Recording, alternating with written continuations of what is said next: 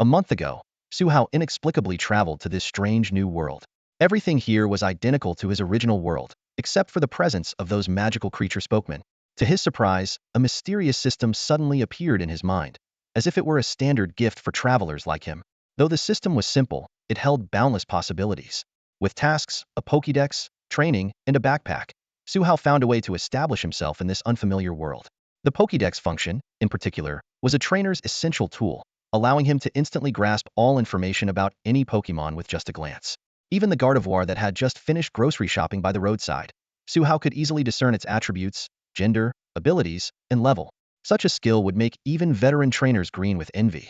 The backpack's capacity was astonishing, as if it contained a miniature universe, capable of holding all the bizarre items Su-hao had collected over the past month. The history of this world was shrouded in mystery. Thousands of years ago, Pokémon suddenly appeared on Blue Star. Initially, humans were anxious and uneasy about these creatures with special abilities. However, an unknown adventure changed everything, forging an inseparable bond between humans and Pokémon. Professions like trainers and breeders emerged, and Pokémon became ubiquitous in human society. Today, the Shenzhou League system is increasingly perfected, giving every student about to reach adulthood the chance to receive a starter Pokémon. Though the types and abilities of these Pokémon are random, many ordinary people have soared to great heights through luck and hard work. 10 minutes later, Su-hao arrived at Yinqing High School on his bike. The school gate was crowded with parents waiting for their children to receive their starter Pokémon. Some families had even turned out in full force, creating a spectacular scene. Su-hao parked his bike and walked towards two familiar figures who had been waiting for him. One was Li Hua, a neatly dressed boy with old-fashioned round glasses, and the other was Jiang Chengcheng, a girl with dark skin dressed in a short martial arts uniform. These two were Su-hao's childhood friends. The trio had pulled off many mischievous pranks together, earning quite a notorious reputation. However, time had taught them to tone down their antics. Now, they had been forgiven by the Pokémon and people they once pranked. At 17, they were about to face a significant milestone in their lives. As soon as Su-hao approached them, Jiang Chengcheng put him in a headlock. "Didn't I tell you to get here early? When will you ever stop being so last minute?" she scolded, her tone laced with a hint of reproach. Li Hua quickly intervened. "We've known him forever. We know how he is. Let's just let it go." Su-hao immediately played along. Right, my bad. I'll be on time next time, I promise. Let it slide this time." Jiang Chengcheng rolled her eyes and let him go. "All right, but if you make us wait like this again, I'll drag you to my family's dojo for some serious training." As the three walked towards the sports field, they chatted about the upcoming Pokémon distribution. Li Hua was keen on flying types. Jiang Chengcheng favored fighting types, while Su-hao planned to decide on the spot. He was secretly scheming to use his system's scanning ability to choose a Pokémon with excellent potential. On the field, makeshift booths occupied most of the space, with the remaining area packed with students waiting to receive their Pokémon. The trio found their class's gathering spot and joined the line. An elderly, kind yet authoritative woman began to speak. "Now that everyone is here, let me reiterate the process for receiving your starter Pokémon. First, every student can get a starter Pokémon for free." The schoolyard of Yangqing High School was bustling with students, the air filled with tension and anticipation. Ms. Liang, the homeroom teacher, cut through the noise with her announcement of the selection rules. "The order in which you choose will be based on your final exam scores. For example, Su-hao from our class will be among the first to enter the room for selection. Remember, there is a time limit for choosing. If you can't decide within the allotted time, the computer will randomly assign you a Pokémon." Ms. Liang's words held everyone's attention. She continued, "There are 18 rooms inside, each corresponding to a different type of Pokémon. Even rare dragon and psychic types are included. However, you cannot release the Pokémon from their Pokeballs during selection. So, what you get will depend on your luck." She then sternly emphasized, "Lastly, the League strictly prohibits abandoning any Pokémon. If you can't get along with your starter Pokémon, you can turn it over to the League. Any questions?" "No." The students of Class 2A responded in unison. "All right, I'll start calling names. When your name is called, you can go in and choose your starter Pokémon. Don't forget the time limit." "Su-hao, here." Su-hao immediately stepped forward and followed the first batch of students from 10 different classes into the room. After passing through security, a staff member briefly reminded them, "You have 10 minutes to make your choice, so be mindful of the time." As soon as the words left the staff member's mouth, Su-hao, like the others, quickly headed towards the dragon and psychic rooms. However, he didn't linger. Instead, he swiftly scanned the information of the Pokémon in the rooms. In the dragon room, the details of 5 Pokémon in their Pokeballs flashed in Su-hao's mind: 2 Horsia, 2 Swablu, and 1 Applin. These matched the basic information his father had told him. None of them had the dragon type before evolving. Su-hao didn't stay long in the dragon room and moved on to the fire, fighting, and flying rooms. In these rooms, he found several excellent starter Pokémon: Charmander, Machop, and Rookidee. Charmander became Su Hao's backup choice. If he couldn't find anything better, he would come back for it. He also noted Machop and Rookidee, intending to inform Li Hua and Jiang Qingqing, as they had good grades and a high chance of getting them. With time running out, Su Hao quickened his pace and entered the rock room. After scanning the system, the information of the Pokémon in a row of Pokeballs appeared before him. Most were common Geodude and Roggenrola until he came across a special Pokémon. Pokémon, Carbink Mutation 5. Type, Rock, Fairy. Gender, None. Ability, Clear Body. Level, 5. Moves, Tackle, Harden, Dazzling Gleam, Meteor Beam, Reflect, Light Screen, Ancient Power. System note: this Carbink was bathed in the fairy aura of Xerneas before birth, making it a special Carbink. It might evolve into the mythical Pokémon Diancie in the future. Diancie? Su Hao's heart skipped a beat. As a rock fairy mythical Pokémon from the 6th generation's Kalos region, Diancie not only has powerful stats but can also Mega Evolve. Mega Diancie boasts an impressive 160 base attack and special attack, with 110 base defense, special defense, and speed. Without hesitation, Su Hao grabbed Carbink's Pokeball and quickly headed to the league staff for registration. Place the Pokeball and your ID under the machine to complete the binding, the staff explained. Suppressing his excitement, Su Hao calmly completed the binding process and walked out of the room, feeling slightly lightheaded. Back in class, Li Hua and Jiang Qingqing immediately approached, eager to know. So, what did you get? It's Carbink, Su Hao replied calmly. Huh, you didn't choose a dragon or fire type? They were surprised by Su Hao's choice. Instead of picking a type his family excelled at, he chose a rock fairy type Carbink. As dusk settled, Su Hao returned home, eager to take out the Pokeball containing his newly acquired Carbink. The winter break had just begun, and the month-long holiday stretched out like a blank canvas, waiting for Su Hao and his initial Pokémon to sketch out their future. Holding the Pokeball in both hands as if it were his entire world, Su Hao softly called, "Come out, Carbink." At his words, the Pokeball burst into a brilliant light, like a dazzling firework blooming within the room. Nana! A tender voice echoed as the light coalesced into the form of Carbink. Its sapphire blue eyes, like two glittering gems, stared straight at Su Hao, as if trying to peer into his soul.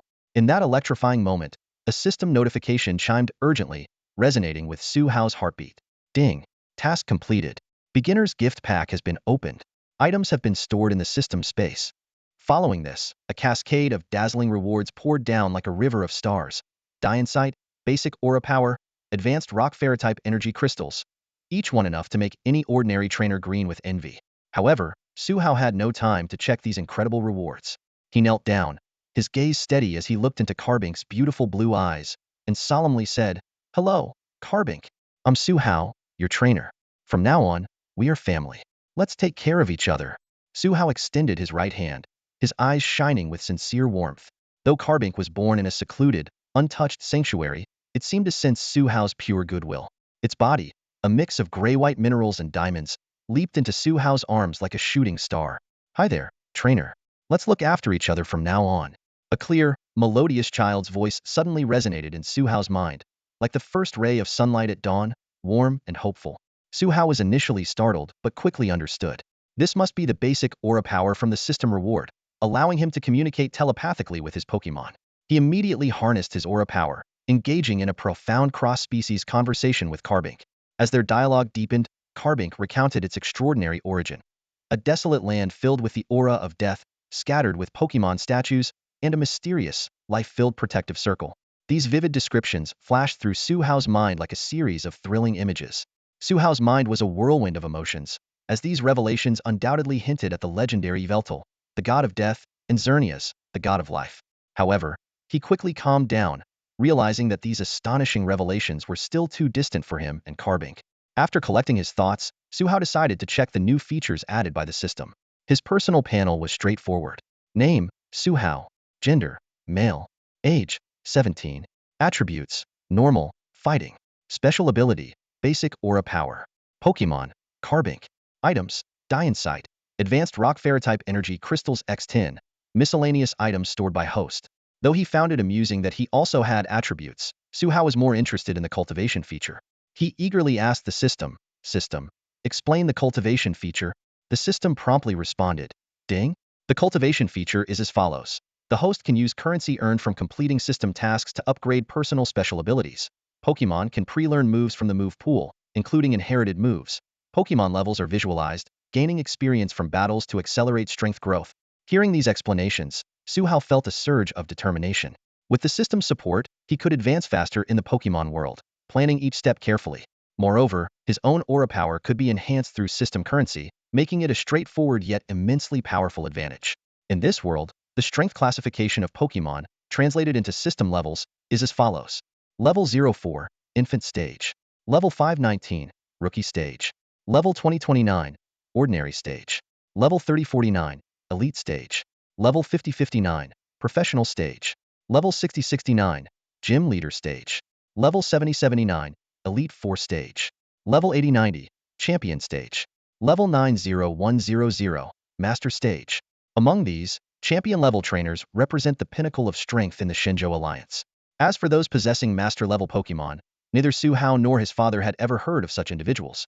Perhaps only Pokémon that rival legends could be considered master-level.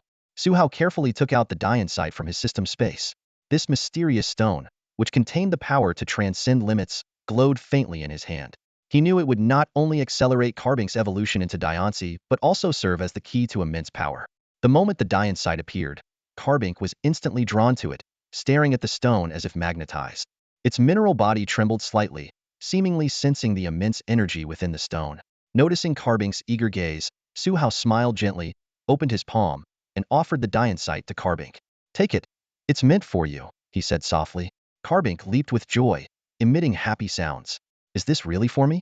It looked at Su-Hao with eyes full of anticipation. "Of course. Consider it a gift from me," Su-Hao confirmed with a smile. Reassured, Carbink bounced excitedly towards the Diancie, thanking Su-Hao with its innocent voice. "Thank you for the gift. It'll definitely repay you someday." As Carbink was about to touch the Diancie, the stone suddenly emitted a gentle pink glow. The light seemed to have a life of its own as it slowly drifted towards Carbink, eventually merging entirely into its body. The system immediately displayed Carbink's updated information. Pokémon, Carbink. Mutation, 6 accelerating. Type, Rock, Fairy. Gender, None. Ability, Clear Body. Level, 5 Novice. Held item, Diancie. Moves, Tackle, Harden, Dazzling Gleam, Meteor Beam, Reflect, Light Screen, Ancient Power. The system also noted, this Carbink was bathed in Xerneas Fairy aura before birth, making it an exceptionally unique individual. With its exclusive Diancie, it is destined to become the mythical Pokémon, Diancie. Although Carbink's appearance hadn't changed much, Su-Hao could sense that it had become more elegant and noble. Just as Su-Hao and Carbink were enjoying the moment, the sound of a key turning in the lock came from the door. Su-Hao immediately realized it was his father, Su-Su, the fire-type gym leader of the Shenzhou League, returning home. Sure enough, a gentle knock followed moments later. "Knock, knock, knock. Xiao-Hao, are you home?" Su-Zu's voice came from outside. Su-Hao quickly put on his slippers, picked up Carbink, and walked to the door. Responding, "Yes, I'm here." Opening the door, he saw a sturdy man in a red plaid shirt standing outside. It was indeed his father, Su-Su. Su-Hao immediately introduced Carbink to his father, and the two sat down on the living room sofa to chat.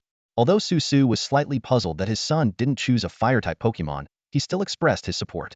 In his view, Carbink, a unique Pokémon from the Kalos region, with its high defenses and diverse moves, was a distinctive support Pokémon. However, how to train Carbink was something Su-Hao needed to figure out on his own. As a father, Su-Su could only provide help within his capabilities. During their conversation, Su-Su suddenly suggested, "Since you've chosen your starter Pokémon, let's prepare your second Pokémon from home. I can arrange for an excellent fire-type Pokémon for you soon." Su-Hao had no objections to this. As one of the top 5 gym leaders in the Shenzhou League, his father's judgment was undoubtedly trustworthy. However, Su-Zu's tone then turned serious. "But you and Carbink need to work harder and become stronger quickly. Many fire-type Pokémon will only accept your command if you prove to be more powerful than them." Su-Hao understood his father's point. Without sufficient strength, especially with Pokémon not raised from an egg, commanding them could be challenging. As an expert in fire-type Pokémon, his father's advice was spot on. Determined, Su-Hao resolved to start rigorous training with Carbink from the very next day. The next morning, Su-Hao dressed neatly and held the exclusive room card his father had given him the night before. With Xiaoshuizuan by his side, they set off from the residential area. Their destination was Yangqing's largest training facility and Dejohi's father's fire-type dojo. As Su-Hao walked, he pondered over his upcoming training plans. In this world, dojos were similar to those in the games and animations from his previous life. Many dojo leaders had other side businesses, and some even treated their dojos as secondary occupations. He recalled the sensational sisters of Cerulean Gym and Kanto, who were famous for their aquarium and water ballet, and Clement of Lumiose Gym and Kalos, who focused more on research and invented the Rotom Pokédex. In contrast, Suhao's father was quite dedicated, running apprentice courses and a large training ground within the dojo. Before long, Suhao arrived at the Rising Sun Dojo on the outskirts of Yangqing. As one of the 18 attribute-specific dojos in the Shenzhou League, the Rising Sun Dojo occupied an entire mountain, making it a landmark of Yangqing. Even though it was only 8 in the morning, the area around the dojo was already bustling with vendors. Suhao bought a Jianbing Guozi, bypassed the long queue, and headed straight to the staff entrance. "Young master, you're here early," a friendly cleaning lady greeted him. "Yes, I received my starter Pokémon yesterday, so I'm ready to start training today," Suhao replied. Having grown up here, he was well known among the staff. Suhao swiped his card to enter a room the size of a sports field. He picked up a tablet and quickly browsed the room's functions, most of which he was already familiar with. Today's goal was clear: assess Xia Shuizuan's physical condition, observe its moves, and then head to the battle area for some real practice. After releasing Xia Shuizuan, Suhao communicated with it through aura, explaining the day's plan. Xia Shuizuan was visibly excited, seemingly driven by an instinct to grow stronger ever since it acquired the Diancie Mega Stone. Following a series of tests, Suhao had a good understanding of Xia Shuizuan's capabilities. Although it was slow, its moves were precise and quick. It had excellent defense but needed to improve its attack power. Suhao planned to develop Xia Shuizuan comprehensively at this stage to prepare for its future evolution. After the tests, Suhao took Xia Shuizuan to the dojo's battle facilities. There, he briefly reviewed the Shenzhou League's ranking system, starting from Pokeball tier, progressing through Great Ball tier, Ultra Ball tier, and Master Ball tier, and ultimately challenging the Elite Four and Champion. Although the ranking battles were not yet within the reach of a novice like Suhao and Xia Shuizuan, they could still battle other novice trainers in the open field outside the arena to gauge their strength. Suhao looked around and saw many novice trainers from Yangqing who had just received their starter Pokémon. He took a deep breath, ready to face his first real battle. In the vast open space, a scattering of onlookers watched the battle. Suhao faced a confident boy who was continuously tossing Pokeballs. Leafeon and his Cubchoo had won 5 consecutive matches and were now staring at Suhao with high spirits. Unfazed, Suhao calmly threw out a Pokeball containing Carbink. Carbink appeared gracefully and bowed slightly to Cubchoo, saying, "Nyanya, please take care of me, Cubchoo." Cubchoo ignored the courtesy, sharpening its claws and looking at its trainer with fighting spirit. The crowd cheered enthusiastically for Cubchoo, boosting Leafeon and Cubchoo's confidence. Unaffected by the crowd, Suhao directly commanded, "Carbink, use Harden." Carbink responded promptly, a colorless light flowing over its body, instantly raising its defense. Seeing this, Leafeon quickly ordered Cubchoo to charge, but the distance was too great. By the time Cubchoo arrived, Carbink had already finished its fortification. "Cubchoo, use Scratch with all your might," Leafeon shouted. Cubchoo's claws glowed with normal-type energy as it attacked Carbink fiercely. "Carbink, take it Hedon," Suhao instructed calmly. Carbink didn't dodge and took the hit directly. A crisp ding sound echoed. Cubchoo's full-force attack left no mark on Carbink, and its energy attack was nullified. The crowd gasped in surprise. Suhao silently evaluated Carbink's defense and then ordered, "Carbink, use ancient power to finish it." Leafeon hurriedly commanded Cubchoo to dodge, but it was too late. Carbink quickly formed a basketball-sized rock and launched it. With a boom, the rock hit Cubchoo squarely in the face, knocking it out instantly. Leafeon called out to Cubchoo in disbelief, but it was already unable to fight. The crowd murmured in astonishment at Carbink's power. A boy with black-framed glasses stepped forward to explain, "This must be a Carbink from the Kalos region. It's known for its excellent defense, though its attack power is usually not remarkable." Leafeon looked questioningly at Suhao, who nodded in confirmation, "Indeed, my Carbink has outstanding defense." Accepting his defeat, Leafeon took Cubchoo to the Pokemon Center for treatment. Carbink excitedly hopped up to Suhao, using its aura to express its joy. "Nyanya trainer, we won." Suhao smiled, picking up Carbink with one hand and patting the diamond on its head. "Yes, you won. You did great." He then checked Carbink's stats and found it had leveled up to 6. Carbink suddenly said, "Nyanya, trainer, after defeating Cubchoo, I feel my body has become sturdier, and my energy has increased." Suhao explained, "You're not mistaken. This is my ability. As long as we keep defeating opponents, we'll grow stronger." "Nyanya, I see," Carbink realized. As dusk settled in, Suhao and his little Carbink trudged home, exhausted. The day had been spent in fierce battles with 7 or 8 peers, draining their energy. Pushing open the door, Suhao was greeted by the emptiness of the house. He knew his father wouldn't be home for the next few days. As the officially appointed local gym leader, His father was currently busy dealing with poachers in the ecological reserve near Yangqing. His mother, Dr. Su Qing, was a researcher dedicated to uncovering the mysteries of Pokémon evolution and often secluded herself for long periods. Su Hao had grown accustomed to this family dynamic since childhood. Entering his room, a warm feeling washed over him. There was a small bed next to his, clearly prepared for little Carbink. He had mentioned this to his father just last night, and it was already taken care of. It must have been arranged by their housekeeper under his father's instructions before he left for his mission. Carbink followed Su Hao into the room and, upon seeing the new bed, looked at him with delight. Su Hao knelt down and gently explained, "This is a bed Dad got for you. When he comes back, we'll thank him together, okay?" Carbink chirped excitedly. "Carbink? When Dad comes home, Carbink will thank him." Su Hao smiled and gestured for Carbink to try out the new bed. The little Pokemon eagerly climbed onto it, and Su Hao carefully tucked it in. Before long, Carbink was fast asleep, clearly worn out from the day's battles.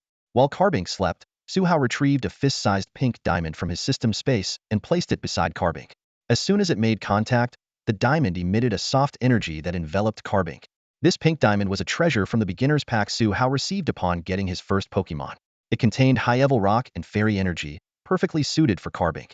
Watching Carbink unconsciously absorb the energy in its sleep, Su Hao opened its information panel. Pokemon, Carbink. Mutation, 6.5. Type, Rock, Fairy. Gender, None. Ability, Clear Body. Level, 8. Moves, Tackle, Harden, Dazzling Gleam, Meteor Beam, Reflect, Light Screen, Ancient Power. After a day of battling, Carbink had leveled up from 5 to 8, and its mutation progress towards Diancie had increased by 0.5. Su Hao had asked the system about accelerating the mutation process. The system had explained that besides the gradual enhancement from the Diancie Megastone, the energy from the 10 pink diamonds he was given could speed up the process. These diamonds contained energy from Mega Diancie. Additionally, leveling up through battles would also hasten Carbink's mutation. The system further clarified that Carbink was unique. It had been bathed in the fairy aura of Xerneas before and during its infancy, unlocking the potential to become Diancie. Other Carbinks lacked this unlocked potential and could not evolve into Diancie regardless of their level. In short, Carbink already had the conditions to become Diancie. The system merely expedited the process. On the second day of winter break, Su Hao and Xia Suijuan took a Corviknight taxi to an unnamed forest just outside Yangqing. Sunlight filtered through the leaves, casting a mysterious glow on the forest that had been explored by countless trainers. The forest perimeter was home to numerous beginner-level Pokemon, while more formidable opponents awaited deeper within. This made it a prime location for rookie trainers to engage in wild battles and capture Pokemon each year. Su Hao keenly observed that although the environment was ideal for beginners, most trainers were currently busy bonding with their starter Pokemon or engaging in simple battles. He felt fortunate, realizing that this was the perfect time to battle with Xia Suijuan before the outer areas got crowded. Stepping into the forest, Su Hao cautiously scanned his surroundings, but no Pokemon immediately launched an attack. Even usually aggressive Pokemon like Spinarak and Rattata were pretending not to notice them. Su Hao quickly realized that these Pokemon had likely grown weary of the annual influx of trainers. With no other choice, Su Hao retrieved a small box of universal Pokemon food from his backpack. He carefully approached a feigning Rattata, and when he was about 5 meters away, the Rattata suddenly opened its eyes and bared its teeth at Su Hao and Xia Suijuan. Despite its wariness, the hunger in its eyes was unmistakable. Su Hao picked up on this detail and immediately used his aura to communicate goodwill to the Rattata. He gently said, "We mean no harm. If you battle my Xia Suijuan just once, this food is yours. If you get hurt, we'll even treat your injuries." The Rattata seemed to find Su Hao credible and got into a battle stance. Su Hao quickly assessed the Rattata's attributes. Pokemon, Rattata. Type, Normal. Gender, Ability, Runaway. Level, 12. Moves, Tackle, Tail Whip, Quick Attack, Focus Energy, Bite. Although Rattata was 4 levels higher than Xia Suijuan, Su Hao remained confident in his companion. The battle commenced. Rattata first used Focus Energy, channeling Normal-type energy into its front teeth, then immediately followed up with Bite, lunging at Xia Suijuan. Use Tackle. Su Hao commanded decisively. Xia Suijuan glowed with a white light and fearlessly charged at the oncoming Rattata. With a loud crash, Rattata was sent flying, while Xia Suijuan remained unscathed. Rattata struggled to get up, but had exhausted its strength. Su Hao walked over and sprayed a potion on the Rattata's swollen head. Once the potion took effect, he left the promised food and continued deeper into the forest with Xia Suijuan, searching for new opponents. Lured by Su Hao's food, several wild Pokemon willingly challenged them, only to be defeated by Xia Suijuan's powerful attacks. As evening approached, Xia Suijuan defeated the last Nidoran, and a sudden flash of light enveloped its gray body, solidifying its aura. After treating and feeding Zayasuijuan, Su Hao carefully checked its updated stats. Pokémon, Zayasuijuan. Mutation, 7. Type, Rock, Fairy. Gender, None. Ability, Clear Body. Level, 11-12. Moves, Tackle, Harden, Dazzling Gleam, Meteor Beam, Reflect, Light Screen, Ancient Power, Power Split, Rock Throw New. The day's training was fruitful. Zayasuijuan not only reached level 12, but also learned the new move Rock Throw, enhancing its ability to combat flying-type Pokémon. As night fell, Su Hao and Zayasuijuan took a pre-booked Corviknight taxi back home. In the privacy of his room, Su Hao no longer held back. He retrieved a pink diamond from the system and placed it beside Zayasuijuan. He then turned on his computer and found the highly rated Pokémon educational animation, Princess Pikachu and her Night Galade, which boasted a 9.8 rating. He hoped Zayasuijuan could develop other interests outside of battling, as a balance of work and play was crucial for its growth. The animation told the story of Princess Pikachu, whose kingdom was taken over by villains. She and her Night Galade went on a journey, made friends, and eventually reclaimed the kingdom. The high-quality production and professional voice acting made the seemingly cliched plot captivating. Zayasuijuan was soon engrossed, wearing the pink diamond and staring intently at the screen. While Zayasuijuan was absorbed in the animation, Su Hao sat at his desk to review the day's training and plan future sessions. He noted that Zayasuijuan's defense was already impressive, and the next focus should be on enhancing its attack power, especially before it evolved into Diancie. Considering future opponents that might use status moves, Su Hao recognized Zayasuijuan's slow speed as a potential weakness.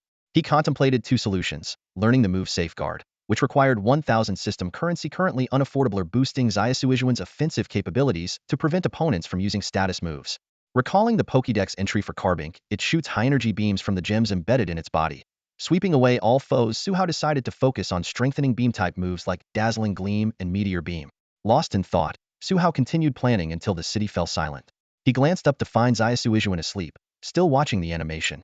Gently, Su Hao carried Zayasuijuan to its bed, turned off the lamp, and lay down himself, gradually drifting into sleep. Half a month later, Su Hao and Little Diamond completed their intense special training. During this period, they didn't solely focus on leveling up. Instead, they dedicated most of their efforts to honing the magical shining meteor beam technique. Little Diamond learned to use the diamonds on its body as a medium to skillfully channel rock and fairy-type energies, releasing a more powerful and wider-range magical shining attack. This move not only has impressive offensive power, but can also contract into a shield, effectively blocking the opponent's energy attacks. The training for the meteor beam was equally fruitful. Little Diamond managed to release this high-power move through the diamond on its head, reducing the charge time by a third and significantly lowering the usage cost. In yesterday's practice battle, the level 18 Little Diamond effortlessly defeated a level 25 Scyther using the perfect combination of these two moves, showcasing its incredible strength. Although they didn't intentionally aim to increase levels, the daily training and absorption of pink diamond energy still allowed Little Diamond to grow from level 12 to level 18, on the verge of leaving the novice tier. Meanwhile, Little Diamond's Diancie mutation progress has reached 10. Absorbing the first pink diamond didn't directly increase its level, but expanded Little Diamond's energy capacity, making its moves more powerful and its endurance higher. Today, Su Hao arranged a three-way battle in his private training room with Li Hua and Jiang Chengqing to test their training results. The system timely issued a task: win today's battle with your close friends to earn 500 system currency and 2 protect TM. The stark contrast between the cold outdoors and the spring-like warmth of the training room was evident. Li Hua and his Rukidi, bundled up tightly, felt rejuvenated upon entering, while Jiang Chengqing, dressed lightly in training attire, seemed completely unfazed by the cold. Su Hao discreetly used the system to scan his opponent's Pokémon data. Rukidi had leveled up from 5 to 12, mastering 7 moves including Leer, Peck, and Swagger. Li Hua's training achievements were impressive, and it seemed likely that Rukidi could evolve into Corvisquire before school started. Mac had reached level 14, learning 8 moves, including Thunder Punch, showing a clear edge and strength. This was undoubtedly tied to Jiang Chengqing's diligent training and her father's guidance. The three drew lots to decide the battle order: Li Hua versus Su Hao, Li Hua versus Jiang Chengqing, Su Hao versus Jiang Chengqing. As the first match began, Li Hua half-jokingly shouted, "Go easy on me, Su." Su Hao smiled in response, signaling Little Diamond to be ready. With a command from Jiang Chengqing, Li Hua immediately issued an order: Rukidi, use Hone Claws and then Quick Attack to approach Little Diamond. Su Hao wasn't to be outdone. Little Diamond, use Reflect. Little Diamond shouted. Nana, AT field deployed, while erecting a psychic barrier in front of it to weaken physical attacks. The battle commenced. As the fledgling swallow swooped down towards the small Carbink, The reflect wall was already fully formed, acting as a transparent barrier separating the two Pokémon. Without hesitation, Li Hua commanded, Fledgling Swallow, use Fury Attack on Carbink. The fledgling swallow immediately launched a fierce assault, claws and beak striking furiously against the reflect wall. However, the effort seemed in vain, leaving only faint white marks on Carbink's hard, mineral shell. Realizing the attack was ineffective, Li Hua quickly changed tactics, fly up, gain altitude. The fledgling swallow swiftly ascended, adjusting its stance. Unwilling to give up, Li Hua issued another order. Prepare to use Brave Bird. The fledgling swallow's small blue body was instantly enveloped in a dazzling blue light, its red eyes locked onto Carbink. This was a surprising sight, as the fledgling swallow typically wouldn't possess the powerful flying type move Brave Bird at this stage. However, in the world of Pokémon, there are special hereditary moves, and the fledgling swallow had inherited this formidable skill. Su Hao calmly analyzed the situation. He knew that while Brave Bird had impressive base power, the fledgling swallow at its current stage couldn't fully harness its potential. After all, even teaching Carbink moves like Dazzling Gleam and Power Gem had taken considerable time. Weighing his options, Su Hao decisively commanded, Carbink, counter with Ancient Power.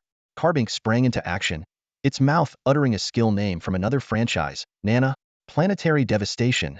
Despite the incorrect name, it quickly conjured 5 football-sized Ancient Power Stones in front of it, directing them toward the airborne fledgling swallow. Just as the Ancient Power Stones were about to collide with the fledgling swallow, the Brave Bird's charging was complete.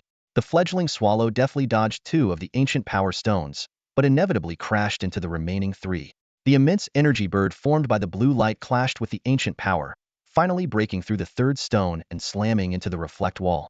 The fledgling swallow strained against the reflect wall, but ultimately collapsed from exhaustion. The blue energy bird disintegrated, and the fledgling swallow within fell unconscious. Jiang Chengqing immediately declared, battle over, Carbink wins. Li Hua, somewhat dejected, said, oh man, even with all our effort, we couldn't break through your defense. Su, how do you and Carbink train? Su Hao smiled warmly, next time, I'll bring you along.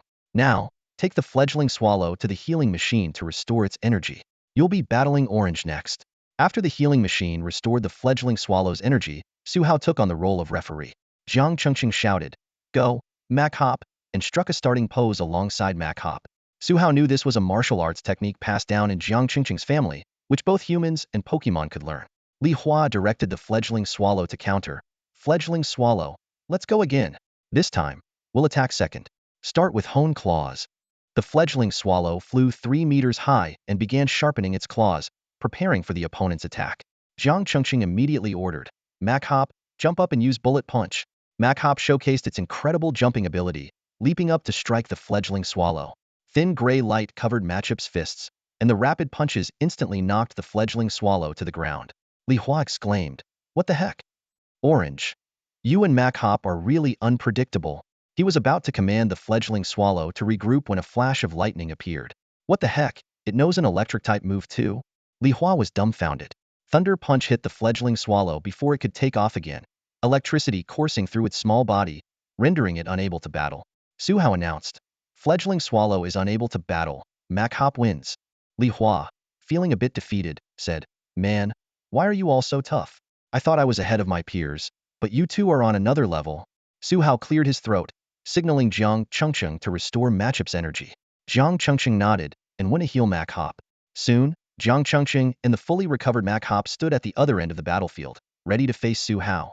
Li Hua, now the referee, announced, Carbink versus Mac Hop, battle begin. As soon as the words left his mouth, Mac Hop, seemingly in sync with Jiang Chengqing, charged straight at Carbink, not wanting to give it any time to power up or defend.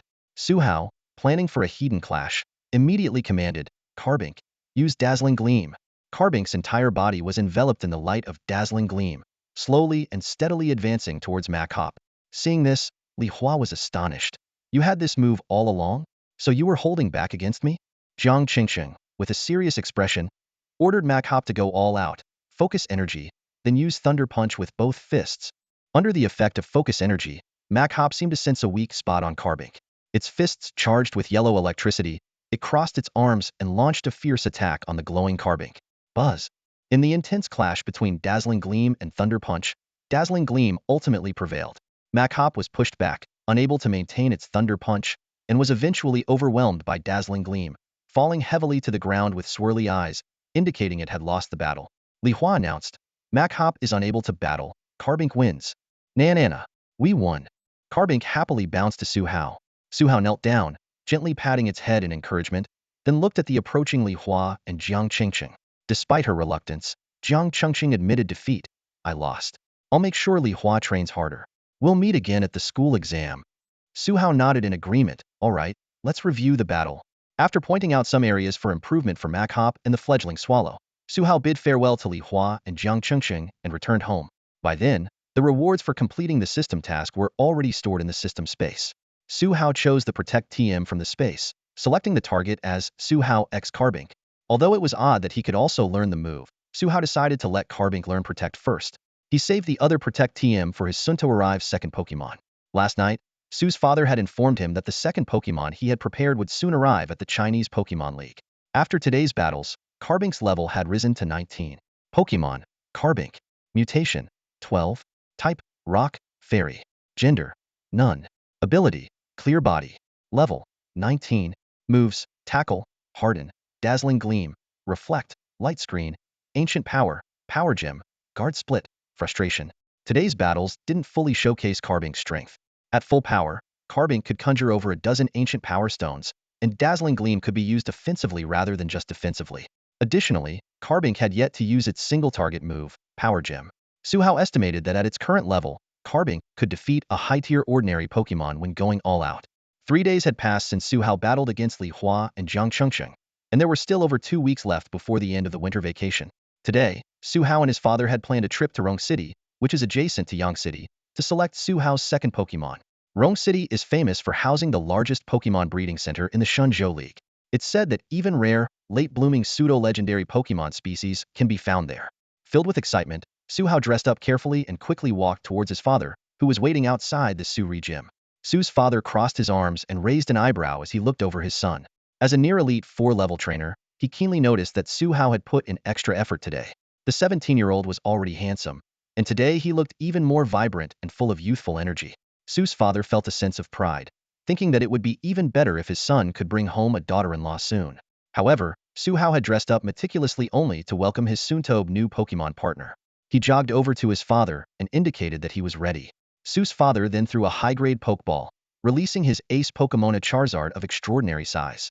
This Charizard was not only his father's reliable partner, but also the only one of his Pokémon to reach the Elite 4 level. Its broad back easily accommodated both father and son. Once they were settled, Charizard spread its wings and initiated the fly move. The sky blue flying-type energy enveloped them, lifting them swiftly into the air. Protected by the fly move, Su Hao felt no wind and even had the leisure to check Charizard's stats. Pokémon, Charizard. Type, Fire, Flying. Gender, Ability, Solar Power. Level, 73. Moves, Scratch, Growl, Ember, Smokescreen, Dragon Breath, Fire Fong, Slash, Flamethrower, Heat Wave, Dragon Claw, Air Slash, Fire Spin, Flare Blitz, Dragon Rush, Scorching Sands, Protect, Dragon Pulse, Fly, Sunny Day, Thunder Punch, Solar Beam. Impressed by Charizard's extensive move set, Su Hao realized that his system's data panel had limitations. Besides his own Pokémon, he could only discern basic information about other Pokémon, such as their level, ability, and learn moves, but not the specific techniques they used. Nonetheless, this information still provided a significant advantage in battles. Soon, Charizard began to descend, and the outline of Rong City became clearer. Although Su's father held an official gym leader's flying license, non-emergency flights required them to land at the city's outskirts and enter through a toll gate. After passing through the electronic toll gate and walking a short distance, the father and son officially entered Rong City. The streets were lined with waiting Dodrio and Corviknight taxis, but there were surprisingly few passengers. Looking around, Su Hao noticed a crowd gathered around 2 orange Pokémon carrying satchels. These Pokémon were Dragonite. Their entire bodies were orange, with 2 thin antennae and a small horn on their heads. They had large, gray eyes, a rounded snout, and a butter-colored striped belly extending to the tip of their long tails. Their limbs were sturdy, each foot equipped with 3 claws. The legs were distinctly separate from the body, while the arms blended seamlessly into it. Dragonite, with their cute appearance and impressive strength upon final evolution, were immensely popular. Every fully evolved pseudo-legendary possessed at least professional-level combat power. The combination of their adorable looks and formidable abilities made Dragonite fan favorites in this world. At that moment, The Dragonite took out a sign with a QR code from their satchels, flipped it over, and pointed at the words with their claws. Dragonite taxi, 200 yuan per ride within Rong City. No service outside the city. Scan the code before boarding. Although Su Hao found it amusing that someone would make their Dragonite work as taxis, his main goal today was to select a new Pokémon partner. He pulled his eager father away from the Dragonite taxis and headed towards a Corviknight taxi instead. After all, waiting in line for a Dragonite taxi could take until evening, and Su Hao was eager to meet his second Pokémon. The father and son quickly arrived at the Rong City Breeding Center via taxi. The center was a vast, oval-shaped building, clearly designed to house various Pokémon. They headed straight to the reception desk, where Su's father showed a QR code on his phone to the elegantly made-up receptionist. After confirming the reservation, the receptionist said, "You must be Gym Leader Su from Suri Gym, correct? Your reservation for a high-quality Fire-type starter Pokémon from the League's internal system has been processed. The qualified Pokémon are ready in the storage room. Here are your temporary passes. You can take the elevator to the 5th basement level, where a staff member will assist you." The receptionist handed them 2 ID-like temporary passes. The father and son then took the elevator to the 5th basement level. With a ding, the elevator doors opened. After passing through several futuristic security checkpoints, they finally arrived at the room where Su Hao's future Pokémon awaited. At this moment, 9 Pokeballs, each adorned in red and white, were neatly arranged on the table in front of Su Hao. The staff quickly released the Pokémon inside, and soon, the small table was crowded with the initial stage Fire-type starter Pokémon. Charmander stood calmly in the center, while the timid Cyndaquil peeked out from behind it. The lively Torchic started hopping around joyfully as soon as it emerged, while Chimchar and Scorbunny immediately began chasing each other playfully. Fennekin remained unfazed, meticulously grooming its fur. Tepig curiously looked around, while Litten had already found a comfortable spot to nap, and Totodile was fast asleep, oblivious to the world. Each of the 9 Pokémon had its own unique characteristics and personalities, but Su Hao's gaze was inevitably drawn to the napping Litten on the table. This small, cat-like Pokémon was covered in black fur with striking red markings and whiskers on its face, forming a distinctive cross pattern. Its limbs were adorned with red stripes, and its bright yellow eyes were half closed.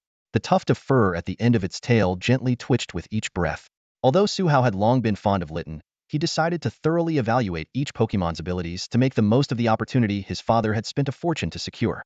Guided by the staff, father and son moved to a spacious area where the 9 Pokémon began showcasing their skills and moves one by one. Charmander demonstrated impressive physical prowess and powerful Dragon-type moves. Cyndaquil's flames were astonishingly hot, while Torchic's movements were swift and agile. Each Pokémon had its own strengths, making it hard to choose. Su Hao couldn't help but think how wonderful it would be to take them all. When it was Litten's turn to perform, its display was nothing short of amazing. In a mock battle with Chimchar, Litten immediately showcased its formidable strength. It crouched low, growling menacingly, which instantly intimidated its opponent. Chimchar's previously charged fire punch dissipated unceremoniously. Su Hao's father remarked in admiration, "It's rare to see such a young Pokémon control its abilities so effortlessly and develop diverse techniques." Hearing this, Su Hao became even more determined to choose Litten. He knew that Litten's Intimidate ability not only reduced the opponent's attack power but also affected their speed and could even interrupt their moves. Among these 9 elite Pokémon from the Shenzhou League, Litten's performance was undoubtedly the most outstanding. After careful consideration and discussing his observations with his father, Su Hao finally chose Litten, fulfilling his wish. However, picking up this proud little cat was no easy task. Su Hao patiently extended his right hand towards Litten's nose, emitting waves of goodwill. After a moment of hesitation, Litten sniffed Su Hao's hand, gradually lowering its guard and allowing him to pick it up, carrying the 40-centimeter-long, nearly 5-kilogram Litten along the road. Su Hao felt an immense joy, second only to the day he received his small shard of diamond. Litten's body radiated a comforting warmth, making it a natural hand warmer in the cold weather. With his right hand supporting Litten and his left hand gently stroking its fur, Litten soon began to purr contentedly. This was thanks to Su Hao's exceptional cat-petting skills, honed from frequent visits to cat cafes before his journey to this world. No feline could resist his touch for more than 5 seconds. This skill seemed to have become even more refined after his arrival in this new world. Once, on a whim, Su Hao visited a nearby Pokémon cat cafe. Unaware of the special status of Purigly and Zangus, he thought they were just regular cafe members. Under Su Hao's magical petting techniques, even the usually untouchable Purigly and Zangus purred sweetly, astonishing the cafe owner. Impressed by Su Hao's skills, the owner even offered a large sum to learn his unique technique. In the Su family living room, a heavy silence enveloped the space. Su Hao, who had just returned home, stood at the door, reflecting on his recent experience. Because a qualified challenger had arrived at the Asahi dojo, his father had Charizard fly him to the dojo, leaving Suhao to walk home alone. On his way home, Suhao shared photos of his new Litten in their small group chat. The chat instantly became lively. Future Elite 4 member 16. Am going to be a cat owner soon. Gyarados isn't a dragon. 66666, Subro, you already chose your second Pokemon so quickly? Calmwaters, my family is also helping me find my second Pokemon. You should prepare too. Gyarados isn't a dragon. I just haven't found the right one yet. Pokemon Master, the exams after school starts will require at least 2v2 battles. If you don't want to fight 2 Pokemon with just one, you'd better hurry and find another one. Dog head emoji. Gyarados isn't a dragon. What? There's such a rule? Dazed emoji. Calmwaters, I'm going to the breeding center in a few days to pick a Pokemon. You can come along and look for one too. Gyarados isn't a dragon. Alright, let's arrange a time then. Sweating panda emoji.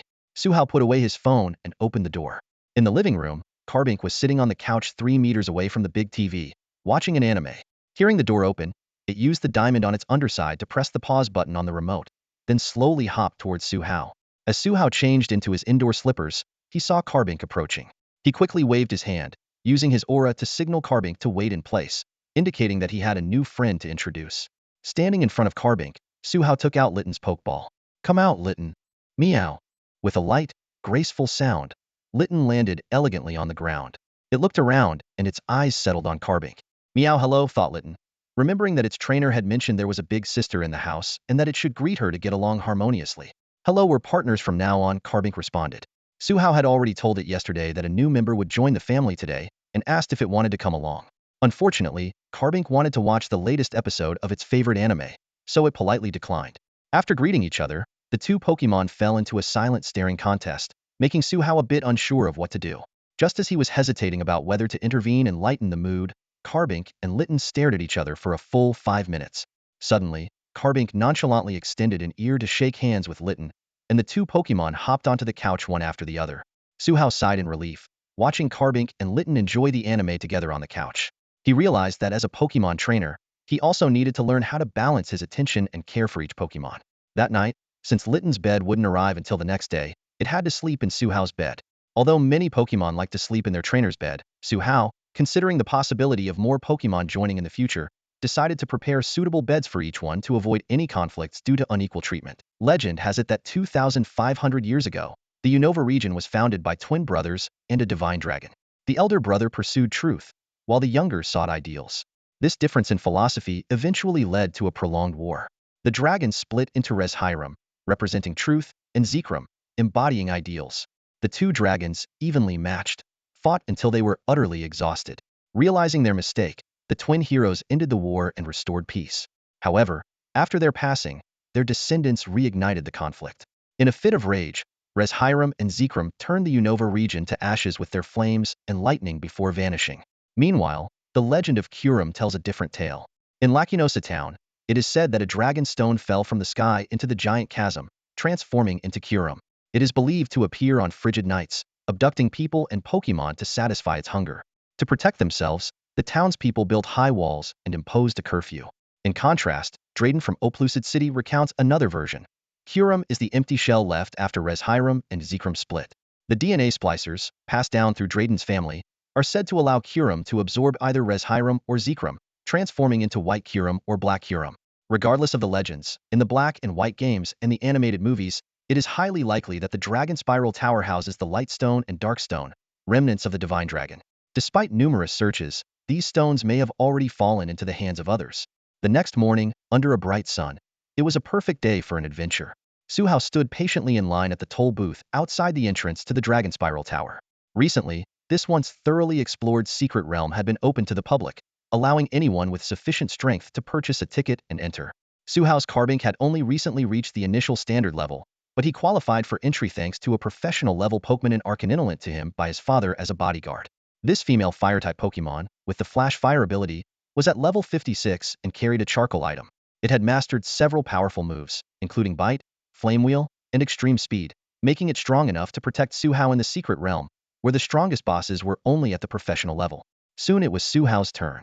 He handed over the proof of eligibility his father had obtained through a friend. After a brief inspection, the staff allowed him to pass. Suhao entered a room containing a 5-meter diameter vortex, the spatial passage to the secret realm. After crossing the passage and experiencing a slight sensation of weightlessness, Su Hao arrived at his destination. He landed on a plain outside a forest within the secret realm. Due to the random nature of entry points, one could land near a valuable or vein, or in the lair of a powerful boss. As a result, early explorers often face significant risks. Upon landing, Su Hao immediately released his Carbink and extended his aura powers, staying alert for any potential ambushes. The Pokémon in the secret realm were rarely in contact with humans and were mostly aggressive, adhering to the law of the jungle. Scanning his surroundings, Su Hao saw no immediate signs of Pokémon on the plain. He decided to explore the forest ahead, using his aura to guide Carbink. Cautiously, Su Hao and Carbink entered the forest. The sounds around them increased immediately. Bird Pokémon called from above, and distant roars hinted at battles ahead. Su Hao remained vigilant as he moved forward. Soon, a Pokémon entered Su Hao's sensing range. It was a small, brown, rodent-like Pokémon with a white stripe at the end of its tail and large, wary redanded yellow eyes. This was a Patrat, a perfect target for Litten to practice on. Su Hao signaled Carbink to retreat, and then released Litten from its Pokeball. Meow. Litten, with its red and black body, landed gracefully, its eyes locking onto Patrat. Screech. Feeling threatened, Patrat stood on all fours, attempting to intimidate. Litten, feeling its feline pride challenged, grew angry. Meow. An invisible wave of energy passed, and Patrat suddenly froze. Seeing that Litten's intimidate ability had worked, Su Hao seized the opportunity and commanded Litten to use its revenge move. Before Patrat could recover from its shock, it saw a blackened streak flash by and then lost consciousness. Su Hao, pleased with Litten's easy victory, patted its head in approval and rewarded it with a spicy pokeblock from his backpack. After treating Patrat's wounds, Su Hao continued deeper into the forest with Litten and Carbink. More challenges awaited them in the heart of the forest. As they moved forward, Su Hao and Litten constantly faced challenges from wild Pokémon. The Pokémon on the outskirts of the forest were generally around level 10, which posed no threat to the already mature Litten. With consecutive victories, Litten's level quickly rose to 8. Each battle began with Litten using its ability, Intimidate, instantly gaining the upper hand. The wild Pokémon often couldn't recover from their staggered state before the agile and nimble Litten overwhelmed them. Even the more tenacious opponents were swiftly dealt with by Litten, who remained in perfect condition. With Litten accumulating enough experience, Su Hao decided to venture deeper into the forest to find stronger opponents for Carbink. They deliberately bypassed lower-level Pokémon, significantly speeding up their exploration. Soon enough, a suitable wild Pokémon opponent appeared.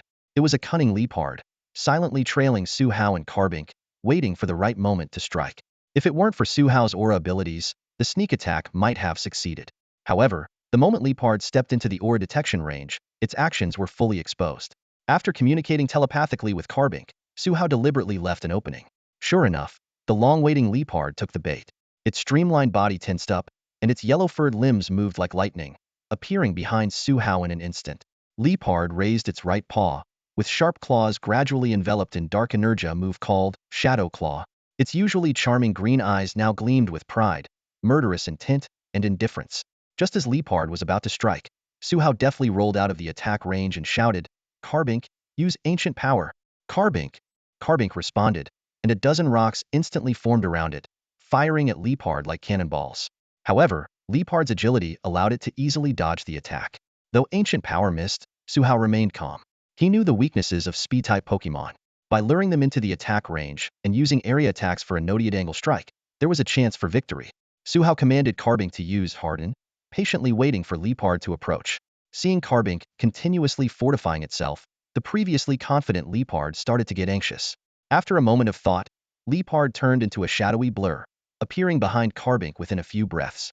This time, it used both claws, coated in pure dark energy, to launch pursuit. Seeing Leopard take the bait, Su Hao immediately ordered, "Carbink, use Dazzling Gleam." Carbink.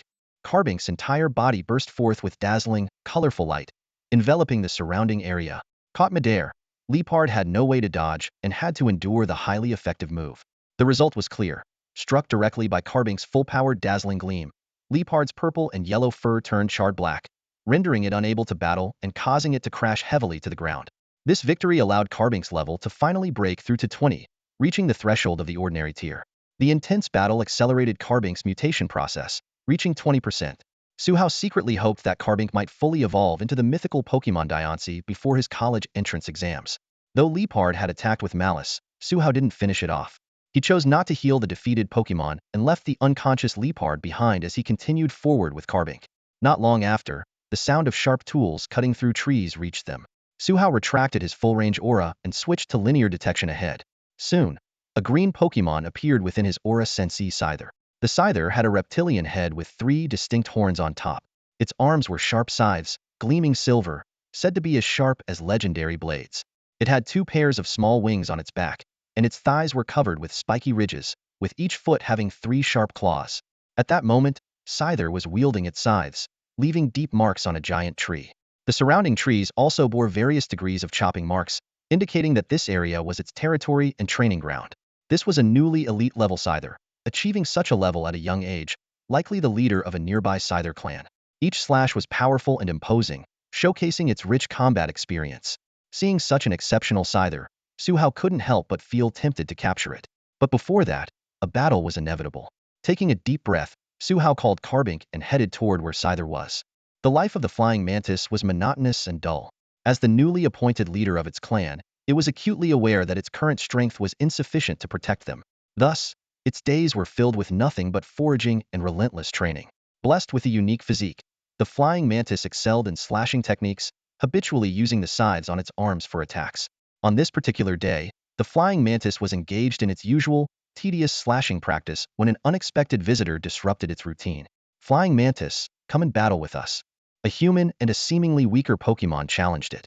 The flying mantis thought to itself, how foolish for this frail human and low-level Pokémon to challenge me. However, it hadn't fought anyone yet today, so this challenge piqued its interest. Finding the humans somewhat pleasing, it decided to defeat them without going overboard. Raising its scythes, the flying mantis pointed the cold, gleaming blades at its opponents. Seeing the flying mantis accept the challenge, Suhao immediately commanded his Carbink, use Reflect, then Harden. To counter the unknown threat, Suhao chose to bolster their defenses first. Carbink swiftly followed the command, while the flying mantis didn't stand idly by. It flapped its wings lightly, quickly closing in on Carbink, with a blinding white light gathering on its scythes preparing for a slash attack. Carbink remained calm, completing its defensive boost without rashly blocking the attack. Instead, it used ancient power, causing rocks to form a triangular barrier, blocking the flying mantis's path. Cha! The flying mantis roared, its scythes flashing with white light as it slashed through the ancient power rocks. Seeing this, Suhao quickly ordered, use ancient power again to stall it, then sharpen your attacks with sharpen. Got it. Carbink initiated ancient power once more, using the opportunity to enhance its offense with sharpen, while the flying mantis was momentarily held up. The flying mantis sliced through the ancient power rocks with a series of quick attacks, then turned into a white blur using quick attack to close in on Carbink.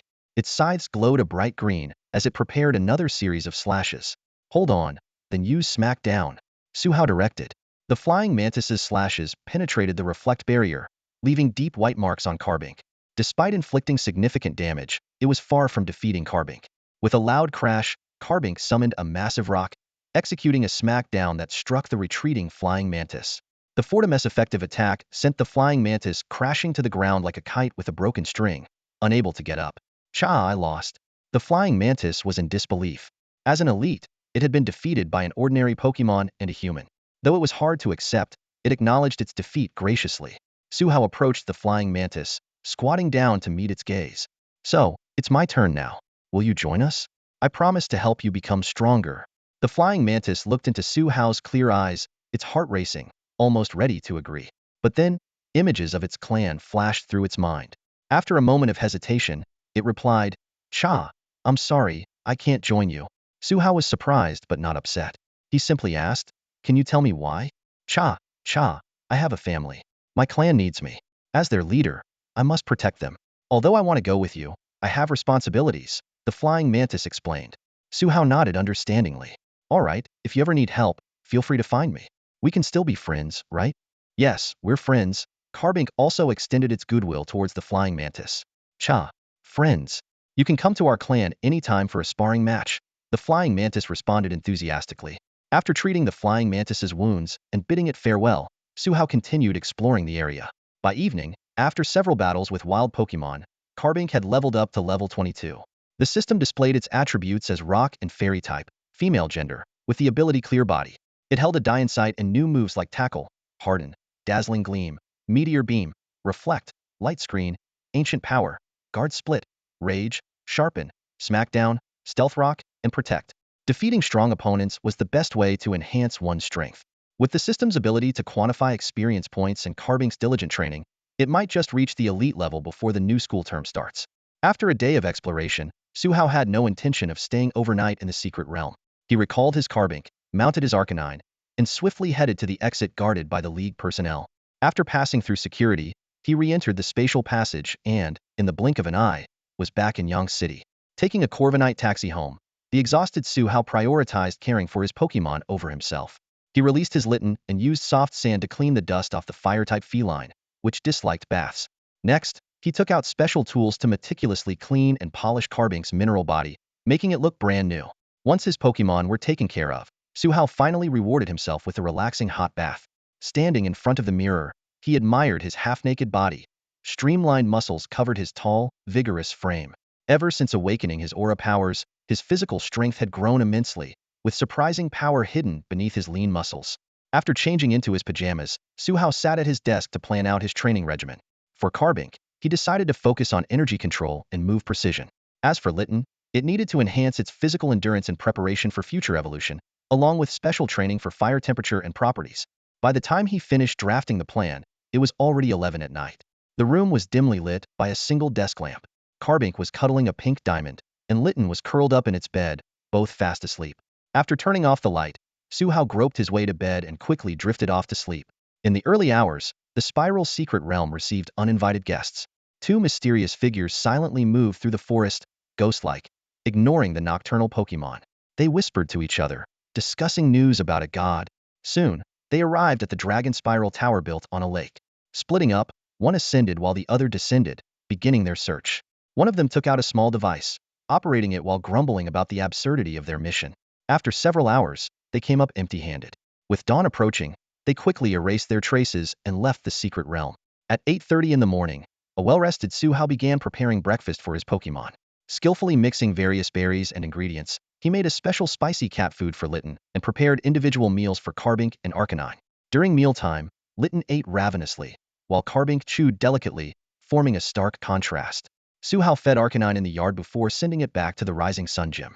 Finally, he sat down to enjoy his own breakfast. At 10 o'clock sharp, Su Hao decided to visit the largest department store in Yang City to pick out a team induction gift for Litten.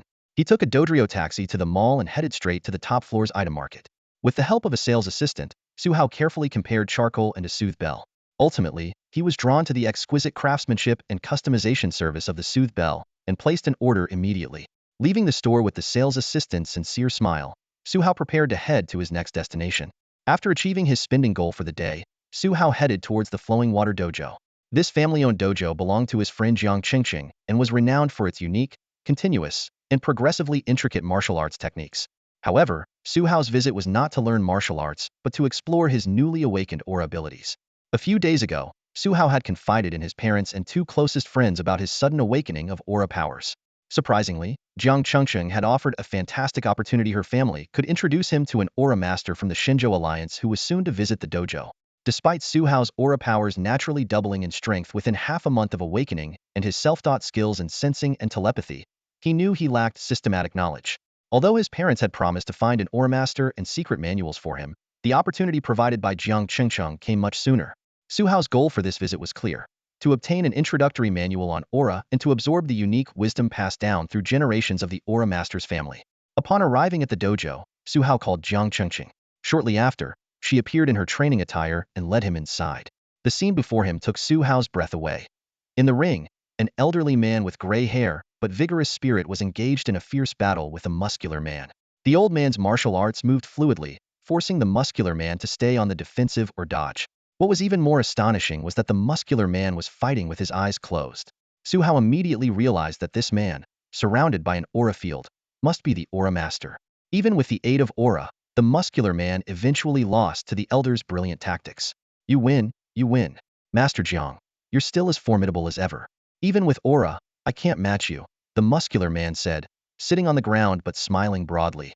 Master Jiang shook his head. In a few more years, this old man won't be able to move as well. The future belongs to you younger folks.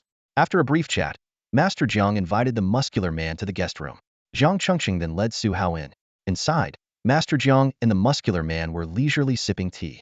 Upon seeing Jiang Chengqing and Su Hao, Master Jiang's eyes lit up, and he immediately called out, "Xiao Su, come over here." As they approached, Master Jiang introduced them to the muscular man. "Xiao Qin, this is my granddaughter Jiang Chengqing, and her friend Su Hao. We have a request today. Young Su has recently awakened aura powers and wishes to seek your guidance."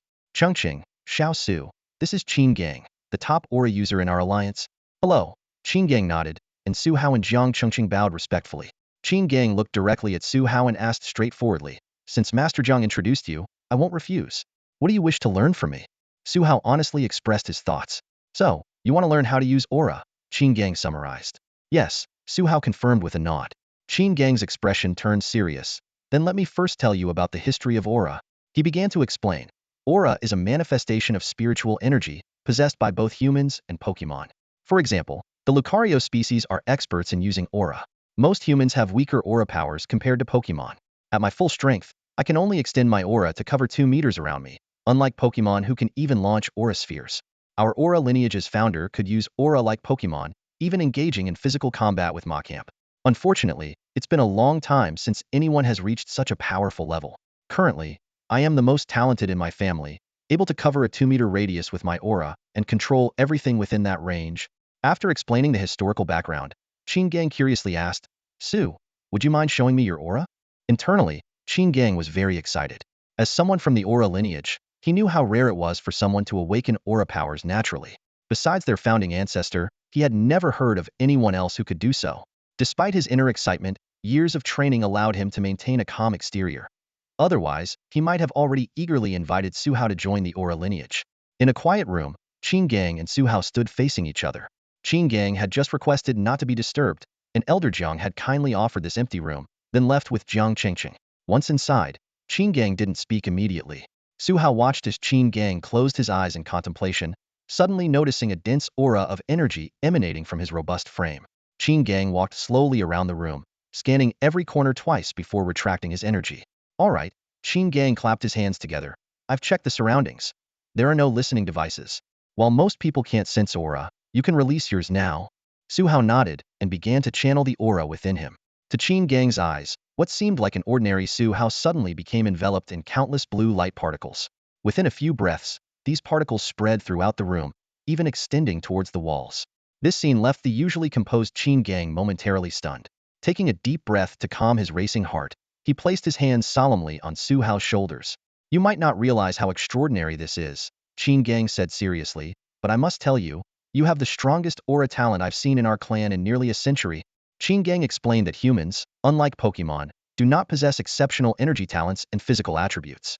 Even if they awaken aura or psychic abilities, most cannot match Pokémon in direct combat, except for a few rare geniuses. However, Su Hao's immense aura, combined with the secret techniques of the Aura clan, could potentially train him to become an aura user capable of battling professional or gym-level Pokémon. You awakened your aura power on your own without any training, and it's already stronger than mine, which I've honed for years. Without a doubt, you are a genius in the realm of aura, Qin Gang said enthusiastically. Qin Gang then detailed the current strength of Su Hao's aura and expressed confidence that within 10 years, Su Hao's physical abilities could rival those of professional or gym-level Pokémon. Despite the tempting offer, Su Hao politely declined Qin Gang's invitation, as his ambition was to become a Pokémon trainer, not a martial artist. Though slightly disappointed, Qin Gang was not upset. He took a manual from his backpack and handed it to Su Hao. "It's a pity you don't want to join the Aura clan, but I understand. Many young people prefer to become trainers nowadays, even within our clan. Some use aura to assist in battles and have achieved great success. Regardless, I hope you'll accept this aura manual as a token of friendship." Understanding Qin Gang's goodwill, Su Hao accepted the manual without hesitation. The two chatted a bit more and exchanged contact information. Afterward, Su Hao bid farewell to Jiang Chengqing and Elder Jiang and left Flowing Water Dojo with Qin Gang.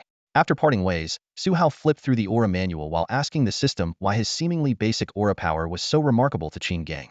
The system explained that Su Hao inherently had the potential to be an aura user. The system merely provided the awakening opportunity. The strength of the awakened power depended entirely on Su Hao himself. The system predicted that in half a month, Su Hao's basic aura power would naturally advance to an intermediate level. Su Hao realized that it wasn't the system's aura power that was exceptional, but his own innate aura talent. Qin Gang had mentioned that no one in their clan had fully mastered all the techniques in the aura manual. Qin Gang himself, considered a standout in recent years, could project aura to form a detection field by his 30s. Most people's aura could only enhance physical abilities and communicate with Pokémon. Su Hao's ability to detect within a dozen meters was something Qin Gang had only seen in clan records. Regardless, today's goal was achieved. The Aura Manual contained many methods for using and training aura. Detection and telepathy were abilities Su Hao could perform right after awakening his aura power. The manual also included techniques for forming aura spheres and enhancing a Pokémon's combat abilities through aura, allowing even Pokémon that couldn't use aura spheres to do so in sync. However, the book noted that these abilities required extremely strong aura to perform effectively, which is why the Aura clan had not produced many powerful trainers but focused on martial arts training instead. Back at home, Su Hao greeted Xiao Suizhuan and Huoban Miao, who were resting and watching TV, reminding them not to disturb him.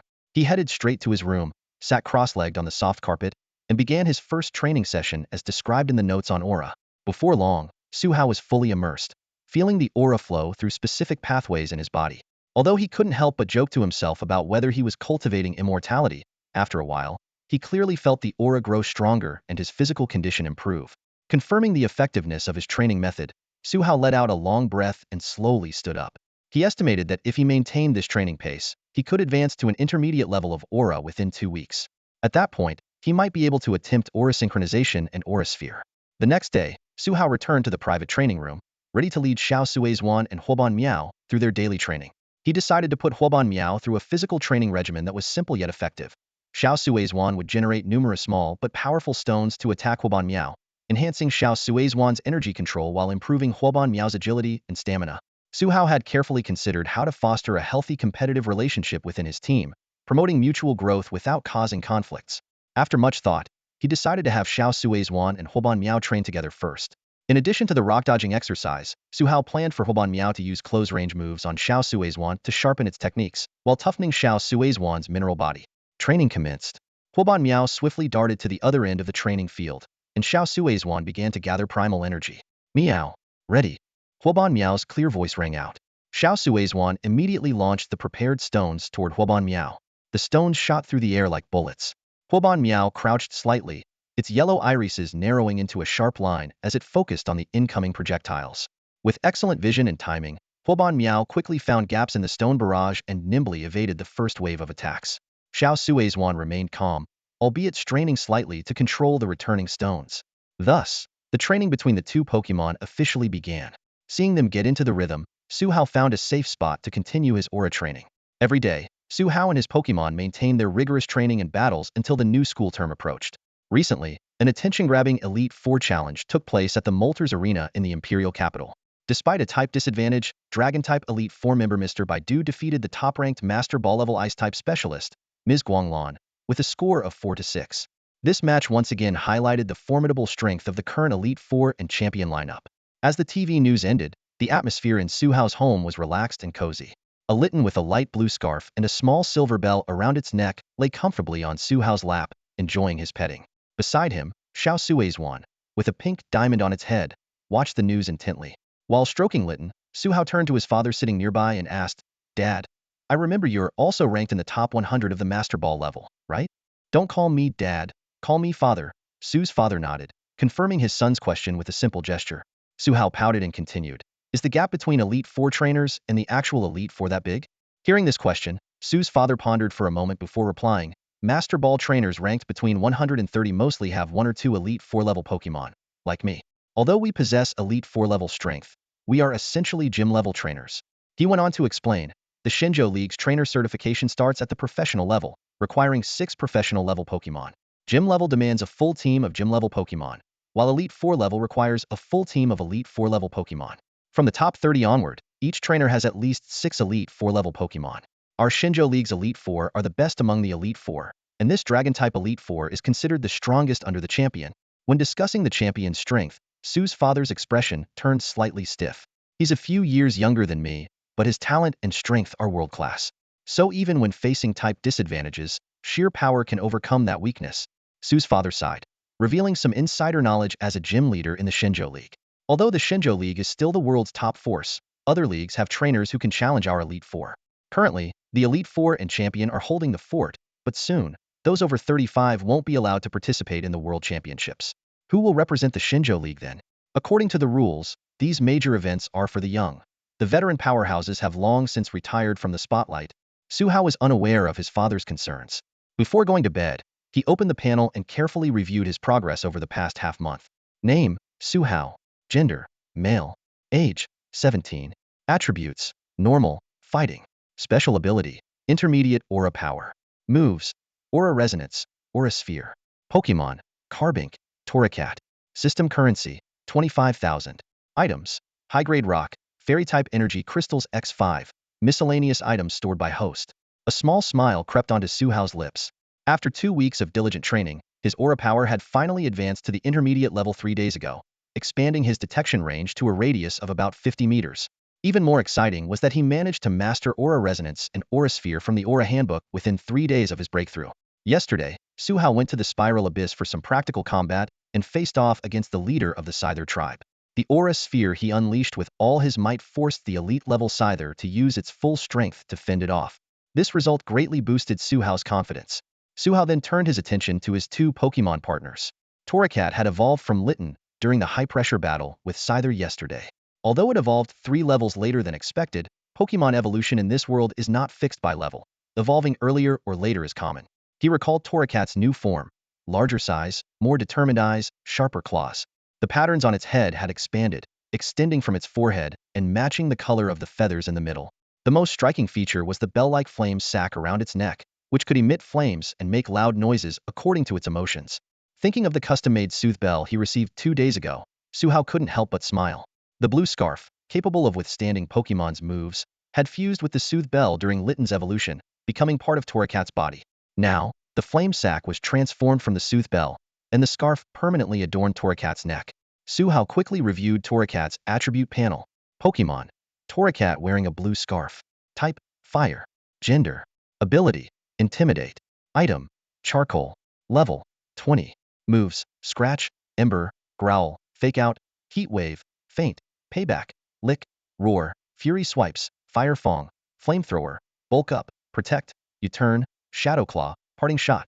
Torracat's strength had significantly improved, now capable of holding its own against elite-level Scyther. The move set Su Hao carefully crafted for it, especially the combination of fake out and intimidate, often gave it an early advantage in battles. Next, Su Hao focused on Carbink. Over the past half-month, Carbink primarily trained in energy and move control, even receiving guidance from Colossal and Su Hao's father's team.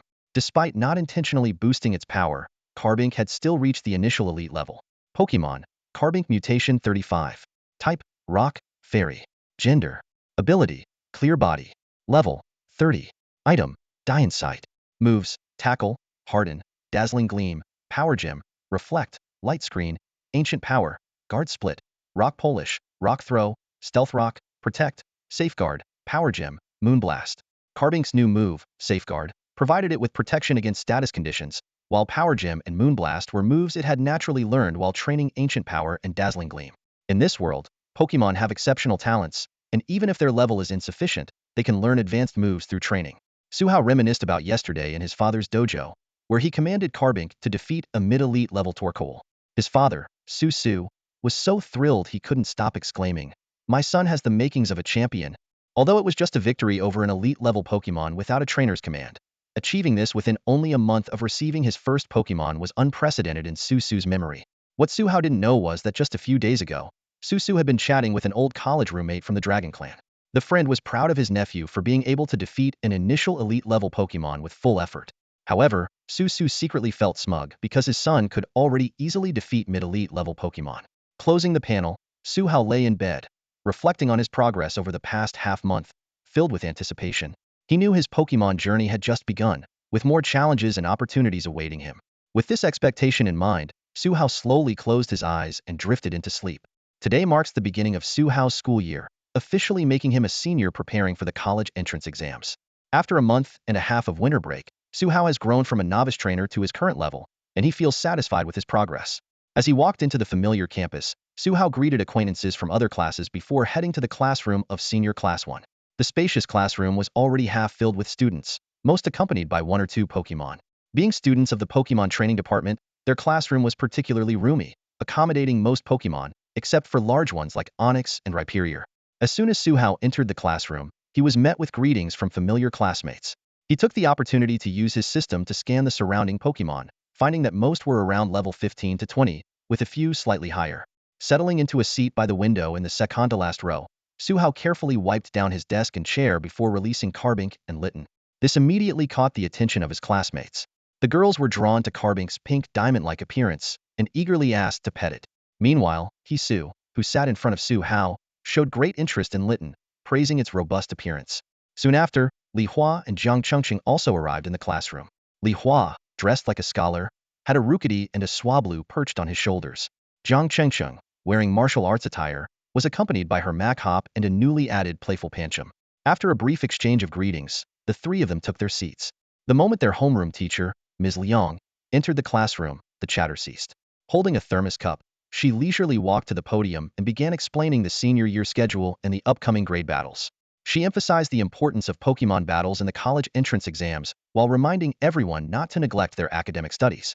Ms. Liang also detailed the rules and significance of the grade battles, particularly noting that the top 8 would have the opportunity to participate in the high school league qualifiers. After her explanation, Ms. Liang led the class to the auditorium for the opening ceremony. The speeches at the ceremony made Suhao drowsy, but he perked up when the announcement for dismissal came. The students orderly exited the auditorium. On the playground, the homeroom teacher announced an early dismissal for today, with normal classes resuming tomorrow. With rare free time on their hands, Suhao suggested going to the Rising Sun Gym for ranking matches. Li Hua was indifferent, while Jiang Chengqing was eager to go. The three of them took a Corviknight taxi to the gym. During the ride, Suhao held Litten, which made Li Hua envious. He reminisced about how his Rookity had become aloof after evolving and how his Swablu was overly fastidious, causing him to feel a pang of jealousy towards Suhao's Litten. Even on weekdays, the Sunlight Dojo was bustling with people. Amidst the lively crowd, groups of trainers excitedly discussed the upcoming ranking matches. Suhao and his two friends weaved through the throngs and arrived at the entrance of the dojo. The dojos in this world were far more complex than those depicted in animations. 18 types of dojos were scattered across the country, not only accepting challenges and awarding badges, but also serving as the designated venues for official ranking matches within the league. The Sunlight Dojo, where Suhao's father served as the head, was no exception. It was fully equipped, from training grounds to battle arenas, resembling a small city. Upon entering the dojo, Suhao immediately contacted Uncle Qian, his father's agent. This middle-aged man had a kind and approachable demeanor, with a slightly chubby figure that made people feel at ease. For years, Uncle Qian had handled the dojo's affairs, and even took care of Suhao when his parents were away during his childhood. The two shared a close bond. It didn't take long for Uncle Qian to escort the trio through the long lines to complete the registration process. The efficiency was impressive. In no time, their qualifications for the ranking matches were registered.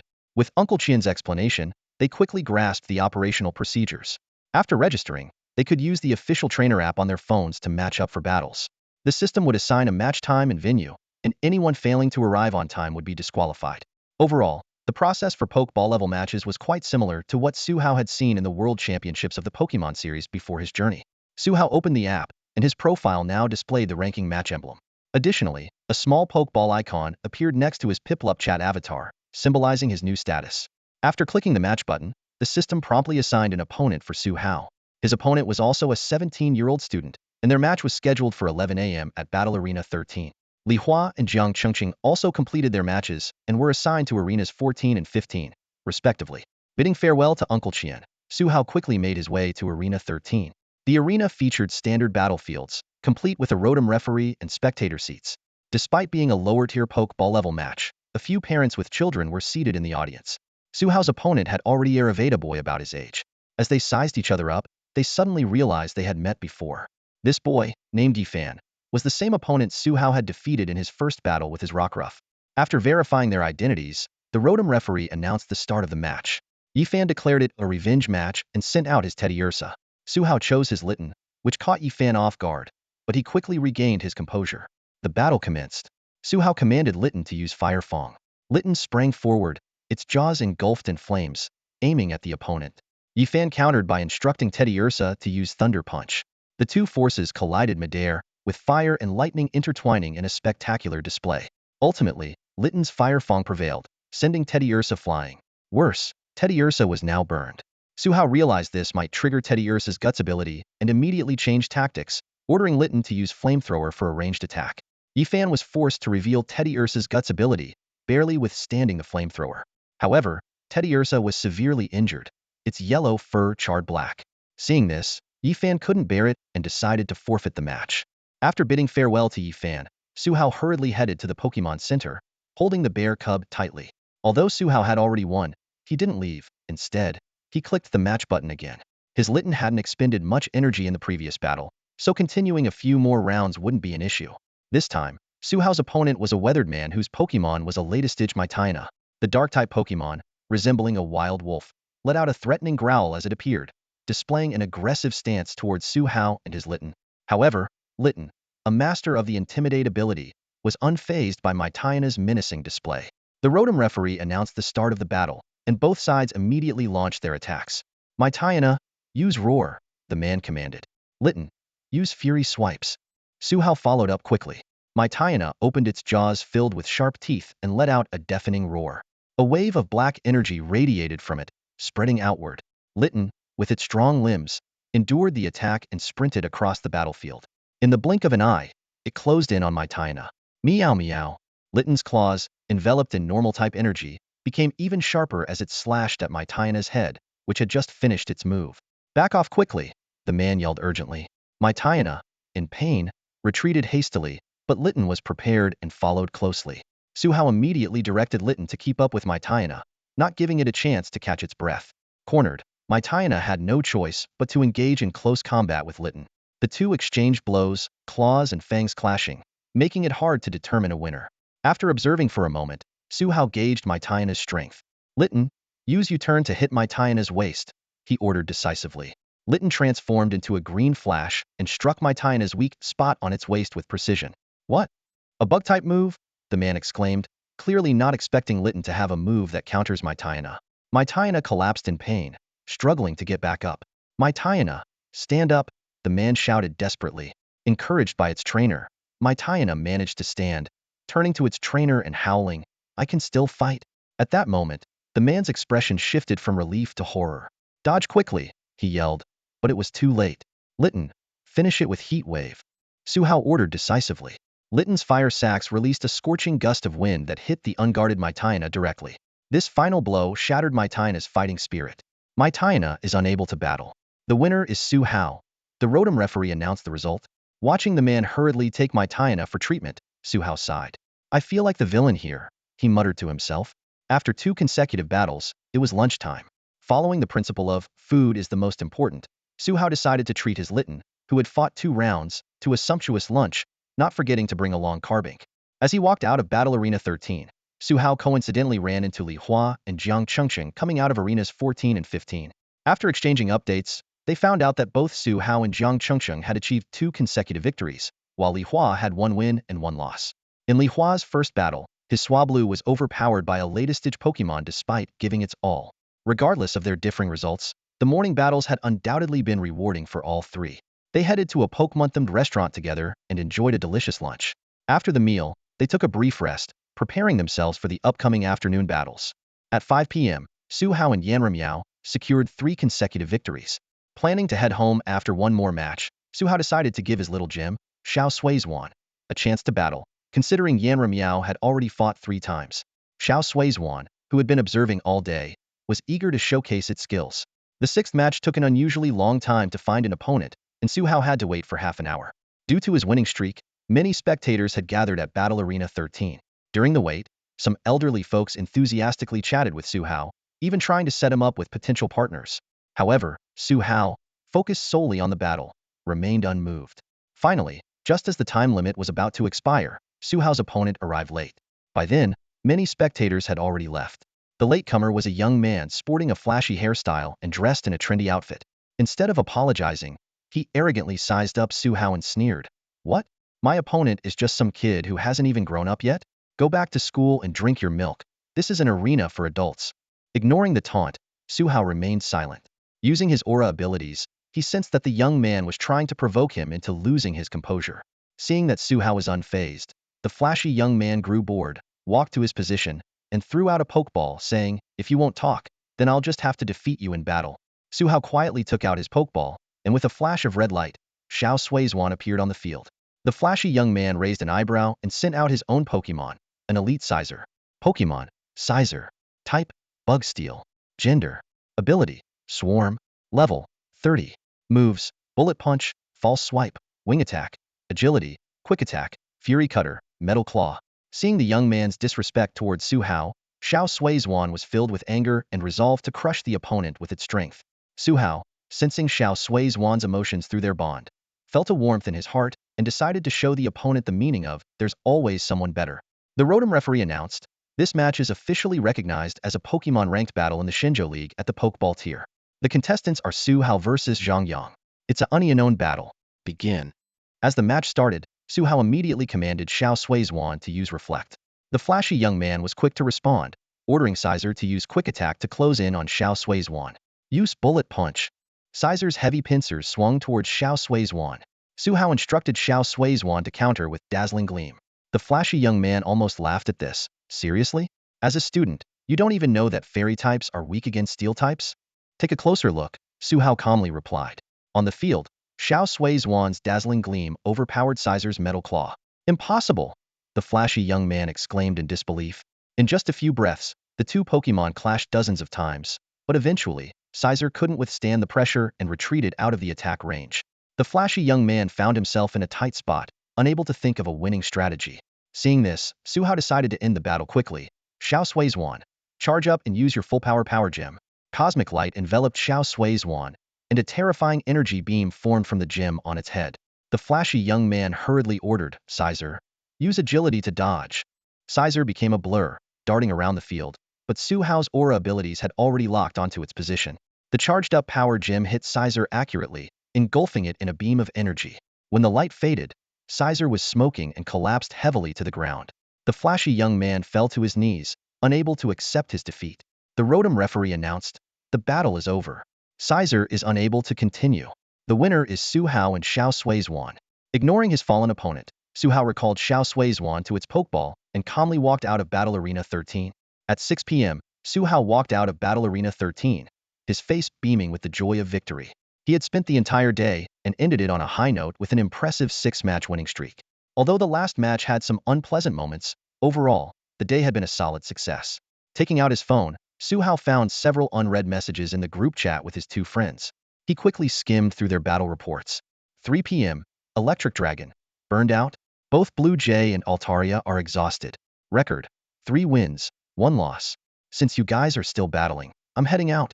4 p.m. Calm Water. 4 wins, 1 loss. Faced an elite level trainer in the last match. Going back to train with Mac Hop and Pancham. I won't come out until Mac Hop reaches elite level. Su Hao raised an eyebrow, impressed with their performances. He swiftly typed in the chat box. 6:03 p.m. Pokemon Master. Report. 6 consecutive wins.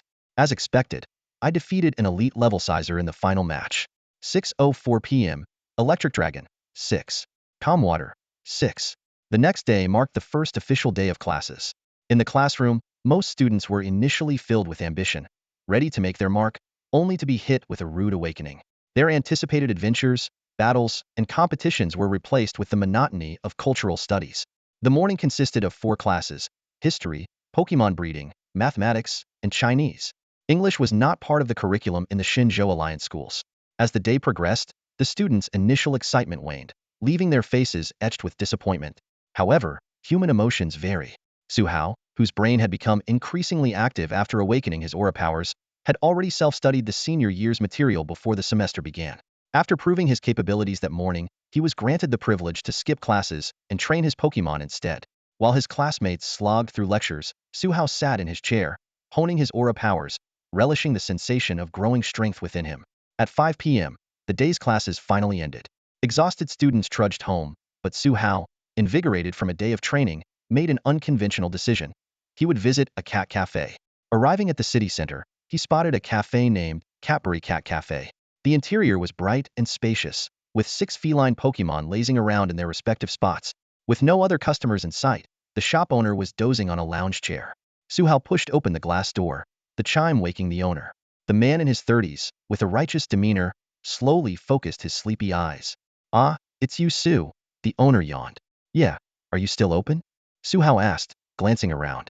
There were 6 feline Pokemon: Luxray, Purigly, Zangoose, Pyroar, Incineroar, and Meowstic, all in their final evolutionary forms. "Still open?" Same rates as last time. Want something to drink? The owner got up, moving his lounge chair aside and heading to the bar to prepare drinks. I'll have a mango sago. Got it. As the owner began making the drink, Suhao approached today's chosen feline Luxray. This quadrupedal Pokémon resembled a fully grown lion, with a blue face, hind legs, torso, and rear sections of its front legs, covered in a fluffy black mane. Its eyes were yellow with red sclerae, and its ears were round with yellow insides. Its long tail ended in a yellow four-pointed star. Suhao frequented this cafe for its unique cats, ones that other cat cafes didn't have. On his last visit, he had chosen Zangoose. Initially reluctant to be touched, Zangoose had eventually exposed its belly under the shop owner's stern gaze. Suhao's expert petting techniques had turned Zangoose into a puddle, impressing even the owner. Now, Zangoose's ears twitched slightly from its perch, sensing the presence of the human who had made it lose face last time. It was torn between the desire for more petting and the embarrassment of yielding again. Ignoring Zangoose's inner conflict, Suhao walked straight to Luxray on the sofa. Luxray opened its golden eyes, remembering the human who had previously reduced Zangoose to a submissive state, and was puzzled as to why he was approaching it today. Before Luxray could react, Suhao's hands had already begun stroking its neck and chin through its black mane. Within seconds, the initially resistant Luxray melted into the sofa, surrendering to Suhao's touch. As he petted Luxray, Suhao decided to satisfy his curiosity. On his last visit, he had noticed that all the cats here were final stage evolutions and skilled in battle. Using his system's scan feature, Luxray's data appeared before Suhao's eyes. The Luxray lay quietly in front of Suhao, its fur crackling with electricity, hinting at its immense power. This level 61 gym-level Pokémon, equipped with the rivalry ability and holding a magnet, had mastered moves like Charge, Spark, and Howl. As Suhao glanced around at the other 5 professional-level Pokémon in the cat cafe, he couldn't help but ponder the unusual nature of the place, but he decided not to ask any questions. After leaving the cafe, Suhao headed home, ready to check on the training progress of his Rockruff and Litten. Thanks to Li Hua's timely information, he knew that today would be filled with cultural classes, so he had left the 2 Pokémon at home to train independently.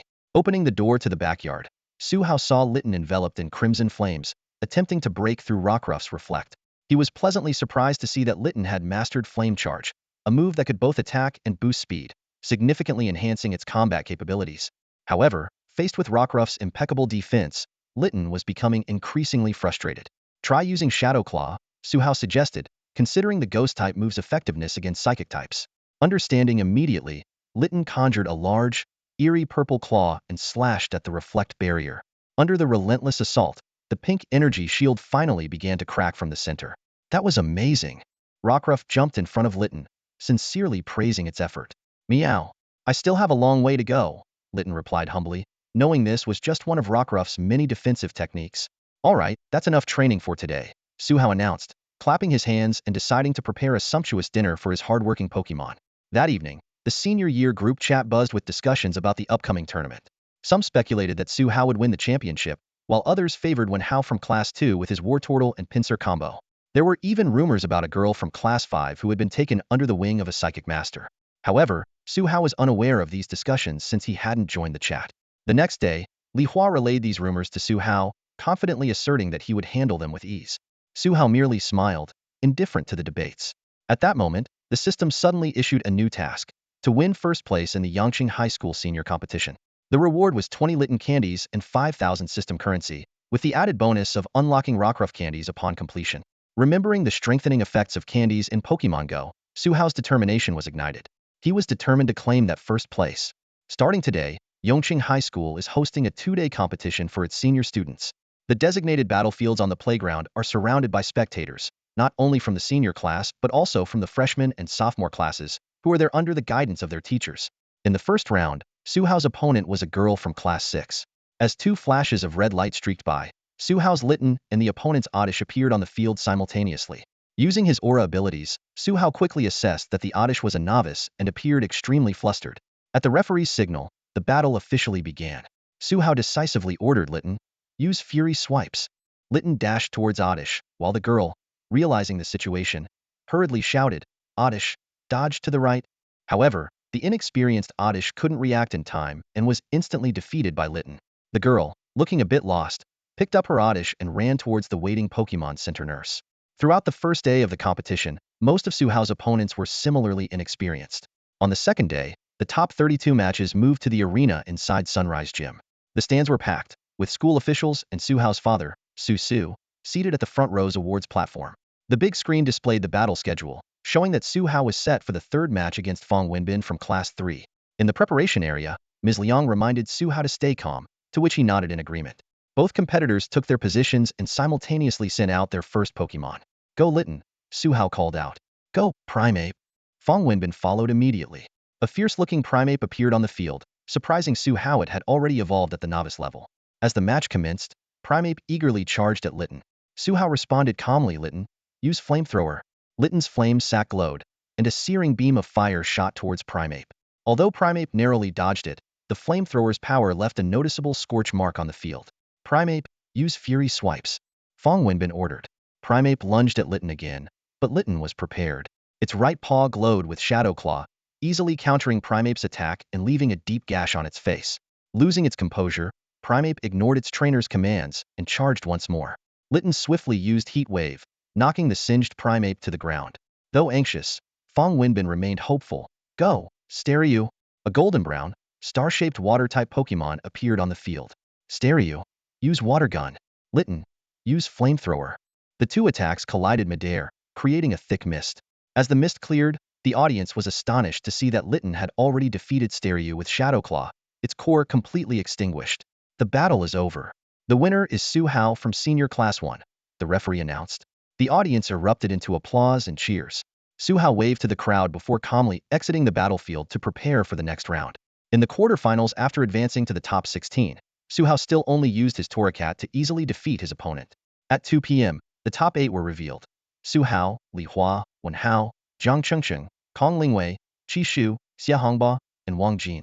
Among them, Su Hao, Li Hua, and Zhang Chengcheng are from Class 1 of Senior Year. Wen Hao is from Class 2, with his main Pokémon being a Wartortle and a Pinsir, both at the normal level. Kong Lingwei and Qi Shu are from Class 5, with Kong Lingwei showing impressive psychic abilities in the top 16 matches, her normal level Nada delivering elite level attacks to defeat Hisu Snivy from Class 1. Qi Shu uses a normal level Leopard and a novice level Seal. Xia Hongbao and Wang Jin are from Class 8 and Class 10 respectively, each owning a normal level and a novice level Pokémon. After a random draw, the matchups were Su Hao vs Wen Hao, Li Hua vs Wang Jin, and Zhang Chengcheng vs Qi Shu. Class 1's Li Hua was the first to compete, with his Swablu having just advanced to the normal level that morning. Faced with the fierce attacks of Li Hua's mid-normal level Corvisquire and early normal level Swablu, Wang Jin from Class 10 quickly succumbed. The battle between Zhang Chengcheng and Qi Shu was even more intense. Zhang Chengcheng's Pancham easily defeated Seal, but was then outmaneuvered by Leopard's ghostly speed. Machop initially struggled against the swift Leopard, sustaining more and more injuries. In a desperate situation, Machop unleashed incredible potential, with the evolution light dazzling the entire arena. The newly evolved Machop seized a gap in Leopard's attack and used Double Edge to knock it out.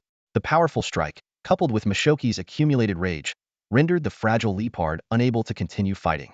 In the audience, discussions were buzzing. Some believed Wen Hao could win because Su Hao's two Pokémon were weak against his Wartortle, and winning against a type disadvantage at the same level was rare. Others were confident Su Hao would prevail, noting he had reached the top 8 using only his normal level Torracat, and his starter Pokémon, Carbink, remained a mystery in terms of strength. At the award platform, the principal of Yangqing High School curiously asked the gym leader sitting beside him, Su, do you have confidence in your son winning? Su, with his eyes closed and arms crossed, calmly replied, he could defeat elite-level Pokémon before the semester started. This explosive news shocked everyone around. Now, Su Hao from Class 1 and Wen Hao from Class 2 were about to face off. The rules stated each side could use 2 Pokémon, freely switching between them, and victory would be declared when both of the opponent's Pokémon were unable to fight. Now, release your Pokémon. The referee's command saw both contestants simultaneously throw their Pokeballs. Go, Carbink! Go, Pinsir! The crowd erupted, and a wave of excitement surged through the stands. Wen Hao felt a bead of sweat form on his forehead. The aura emanating from Carbink on the field was unmistakable elite level. Su Hao's starter Pokémon had advanced to the elite level in just a month and a half over the winter break. Facing the elite level Carbink, Pinsir hesitated. For Pokémon, each level was a significant leap. Defeating a higher level opponent was almost unthinkable for Wen Hao and all the students present. Confronted with the elite level Carbink, Wen Hao was momentarily at a loss. But there was no turning back. Wen Hao steeled himself. Stepping onto the battlefield and surrendering without a fight was unworthy of a trainer. Pinsir, go all out with Thrash! Wen Hao shouted. Pinsir, with its brown body and large, spiked pincers, roared, its pincers glowing white, and charged at Carbink. Magic shine. Su Hao responded calmly. A dazzling rainbow light burst from Carbink's diamonds, forming a colorful shield around it. Facing the charging pincer, Carbink stood its ground. Boom, boom, boom. The impact waves from their collisions swept through the arena. With each clash, Pincer's attacks weakened until it could no longer withstand Carbink's pressure. Thud. Pincer crashed to the ground, unable to continue the fight. An excellent Pincer, Su Hao acknowledged fairly. To withstand so many hits from an elite-level Carbink, it's truly remarkable. When Hao recalled Pincer and sent out his second Pokemon Wartortle. This turtle-shaped Pokemon had a light indigo-blue body, wing-like fluffy ears, and brown eyes that gleamed with determination. Its small fangs were barely visible around its mouth, with dark blue oval spots on its cheeks. It had 3 sharp claws on each forelimb and a fluffy tail. When Hao had little hope of winning but was determined to at least inflict some damage on Carbink. Wartortle, Aqua Jet. He commanded decisively. Aqua Jet, a priority move, was extremely fast. Wartortle surged forward with a torrent of water, charging at Carbink with unstoppable momentum. Moonblast. Su Hao responded calmly. Nah. Carbink's head quickly formed a pink energy sphere. Despite its gentle color, it contained immense destructive power. Once fully charged, Carbink locked onto Wartortle's position. Despite its best efforts to dodge using Aqua Jet's speed, Wartortle couldn't shake off the persistent Moonblast. Finally, as Carbink poured more energy into it, the Moonblast sped up and caught Wartortle. Boom. The Moonblast struck Wartortle's back, and pink smoke billowed out. When the smoke cleared, the battered Wartortle stood barely, its brown eyes still flashing with defiance. Wartortle. Wartortle looked resolutely at Wen Hao, signaling it wasn't ready to give up. Wen Hao wiped his eyes and nodded at Wartortle. All right, one more time. Use Water Pulse. Wartortle quickly retracted into its shell and began spinning at high speed. Blue water surged from its shell, forming a sharp water blade. As Wartortle's spinning accelerated, the water blade's power grew. Power Gem. Su Hao responded calmly. Brilliant light gathered around Carbink, forming a shining gem sword. It charged at Wartortle's water blade with unstoppable force. The high-speed water blade and the gem sword clashed fiercely, producing intense friction sounds. After a few seconds, the water blade's rotation slowed and eventually dissipated. Wartortle crashed to the ground, unable to continue fighting. The winner is Su Hao from Class 1, the referee announced. Yeah, incredible. 6,666. The students in the audience erupted in cheers, with Class 1 section especially jubilant. Su Hao is amazing. The cheers echoed throughout the stands. After Su Hao's match, it was Kong Lingwei's turn. Utilizing the extraordinary abilities of her Psychic-type Pokemon, she easily secured the victory. With this, the top 4 spots in the senior year competition were taken by Su Hao, his 2 friends, and Kong Lingwei. The computer quickly generated the semi-final matchups, Su Hao versus Li Hua, and Jiang Chengqing versus Kong Lingwei. Unfortunately for Jiang Chengqing, she faced a type disadvantage against Kong Lingwei. If her Pancham had already evolved into Pangoro, gaining Dark-type attributes, it might have stood a better chance against Psychic-type Pokemon. The first semi-final was between Su Hao and Li Hua. Facing Li Hua's Corvisquire and Swablu flitting in the air, Su Hao sent out his Torracat to unleash a barrage of firepower. Under the relentless onslaught of Torracat's seemingly endless flames, Corvisquire and Swablu eventually succumbed. The match between Jiang Chengqing and Kong Lingwei was intensely close. Both trainers first sent out Pancham and Solosis. Although both Pokemon were evenly matched, the type disadvantage caused Pancham to collapse after nearly defeating Solosis. The evolved Machoke then took the field and used its superior strength to defeat Solosis. With significant improvements in all aspects after evolving, Machoke had reached the later stages of the common level. However, against the completely countering Sigilif, Machoke still struggled.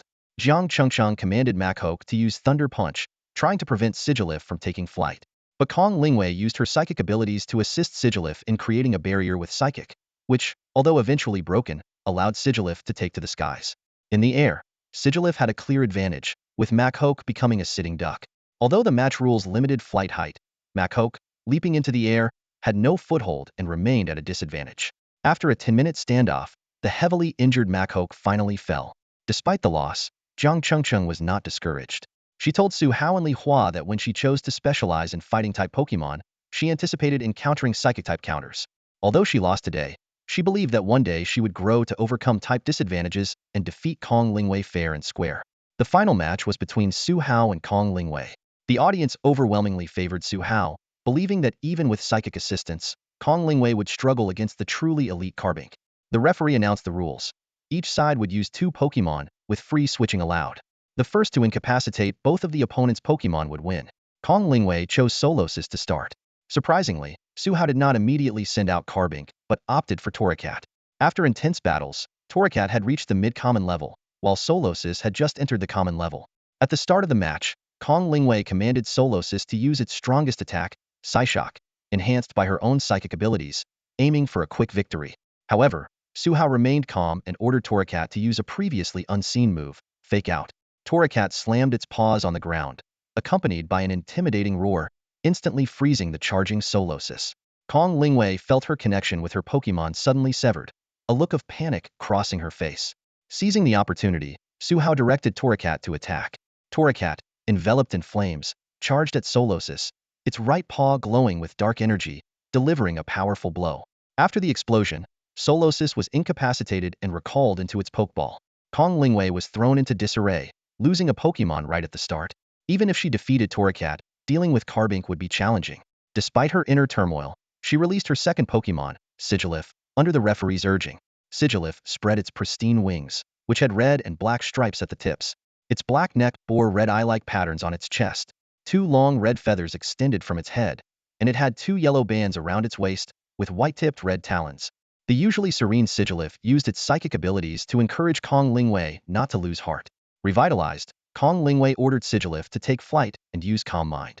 However, a strange black energy flashed, causing Sigilyph to falter slightly. In that brief moment, Torracat had already closed the distance. Shadow Claw. Su Hao commanded decisively. Torracat's Shadow Claw sent Sigilyph flying. Taking advantage of this, Torracat paused to use Nasty Plot, boosting its special attack. Sigilyph managed to regain flight and used Calm Mind to enhance its special attack and defense. Psychic! Kong Lingwei shouted. Sigilyph's black pupils glowed a pinkish purple, and an invisible psychic force surged toward Torracat. Flamethrower. Su Hao countered immediately. Torracat unleashed a stream of high-temperature flames, clashing with Psychic in a standoff. Seeing this, Kong Lingwei channeled her mental energy to Sigilyph. Empowered, Sigilyph's eyes glowed even brighter, and its psychic force began to overpower the flames. Su Hao watched with a hint of admiration, but quickly composed himself. It's time. Release the energy from your flame sac, he conveyed to Torracat through their aura bond. Fueled by the intense battle, Torracat's excitement peaked. Suddenly, a loud bell sound emanated from its flame sac. A massive burst of flames surged out, forming a giant fireball. An idea struck Su Hao. Torracat, use your right paw to strike the fireball towards Sigilyph. Torracat leaped and struck the fireball with all its might. The fireball morphed into a giant kanji character 4 big, a signature move seen in Ash's Torracat in the anime Inferno Overdrive. Inferno Overdrive cut through the air, easily breaking through Flamethrower and colliding with Psychic. Despite Kong Lingwei and Sigilyph's best efforts, they couldn't halt its advance. Under immense pressure, both felt intense headaches, forcing them to see Psychic. The unstoppable Inferno Overdrive struck Sigilyph, triggering a small explosion. As the heat wave dissipated, the incapacitated Sigilyph lay unconscious on the battlefield. Ding! The system notification echoed in Su Hao's mind. He had just defeated Kong Lingwei in the senior high school competition and secured first place. Congratulations, host. You have completed the task and won first place in the Yangqing High School senior competition. 5,000 system currency has been credited. Litton's candy has been added to your system inventory. Sableye candy and Litton's candy are now available in the system shop for 500 system currency each. Su Hao quickly opened the system panel to confirm the newly added currency and Litton's candy. He was eager to give the candy to his Torracat, but at the moment, he was accompanying his father in a conversation with the principal. Ah, as expected from Master Su's son. Your boy is truly exceptional. He could rival the geniuses from the capital and Shanghai, the principal said enthusiastically. Father Su responded with a cheerful smile. He's done well, indeed. It's all thanks to his own hard work. I haven't had to intervene much. Su Hao stood by, silently listening to their exchange of compliments, not daring to interrupt. After seeing the principal off, the father and son went to Father Su's office. With a serious expression, Father Su began to explain the recent activities of an evil organization called Nova, which had been causing trouble across the Shenzhou Alliance for over a month. Their crimes included stealing rare Pokémon, international smuggling, assassinating local talents, and attacking secret realms. I've been busy capturing Nova members recently, so I haven't been able to help you much with your growth, Father Su said apologetically. But your performance has made me very proud. You are much stronger than those who have been groomed with the full support of their families. Father Su then asked Su Hao if he still wanted to specialize in one type of Pokémon. Su Hao shook his head. expressing his desire to capture various types and attributes of Pokémon. I thought so, Father Su said, handing Su Hao a notebook containing all his insights. My path can only serve as a reference for you. Father Su then suggested that Su Hao should challenge different gyms to earn basic badges. Collecting 4 different basic badges would allow him to enter any university within the Shenzhou Alliance ahead of time.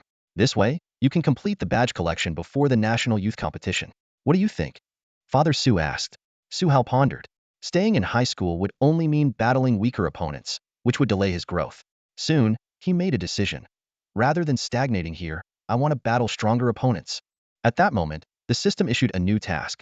Collect basic badges from any 4 of the 18 attribute gyms. The reward was advanced aura power and 500,000 system currency. Su Hao accepted the task without hesitation. Great, Father Su said with relief. Once I finish the formalities here, you can set off. But remember, if you encounter any difficulties, always let us know. Your parents will always be your support. After leaving the office, Su Hao couldn't wait to get to his private training room. He released his Sableye and Torracat. Bringing the 2 Pokémon to the energy intensity tester, he prepared to measure their stats before and after consuming the candies. Su Hao knew that energy values couldn't fully represent a Pokémon's strength. Some Pokémon had strong defenses and excellent recovery abilities, allowing them to hold their own against stronger opponents. Others excelled in using strategic moves, capable of creating miracles with the right tactics. Ultimately, energy values only indicated a Pokémon's output, while true victory depended on the trainer's command, tactical planning, and team coordination. Flare Cat, use Fire Blast with all your might. Su Hao commanded. Flare Cat responded immediately. Meow. With a high-pitched cry, Flare Cat spat out a stream of scorching flames from its fire sac. The flames coalesced into a massive fireball in the air. Flare Cat leaped agilely and smacked the fireball towards the tester with its paw. As the fireball made contact, it exploded into a giant fiery character, striking the target with a thunderous impact. The air around the tester distorted from the intense heat, and the connected display screen flickered rapidly before settling on a number. 3,200 calories. Su Hao furrowed his brow in thought. The power of Flare Cat's Fire Blast was clearly not up to the level it had been during the battle with Kong Lingwei. Even so, unleashing an attack over 1,000 calories above the elite standard with mid-stage ordinary strength was still impressive. Next up was Little Diamond. Use Moonblast with full power. Su Hao shouted. Little Diamond focused immediately, and a pink moon formed above its head, radiating strong fairy energy in all directions. Little Diamond thrust the moon towards the tester. Boom! The explosion sent pink energy smoke billowing out, temporarily obscuring the display. When the smoke cleared, the number was visible. 15,000 calories. Su Hao's eyes widened. Little Diamond had unleashed an attack at late elite level despite being only at the early elite stage. Though he was aware of Little Diamond's potential, the results still shocked him. He recalled how Little Diamond had defeated an elite level Scyther while still at the ordinary level, making him even more excited for its future growth.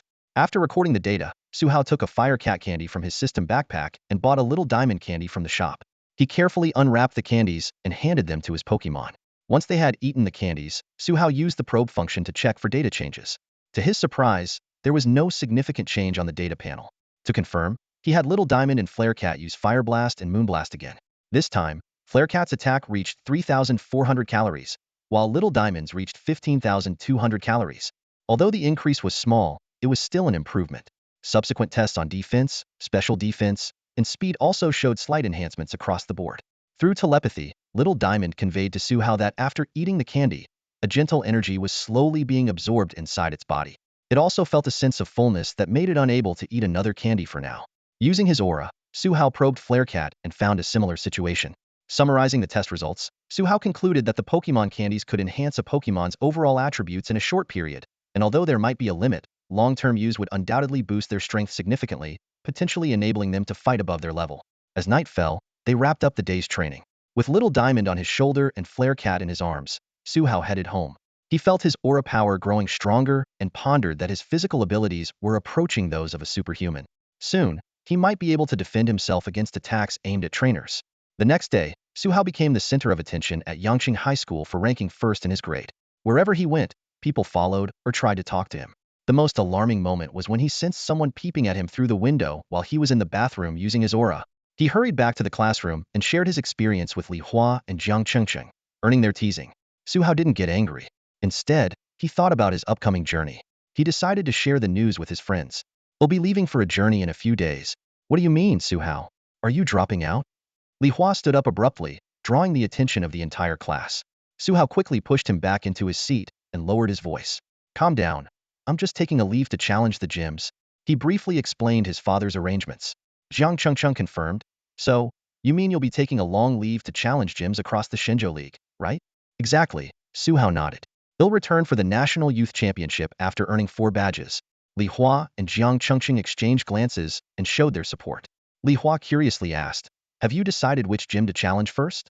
Currently, I plan to take the train to Shuizhou City in Haicheng Province to challenge the Water-type gym, Su Hao replied.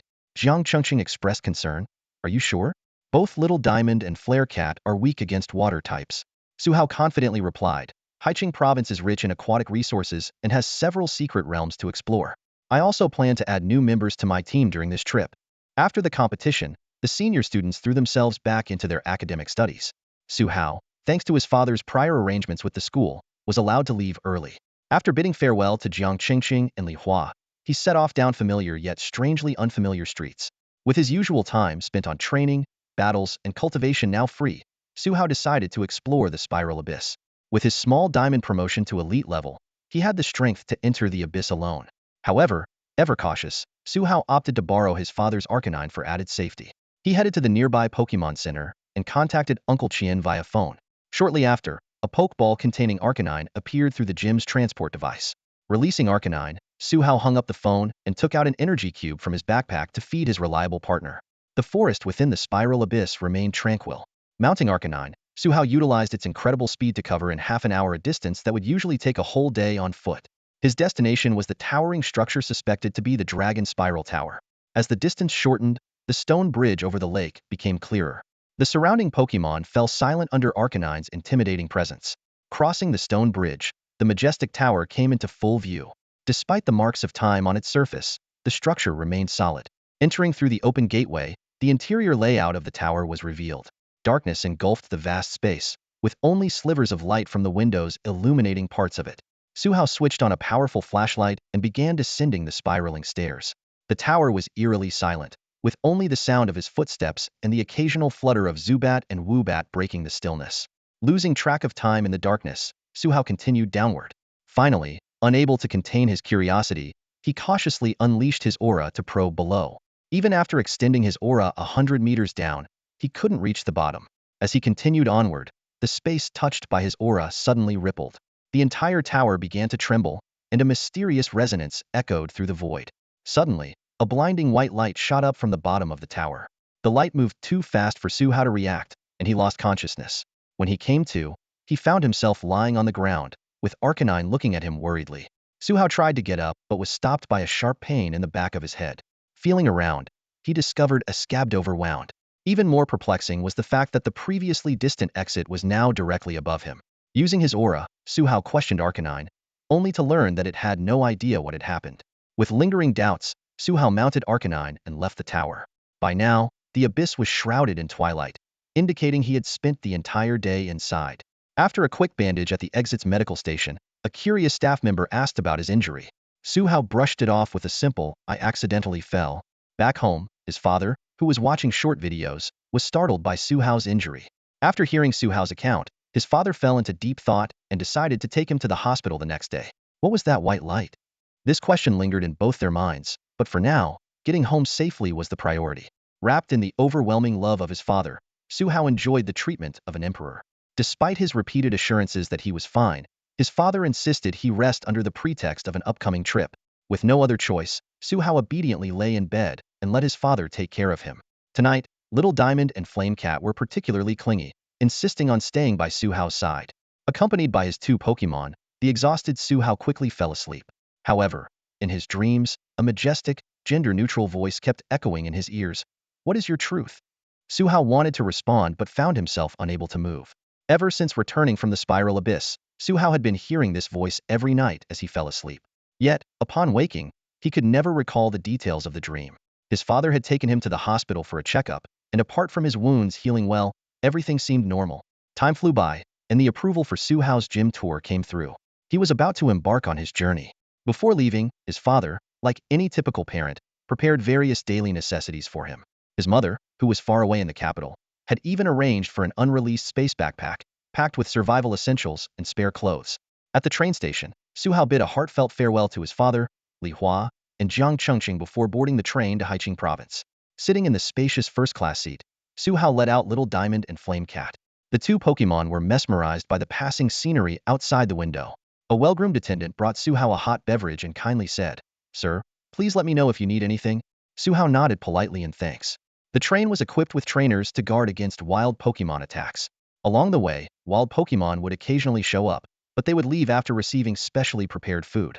After a 3-day journey, the train finally arrived in Baheshi, Haiqing Province. Baheshi, located at the border between Haiqing Province and other provinces, was not coastal but had more humid air than inland areas. The houses lining the streets were built with moisture-resistant materials. According to the guide sent by Li Hua, Baheshi was commercially developed and had multiple trainer markets. Strolling through the bustling market, Su Hao was surrounded by vendors' calls. Freshly picked berries, sweet as can be. Tail whip brand cat ears, more care, more love. Yellow soil, black soil. Use Toro's brand fertilizer. 8848 titanium rotom phone. Invisible dialing, encrypted calls. Navigating through the noisy stalls, Su Hao came to a tidy cart. The cart was filled with various Pokémon items, and a short man in a suit enthusiastically greeted him. "Welcome.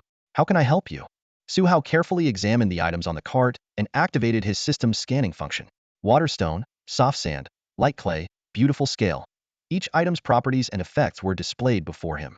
Ultimately, he decided to purchase light clay, a beautiful scale, and 6 luxury balls, totaling 400,000 Shenzhou coins. After leaving the market, Su Hao spent the day shopping in the commercial district before returning to the reserved Silcoon Hotel. He sorted the berries he bought in the morning into his system backpack, using its preservation function to ensure the berries remained fresh for a long time. Su Hao awoke on the soft, comfortable bed at the Shaibao Hotel, with the faint echoes of a dream still lingering in his mind. He had become accustomed to this sensation and no longer found it unsettling. Reaching out to the bedside table, he quickly found 2 small spheres. Picking up the luxury balls, Su Hao examined the 2 pitch-black Pokeballs with gold-plated rings. He had impulsively bought 6 of them from a street vendor's cart the day before. These high-end balls were said to provide a luxurious internal space for Pokémon, with comfort levels that could adapt to any Pokémon. Recalling the scene from last night when he let Carbink and Litten try out the luxury balls, a smile played on Su Hao's lips. Carbink had reported that the inside was not only comfortable, but also had energy that continuously restored her stamina. Litten, on the other hand, was more straightforward, wanted to sleep as soon as he got inside. With these luxury balls, even in the wild, his Pokémon could get ample rest. Leaving the hotel, Su Hao set off on the road to Water Vessel City. He decided to travel on foot, using the opportunity for training and battles, and perhaps to encounter and capture some new Pokémon. He clearly remembered the information from the forum. Gym battles required at least a 3v3 Pokémon match, and some double battle gyms even demanded 4 Pokémon. For safety, Su Hao released Carbink and Litten from their Pokeballs. The route to Water Vessel City ran alongside a long river that eventually flowed into the sea. Because it connected to the ocean, the river was home to many Pokémon that swam in from the sea. Suddenly, a Tentacruel blocked their path. Su Hao quickly observed and analyzed. Water and poison type, male, with the rain dish ability, and at an early elite level. This Tentacruel seemed to be a small tyrant in the river. Carbink volunteered to fight. Tentacruel immediately launched an attack, firing poison needles like an anti-aircraft gun. Carbink swiftly set up a reflect, successfully blocking all the poison needles. Tentacruel then began to charge an Aurora Beam. Su Hao acted decisively. Carbink, prepare a power gem. Litten, use Flamethrower to block the Aurora Beam. He knew that in wild battles, there was no need to stick to Unknown. Unknown could provide a clear advantage. Litten's flames completely neutralized the Aurora Beam, and the following power gem hit Tentacruel directly. Severely injured, Tentacruel stared for a moment before turning and escaping into the water. Along the way, they encountered a few more elite-level Pokémon obstructing their path, but Carbink and Litten handled them with ease. These battles helped Litten reach level 26, bringing him closer to his final evolution. Although Carbink's level didn't change, her strength steadily increased thanks to the nourishment of Pokémon candies. As night fell, Su Hao set up a tent on a high ground. They took turns keeping watch through the night, ensuring their safety. Meanwhile, inside the towering structure of the Spiral Abyss, 2 unwelcome visitors arrived once more. The hooded small figure stared at the screen in surprise. A few days ago, our machines detected intense energy fluctuations. Could that record be real? The tall figure replied hoarsely, yes, the output peak reached champion to master level. Are there any recent abnormal records? Only a brief tremor in the tower a few days ago. Like an earthquake, the small figure said with a sneer. Can we trust this informant? Should we check the recent entries and exits of the abyss? We must check. the tall figure said firmly. Our Nova organization has scoured every abyss, and only this one shows changes. The Shenzhou League has already wiped out many of our peripheral members. If we don't make a breakthrough soon, those above will hold us accountable. Hearing this, the small figure couldn't help but shiver, as if recalling some dreadful experiences. 3 days had passed since Su Hao left Baoa City. On the second day, a light, continuous drizzle began to fall. Though not heavy, it was relentless. The 2 days of rain had turned the river turbulent and significantly slowed Su Hao's progress. On this vast plain, Su Hao carried Xiao Suizhuan on his shoulder. Xiao Suizhuan used its rock-type energy to create a thin but sturdy rock umbrella above them. Mud splashed up, staining Su Hao's brand new white sneakers and pant legs. He paid no heed to this, focusing only on running swiftly. Under the trees by the roadside, wild Pokémon huddled together for warmth. Su Hao decided to head into the mountains to find a dry place. He planned to have Xiao Suizhuan create a larger rock shelter, and then use the firewood in his backpack to start a fire for warmth. In such cold and damp weather, failing to keep warm could easily lead to a cold. When his shoes and pant legs were thoroughly soaked with mud, he finally discovered a naturally formed large cave. Su Hao cautiously used his aura to probe inside, confirming there were no wild Pokémon residing there. To his surprise, the cave was spacious and flat, with a clear pool of water at the deepest point that seemed to connect to the outside. Su Hao, with Xiao Suizhuan, quickly ran into the cave and released Yanra Miao. Meow. Yanra Miao looked around joyfully, enjoying the dry environment. Hey, Xiao Suizhuan, Su Hao called, and Xiao Suizhuan deactivated the rock umbrella and jumped off Su Hao's shoulder. Su Hao sat cross-legged on the ground and took out a bundle of firewood. Yanra Miao, Ember, he commanded. Following his instruction, Yanra Miao spat out sparks, and the firewood quickly ignited. The trio gathered around the fire, showing expressions of comfort. After a brief rest, Su Hao directed Xiao Suizhuan to use rock energy to create a smooth bathing tub. He then boiled a pot of hot water and poured it in, preparing for a comfortable hot bath. In a makeshift stone wall changing room, he quickly stripped off his clothes and sank into the hot water, relishing the moment of comfort that washed away the fatigue of his journey. After bathing, he washed his clothes and shoes, hanging them on the stone wall to dry. Changing into dry clothes, Su Hao sat by the campfire, thinking, it's a stroke of luck this cave has a clean water source. Otherwise, we'd have to wait for the rain to stop to stay clean. He began to ponder whether he should capture a water-type Pokémon for future needs. With this thought in mind, Su Hao crawled into his sleeping bag and gradually fell asleep, warmed by the campfire. He didn't know how much time had passed when he felt something nudging him. Opening his bleary eyes, he suddenly found himself staring into a pair of lifeless, fish-like eyes. What are you looking at? Though the Phoeba didn't speak, Su Hao felt as if he heard these words. Yanra Miao, seeing that Su Hao was awake, stopped nudging him. Meow. It signaled for Su Hao to look at the Phoeba. Xiao Suizhuan chimed in. Nyanya. It suddenly appeared from the pool, and we didn't know what to do, so we woke you up. Su Hao examined the unexpectedly clean and expressive Phoeba, sensing it was different from ordinary ones. He decided to check its data and then communicate with it using his aura. Data showed Pokémon, Phoeba, type, water, gender, female, ability, adaptability, level, 23, item, none, moves, splash, tackle, mirror coat, ice beam, water pulse, dragon pulse. Su Hao noted that this Phoeba not only had a decent level, but also knew some uncommon moves. With curiosity, he attempted to communicate with it using his aura. What do you want? A clear but haughty voice came through. I want to ask, why are you here? Su Hao felt a headache coming on. This Phoeba seemed difficult to communicate with. This is my home. Why shouldn't I be here? Phoeba's expression remained blank, but a hint of anger flashed in its eyes. Su Hao quickly explained. Oh, this is your home. I'm sorry, we're just taking shelter from the rain. We'll leave as soon as it stops. He then asked, brother or sister? Are there other Phoeba or Milotic here? Nope, my brother and sister aren't the same species as me. They adopted me, Phoeba replied. Su Hao was very curious about which Pokémon had adopted Phoeba, but no matter how much he pressed, Phoeba refused to say more. At this point, the rain outside gradually ceased. Su Hao, with Xiao Suizhuan and Yanra Miao, cleaned up the cave. After tidying up, he approached Phoeba and said, I'm sorry for intruding on your home. Here's a gift to make up for it. With that, he handed the prepared Pokeblock to Phoeba. Since you apologized, I'll accept your gift. Phoeba opened its mouth and swallowed the Pokeblock, almost crying out in delight at its deliciousness. Warm sunlight streamed into the cave as Su Hao, Xiao Suizhuan, and Yanra Miao bid farewell to Phoeba. Well, we're off now. Goodbye. Bye-bye. My brother and sister haven't been home for days.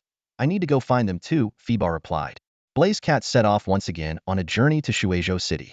After 7 days of travel, they finally arrived at their destination Shenzhou City, dusty and weary, but with significant progress made by both Blazecat and Little Gemstone through the week of battles. Blazecat, a male fire-type Pokémon adorned with a blue scarf, had reached level 30. Its ability was Intimidate, and it carried a piece of charcoal as its held item. Blazecat had mastered several powerful moves: Fake Out, Fire Fong, Flamethrower, Bulk Up, Shadow Claw, Overheat, and was on the verge of learning Flare Blitz. Before advancing to the elite rank, Blazecat encountered a formidable elite-level golem. Going solo, Blazecat unleashed Flare Blitz, its fiery spirit igniting the flames within its fire sac, enveloping it as it charged ferociously at Golem. This tremendous attack ultimately defeated the formidable foe. Spurred by this victory, Blazecat surged to the elite rank. Suhao was pleasantly surprised to see on his panel that Blazecat had learned Flare Blitz. It was clear that the Flare Blitz used to defeat Golem had evolved into a more powerful move. Meanwhile, Little Gemstone had also shown remarkable growth. This level 34 rock fairy-type female Pokémon had the clear body ability and carried a Diancie Mega Stone. It had a repertoire of formidable moves: Dazzling Gleam, Meteor Beam, Reflect, Light Screen, Protect, Safeguard, Power Gem, Moonblast, Trick Room, Iron Defense, Psychic, and Moonlight. System notes indicated that Little Gemstone was a unique individual, having been bathed in Xerneas's fairy aura before birth. Its mutation progress was more than halfway complete, with Diancie's traits gradually emerging. Its body and eyes had turned completely pink, and its control over rock and fairy energies had significantly improved. Little Gemstone could now effortlessly create intricate rock sculptures, and had surpassed the typical elite-level Pokémon in strength. Remarkably, it could instantly unleash moves that usually required charging, without any loss of power. Whenever Blazecat faced an opponent it couldn't handle, Little Gemstone would step in. Once, they encountered a massive late elite-level Steelix in the mountains. This gigantic creature, reminiscent of Godzilla, caused violent tremors with each move, often attacking with Stone Edge or Hyper Beam. Facing such a formidable foe, Little Gemstone first set up double screens for defense, then fearlessly engaged Steelix Hedon.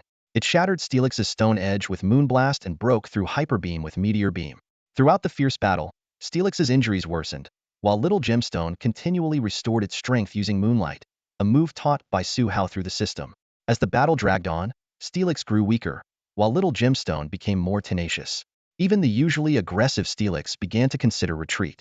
Ultimately, after being struck down by another Meteor Beam, Steelix chose to dig and flee. Upon arriving in Shenzhou City, Suhao was captivated by the city surrounded by water. Small canals crisscrossed the city, with exotic buildings lining the waters. These canals, though spread throughout the city, all converged and flowed into the nearby sea. Here, people preferred traveling by boat rather than by car. As a famous tourist destination in the Shenzhou League, Shenzhou City was bustling with visitors, and its tourism industry was thriving. Despite the city's charming scenery, Suhao's primary goal was to challenge the gym. He decided to complete the challenge first, and then explore the cultural sites of this water city. Upon arriving at the Shenzhou Arena, Suhao was awestruck by the vast complex. The gym was twice the size of the Rising Sun Gym, with the largest arena dedicated to gym challenges. The spacious arena and numerous spectator seats made it suitable for hosting large-scale events. At the gym's reception desk, Suhao presented his league-approved gym challenge letter. The receptionist's eyes lit up upon seeing it, and she escorted him to a VIP room to wait, then hurried off in her high heels. Moments later, while Suhao was enjoying his tea, the gym leader finally arrived, a graceful middle-aged lady. Her hair was styled in the latest fashion, resembling brilliant clouds, piled neatly atop her head. Dressed in an elegant cheongsam, her demeanor was refined, clearly indicating she had been a lady of high society in her youth. The lady sat down opposite Suhao and spoke softly. "Hello, Su. Your father has already informed us that you're here to challenge the gym, correct?" Suhao nodded, responding, "Yes, Leader Jiawei. I'm here to challenge the gym and earn the basic gym badge." Jiawei chuckled softly. "Haha, Gym Leader Su has certainly prepared you well." After some polite conversation and several rounds of tea, they finally got to the main topic. Jiawei explained that the gym challenge needed to be postponed until the next day. She detailed the reason. Pokémon battles were a significant public event, and gym challenges attracted large audiences. Given the high operating costs of the gym, they needed to increase revenue through various means. Therefore, Jiawei planned to announce the gym challenge for the following evening, attracting local residents and tourists to buy tickets and watch. Jiawei also mentioned that as the challenger, Suhao would receive a share of the ticket sales. She proposed an 8,020 split, explaining that the gym would handle the venue and marketing. Finally, she smiled and said to Suhao, "You just need to count the money, Su." Suhao thought it was a win-win deal and readily agreed. Jiawei nodded in satisfaction and reminded him, "So it's settled." Remember to dress formally, there might be TV broadcasts and online streaming. Preview note. In the upcoming chapters, you'll witness an intense showdown featuring a fierce cat and a powerful Diancie. The reasoning behind the strength of the latter will be revealed when it transforms into Diancie. A post on Shenzhou City's largest forum sparked a heated discussion. The long-awaited gym challenge is set to kick off tomorrow night, and this news spread like wildfire, igniting a frenzy on the forum. Did you see the announcement? The gym challenge we've been waiting for is starting tomorrow night, an excited user posted. Yeah, I saw it. The last gym challenge was like a month ago, right? Another user quickly responded. The discussion quickly gained momentum, with many users chiming in. Some pointed out that this was a rare beginner-level gym challenge, while others expressed doubts about the challenger's abilities. One rumor caused even more of a stir. It was said that the challenger was the son of the Suri gym leader. However, skepticism remained. It's hard to believe someone can train 2 elite-level and 1 professional-level Pokémon in just 2 months, one user commented. Honestly, I still think leader Jiawei will win. Despite the ongoing debate, the upcoming match undeniably piqued massive interest. Both local residents and tourists expressed their eagerness to witness the event at Shenzhou Arena. However, when someone reminded everyone to buy tickets, many realized that they had already sold out. On the day of the match, the city was brimming with spring energy. Su Hao donned his custom battle attire and confidently stepped out of his hotel. The streets were filled with bustling crowds heading towards the Shenzhou Arena. In the arena's waiting room, Su Hao was meditating when a knock on the door interrupted his thoughts. Come in, Su Hao said, opening his eyes. Jiawei, dressed even more elegantly than usual, walked in and asked with concern, Are you nervous? Su Hao was puzzled. Why would leader Jiawei care about a challenger like me? Jiawei gently explained that she was a university classmate of Su Hao's father, and that she was his senior. If you don't mind, you can call me Aunt Jia, she added. Su Hao immediately stood up and respectfully greeted her. Aunt Jia, please go easy on me in the battle. Noticing Su Hao's attire, Jiawei couldn't help but ask, Why are you dressed like that? Su Hao was wearing an outfit resembling Ash Ketchum from the Pokémon anime. A black short-sleeve shirt, a blue jacket, light blue jeans, a red belt, fingerless gloves in shades of green, white and blue sneakers, and a red and white cap. It's a sort of belief, Su Hao explained with a smile. I actually have a red outfit too. Jiawei shook her head and laughed. Oh well, you young people always have different ideas than us. But remember, I won't be holding back in the battle. The match finally began. The stands were packed, and the cheers were deafening. Riding a formidable Aegislash, the league referee arrived at the arena, while the commentator, Song Jin, enthusiastically introduced the contestants. Jiawei, as the host, received a warm welcome, whereas the young challenger Su Hao only got scattered applause. But Su Hao was prepared for this. After all, he was just a relatively unknown student. After the referee announced the rules, the match officially started. Go Litten. Grace us with your presence, Azumarill. Both trainers released their Pokémon simultaneously. Su Hao sent out Litten, while Jiawei chose Azumarill, known as the Dragon Slayer. The commentator exclaimed, Su Hao's Pokémon is a fire-type Litten. In a type disadvantage, how will Su Hao manage this battle? Su Hao's lips twitched slightly, thinking about the other reason for his outfit, a belief in overcoming type disadvantages. Although Ash from the anime was often called the master of type disadvantages, his win rate was actually higher when he had the type advantage. However, Su Hao believed that his specially trained Litten was far stronger than its apparent level. Litten, Fake Out, Azumarill, Aqua Jet. Both trainers issued their commands almost simultaneously, but Litten's Fake Out, accompanied by a loud roar and a wave of dark energy, hit Azumarill first, lowering its attack and interrupting its move. Seizing the opportunity, Su Hao immediately ordered, Bulk Up, then Flame Charge. Litten quickly powered up and then, enveloped in scorching flames, charged at Azumarill. Jiawei reacted swiftly. Azumarill Aqua Tail. Azumarill leaped high and spun around to smash Litten, but Litten nimbly dodged the attack. Hydro Pump. Flamethrower. Two powerful attacks collided in midair, filling the arena with steam. Under the cover of the white mist, Litten stealthily approached Azumarill, initiating a fierce close-quarters battle. Both sides exchanged blows, evenly matched. The audience was amazed that Litten could hold its own against Azumarill, even with a type and level disadvantage. Seeing that the battle was at a stalemate, Jiawei decided to use a finishing move, Surf. Facing the massive incoming wave, Su Hao remained calm. Litten, use Inferno Overdrive to evaporate Surf. Litten unleashed an enormous fireball, which transformed into a giant Z in the air, meeting the wave heat. The collision once again enveloped the entire arena in thick steam. Jiawei cautiously instructed, Be ready. If the opponent attacks, use Giga Impact immediately. Determined to end the match, Su Hao commanded, Litten, use Flare Blitz with everything you've got. Engulfed in fierce, orangered flames, Litten charged at Azumarill like a raging tiger. Azumarill, not to be outdone, surrounded itself with a white and purple energy drill and charged forward. After a thunderous impact, the steam began to clear. All eyes were on the center of the arena. Azumarill lay on the ground. Its eyes turned into swirls, while Litten, though still standing, was panting heavily, clearly at its limit.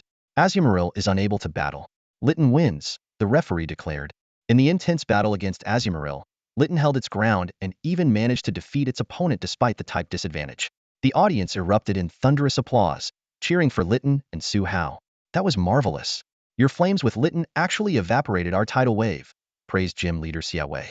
To reciprocate, I'll leave this round to you, Dajian Gue. As the light from the Pokeball faded, a four-legged blue sea beast Pokemon appeared on the field. Long white whiskers extended from its snout, and a massive beige, circular helmet with a sharp protrusion adorned the back of its head. Its belly was covered in blue-gray shell-like armor, and its limbs were protected by segmented beige bracers. Dajian Gue exuded an aura as sharp as a drawn sword, clearly an elite-level latest-stage opponent. It carried a wave incense, enhancing the power of its water-type moves. Realizing the sudden increase in difficulty, Su Hao couldn't help but internally grumble. He turned to the slightly panting Litten and asked, "Can you keep going?" "Meow. I can fight one more." Litten responded firmly. "All right, let's work together to defeat Dajian Gue." Su Hao, inspired by Litten's fighting spirit, felt his own excitement surge. Both sides took their positions, and the battle began. "Litten, flamethrower," Su Hao commanded. A thick column of fire shot from Litten's mouth, aiming straight at Dajian Gue. However, Dajian Gue remained unmoved. "Shellblade," Xiaowei ordered calmly. A blue sword light flashed, instantly splitting the fire column in two, dissipating it. Dajian Gue's sharp sword intent was fully unleashed, making Litten feel like it might be cleaved in half. But now was not the time to retreat. Litten knew that only by defeating Dajian Gue could its big sister, Little Carbink, have an easier time against the next professional-level Pokemon. "Meow!" Litten roared fearlessly in the face of Dajian Gue's icy sword intent. "Flare Blitz!" Su Hao decided decisively. Since long-range moves would be cut down, they had to try close combat. "Lure it in, Sword Dance!" Xiaowei responded skillfully. Wrapped in flames, Litten's sprinting speed increased, leaving a red afterimage. In the blink of an eye, the two clashed. Dajian Gue extended one of its foot blades, elongating it with a green tip. The sword light swung in an impenetrable pattern, leaving Litten no room to attack. The audience fell silent, everyone holding their breath, afraid to miss the decisive moment. Su Hao realized that at this rate, Litten's stamina would give out first. He decided to go all out, unleashing his aura power to link with Litten. Aura Resonance. Activate. A strong gust of wind blew from Su Hao, causing his blue jacket to flap wildly. At that moment, Su Hao and Litten's vision, thoughts, and feelings were completely synchronized, needing no verbal communication. Flare Blitz. Orange flames poured from Litten's flame sac, deepening into a dark red. Litten became enveloped in layers of explosive flames, with occasional sparks of electricity. Meow. Litten stomped heavily, shrouded in a fiery storm, charging at Dajian Gue with unstoppable momentum. A straight, molten path marked the ground where it ran. Seeing this, Xiaowei's expression turned serious. Aido. Aqua Cutter. Facing Litten's furious assault, Dajian Gue retracted its foot blade into its arm guard, closing its eyes in meditation. The sword intent, seemingly able to cut through anything, also receded. Some spectators were puzzled, but the locals familiar with Dajian Gue's battle style held their breath for Litten. As the roaring grew closer, a blazing red comet hurtled toward Dajian Gue. Just before the collision, Dajian Gue's eyes snapped open, unleashing an unstoppable sword intent. Bzzz. A crisp sword hum echoed as the deep blue giant blade clashed with the dark red comet, producing a teeth-grinding screech. Dajian Gue's arms trembled slightly. It hadn't expected its ultimate move to be not only blocked but also overpowered. The audience gasped, and the protective barrier suddenly activated, as the released energy threatened their safety. Meow. Fueled by a burning spirit, the flames in Litten's flame sac surged continuously. Enveloped in fierce flames, Litten shone even brighter, its fighting spirit, determination, faith, and courage all transformed into that dark red comet, making Dajian Gue's waterfall-cleaving Aido foot blade difficult to withstand. Even amidst the steam-filled center, Litten remained the hottest, most dazzling presence in sight. SSSSS. A blinding light rose from the battlefield, as thicker white mist erupted from the center of the clash, tearing and replacing the original thin mist. The dazzling white light forced the audience to close their eyes and look away. As the light gradually faded, Litten's figure had disappeared, replaced by a robust, tiger-like Pokémon, Incineroar, ready for battle. The evolution of the flame-roaring tiger brought about significant changes in its form. It transitioned from walking on all fours to standing on two legs, with its upper body now prominently muscular. Its forepaws elongated into arms resembling those of an ape, and its palms became broad like fans. A single strike from these powerful paws could easily knock out an opponent. Its jet-black fur framed a tiger's face, with red mane extending to the sides. The patterns on its forehead shortened and connected with its red eyebrows, forming a conspicuous crimson king character. A blue scarf around its neck signified its status as a domesticated pet. The flame sac under the flame-roaring tiger's neck vanished, replaced by an orangered belt that looked like burning flames. When it was fired up, flames generated within its body would burst out from its abdomen, reaching temperatures of over 2,000 degrees. This flame belt was named for its resemblance to a champion's belt. The final evolution of the starter Pokémon marked a leap in power. Once struggling to handle the great sword demon, the flame-roaring tiger now wore a mocking expression. Its newly fierce tiger face showed disdain. Its muscular arms swelled, and it effortlessly performed a bare-handed blade catch. For Su Hao, the evolution of the flame-roaring tiger was a pleasant surprise. However, evolution in reality did not restore its spent energy. The flame-roaring tiger was at its limit and needed to finish the battle quickly. Jiawei was momentarily stunned by the opponent's evolution but quickly regained her composure. So what if it evolved? It's still at its limit. Great Sword Demon, use Sacred Sword. The Great Sword Demon, looking serious, decisively discarded the restrained foot blade, pushed off the ground with powerful legs, and rapidly retreated. From the other wrist guard, it drew a second foot blade, preparing to unleash the Sacred Sword move. Great Sword! The Great Sword Demon roared, its foot blade gleaming with golden light. At this moment, it had lost its earlier calm. For a swordsman, the foot blade was a symbol of dignity. Being forced to discard it was akin to abandoning honor. With its honor lost, it was determined to win this battle. The intent of the sword surged again as the Great Sword Demon staked all its dignity as a swordsman on defeating the flame-roaring tiger. The audience, commentators, and referees held their breath, afraid to miss the decisive strike. The Great Sword Demon gripped the foot blade tightly with both hands, leaping from the ground towards the flame-roaring tiger with unyielding determination. Despite the fire cat evolving into the flame-roaring tiger, Su Hao's aura resonance remained tightly connected with it. Su Hao's thoughts were the flame-roaring tiger's will. DD Arm Hook, Su Hao commanded. This move was also known as the Tornado Parking Lot Destroyer. The flame-roaring tiger's palms suddenly glowed with a deep red light, which then transformed into two brilliant golden stars. The stars quickly ignited into flames, burning fiercely in its palms. Spinning rapidly, the flame-roaring tiger became a deep red fiery top in the blink of an eye. Spinning at high speed, the flame-roaring tiger whipped up a fierce wind, scattering debris around the energy-shielded arena. This fiery top, carrying a whirlwind of debris, crashed violently into the Great Sword Demon. Boom! Above was the Great Sword Demon, below was the flame-roaring tiger. The golden sacred sword clashed fiercely with the deep red fiery top, triggering a massive explosion. The shockwave from the collision shattered and flung sand and gravel, striking the protective shield in front of the audience, eliciting gasps. A crisp cracking sound came from the point of impact. The continuously spinning fiery top gradually transformed into a massive flame tornado. While the golden sacred sword began to falter, its energy-formed blade slowly fracturing. With the sacred sword no longer holding it back, the flame-roaring tiger, now a flame tornado, shrank in size, and the fiery top within it slammed into the Great Sword Demon, sending it flying. The Great Sword Demon's body was hurled backwards, crashing heavily into the energy shield at the edge of the arena, losing its ability to fight. Roar! The flame-roaring tiger, seeing the Great Sword Demon completely unconscious, stood on the ground and roared to the sky, releasing its excitement. Whoa! The flame-roaring tiger is awesome. So cool. I want to raise a fire cat too. The audience erupted in cheers. Su Hao breathed a sigh of relief, eager to see the evolved flame-roaring tiger up close. Suddenly, the aura resonance link broke, and the roaring flame-roaring tiger came to an abrupt halt. Huh. Su Hao hurried to the center of the arena, only to find the flame-roaring tiger standing in its roaring pose amidst the devastated field, already unconscious. The referee, riding on the Aegis Lash, approached the flame-roaring tiger and, seeing this, widened his eyes in surprise.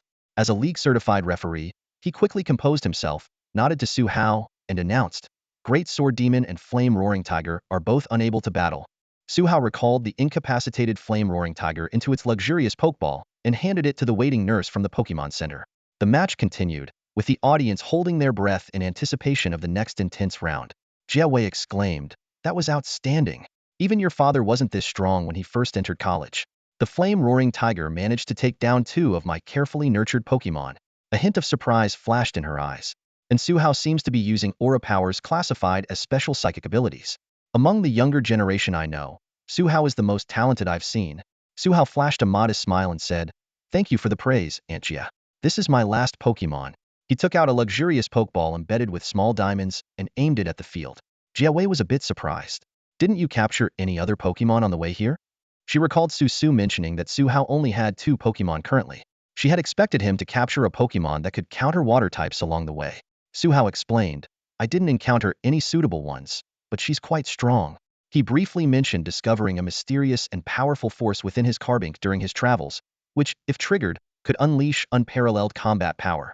Jiawei didn't dwell on it, and both trainers simultaneously released their Pokémon. A flash of red light revealed a Pokémon with sharp eyes and an imposing presence. It exuded an aura of royalty, resembling an emperor penguin from the pre-transmigration Earth. This was Empoleon, a water and steel-type Pokémon of professional level. Its majestic appearance was accentuated by blue metallic edges on its black fur and razor-sharp wings. The most striking feature was the 3 golden crown-like horns extending from its beak, signifying its royal status. At the same time, Suhao's Carbink appeared. This Carbink was different from the usual ones. It had a silver-gray mineral body and white fur, with rare pink diamonds and eyes, clearly marking it as a shiny Pokémon. The announcer shouted in surprise, "Huh? This Carbink seems to have a different color. Could it be a rare shiny Pokémon?" The audience buzzed with discussions. Someone questioned, how is Carbink going to fight Empoleon? With its head? Another remarked, there's no way this shiny Carbink is also a professional-level Pokémon. High school students have only had their starter Pokémon for a short time. My kid is still at the novice level. Jiawei was also taken aback, secretly regretting not learning more about Suhao's Pokémon beforehand. Now, with her professional-level Empoleon facing Suhao's elite-level Carbink, she was unsure how to go easy. But the match had to go on. Empoleon, use Ice Beam. Jiawei issued the first command. A beam of extreme cold shot out from Empoleon's beak, freezing the air around it. Carbink, use Ancient Power. Suhao quickly responded. Carbink summoned a mass of rocks to form a sturdy wall in front of it. The ice beam struck the rock wall, freezing and shattering it, but dissipated in the process. Jiawei was surprised, but immediately issued a new command, Blizzard. A freezing storm materialized in front of Empoleon, surging forward. Suhao directed Carbink to use Stone Edge, and transparent stone pillars erupted from the ground, forming an impenetrable wall that blocked the attack.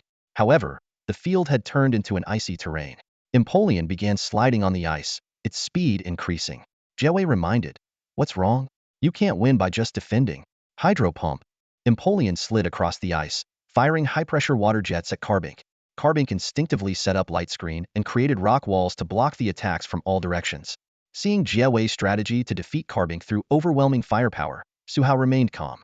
As a future mythical Pokémon, Carbink, with a mutation progress of 50, had abilities far beyond its usual form, approaching those of the mythical Pokémon Phi-1. Let's go, Flash Cannon! Suhao shouted. 5 silver orbs appeared around Carbink, expanding before firing energy beams at the speeding Empoleon. Empoleon countered with 2 water jets, blocking some of the beams but had to leap high to avoid the rest. As it landed, Carbink's next round of attacks was ready. The tide turned, with Empoleon now dodging frantically on the ice while Carbink stood firm, launching attacks. Boom, boom, boom. After 5 minutes of relentless fire, Carbink finally ceased its assault. Jiawei sighed in relief. But a new problem emerged. The battlefield had turned into a rubble-strewn mess, making it impossible to slide on even if it refroze. Interesting. I must say this Carbink is the strongest elite-level Pokémon I've ever seen. Jiawei praised, then added, but your Carbink must be out of energy now. Otherwise, it wouldn't have stopped attacking. Before Suhao could respond, Jiawei commanded, Empoleon, use Surf. A massive wave surged forth, engulfing Carbink. The audience gasped, thinking the match was decided. However, a soft yet firm command rang out, dazzling gleam.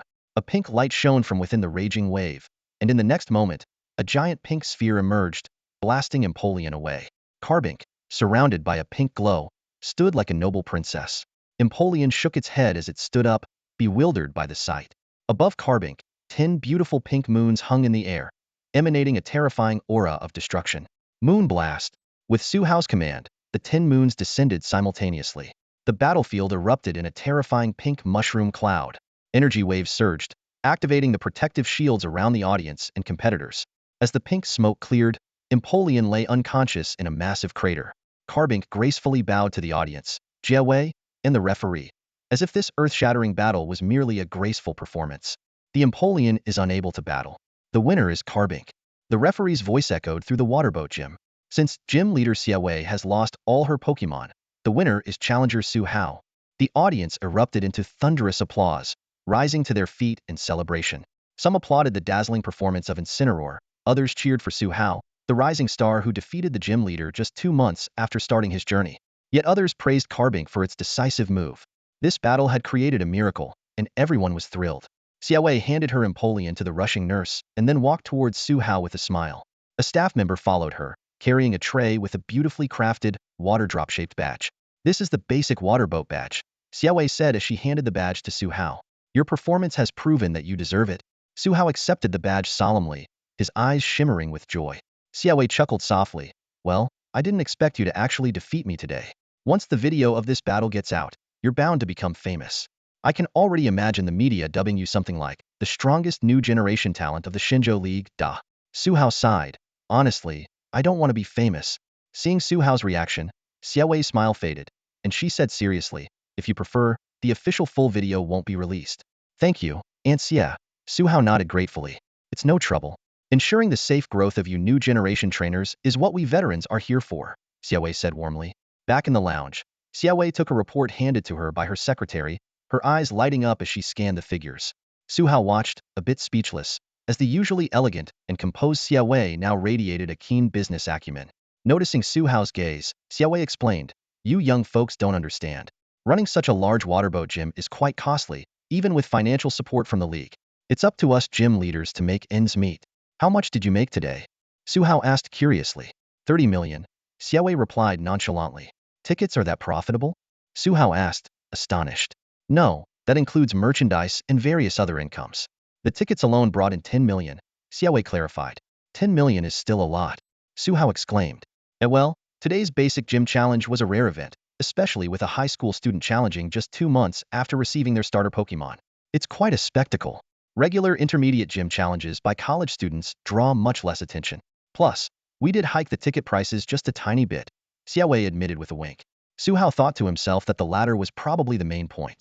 Still, getting a share of 2 million made him wish for more such opportunities. As Su Hao was about to take his leave, Xiaowei stopped him and asked, "Do you have any plans?"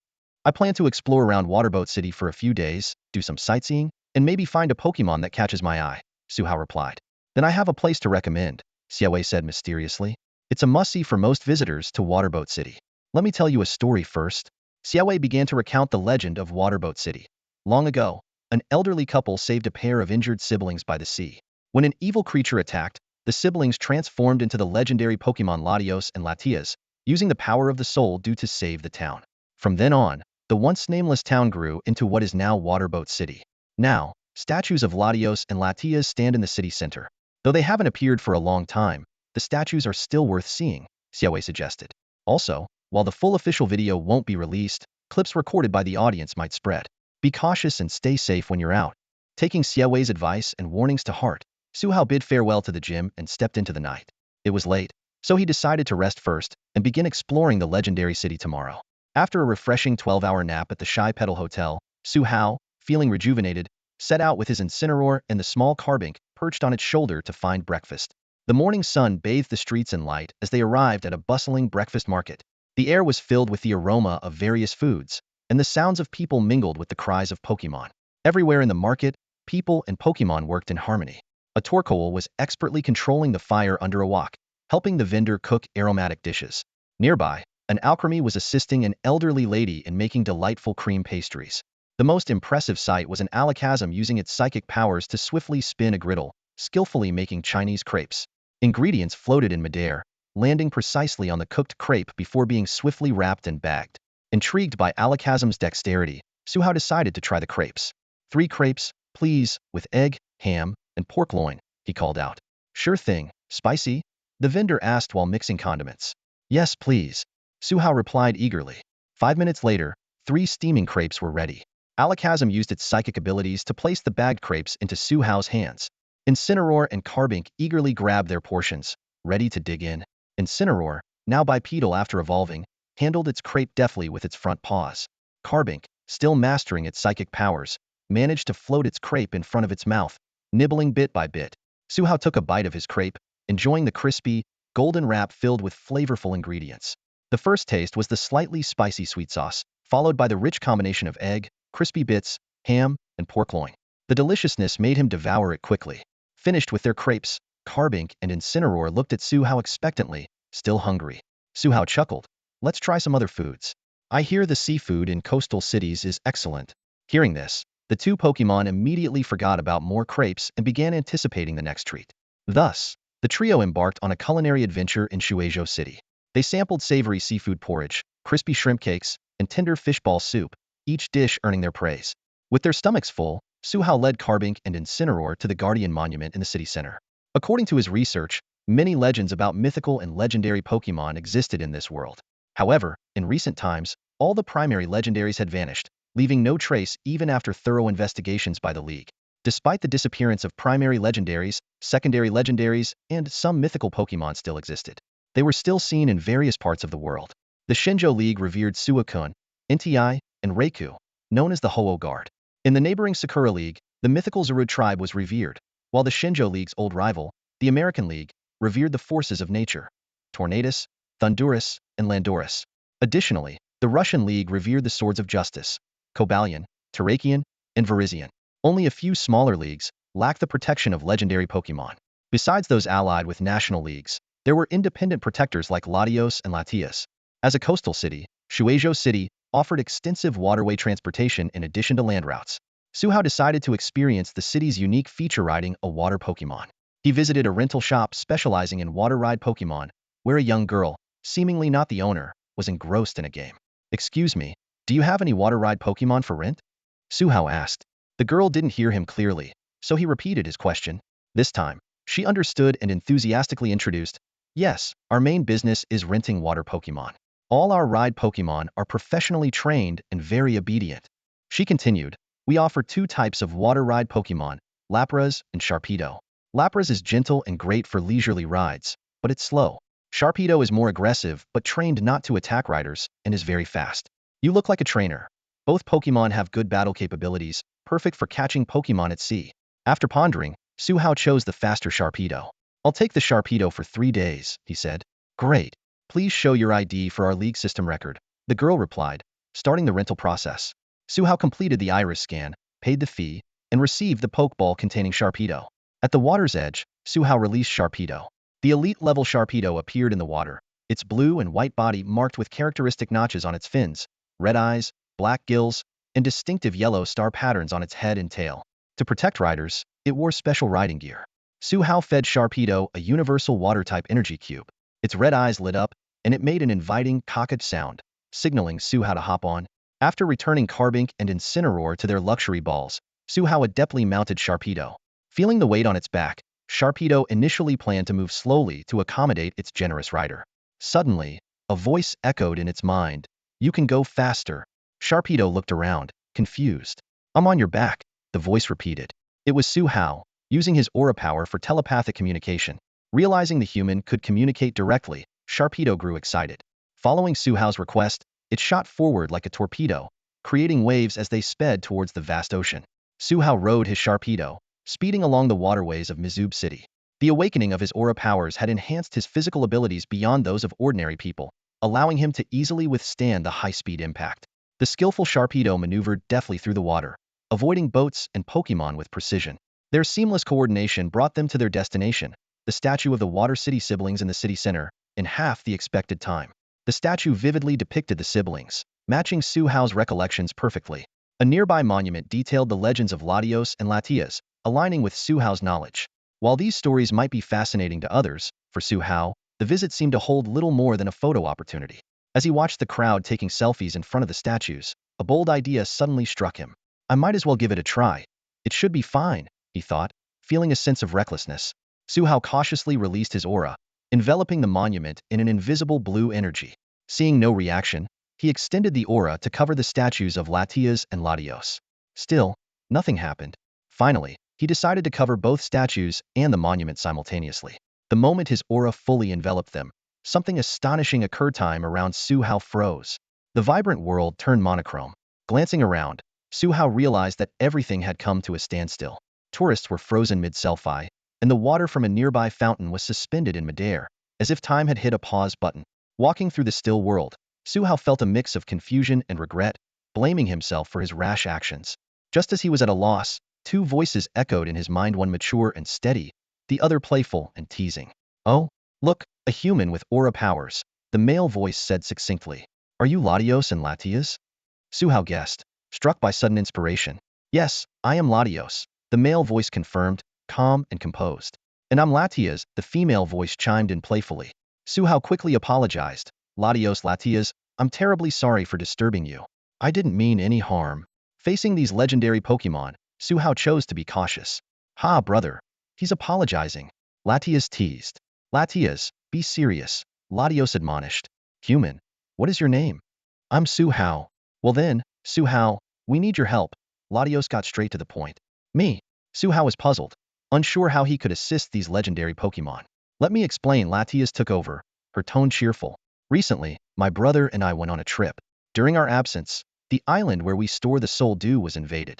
Although we hid the Soul Dew in an interdimensional rift, which shouldn't be accessible without equal or greater power, it was stolen during the night." Latias continued. "When we rushed back, the Pokémon under our protection didn't sense any intruders. Frustrated, we used our powers to search for the thief, but they seemed to vanish into thin air. Eventually, we detected a burst of energy from a nearby reef, indicating someone had tampered with the Soul Dew, causing it to darken and break, which would trigger a tsunami.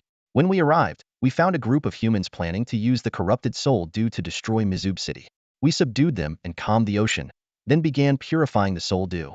Meanwhile, reports came in that many young Pokémon had disappeared from the island, including one we had adopted. The Soul Dew is formed from our deceased kin, so we must remain to purify it. Using our psychic powers, we discovered that another group was responsible for stealing the young Pokémon for profit. We've sent Pokémon to search the sea, but your aura triggered our statues. These statues were built by descendants of our benefactors, and we've always monitored them. Su Hao, could you help us find the kidnapped young Pokémon?" Although willing to help, Su Hao had doubts. "I'm willing to help, but why trust me? I'm just another human like those who stole the Soul Dew and kidnapped the young Pokémon." "Because of your aura," Latios answered simply. Latias added, "A person's aura reflects all their traits. Yours makes us feel at ease." Su Hao was taken aback by the simplicity of their trust. Taking a deep breath, he replied firmly, "I'd be happy to help." Then set out to sea. "We've marked you with our sign. The Pokémon we've sent will follow your lead when they see it." Latios and Latias' voices faded, and the monochrome world around Su Hao burst back into color, returning to life. Without hesitation, Su Hao released Sharpedo back into the water and sped towards the city outskirts, embarking on this unexpected adventure. The salty sea breeze brushed against his face, and the sunlight shimmered on the waves, creating a breathtaking scene. However, Su Hao had no time to appreciate the beauty. After leaving Shenzhou City, he rode on his Sharpedo, eyes fixed on the direction indicated by the markings left by Team Aqua and Team Magma, speeding ahead. Sharpedo sliced through the water at 120 km per hour, leaving a prominent white trail on the calm sea. Su Hao and Sharpedo moved as one, like an arrow shot from a bow, aiming straight towards the horizon. Meanwhile, not far away, a medium-sized boat was slowly cruising on the sea. On the deck, two men dressed as fishermen were vigilantly scanning their surroundings. The smaller man with a rat-like face suddenly spoke, "Boss, why don't we target those adult Pokémon? With this machine, even elite and professional level Pokémon would fall asleep without resistance. But now we're wasting it on these juvenile Pokémon." The burly man leaning against the railing gave him a look that said he was naive. "Heh, you just don't get it," he replied slowly. "It's these juvenile Pokémon that the wealthy people from the other side of the ocean want." The burly man was named Gao Qiqiang, and the smaller man was Deng Hongba. Both were pawns of the international criminal organization, Nova. Gao Qiqiang then explained in detail to Deng Hongba why they were capturing juvenile Pokémon. Once a fisherman, Gao Qiqiang knew the sea like the back of his hand. He later switched to international poaching, using his expertise to smuggle goods between countries separated by the ocean. Over the years, despite relentless pursuit by various nations' investigators, he managed to escape multiple times thanks to his extensive sea experience and cunning that belied his appearance. Through years of operations, Gao Qiqiang knew which goods fetched the best prices. Juvenile Pokémon were among the most profitable. Wealthy families didn't lack powerful adult Pokémon. They coveted rare juvenile ones to prepare for their descendants. A few years ago, Gao Qiqiang came into contact with the Nova organization and joined without much hesitation. The decision proved wise. With Nova backing him, he only needed to pay a portion of his profits as dues to enjoy a range of benefits. Not only had his Pokémon reached professional levels, but the organization also frequently provided them with various miraculous devices. This time, as they infiltrated the island inhabited by rare dragon and psychic-type Pokémon, the organization not only assigned them the task, but also provided a powerful machine. The machine had two main functions. It allowed them to remain undetected among the numerous professional and gym-level wild Pokémon, and it could put Pokémon to sleep without resistance, even at professional and gym levels. The only drawback was that it could only be used at night. Unfortunately, the machine reached its lifespan and self-destructed shortly after they left the island. Following that, they split into two groups. Gao Qiqiang and Deng Hongba navigated a boat disguised as a fishing vessel, intending to smuggle the captured Pokémon to the Sakura League, while his second-in-command led another team, waiting with a mysterious orb among the designated reefs. Speaking of the orb, Gao Qiqiang found it fascinating. Before they got it, it was as clear as a gem, but it turned pitch black upon contact. Deng Hongba, being the only one in the team who spoke the Sakura language, naturally followed Gao Qiqiang. After instructing Deng Hongba to continue keeping watch on the deck, Gao Qiqiang headed inside the cabin to inspect the goods he considered his ticket to future wealth. He fumbled for the switch, and with a click, the incandescent light illuminated the cabin. The cabin was piled with various seafood, but Gao Qiqiang's gaze went past these and headed straight to a corner. He skillfully operated a hidden mechanism, revealing a concealed passage. Descending a ladder to a deeper level, he arrived at a cramped compartment. Gao Qiqiang turned on the light again, ignoring the puddles on the floor. The compartment contained only one large iron cage, fixed to the wall, with water occasionally dripping from it.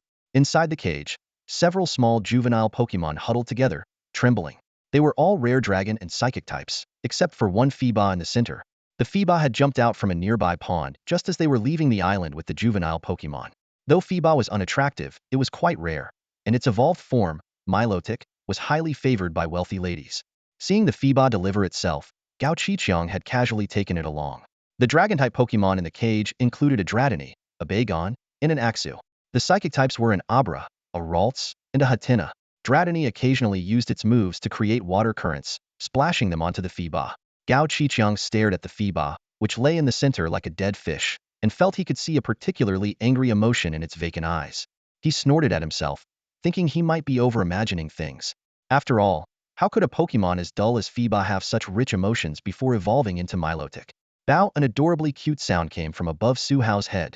He was riding on the back of a Sharpedo when he looked up and saw a chubby Pokémon with an orange-yellow body and a creamy white belly fluttering its small wings, gazing at him with a simple and endearing look. Su Hao immediately recognized it as a Dragonite, and a wild gym-level Dragonite at that. His heart tightened for a moment, but quickly relaxed. Thanks to his constant use of Aura to gather information from wild Pokémon along the way, the Dragonite's thoughts were clearly transmitted to his mind. Who are you? And why do you have the scent of Latios and Latias on you? Su Hao quickly responded, Hello, Dragonite. I was entrusted by Latios and Latias to find some kidnapped young Pokémon. Bow. Is that so? Dragonite's expression instantly relaxed. If you bear the mark of Latios and Latias, you must be trustworthy. Dragonite effortlessly kept up with the speeding Sharpedo and continued to converse with Su Hao. Bow. Human. This little shark is too slow. How about I give you a lift? Only then did Su Hao notice that Dragonite had been effortlessly keeping pace with Sharpedo.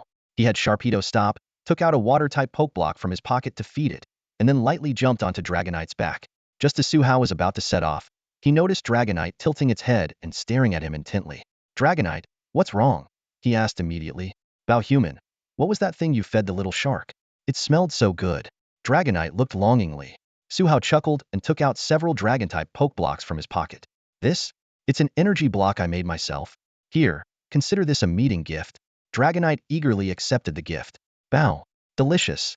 Human, what's your name? Su Hao. Su Hao, get ready. We're taking off, Dragonite warned. Despite its small wings, as a flying-type Pokémon, they actually harnessed the power of the wind to fly. Sitting on Dragonite's back, Su Hao felt as stable as when he used to ride on his father's Charizard. He suggested, Dragonite, do you have any other friends? Let's gather them first. The marks given to me by Latios and Latias can guide us. Bow alright Su Hao, I'll gather them right away. Dragonite immediately emitted a terrifying dragon aura, and its high-pitched roar echoed across the sea and sky. In no time, several roars responded from afar. From the southeast, southwest, and northwest, several small black dots rapidly approached. Soon, The silhouettes of 4 Pokémon became clear: Salamence, Garchomp, Gardevoir, and Alakazam. Su-Hao quickly assessed the strength of these 5 gym-level Pokémon, which included 3 pseudo-legendaries and 2 psychic types known for their bug-type attributes. This was undeniably a powerful team, far surpassing his current lineup of Pokémon. Dragonite explained the situation to the 4 newly arrived Pokémon, while Su-Hao handed out meeting gifts, energy blocks. This small gesture significantly increased the Pokémon's goodwill towards Su-Hao, and they quickly became friendly with him. Only Dragonite, being the sole female, seemed slightly out of place. Su-Hao noticed this but prioritized the mission at hand. He swiftly organized a formation similar to a migrating flock. Dragonite led the way, with Garchomp and Salamence on either side, and Gardevoir and Alakazam in the rear for psychic surveillance. The team of 5 Pokémon flew rapidly in the direction Su-Hao sensed through his aura, beginning their rescue mission. Su-Hao rode on Dragonite, leading the way high above, his eyes scanning the vast ocean below. He pondered the possible escape routes of the poachers, by air, by sea, or underwater. Considering they were approaching the border between the Shenzhou Alliance and the Sakura Alliance's waters, Su-Hao guessed the poachers wouldn't risk the conspicuous air route but would disguise themselves as fishing or merchant vessels to travel by sea. In this world, the oceans were home to many powerful Pokémon, leading to relatively lax border controls by various countries, which provided a convenient loophole for poachers. To avoid alerting the poachers, Su-Hao decided to first fly over the area from above, then have Gardevoir and Alakazam assist him in infiltrating the place where the Pokémon were being held. Following the guidance of a mark, Su-Hao quickly sensed the target directly below. He ordered Dragonite to descend to a safe height where he could still use his aura to scout, then closed his eyes to carefully sense the situation below. On the boat were 2 men disguised as fishermen, one short and the other burly. He detected no alert Pokémon, but Su-Hao didn't rule out the presence of invisible ghost-type Pokémon. After a brief moment of thought, Su-Hao devised a rescue plan. Alakazam would teleport him into an unoccupied cabin. Gardevoir would stay invisible in the air to keep watch and relay information. Dragonite, Salamence, and Garchomp would remain on standby in the sky, ready to subdue the poachers at any moment. Su-Hao quickly explained the plan to his 5 Pokémon. Then, he leaped off Dragonite's back, and Alakazam's psychic power immediately held him aloft before initiating a teleport. In the blink of an eye, Su-Hao and Alakazam appeared in a damp-smelling cabin. Surveying the surroundings, Su-Hao quietly walked to a corner. The cabin was piled with various seafood, making it look like a fishing boat genuinely bound for the Sakura Alliance for trade. However, Su-Hao's aura detected a hidden space beneath the cabin, with the entrance right in the corner before him. Using his aura, combined with Alakazam's psychic power, he carefully searched. Soon, he found a concealed switch hidden in the cabin wall. He instructed Alakazam to carefully remove the wall panel covering the switch, revealing an old-fashioned red button. With a slight unlocking sound, a passage just big enough for an adult appeared in the floor. Su-Hao cautiously used his aura to scout below and, confirming there were no ambushes, prepared to go down. He instructed Alakazam to stay in the cabin to keep watch in case the poachers suddenly returned. Climbing down the ladder, Su-Hao entered a narrow space.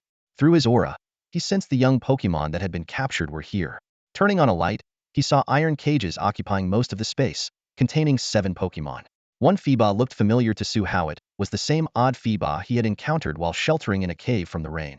Besides Feebas, there were also Dratini, Bagon, Axew, Abra, Ralts, and Hatenna, all rare and highly potential Pokémon. Su-Hao was certain these poachers were connected to the evil crime organization his father had mentioned. Seeing the young Pokémon huddled together, Su-Hao felt a surge of compassion. He released a wave of friendly aura, trying to soothe their fear.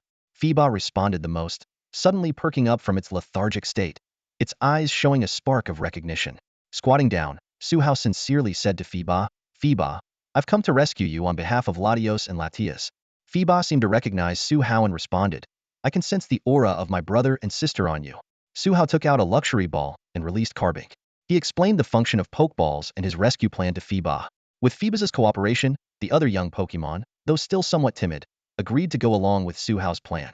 Su-Hao instructed Carbink, "Cut open the cage just enough for them to pass through, and make sure to do it quietly." Carbink complied, using its rock energy to form a sharp blade, silently slicing through the iron cage. Su-Hao then retrieved 7 Redandwhite Pokeballs from his system store, laying them out on the ground for the Pokémon to choose. One by one, Dratini, Bagon, Axew, Abra, Ralts, and Hatenna entered the Pokeballs. Finally, Su-Hao looked at Feebas, still lying in the cage, and squatted down, extending his hand into the cage. Feebas slowly approached, and Su-Hao gently pressed the Pokeball to its head. With a flash of red light, Feebas was also safely inside the Pokeball. Su-Hao shrunk the Pokeballs containing his 7 Pokémon and put them in his pocket, then returned the small Carbink to its luxury ball. He climbed the ladder again and entered the ship's cabin. Inside the cabin, Alakazam was sitting cross-legged in midair, surrounded by a purple aura of psychic energy.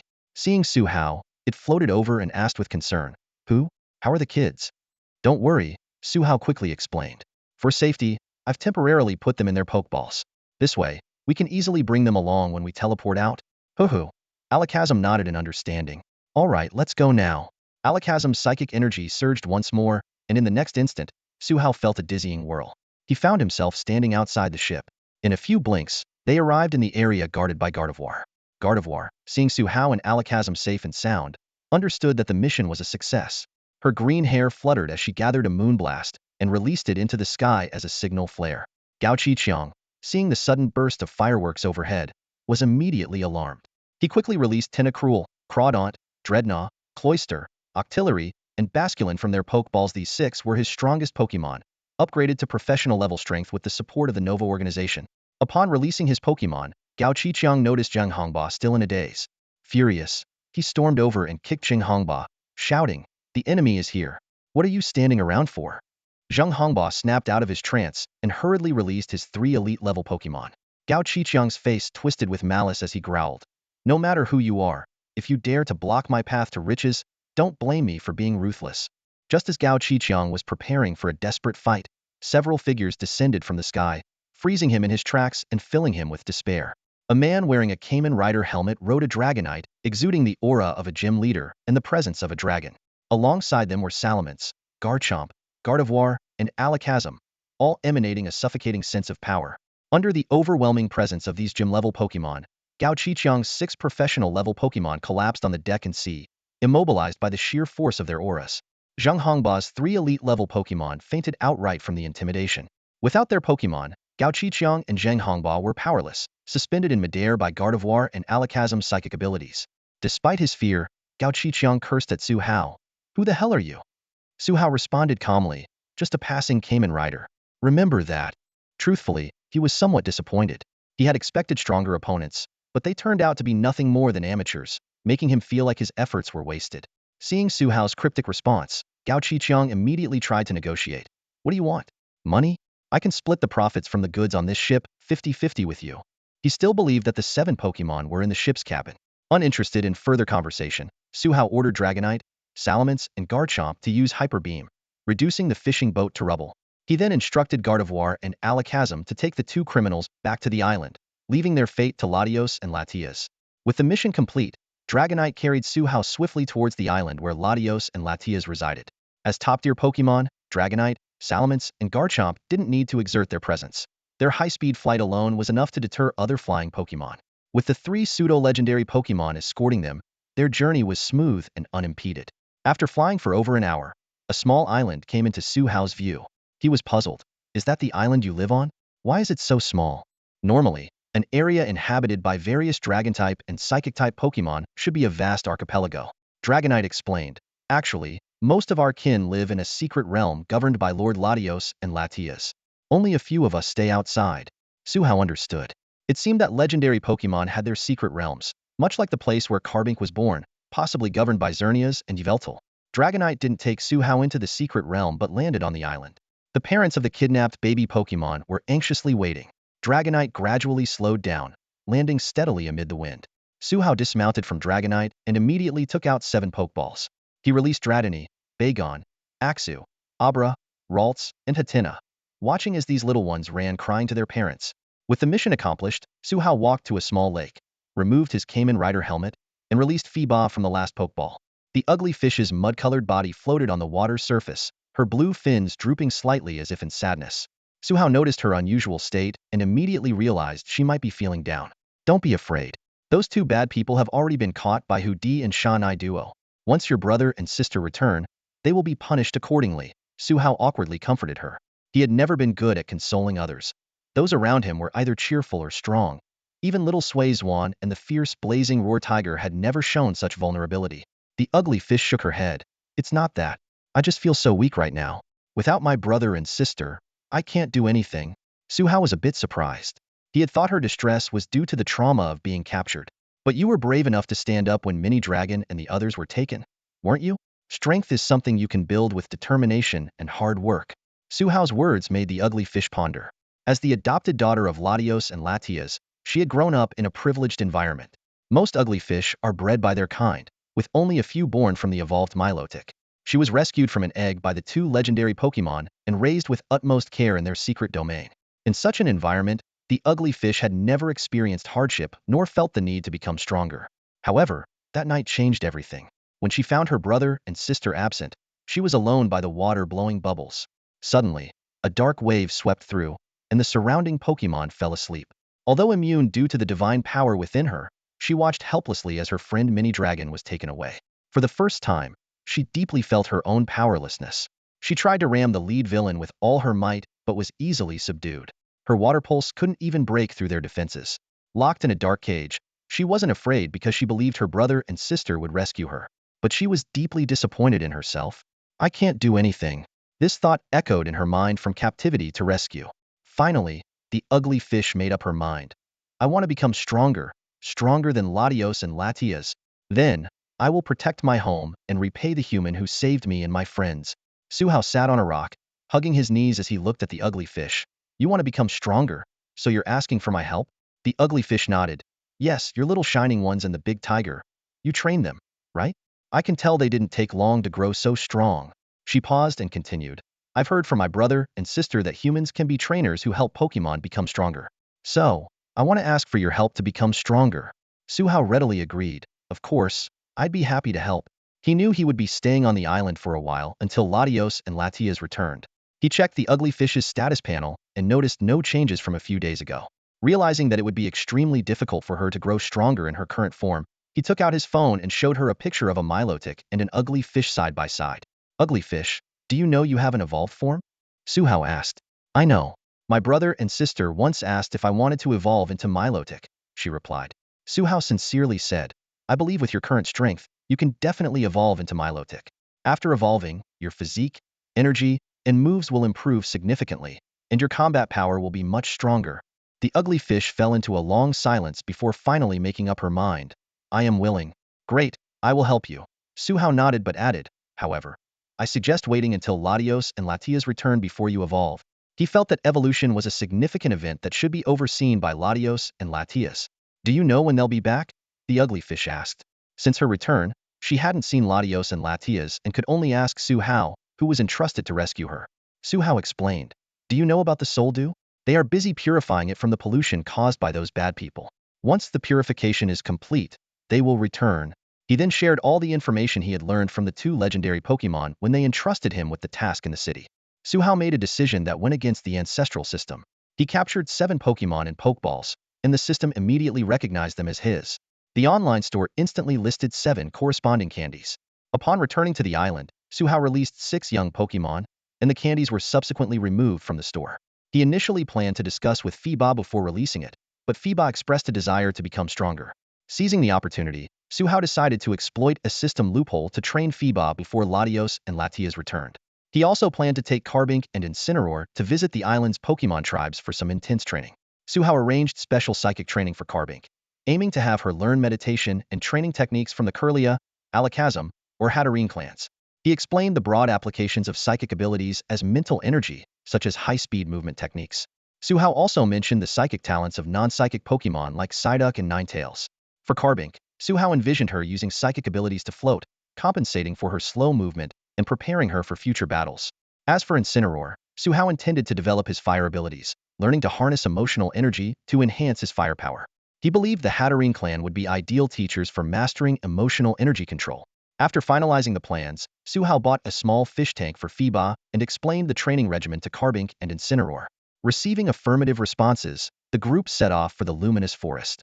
The Luminous Forest was actually a small grove on the island. The real Luminous Forest was within a secret realm. Upon entering, Su Hao saw Ralts and Kirlia playing, guarded by a Galade.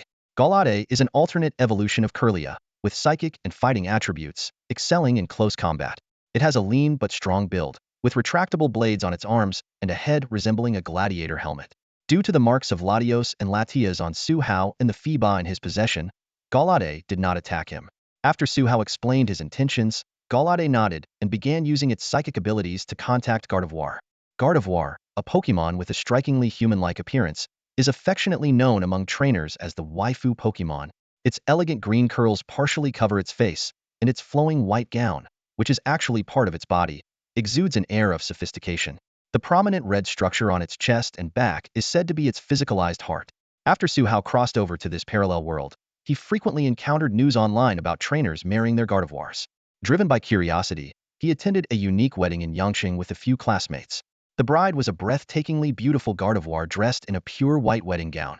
However, when Suhao instinctively checked the data panel, he was stunned as if struck by lightning.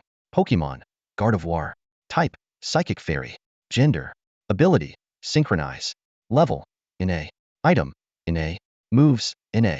Did the groom not realize Gardevoir's gender, or was he fully aware? Suhao didn't dare to dwell on it and hurriedly fled the wedding scene, fearing he might explode if he looked any longer. Back in the luminous forest, a Galade used its psychic powers to summon a Gardevoir.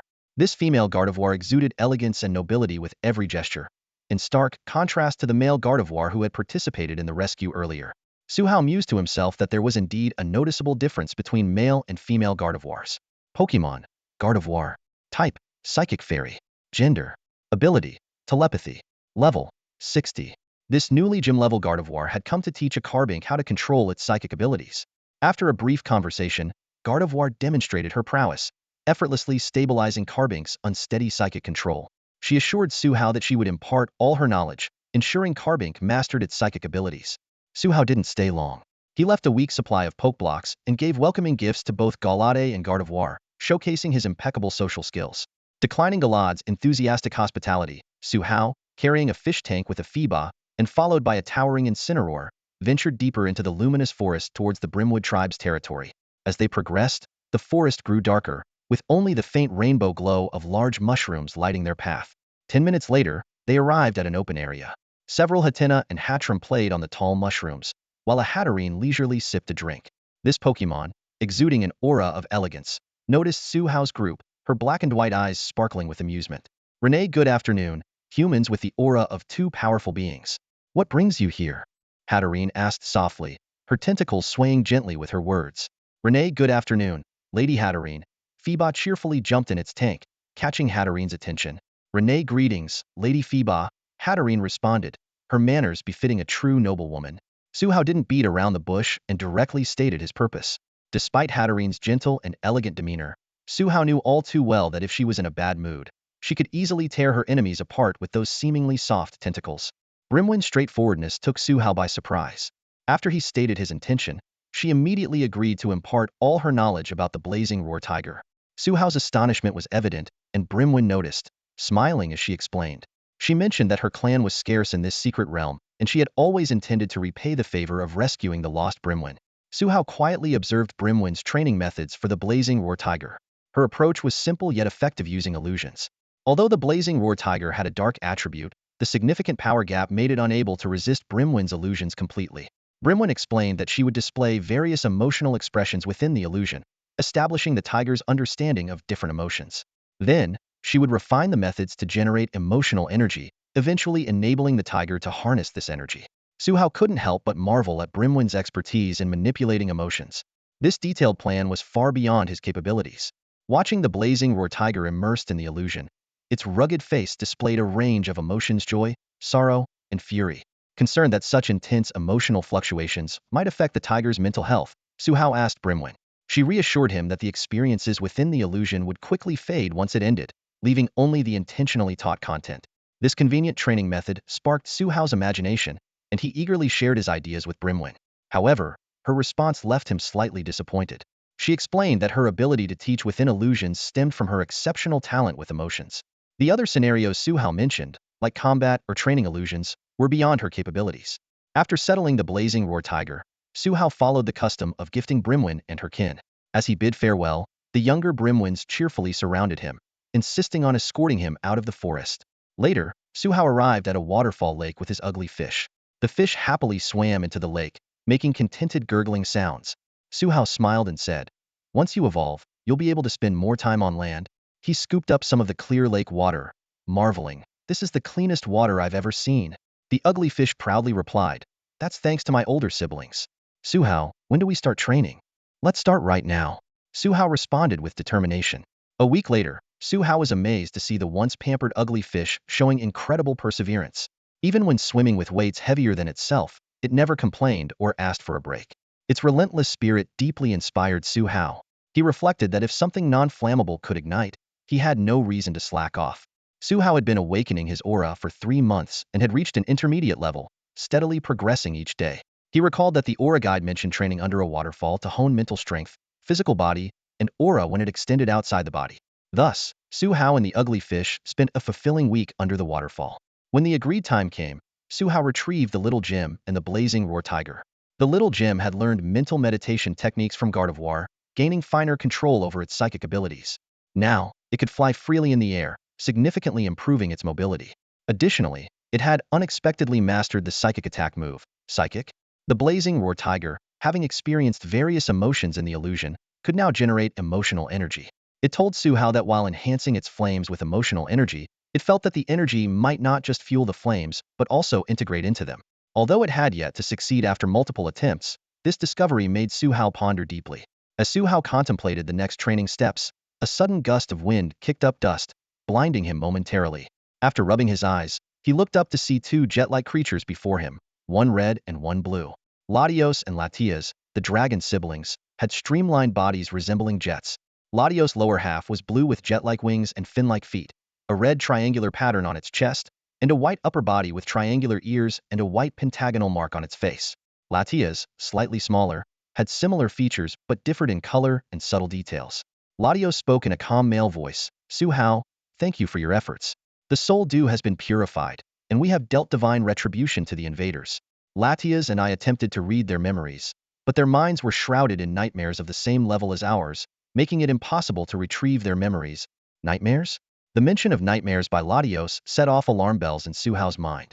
His thoughts immediately raced to that elusive Pokémon from the 4th generation Darkrai, the Nightmare Pokémon. Images of the cold and striking Darkrai flashed through Su Hao's mind. As a pure Dark-type Pokémon, Darkrai had the terrifying ability to induce deep sleep and nightmares in both humans and Pokémon. He recalled the movie featuring Darkrai, vividly remembering the scenes where Darkrai single-handedly faced off against Dialga, the god of time, and Palkia, the god of space. Piecing together the information from Latios, Su Hao couldn't help but make the worst assumption. Darkrai might have already fallen into the hands of some unknown evil organization. This could explain how they managed to stealthily steal the Soul Dew and abduct the young Pokémon. With hesitation, Su Hao asked Latios, "Nightmares? Are you talking about Darkrai?" He was calculating internally.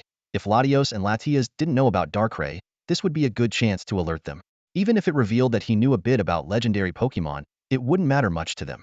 Latios looked at Su Hao in surprise. "Oh, you know about Darkrai too, Su Hao?" "I've read a bit about it." Su Hao sighed in relief. It seemed Latios was familiar with Darkrai. Latios nodded.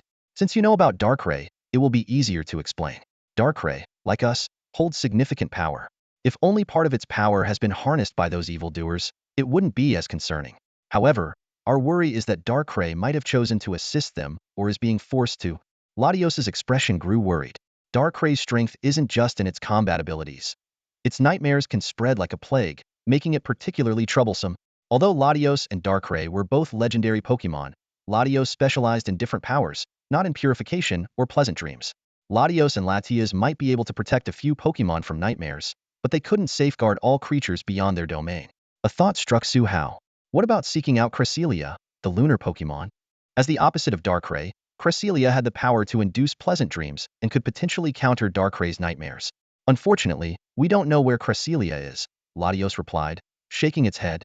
"If we knew, we would have already sought Cresselia's help against Darkrai." Su Hao fell into deep thought. Many top-tier legendary Pokémon had vanished, leaving behind only fragments of legends. Most second-tier legendaries and mythical Pokémon were scattered across the globe. The only ones he knew of were the Twin Dragons in Dragon Spiral Tower, and possibly Xerneas and Yveltal in the secret realm where Diancie was born. Suddenly, an idea popped into Su Hao's mind. Latias, do you know the whereabouts of other legendary Pokémon like Groudon or Lugia?" Latios looked at Su Hao in astonishment. "You even know about those who hold immense power?" It shook its head. "If you're asking where they are, I don't know. We awoke a few hundred years ago, and since then, we've never seen them." Latios shifted the topic. "Regardless, Latias and I need to think about how to deal with Darkrai. Su Hao, we appreciate you rescuing Phoeba and the young Pokémon. Is there anything you want as a token of our gratitude?" The unexpected offer of gratitude caught Su Hao off guard. He had assumed he was helping Latios and Latias for free, and just getting on good terms with them was already a win. After some thought, he hesitated and said, "Could you teach my Pokemon Luster Purge?" Su Hao felt a bit greedy asking for a signature move of a legendary Pokemon, but he figured it was worth a shot. Luster Purge, a powerful psychic-type move, transformed mental energy into a dazzling beam of light, acting like a light cannon. It had the advantages of quick release, long range, and low energy consumption. Hitting an opponent would also reduce their resistance to special attacks, making it more effective with each hit. If Latios agreed, Su Hao intended to have Diancie learn it. Diancie's stored mental energy, besides helping her levitate, was only used for the not-so-compatible move Psychic. Diancie had a natural talent for light-based moves, and her diamonds were excellent conductors for such attacks, making them even more powerful when channeled through them. Latios paused for a moment, then smiled.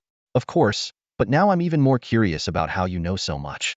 Luster Purge is a psychic move, and it seems you don't have any psychic-type Pokemon, Latios examined the Pokemon following Su Hao. When its gaze shifted past Incineroar to Diancie, it suddenly froze.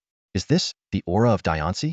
Latios gazed at the small gemstone creature before him, noting its differences from the ones he had seen before. This one was clearly mutating towards a Diancie, with its diamond structure already resembling that of Diancie's. It was evidently halfway through the transformation. Latios recalled his knowledge about Diancie. As a special mythical Pokemon, Diancie evolved from small gemstone creatures and was not born powerful like them. Diancie, the queen of the Gemstone Kingdom, followed a system similar to abdication. Each Diancie queen would select a promising gemstone creature as her successor, based on merit. Although Diancie's lifespan was not as long as theirs, it was still considerably lengthy. From what Latios and Latias knew, the current Diancie queen was still alive, leading the Gemstone Kingdom in seclusion within a hidden realm. This left Latios even more puzzled. How could this gemstone creature be mutating into a Diancie? Turning to Su Hao, Latios asked, "Have you encountered Diancie before? We've known several Diancie queens and are familiar with their system. I'm surprised that the current queen is still reigning, yet your gemstone creature is almost fully transformed into a Diancie. Even for someone as old as me, this is unprecedented." Su Hao was taken aback upon hearing that the Diancie queen was still alive. He had assumed that his gemstone creature emerged because the queen was gone. He urgently inquired if Latios and Latias knew the whereabouts of the Diancie queen, but they replied in the negative. With this new information, Su Hao gained a clearer understanding of the dynamics among mythical creatures. Most secondary gods and mythical beings lived in isolation with little interaction, while primary gods remained completely hidden, leaving only fragments of legends behind. He pondered, what about Arceus, the creator? Surely this world must have the alpaca-like deity too. As Su Hao fell into deep thought, Latias, ever restless, floated over to the gemstone creature and inspected it. "Indeed, with your gemstone creature's potential, she can learn our signature move, Luster Purge. Her psychic abilities are quite remarkable," Latias remarked. Despite her many years, she still lacked patience. "All right, that's settled," Latias suddenly decided. "We'll be in charge of teaching her. Brother, you and Su Hao can continue chatting. Little one, follow my brother in a bit. Bye-bye, big sister." The gemstone creature waved to Su Hao before Latias opened a portal to the hidden realm and flew in with her. Having spent years together, Latias was confident she could teach the gemstone creature her brother's signature move. Latios watched as Latias energetically led the gemstone creature away and sighed helplessly. Despite the passage of time, Latias remained as lively as ever. After Latias took the gemstone creature into the hidden realm, Latios turned to Su Hao and suggested, "Shall we go check on those two humans we've detained?" Su Hao agreed, eager to learn more about the mysterious evil organization. They arrived at a dark cave, where several psychic-type Pokemon stood guard. Seeing Latios, the guards stepped aside. Gao Qiqiang and Zheng Hongba lay there, pale and vacanted, drool slowly dripping from their mouths, looking utterly miserable. Su Hao felt no sympathy for them, believing they deserved their fate. Su Hao and the Phoeba, carried by Latias' psychic power, focused on Latios, waiting for his next move. Latias' red eyes glowed, emitting waves of blue psychic energy that washed over Gao Qiqiang and Zheng Hongba's minds. "Ah!" The two men suddenly awoke from their stupor, clutching their heads and screaming in agony. The psychic waves continued for over 10 minutes, and by the end, they lay motionless on the ground, their fate uncertain. "It's no use," Latios said. "Their minds are shrouded in nightmares, making it impossible to retrieve their memories. Even if I don't intervene, they will be forever trapped in their nightmares the next time they sleep." Su Hao's mouth dropped open in shock. That harsh.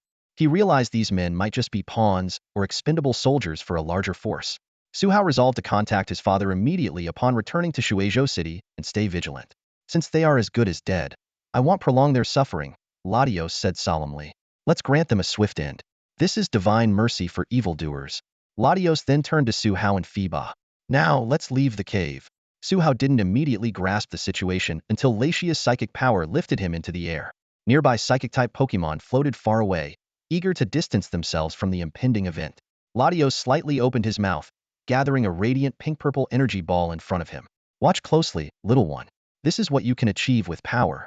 The energy ball grew larger, eventually surpassing the size of the cave itself, before transforming into a beam that engulfed the entire cave. Boom! The explosion was deafening, nearly blinding Su Hao with its brilliance. When the smoke cleared, the cave area had turned into a massive crater. Holy! Su Hao was stunned, his jaw nearly dropping. He had expected Latios to show some mercy, but the so-called swift end turned out to be obliterating the men and the cave. Well, that saves the trouble of cremation. Not a trace left, just gone. Latios had just turned two individuals to ashes, his expression unchanged as he turned to Phoeba and began to lecture. Mimi, if you could harness even 1% of that power, you wouldn't have been taken away without a fight. Phoeba hung her head low, admitting directly, blub blub, you're right. If I had been more determined, I wouldn't have been so helpless then. Latios was somewhat surprised. In the past, Phoeba would always ignore his lectures, acting as she pleased afterward. Latios and Latias had once thought that since Phoeba didn't want to evolve, they should just let her be. After all, with them around, Phoeba wouldn't suffer any grievances. But this incident had been a wake-up call. What if one day they weren't there to protect Mimi? Latios made up his mind. This time, he was determined to see Phoeba evolve and enhance her self-defense abilities. Just as he was about to speak, Phoeba spoke first. Blub blub, brother, I want to evolve. I want to become stronger. Phoeba had made up her mind a week ago, and the training over the past week had only intensified her desire to grow stronger. Latios was stunned. The prepared lecture got stuck in his throat. Even if you still didn't want it this time, we wouldn't coddle you anymore. You have to wait. What? He suddenly realized what Phoeba had said. Did you say you want to evolve and get stronger? Blub blub, brother, I want to be stronger. Phoeba repeated firmly. Good. Latios responded briefly, a glint of relief in his eyes. As night fell, the infinite realm was enveloped in a serene silence. This realm, overseen by Latios and Latias, was home to numerous dragon and psychic-type Pokémon, untouched by humans and preserved in its original state. At the center of the realm was a massive lake shaped like a symbol, formed by two medium-sized lakes connected together, known as the Lake of Infinity. Each of the two lake centers had a small island, serving as the resting places for Latios and Latias respectively. Tonight, Latios and Latias would hold an evolution ceremony for Phoeba. Su Hao, Diancie, and Incineroar stood on the left island as spectators. Most of the Pokémon in the realm had also gathered to witness the ceremony. The golden light of the full moon cast a glow over the Lake of Infinity, making the surface look like a sea of gold. Phoeba floated in the center of the lake, with Latios, Latias, and the soul dew above her. Kawukawo Latios and Latias made sounds that Su Hao had never heard before, as they usually communicated through telepathy. The two legendary Pokémon circled the soul dew slowly, their blue psychic energy pouring into the droplet. The soul dew lit up, its interior flickering with red and blue light, enveloping Phoeba from top to bottom. Phoeba's pockmarked, earthy yellow body was gradually covered by the light, transforming into a cocoon of red and blue. Despite his usually cheerful personality, Incineroar spoke in a hushed tone. Roar. Having experienced evolution twice himself, he held great respect for the process. Diancie looked on with admiration. I wish I could have such a grand evolution ceremony. Kawu, kawu. With a high-pitched cry from Latios and Latias, the surrounding Pokémon released their energy, sending countless beams of light into the soul dew. The droplet, now brimming with energy, intensified its red and blue glow, pouring into the cocoon where Phoeba was. The cocoon grew increasingly radiant. Su Hao, prepared for this, calmly put on his sunglasses. The energy continued to flow in until it reached its peak, and a sharp cracking sound echoed through the realm. Crack! The cocoon split with numerous fractures, eventually shattering completely. From within emerged a silhouette, a Pokémon so beautiful it took everyone's breath away. It floated quietly in the air, the epitome of beauty, drawing all eyes to it. The newly evolved Pokémon was Milotic. Type, Water. Ability, Cute Charm. Level, 30. Held item, None. Moves, Surf, Dragon Pulse, Disarming Voice, Life Dew, Attract, Aqua Ring, Twister, Dragon Tail, Light Screen, Mirror Coat, Dazzling Gleam, Mist Ball. Milotic gracefully glided through the air, her cream-colored body shimmering softly in the moonlight. Her ruby eyes, now infused with a deep blue psychic energy, appeared mysterious and profound. The red fin-like structures on either side of her head resembled those of Latias, complementing the dragon-like red whiskers and adding a touch of nobility. Her tail was adorned with blue and pink scales, accented by black stripes. At the tip of her tail, large blue scales surrounded a red oval pattern, reminiscent of an exquisite fan. Fuwu, an ethereal sound echoed as Milotic moved effortlessly through the air, showcasing the psychic powers she had mastered post-evolution. She felt an endless surge of energy within her, a gift from Latios and Latias. These two legendary Pokémon had infused the Soul Dew with their essence and the combined powers of dragon and psychic Pokémon from the secret realm, transforming it into energy perfectly suited for Milotic. Congratulations, little May. The telepathic voices of Latios and Latias reached her simultaneously. Latios was confident that by channeling the infinite power into the Soul Dew and combining it with various Pokémon strengths, Milotic's potential had been significantly enhanced. Although she remained primarily a water type, her affinity with psychic and dragon types had reached an extraordinary level. This transformation stemmed from a discussion between Su Hao and Latios. Su Hao proposed leveraging Phoebus's adaptability to enhance Milotic's affinity with dragon and psychic types during evolution, thereby increasing her potential. Latios found the method feasible, using the Soul Dew as a medium to influence the evolution process. The results were astonishing. Milotic's affinity with water, dragon, and psychic types had greatly increased, and she had learned two powerful moves, Cleanse Beam and Mist Ball. After playing with Latios and Latias for a while, Milotic quietly shared her thoughts with Latios. With his support, the three Pokémon reluctantly bid farewell and returned to the island.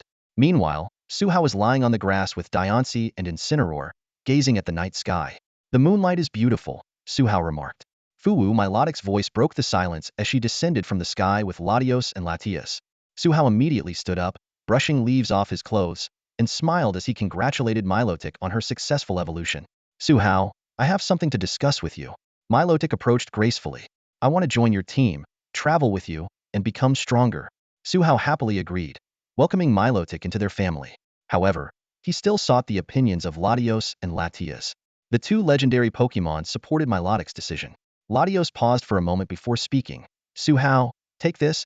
A black flute with orange patterns descended from the sky. Is this the Ian flute? Su Hao asked in surprise, confirming it with a system scan. This legendary item could summon Latios and Latias from anywhere. Latios explained, this flute can summon us whenever you face dangers beyond your control, such as Darkrai or malevolent groups like the one you recently encountered. Receiving the Ian flute from Latios, Su Hao understood it was for Milotic's safety. He didn't overthink it and silently accepted the responsibility. As the morning sunlight bathed the island, Su Hao prepared to return to Water Route City. Before leaving, he had one important task to complete. He took the Pokeball containing Phoeba from his belt and skillfully activated the release mode. A wisp of black smoke rose as the Pokeball self-destructed, freeing Milotic.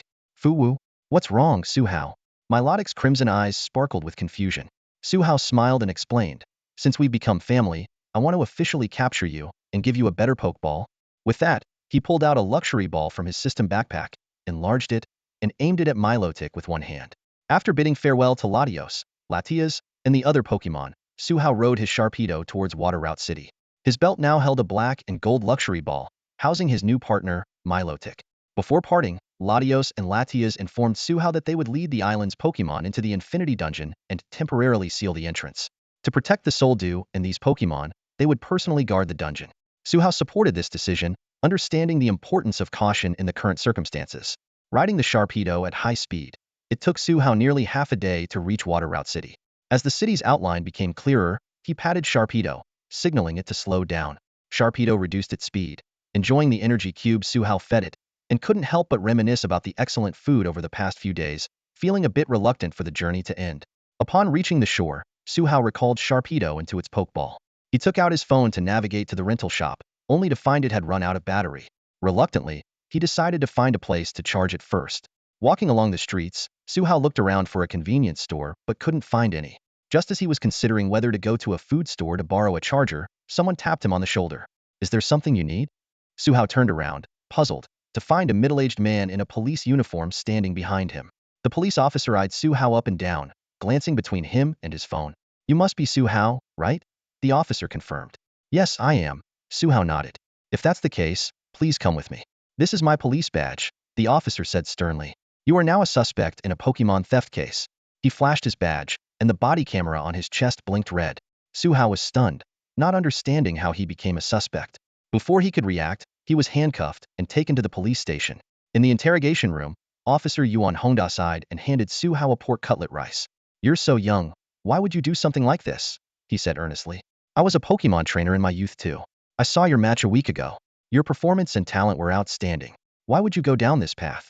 Just as Su Hao was about to explain, a knock on the door interrupted them. A young female officer came in and whispered something to Yuan Hongda. Yuan Hongda sighed again and then turned serious. "Now, let's start the questioning. I'll ask, and you answer. A week ago, did you rent a Sharpedo from a water ride Pokemon shop?" "I did," Su Hao replied, suddenly realizing the misunderstanding might be due to the overdue rental. He quickly explained, "Officer, may I explain? I did rent the Sharpedo a week ago, agreeing to return it in 3 days. But the next day, while capturing a new Pokemon, my phone died. I only managed to return yesterday after capturing the third Pokemon. I was looking for a place to charge my phone when you found me. Perhaps the shop owner called the police because my phone was off." Su Hao finished in one breath, looking hopefully at Yuan Hongda, hoping to clear up the misunderstanding. Su Hao finally emerged from the police station, his face etched with frustration and embarrassment. Jia Wei stood nearby, unable to stifle her laughter. "Haha, your dad's call scared me half to death. Weren't you supposed to be catching your third Pokemon? How did you end up getting yourself locked up?" Scratching his head awkwardly, Su Hao replied, "Aunt Jia, please stop teasing me." It was indeed embarrassing for him to have his father bail him out, barely a month into his journey. Jia Wei composed herself and asked, "All right, let's talk seriously. You said you caught your third Pokemon, right?" Her eyes sparkled with curiosity about Su Hao's new companion. Su Hao nodded, a hint of joy appearing on his face. "Yes, my third Pokemon is Milotic." Jia Wei's eyes widened with excitement. "Oh, Milotic. Can I take a look at it?" "Sure, as long as Milotic doesn't mind," Su Hao agreed readily. Soon, they arrived at a canal in Waterboat City. Su Hao released Milotic, causing quite a stir. Milotic floated gracefully on the water's surface, attracting tourists and Pokemon alike with her beauty. She held her head high, striking various poses for the photographers. Jia Wei, lying on the ground with a magnifying glass, examined Milotic closely. This sheen, these scales, this elegance. Even though she's just an elite-level Milotic, she's more stunning than any champion-level Milotic I've ever seen. Half an hour later, Su Hao, feeling a bit uneasy, gently reminded, "Aunt Jia, are you done observing?" The growing crowd of people and Pokemon made him uncomfortable. Reluctantly, Jia Wei put away her magnifying glass. "Yes, Milotic is amazing.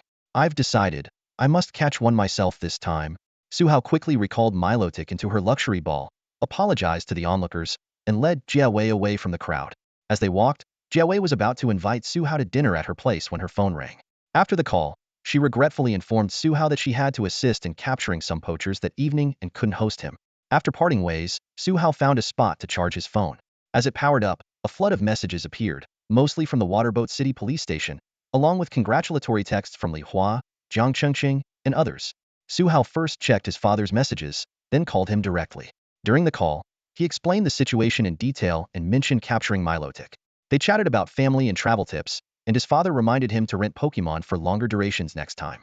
Before leaving Waterboat City, Su Hao decided to visit the Waterboat Arena one more time. He wanted to use the ranked matches to bond with his newly captured Milotic, aiming to reach the Ultra Ball tier before setting off for the next city. In a standard battle arena at the Shuizhou Stadium, Su Hao encountered his first opponent of the day. His gaze fell upon his opponent's Pokemon, a female Simisage, a grass type at level 25 with the Gluttony ability and no held items. It knew moves like Vine Whip, Leech Seed, Seed Bomb, Scratch, Leer, and Magical Leaf, making it an average tier Pokemon. Su Hao suddenly realized that his recent frequent battles with professional, gym level, and even legendary Pokemon had almost made him forget that most Pokeball tier opponents were of average strength. After a moment of thought, he decided to send out Milotic. Even so, he felt this choice might be overkill, let alone considering Incineroar or Carbink. His opponent was an older woman wearing an apron, with a basket full of groceries at her feet. Su Hao speculated that she might have come straight from shopping to participate in the battle, marveling at the wonders of a world full of Pokemon where even housewives chase their dreams of being trainers. "Go, my elegant water spirit, Milotic," Su Hao called out, mimicking Cynthia's commanding tone as he released his Pokemon. With both Pokemon in position, the Rotom referee announced the start of the battle, confirming it as an official Shenzhou League Pokeball tier match between Su Hao and Li Jinhua, each using one Pokemon. Simisage, Seed Machine Gun. Li Jinhua initiated the attack. Simisage, a green-furred monkey-like Pokemon, had a tuft of hair atop its head resembling a tall clump of grass, taking up half of its 1.1-meter height. It leapt high and fired a barrage of energy seeds from its mouth, aiming straight at Milotic. Milotic, use Dragon Dance. Suhao suddenly roared, issuing his command.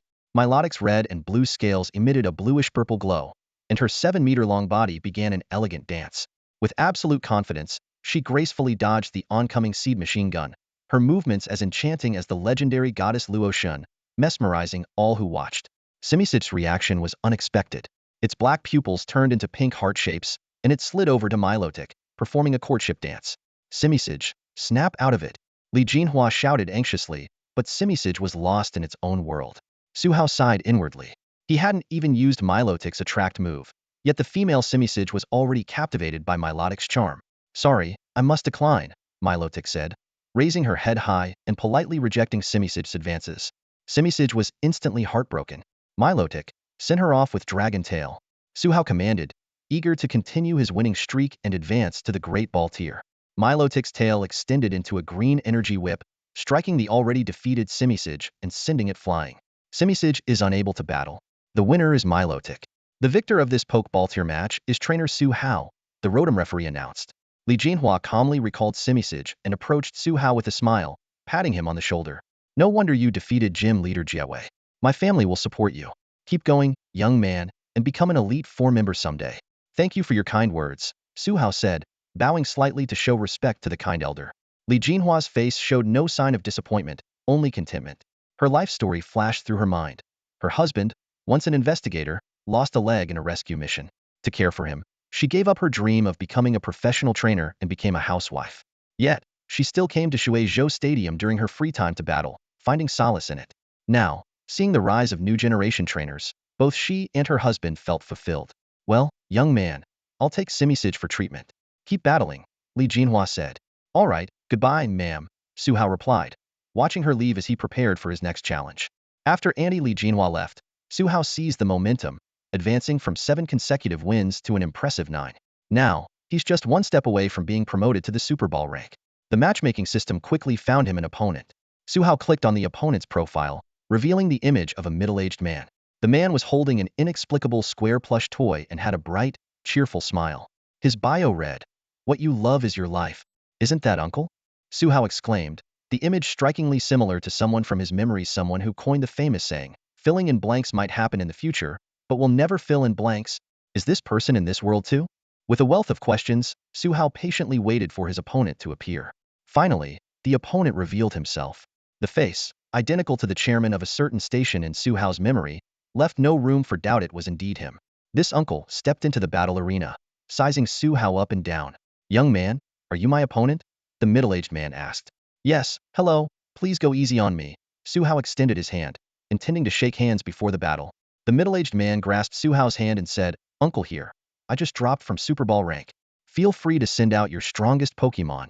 Chen Rui looked at the handsome young man, thinking he shouldn't crush the spirit of this promising youth too harshly and should prepare him mentally.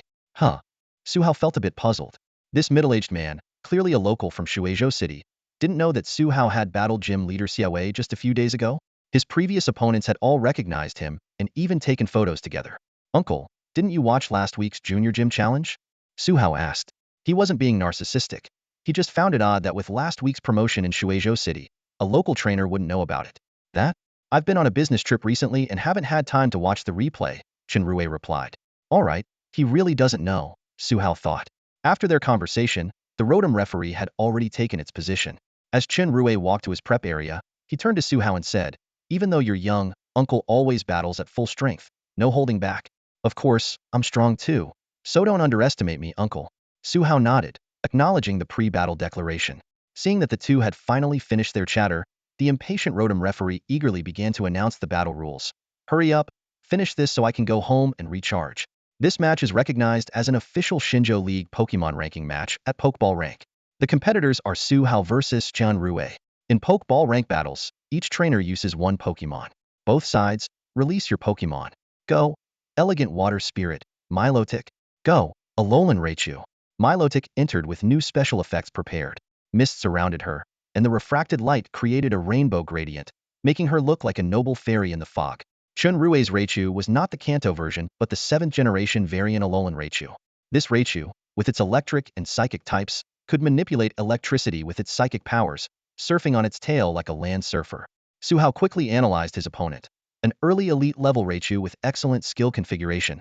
No wonder it reached Super Ball rank. He already had a strategy in mind.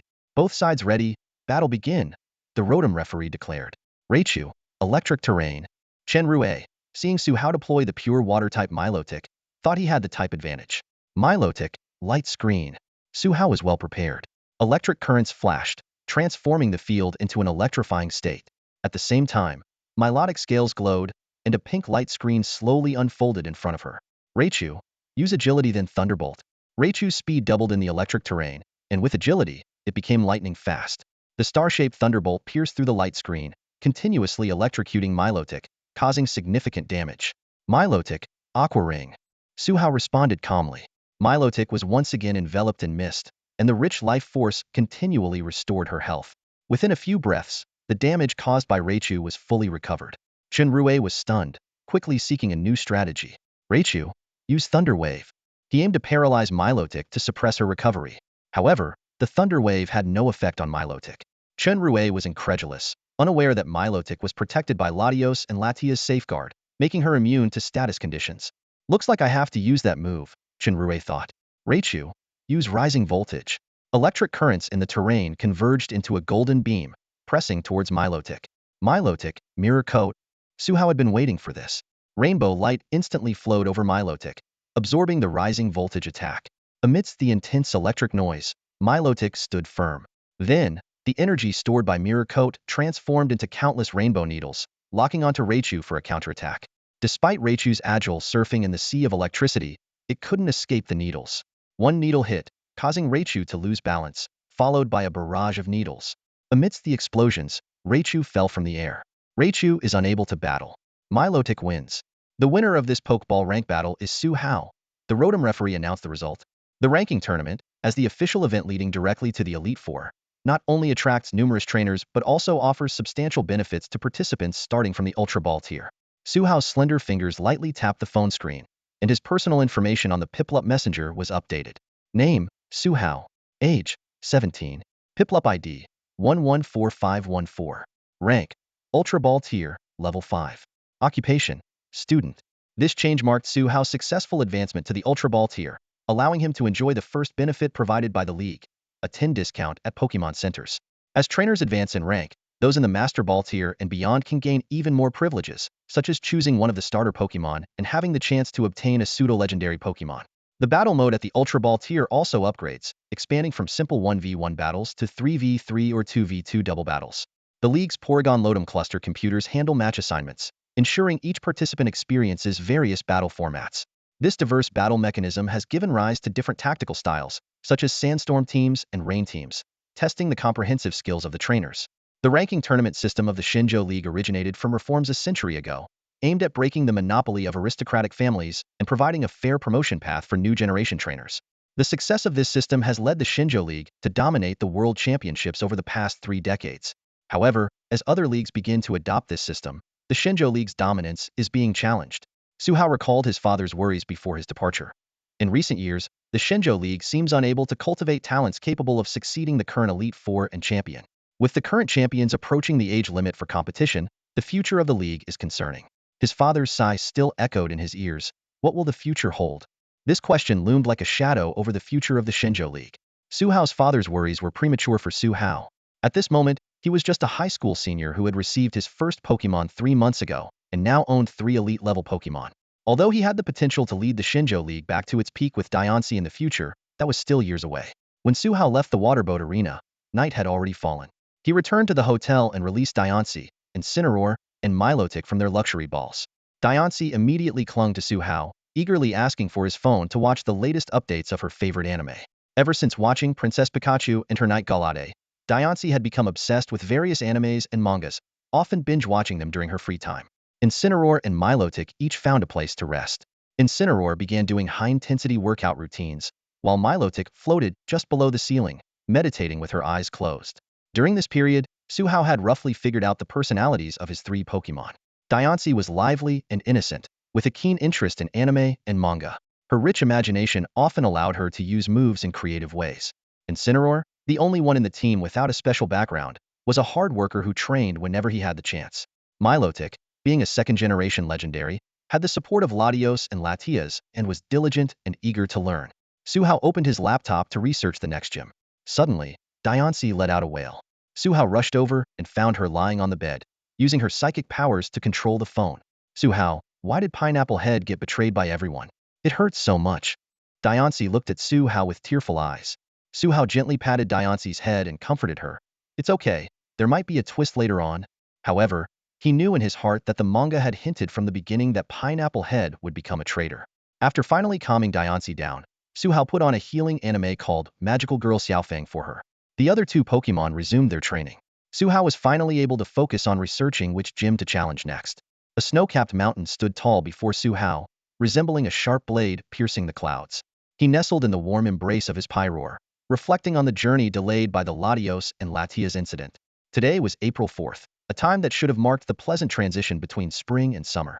To make it to the National Youth Cup, Suhao took a direct train to Ice Peak City, the second stop in his gym tour. Before setting out, he checked the city's online description, which stated that except for winter and early spring, the temperatures were mild and long sleeves would suffice. Trusting this information, he was caught off guard upon arrival. The uneasy glance from the train attendant now made sense. As Suhao stepped out of the warm carriage, a biting wind greeted him, slicing through his thin long-sleeve sweatshirt and cropped jeans. Despite his extraordinary combat abilities, he found it hard to withstand the piercing cold. In desperation, he released his Pyroar. The Pokémon, taking a break from training in its luxury ball, appeared on the platform and immediately sensed its trainer's predicament. It swiftly generated a gentle warm breeze, dispelling the chill for Suhao. Thank you, Pyroar, Suhao said gratefully, patting the Pokémon that stood 20 centimeters taller than him. However, a new challenge arose. Pyroar excelled in powerful, sweeping attacks but now needed to finally control the warm breeze, a task it found quite challenging. Seeing Pyroar's thick fur, Suhao had a sudden inspiration. Pyroar, carry me to a clothing store. To avoid embarrassment, he donned his rider helmet, thinking that as long as he kept the mask on, he wouldn't mind the stares. In Pyroar's warm embrace, Suhao arrived at a store specializing in winter wear and mountaineering gear. As the automatic door opened, a chime welcomed him.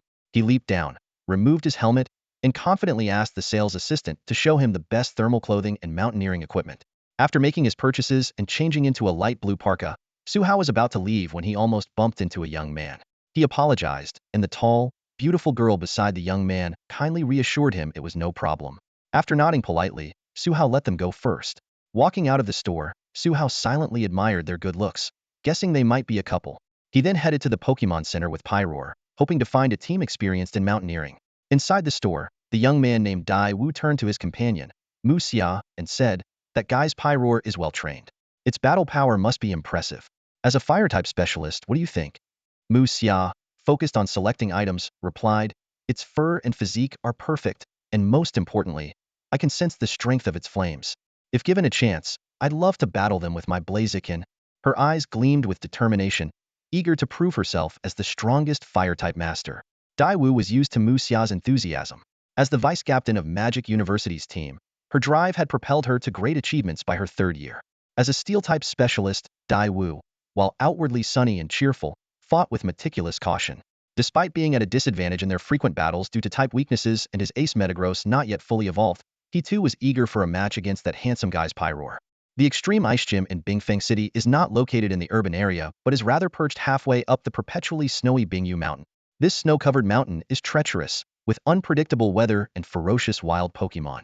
Challengers must first scale this perilous peak to reach the gym, which is why very few dare to take on the challenge. 17-year-old Suhao stood at the base of the mountain, gazing up at the snow-covered Bingyu Mountain. As a trainer with aura abilities, he had a comprehensive base stat of 103 Pokémon, Carbink, Incineroar, and Milotic. For his own protection, he had also specifically learned moves like Protect and Focus Blast. Gently touching the Pokeballs at his waist, Suhao recalled his training days on the island.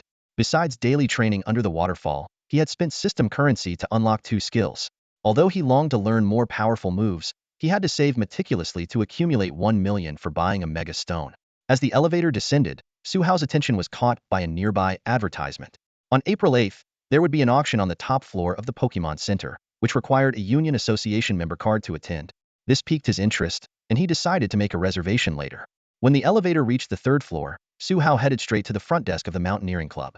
The young, attractive receptionist smiled and asked how she could assist him. Su Hao expressed his desire to hire an experienced guide to lead him up Bingyu Mountain, with the Extreme Ice Gym as his destination. After a brief conversation and registration, Su Hao paid a fee of 100,000 and scheduled the climb for early the next morning. The receptionist informed him that 2 other customers would be joining him and provided the contact information for the guide. After filling out the registration form, Su Hao watched as the receptionist continued inputting information into the computer. A few minutes later, she smiled and said, "Mr. Su, your registration is complete. Here is the contact information for your guide. If you have any questions, feel free to contact our club. Have a pleasant climb." After reserving a spot for the auction on the 8th at the Pokemon Center's top floor, Su Hao took out his phone and dialed the contact number given to him by the club for the team leader. He entered 1145141919 and pressed the call button. As soon as the call connected, a strange intro played, followed by a rather unsettling song. Su Hao frowned and muttered, "Why is there always something weird?" Just then, a male voice came from the other end. "Hello, who is this?" "It's Su Hao. I just booked a mountain climbing activity for tomorrow morning through the club," Su Hao explained briefly. "Oh, Mr. Su, I've been informed. We'll meet at the base of Icefeather Mountain at 5 a.m. tomorrow," the man responded. "No problem. I wanted to ask, if I finish the gym challenge in one day, when can we get back to the city?" Su Hao inquired, calculating whether he would miss the auction. "If we start on time tomorrow morning, we should reach the mountainside by midnight. The whole trip will take about 3 days," the man replied. "Got it. I don't have any other questions, Captain Roger. Just call me Roger. Let's add each other on the messaging app, and I'll send you the list of gear you'll need for the climb." After hanging up, Su Hao checked the gear list sent by his new contact and found it matched what he had already purchased based on a guide. No additional shopping was needed. He decided to return to the hotel for an early night to prepare for the climb. Back at the hotel, Su Hao handed his phone to his Carbink as usual. His Incineroar and Milotic were still training diligently nearby. Carbink excitedly said, Hey, we can watch the 3rd episode now. When will Xiao Fong become a magical girl?" However, little did Carbink know what awaited her. Soon, her screams echoed throughout the suite, Areawa. By 4 a.m., Su Hao had already arrived at the base of Icefeather Mountain. 3 people were waiting. "Hey Su, over here." The burly man, Roger, waved as soon as he saw Su Hao. Besides Roger, Su Hao recognized the other 2 as the pair he almost bumped into while shopping for climbing gear the day before. "Hello." Su Hao greeted the trio. "Hi, nice to see you again," Dai Wu and Muxia said in unison, clearly surprised by the coincidence. Su Hao smiled warmly and introduced himself. "Hi, I'm Su Hao. I'm joining Roger's team to challenge the Ice Gym." Muxia exclaimed with excitement. "Oh, you're here for the Ice Gym challenge too?" She secretly hoped to witness Incineroar's strength. "Let me introduce myself. I'm Muxia, a 3rd-year student at Modu University specializing in Fire-type Pokémon. This is Dai Wu, my classmate, and he specializes in Steel-type Pokémon." Dai Wu silently scrutinized Su Hao with his silver-blue eyes, seemingly assessing something. Suddenly, he asked, "Su Hao, how old are you?" "Me? I'm 17 and a senior at Yangqing High School," Su Hao replied confidently. 17? A senior? Dai Wu and Muxia exclaimed in unison. They recalled their own senior year, just receiving their starter Pokemon. At that age, they should still be studying hard and training Pokemon of no more than ordinary level. Yet here was Su Hao, ready to challenge a gym. They exchanged a look of mutual astonishment. Roger, who had been observing, interjected, "Su Hao, if you don't mind me asking, are you challenging the beginner-level gym?" Su Hao nodded, yes. "Wow, that's impressive, Su Hao." Roger gave him a thumbs up. "Not many can challenge a beginner-level gym. Shall we get going? We don't want to spend the night on the snowy mountain." Led by Roger, the group began their ascent. With an experienced guide, they avoided many potential dangers. However, they still encountered a surprise attack from a group of Weevil and Sneasel. Su Hao summoned his Incineroar, Dai Wu called out his Metagross, and Muxia released her Blaziken. The 3 elite-level Pokemon, along with Roger's professional-level Pokemon, successfully repelled the Weevil horde. At that moment, a regular Sneasel and an elite Weevil coordinated an attack, seizing the moment when Incineroar was entangled, and charged at Su Hao with incredible speed. Dai Wu, Muxia, and Roger were about to summon more Pokemon to block the attack, but what they saw next left them speechless. Su Hao, facing the incoming Sneasel, rubbed his hands together and in just 2.5 seconds, conjured a basketball-sized aura sphere. The energy ball hit Sneasel accurately, knocking it out. As the 3 stared in astonishment, Su Hao calmly explained his special ability. He believed there was no need to hide it, as it would only bring more resources from the league. However, he planned to keep a low profile outside the Shenzhou League. especially in countries dominated by influential families. Daiwu and Muxia exchanged a glance and decided that regardless of Su Hao's performance in the gym battle, they would recommend this promising talent to their school. After all, a trainer who had only received his starter Pokémon 3 months ago and already had an elite-level Incineroar was truly remarkable. After Su Hao and his team fended off the ambush from the Weevil group, their journey proceeded without further interruptions from any other Pokémon. At 5 in the morning, the four of them set off on a long climb. The snow-covered mountain path wound upwards, with the howling wind testing everyone's willpower and stamina. After an entire day of strenuous trekking, they finally reached the front of the extreme ice gym located halfway up the mountain as night fell. It was already 11 o'clock at night, and the biting cold wind made the exhausted team yearn for a warm place to rest. Daiwu and Muxia were almost completely drained, their legs weak, longing to find a place to lie down. Although Captain Roger, a seasoned veteran, was in better shape than the two college students, he was still panting heavily, sweat beading on his forehead. To everyone's surprise, Su Hao appeared rosy-cheeked and breathing steadily, as if he had just taken a leisurely stroll. This huff, is this what they call huff special abilities? Muxia asked, gasping for breath and looking at Su Hao in disbelief. She couldn't understand why even the experienced Captain Roger was exhausted while Su Hao seemed unaffected. Su Hao pondered silently. His current physical condition was indeed far beyond that of an ordinary person, capable of even wrestling with elite-level Pokémon. However, he knew this wasn't solely due to the power of aura. Although Qinggang and others had experienced physical enhancements after awakening their aura powers, they were nowhere near as extraordinary as he was. The only plausible explanation was that the system had secretly intervened, especially now that even base stats were displayed on his panel. To avoid suspicion, Su Hao casually explained, enhanced physical strength is also part of the aura's power. Although this answer was somewhat unconvincing, everyone was too tired to delve deeper.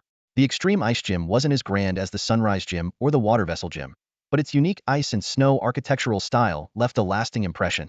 As they walked through the entrance, two Ice-type Pokémon watched them warily, evidently placed there by the gym leader as guards. Su Hao quickly recognized them as an Alolan Sandslash and an Alolan Ninetales, both of elite strength. He guessed they were stationed there to prevent wild Pokémon attacks. At that moment, the Alolan Ninetales let out a soft cry, seemingly notifying someone. Shortly after, an elderly man appeared before them. Despite the biting cold outside, the old man wore only thin clothing, his white hair slicked back with gel, and his robust physique belied his age, appearing nothing like a man in his 70s or 80s. The old man scanned the group and then smiled warmly. "Oh my, it's been a while since we've had guests. I assume you're here to challenge the gym?" Su Hao briefly explained their situation, mentioning that 3 of them were here to challenge the gym, while Roger was their mountain guide. The old man nodded in understanding. "I can see that. Roger here often stays at my place when he's climbing." He then added, "It's late now. Roger, you know the way. So take these young folks to the guest rooms to rest." Everyone thanked him and followed Roger to the guest quarters. After settling in, they wished each other good night and went to their respective rooms to rest. Lying in bed, Su Hao reflected on the day's events. Although his body wasn't tired, the mental strain was significant. He didn't release his Pokémon. Instead, he quietly closed his eyes and soon fell asleep. At 7 in the morning, the alarm clock went off as scheduled. Su Hao groggily opened his eyes, fumbled to put on his warm clothes, and grabbed his toiletries to head out. He planned to find a place to wash up. If he couldn't, he would have Milotic and Incineroar heat some water for everyone. In the courtyard, Su Hao saw Zhao Xueqing busy in the vegetable garden. He walked over and greeted him politely. "Good morning, Mr. Zhao." Zhao Xueqing looked up with a kind smile. "Good morning, young man. Up so early? Just wait a moment. I'll finish picking these vegetables, and then we'll have breakfast." Su Hao offered to help, and Zhao Xueqing gladly accepted. While picking vegetables, Su Hao curiously asked, "Mr. Zhao, how do these vegetables survive in such extreme cold?" Zhao Xueqing explained that it was thanks to the power of Pokémon. As they talked, Daiwu and the others also woke up. Su Hao had Incineroar heat some water, and everyone enjoyed a refreshing wash with hot water. After a hearty breakfast, the group headed to the battle arena of the Extreme Ice Gym. The arena was made of a massive ice block, clear and sparkling, glistening in the sunlight. Concerned, Su Hao asked, "Mr. Zhao, isn't there a risk of this battle arena melting?" Zhao Xueqing shook his head and explained that the arena could not be melted by fire. He recounted how, years ago, the Shenzhou League had asked Suicune and Articuno to mediate, leading to a non-interference agreement. As a gesture of goodwill, Articuno created this eternally frozen battle arena for the Extreme Ice Gym. Thus, Articuno and Ice Peak City have coexisted peacefully ever since. Zhao Xueqing's words conveyed his respect for this history, filling Su Hao and the others with anticipation for the gym challenge ahead. On the ice field, Su Hao and Zhao Xueqing stood facing each other. Daiwu and Muxia both suggested that Su Hao go first, which he gladly accepted with a smile, as he was in a hurry. Since the Extreme Ice Gym was only occupied by Zhao Xueqing and his Pokémon, with no official referee, Roger, who was often roped into tasks during his stay, took on the role. Clearing his throat, Roger moved to the side of the field and announced the rules. This preliminary gym challenge is recognized by the Shenzhou League. The match will be a 2 versus 2 double battle. The gym leader will send out their Pokémon first, followed by the challenger. Defeating both of the opponent's Pokémon results in a victory.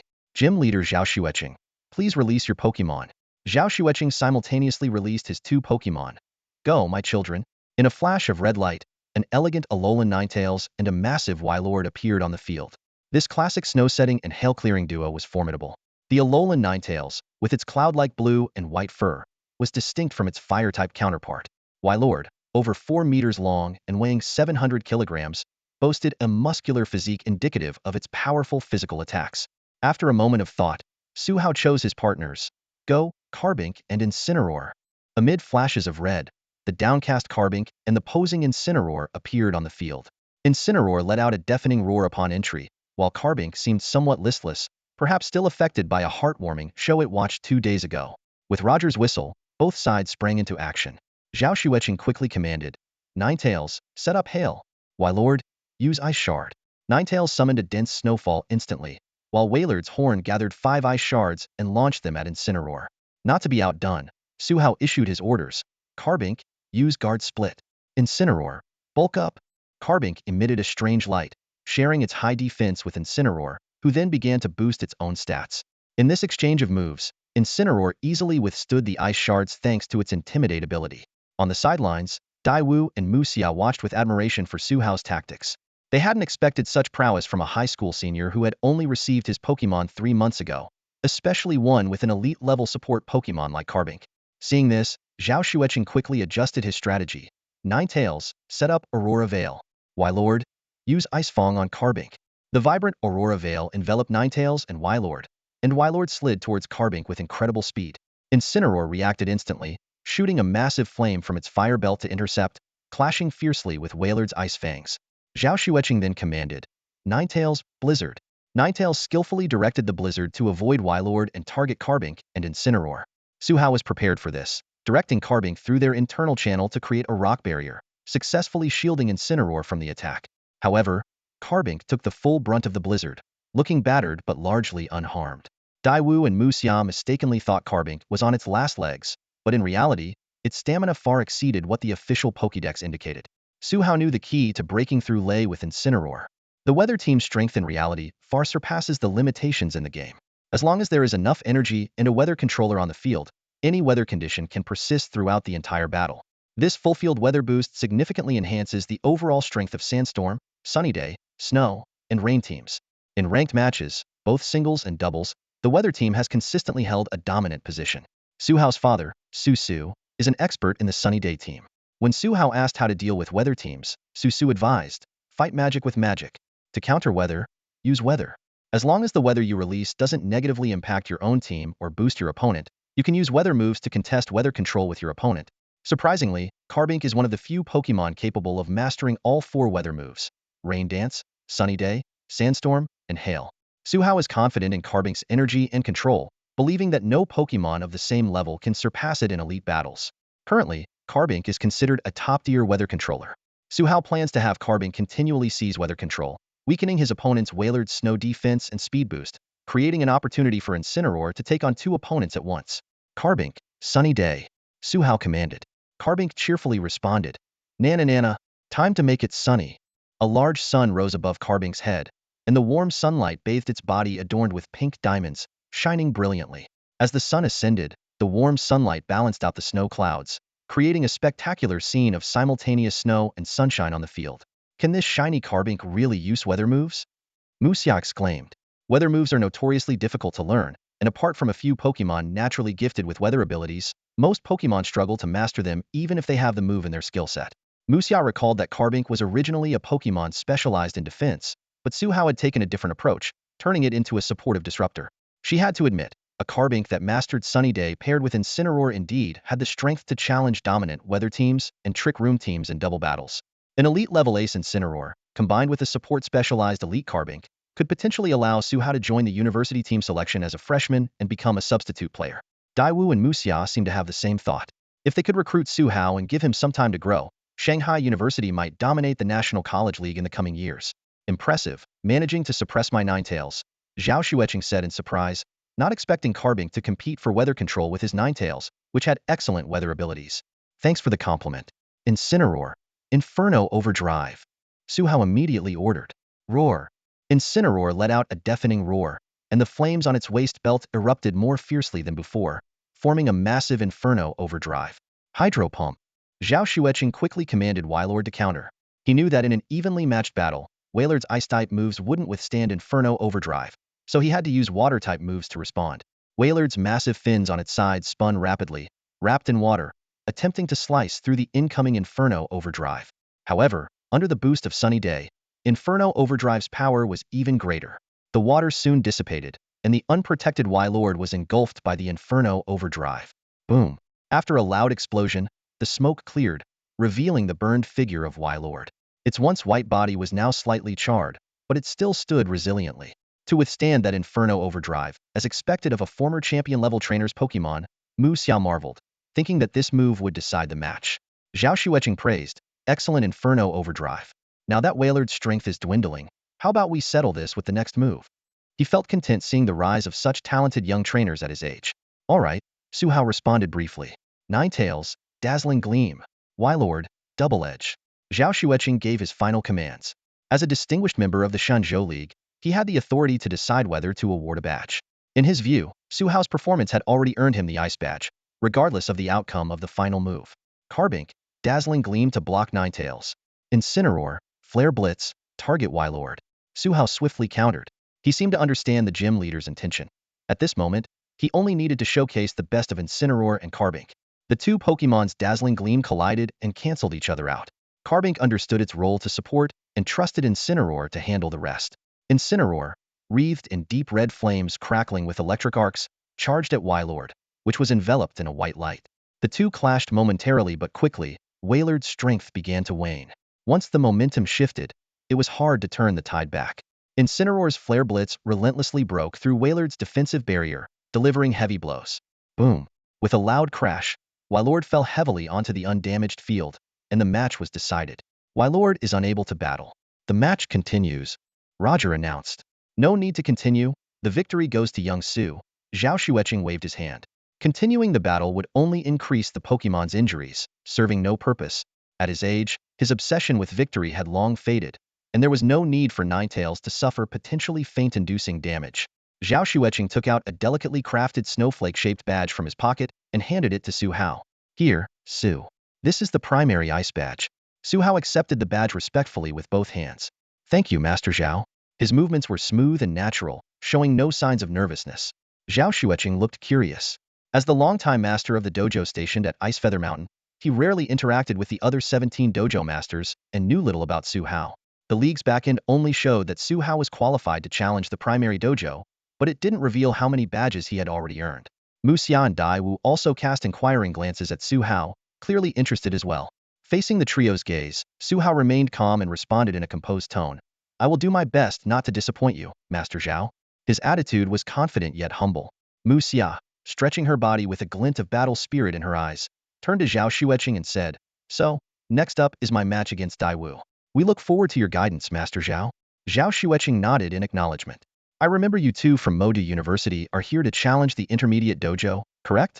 Yes, Master Zhao, they answered in unison. Zhao Xueqing led them to the Shenzhou Alliance computer nearby and skillfully performed the identity verification. His speed was in stark contrast to his appearance, finishing the registration in no time. Registration is complete. Who's going first? I will. She will. They spoke simultaneously again, clearly in sync. Zhao Xueqing didn't mind the order. Alright, let's begin. Roger stepped forward to announce the battle rules, then both sides released their Pokémon simultaneously. Zhao Xueqing sent out 2 elite-level Pokémon, a Waterous Cloyster and a Fighting Ice Crabominable.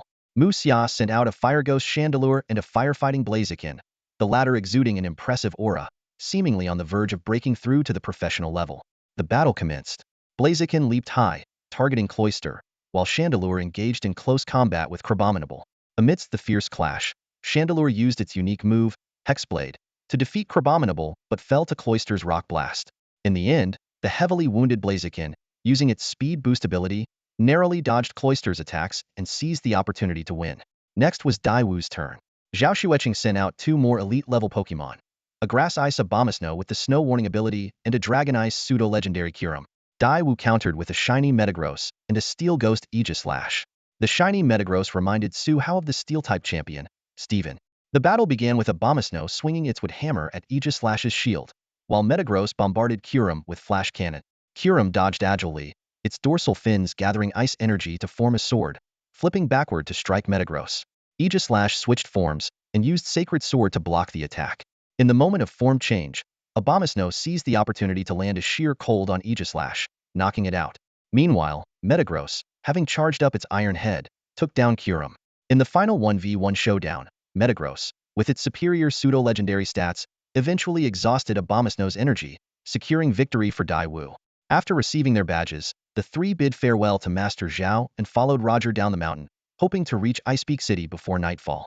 The descent was much quicker than the ascent, and they had covered a quarter of the journey when the sky suddenly darkened. Snowflakes began to swirl, and a biting wind howled, slicing through the night like sharp blades. "Why is there a sudden blizzard?" Roger's voice cut through the wind, tinged with disbelief. "I checked the weather forecast before we left, and there was no mention of a blizzard today. Everyone, secure yourselves and prepare for the cold. Don't wander off," Roger shouted, but the blizzard was too fierce, and the 4 soon found themselves scattered. Su Hao fell silent, attempting to use his aura to locate his companions. However, the strange energy in the blizzard limited his aura to just a few meters around him. Could it be the legendary Articuno that lives on this mountain? Su Hao wondered as he carefully moved forward, hoping to find his friends. Lacking mountaineering experience, he hadn't heard Roger's warning about securing himself and kept walking. Su Hao pulled out warm clothing from his system backpack to fend off the cold. While focusing on dressing, he didn't notice the thin layer of snow covering a hollow spot beneath his feet. Whoa! With a startled cry, Su Hao's snow boots slipped, and he fell straight through a hole just big enough for an adult male. Thud! He landed heavily on the icy ground below. Ouch! Su Hao rubbed his sore backside, grateful for his enhanced physique, which likely saved his life from the fall. Where am I? He looked around in the darkness and released his Incineroar to create light. The flames revealed a cave with smooth ice walls, reflecting their images back at them. Looking around, Su Hao found himself in a space surrounded by mirror-like ice walls. With the mysterious blizzard no longer interfering, his wave-guiding abilities could finally be deployed smoothly. After a thorough investigation, Su Hao confirmed that this was a small hollow, only the size of a room. Apart from the reflective ice walls, there was nothing else in the space. Although Su Hao could have Little Diancie or Milotic use their psychic powers to take him through a narrow passage to escape, he decided to stay in this shelter for now, considering the raging blizzard outside. With no cell signal and no way to contact the outside world, Su Hao could only pray that Daiwu and the others were safe. Su Hao released Little Diancie and Milotic from their luxury balls and briefly explained the current situation. To rest, he took out some wood from his system backpack and had Incineroar ignited. The warm flames brought precious heat to the cold space. Su Hao noticed that the ice surface, scorched by the fire, remained unmoved, much like the arena in the Extreme Ice Gym, and he couldn't help but wonder if this was a special ice layer left by Articuno. Setting aside unnecessary speculations, Su Hao took out a sleeping bag and, surrounded by his 3 Pokémon, slowly fell asleep, deciding to wait for the blizzard to subside before venturing out to find his companions. Meanwhile, in a world full of chaos and reversals, shattered floating islands were everywhere. Giratina, the ruler of this world, remained awake in the distortion world. Without Arceus's gaze, it had lost interest in causing trouble. After all, its only purpose in causing chaos was to attract the attention of the creator god, who was now busy at the edge of the universe, unable to focus on the blue planet. For hundreds of years, Giratina wandered leisurely through the distortion world, observing humans and Pokémon on the ground through the barriers between the 2 worlds. Long-term observation had tempered its once volatile nature, making it more zen-like, as humans would say. However, a recent event broke Giratina's tranquility. As it was observing a strange Pyra-human male and a male Gardevoir arguing over some unspeakable issues through a mirror, it suddenly sensed a momentary connection between an island nation and the distortion world. This had never happened in hundreds of years. Alert, Giratina immediately activated its power, and the black-purple energy of distortion enveloped its body. In the next second, it teleported from Yangqing in the Shenzhou League to a small island in the Sakura Country League, thousands of miles away. Upon arrival, the briefly opened passage had already disappeared, leaving only 3 Pokémon eggs losing their life force, lying quietly on a small floating island. Giratina understood that the distortion world would consume all living beings from the real world, and these 3 eggs were no exception. Faced with the only new life in the distortion world in hundreds of years, Giratina's fierce aura dissipated, replaced by a touch of compassion. It realized that, except for the one in the middle, the other 2 eggs could not be revived even with its blessing. As the embodiment of distortion and destruction, Giratina was not adept at life-related powers. In its memory, only 4 beings could save these 2 dying eggs. The shiny Firo that loved to shed feathers, the Stantler with colorful antlers, the green Celebi, and the Dialga that fought with Palkia all day. After a moment of contemplation, Giratina had an idea. It transformed into its origin for me, opened its golden, insect-like pincers, and let out a high-pitched roar. Ong! With this cry, the blessing ritual began. Part of the essence of the distortion world merged into the middle egg, granting it some of Giratina's power. Meanwhile, it transformed the 2 dying eggs on either side into transparent platinum light, merging them into the central egg. The fused egg now had platinum and white colors, with red wave-like patterns adorning its center, looking magnificent. This egg, now blessed by Giratina, was no longer subject to the distortion world's erosion. The life within it was destined to be extraordinary and unique from birth. Since Giratina rescued the Pokémon egg, several months have quietly passed. Giratina wandered through every corner of the reverse world with the platinum-colored egg atop its head, filled with distress. Although it managed to save the life within one of the 3 eggs, the reverse world, filled with death and silence, meant the egg would never hatch as long as it remained there. Giratina had considered placing the egg back in the real world, but worried that without adult Pokémon to care for it, the hatchling would struggle to survive.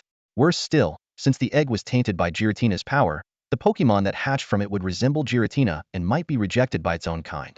Giratina also thought about entrusting the hatchling to other legendary Pokémon, but neither the trio of feathered birds nor the 3 legendary dogs seemed reliable. As for the 3 cloud spirits, they were completely unthinkable. The only seemingly dependable option was the Redan Blue Jets, but Giratina feared its notorious reputation might lead them to seal the secret realm entirely. Thus, Giratina continued to drift aimlessly until it arrived at the foot of a snowy mountain. It recalled that this was the territory of the ice-type legendary bird, but the blizzard sweeping across the mountain seemed unusual. Normally, the bird wouldn't unleash such fury unless provoked. Determined to investigate, Giratina remembered the last time it spied on the Redan Blue Jets, purifying the heart drop. Although those cowards hid from it for 3 whole days, it wouldn't miss out on this excitement. Just as Giratina was about to use Shadow Sneak to teleport to the corresponding location in the reverse world, an unusual aura caught its attention. Giratina's anger flared. How dare these creatures hold a gathering without inviting it? Shadow Sneak activated, and Giratina instantly arrived at a place where it could clearly observe the real world. Through the barrier between the reverse world and reality, it saw a small ice cave. A human boy and 3 Pokémon were sleeping around a campfire. Giratina carefully examined this peculiar group.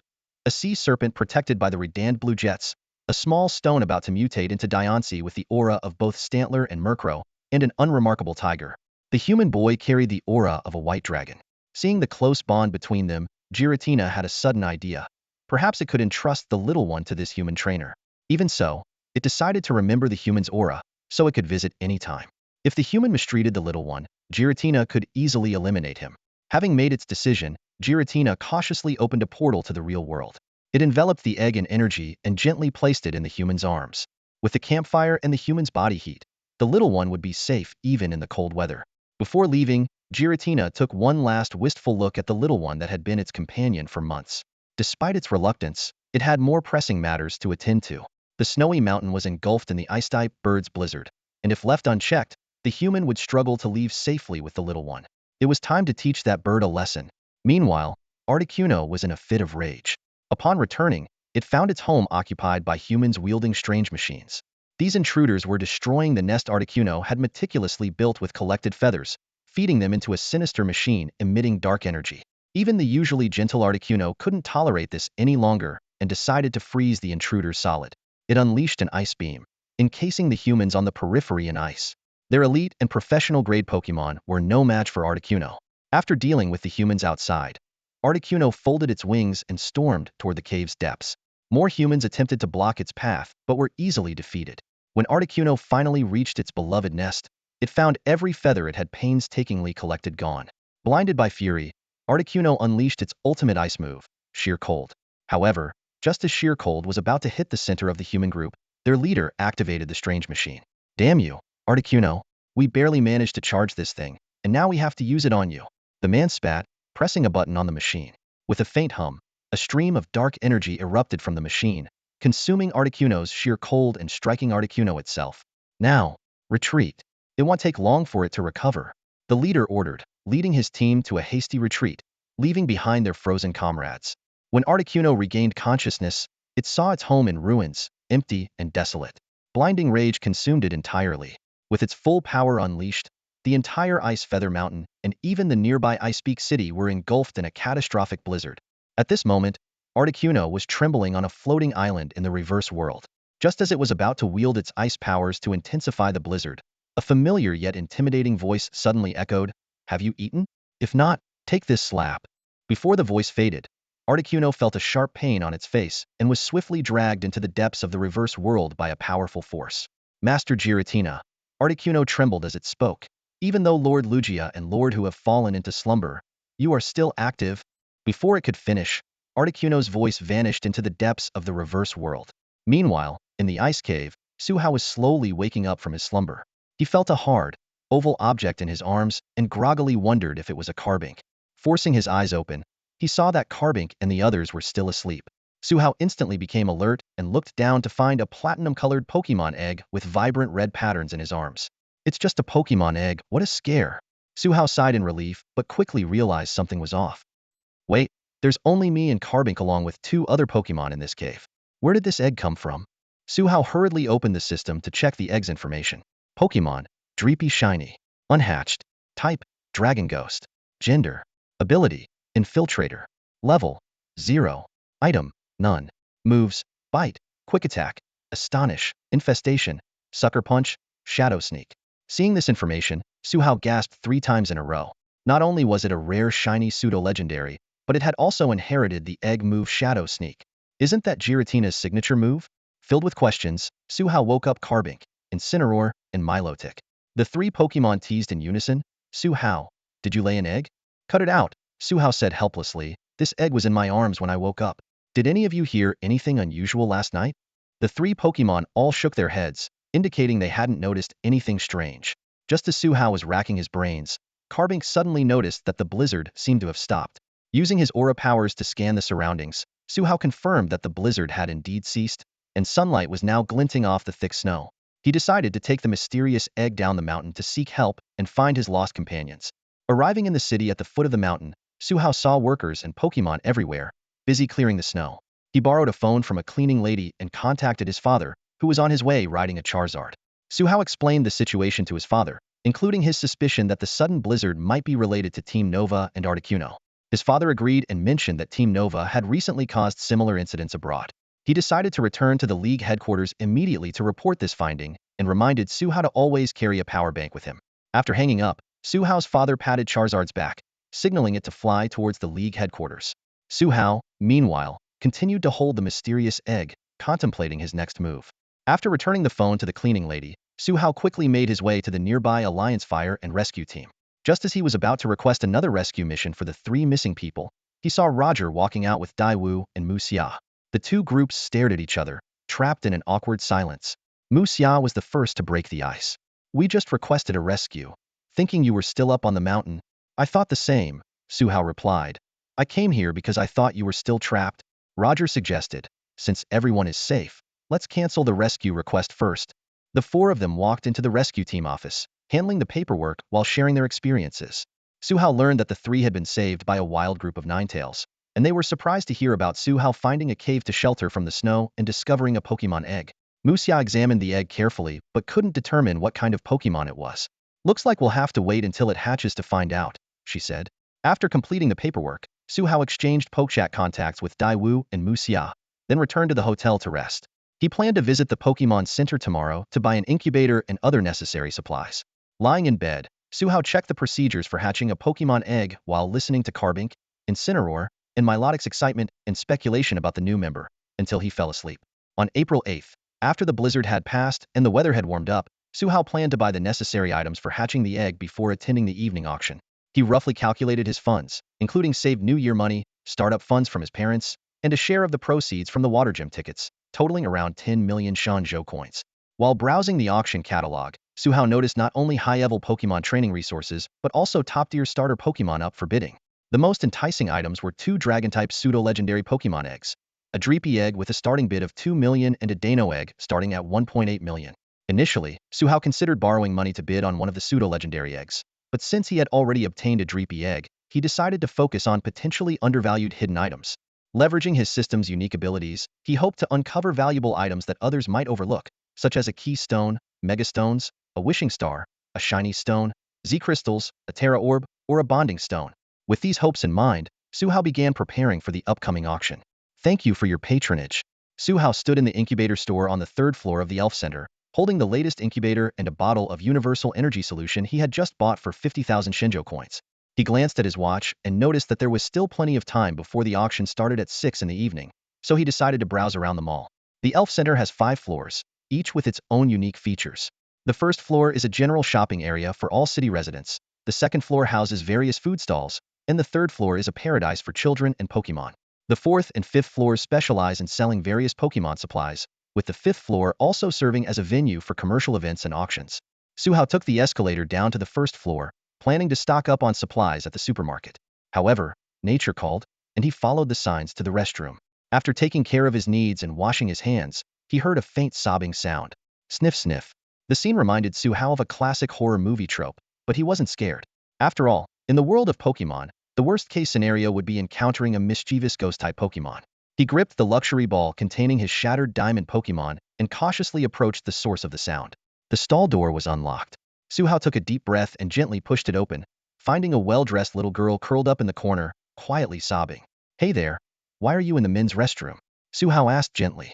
The little girl slowly lifted her head, her tear-filled eyes meeting Su Hao's gaze. She looked to be around 5 or 6 years old, with neatly styled short curly hair, wearing a pretty pink dress with a cute bow around her waist.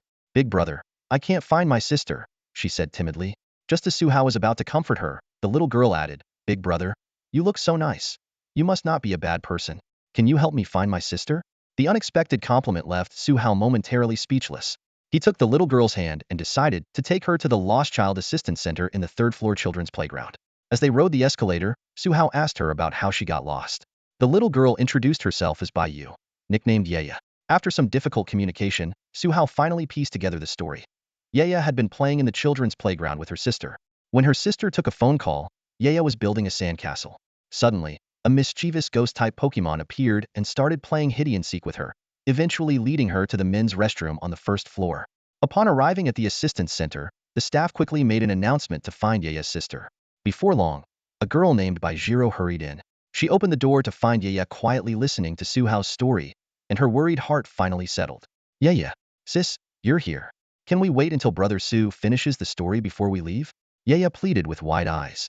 Feeling guilty, Baijiro naturally agreed to her sister's request. Su Hao looked at the elegantly dressed girl in front of him as she gave a slight bow. He waved his hand and said softly, It's nothing, really. Just a small favor.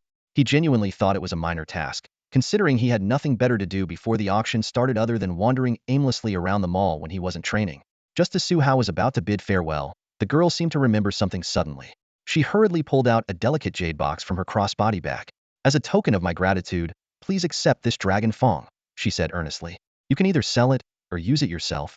Baijiro carefully assessed Su Hao, estimating that he was either a high school or university student, and likely a trainer as well.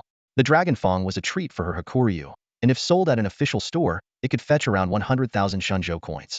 Whether Su Hao chose to sell it or use it for his own Dragonite Pokemon, it would be of great value. Seriously? People just throw money around like this? Su Hao was stunned, looking at the girl who was so quick to give away something valuable. Isn't this a bit too much? He asked hesitantly. No, it's just a small token of appreciation. Please accept it. Baijiro insisted firmly. Take it, big brother. My sister is really rich, chimed in a little girl beside her. For someone from a top-tier family in the Shenzhou Alliance, the Dragon Fong was indeed just a small gesture.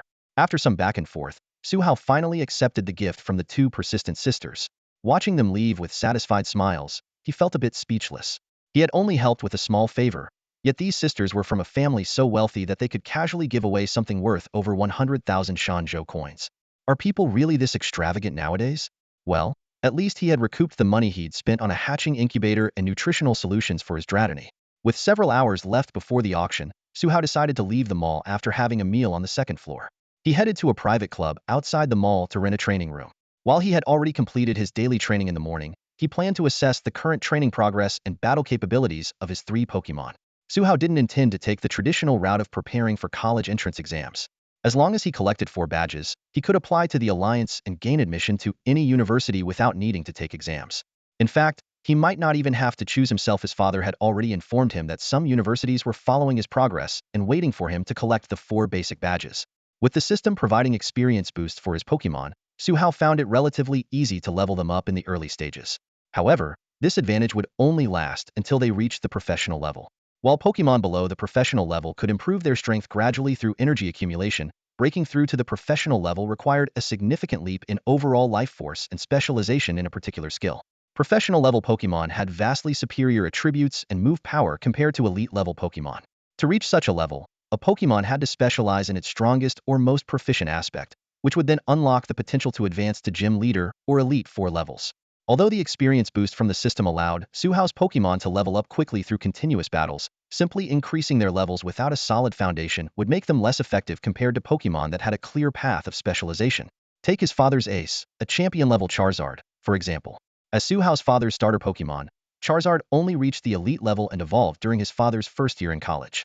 Raised in an orphanage with limited resources, his father had been fortunate to receive a Charmander in high school, but progress was slow.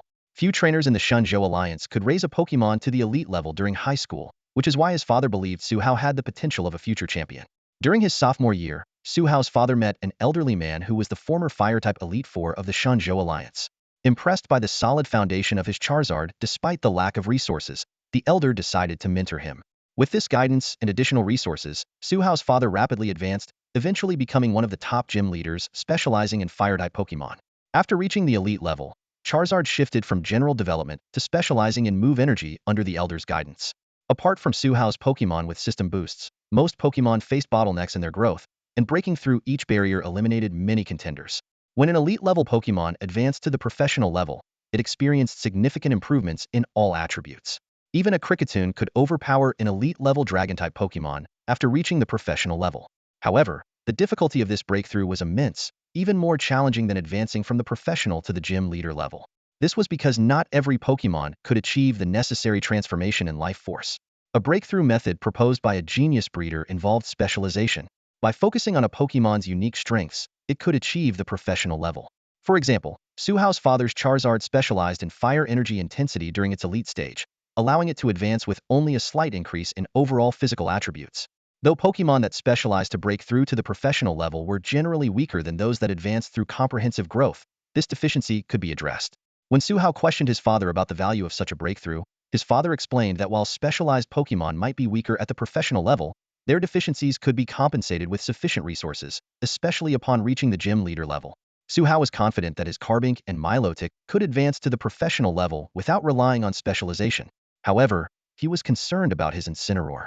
Although it was training to enhance the power of its fire moves through emotional energy, its overall physical improvement was minimal. Since his father's team lacked an Incineroar, Suhao couldn't seek his father's advice on enhancing its physical attributes. As a time traveler, Suhao had a personal goal: to have all his Pokémon reach the professional level without relying on specialized techniques.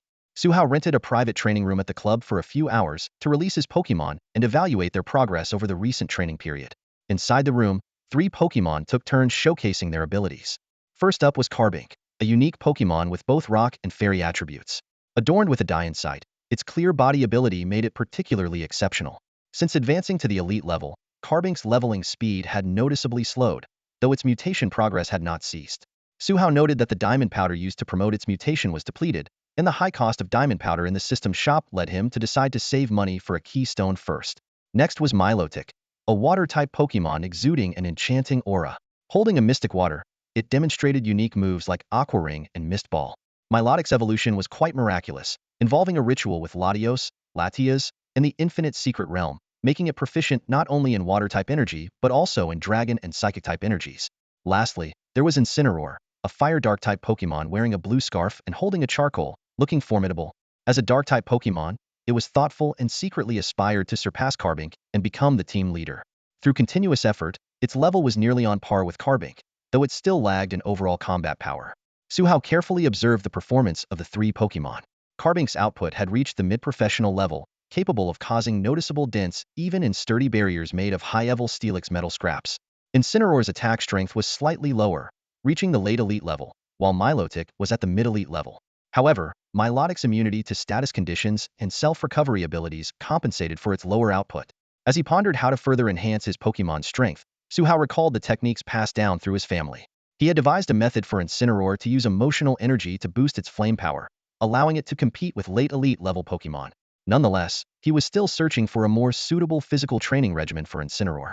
With the impending addition of the pseudo-legendary Pokémon Dragapult to his team and the high costs associated with its development, Su Hao turned his attention to the Pokémon Battle Studies program at the university. He hoped to earn rewards by participating in competitions, thereby acquiring valuable training secrets and rare Pokémon. This approach would not only save costs but also bring more possibilities to his team. Before crossing over, Su Hao was an avid fan of novels, particularly those involving Pokémon fanfiction.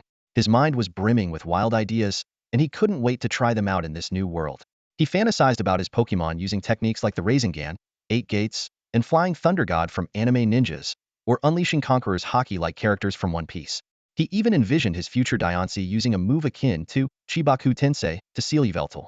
Su Hao's imagination knew no bounds, and he even devised unique skill combinations for his Pokémon.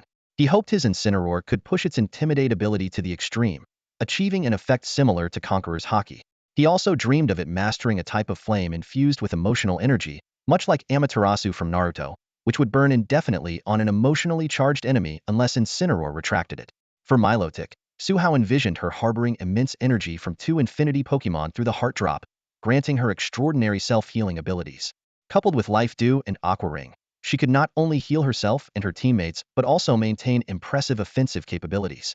As an Aura Guardian, Su Hao looked forward to meeting a Riolu, Lucario, or any other Pokémon that could learn Aura Sphere and resonate with his aura. He planned to use the system to add teleportation skills to them, mimicking the combination of Flying Thunder God and Rasengan Aura Sphere. Thinking about these possibilities, Su Hao couldn't help but smile obsessively, even drooling a bit. His Carbink, seeing its trainer's strange expression, looked a bit terrified, not understanding why Su Hao was smiling so weirdly. At 5:30 p.m., the auction hall on the top floor was ready. The entire hall was simply and brightly decorated, without excessive luxury. The auction stage was set at the front, where the auctioneer would later introduce and auction various items. Su Hao wore clean, casual clothes, not bothering with formal attire as the auction didn't require a specific dress code. This temporarily converted auction hall didn't have the private box design commonly seen in novels. Guided by a waiter, Su Hao found his seat number 1145. The seat number had significance. The first one indicated that Su Hao held a level 1 VIP card, second only to the special VIP card. 145 meant he was the 145th person to reserve a level 1 VIP seat. Looking around, Su Hao noticed many seats already occupied, with some people dressed in suits and others in casual wear. Each seat had a small table for personal items, with a number plate for bidding. At 6 p.m., once most seats were filled, a middle-aged man in a meticulously neat tailcoat slowly stepped onto the 1-meter-high auction stage. Su Hao guessed that the hollow design under the stage might be for transporting auction items. This auction, hosted by the United Commerce Association, was endorsed by the Shenzhou Alliance and was popular among the wealthy due to its clear and legitimate sources of auction items, second only to the occasional official auctions held by the Shenzhou Alliance. After a brief warm-up, just as Su Hao had suspected, a display cabinet containing an item slowly rose from beneath the stage. The first item was a box of 5 chocoberries, specially processed into energy blocks that could slightly increase a Pokémon's resistance to fire-type moves. The starting bid was 5,000 Shenzhou Yuan, with a minimum increment of 100 Shenzhou Yuan. The market price for ordinary chocoberries was around 1,000 Shenzhou Yuan, but based on the high-quality photos shown on the big screen, this batch was clearly superior, justifying the higher price. Bidding quickly commenced. 6,000 Shenzhou Yuan, 7,000 Shenzhou Yuan, 10,000 Shenzhou Yuan. In the end, VIP number 1325 won the box of chocoberries for 10,000 Shenzhou Yuan. The second item was a box of intermediate ice-type energy blocks provided by Mr. Yi Liangchen, a certified intermediate breeder. These energy blocks not only provided high-quality energy for ice-type Pokémon, but also increased other Pokémon's affinity for ice-type moves. The starting bid was 50,000 Shenzhou Yuan, with a minimum increment of 2,000 Shenzhou Yuan, 55,000 Shenzhou Yuan, 60,000 Shenzhou Yuan, 100,000 Shenzhou Yuan. Ultimately, VIP No S023 won the box of energy blocks for 100,000 Shenzhou Yuan. Su Hao took a sharp breath. He didn't participate in the bidding because he could use his aura powers to make high-quality intermediate energy blocks himself, and occasionally even produce advanced ones. Making energy blocks only cost him about 50,000 Shenzhou yuan for raw materials, and with his precise aura sensing, he could achieve zero-defect production. Each batch yielded around 20 finished blocks, while an official energy block storage box had a capacity of 6. Even without special abilities, if others had a 50 success rate, producing 10 finished blocks and 10 defective ones per batch, the profit would still double at this auction price. No wonder breeders were considered wealthy. Su Hao's eyes sparkled. Although merging with his parallel world self after the crossover retained his knowledge and experience in making energy blocks, Su Hao had previously only made them for his own Pokémon and never paid attention to market prices. He hadn't realized the profits were so substantial. After a brief consideration, Su Hao decided to obtain a breeder's certificate from the Breeder Association in the future so he could legally sell his homemade energy blocks. Even if this auction exhausted his 10 million Shenzhou yuan savings, he would have a legitimate income source. Depending entirely on his parents' financial support as a trainer would make him feel like a failure as a transmigrator. Of course, he would still seek help when necessary and not act recklessly. At that moment, Su Hao suddenly frowned and instinctively shielded the person next to him. When the 10th auction item came up, Su Hao noticed that the event wasn't limited to Pokemon-related items. Jewelry, gold ornaments, and other valuables were also on the list. The 9th item was a stunning pink diamond. This diamond had a vivid, bright color that seemed to light up the entire auction hall. Its intricate cut revealed subtle white inclusions, with every angle showcasing perfect curves and dazzling brilliance. As soon as it was displayed, the ladies in the front row of the VIP section were immediately captivated, their eyes fixed on the gem. What surprised Su Hao was the starting bid for the pink diamond, which was a staggering 1 million Shenzhou coins. To grasp the significance of this amount, he quickly did some mental calculations. 1 million Shenzhou coins was equivalent to 100 boxes of mid-level energy cubes or 10 ordinary Pokemon items. Doubling that would give the starting price for a pseudo-legendary Pokemon egg. However, this seemingly useless but beautiful stone eventually sold for 3 million Shenzhou coins amid fierce bidding by the ladies. Su Hao couldn't help but marvel at how women's pursuit of beauty seemed passionate no matter which world they were in. This scene reminded Su Hao that when a Carbink evolves into Diancie, it can create pink diamonds. Although only after Mega Evolution can it produce sacred diamonds with special energy, even at the Diancie stage, it could make purely decorative pink diamonds without energy storage. Su Hao couldn't help but fantasize about how he could get rich if Diancie casually produced dozens of such diamonds. He even jokingly imagined himself being kept by Diancie. Just as Su Hao was lost in these whimsical thoughts, the auctioneer raised his voice to announce the 10th auction item, pulling him back to reality. It was a jar of ointment meticulously formulated by the top breeder, Mr. Wang Jingza, a rare item available in limited quantities on the market. The auctioneer explained that this ointment was a patented product officially certified by the Shenzhou League. It could significantly increase the hardness and defense of Steel-type Pokemon steel parts. It could also be applied to Pokemon's attack parts or weapons to enhance the power of Steel-type physical moves. The starting bid was 30,000 Shenzhou coins, with each increment not less than 1,000 Shenzhou coins.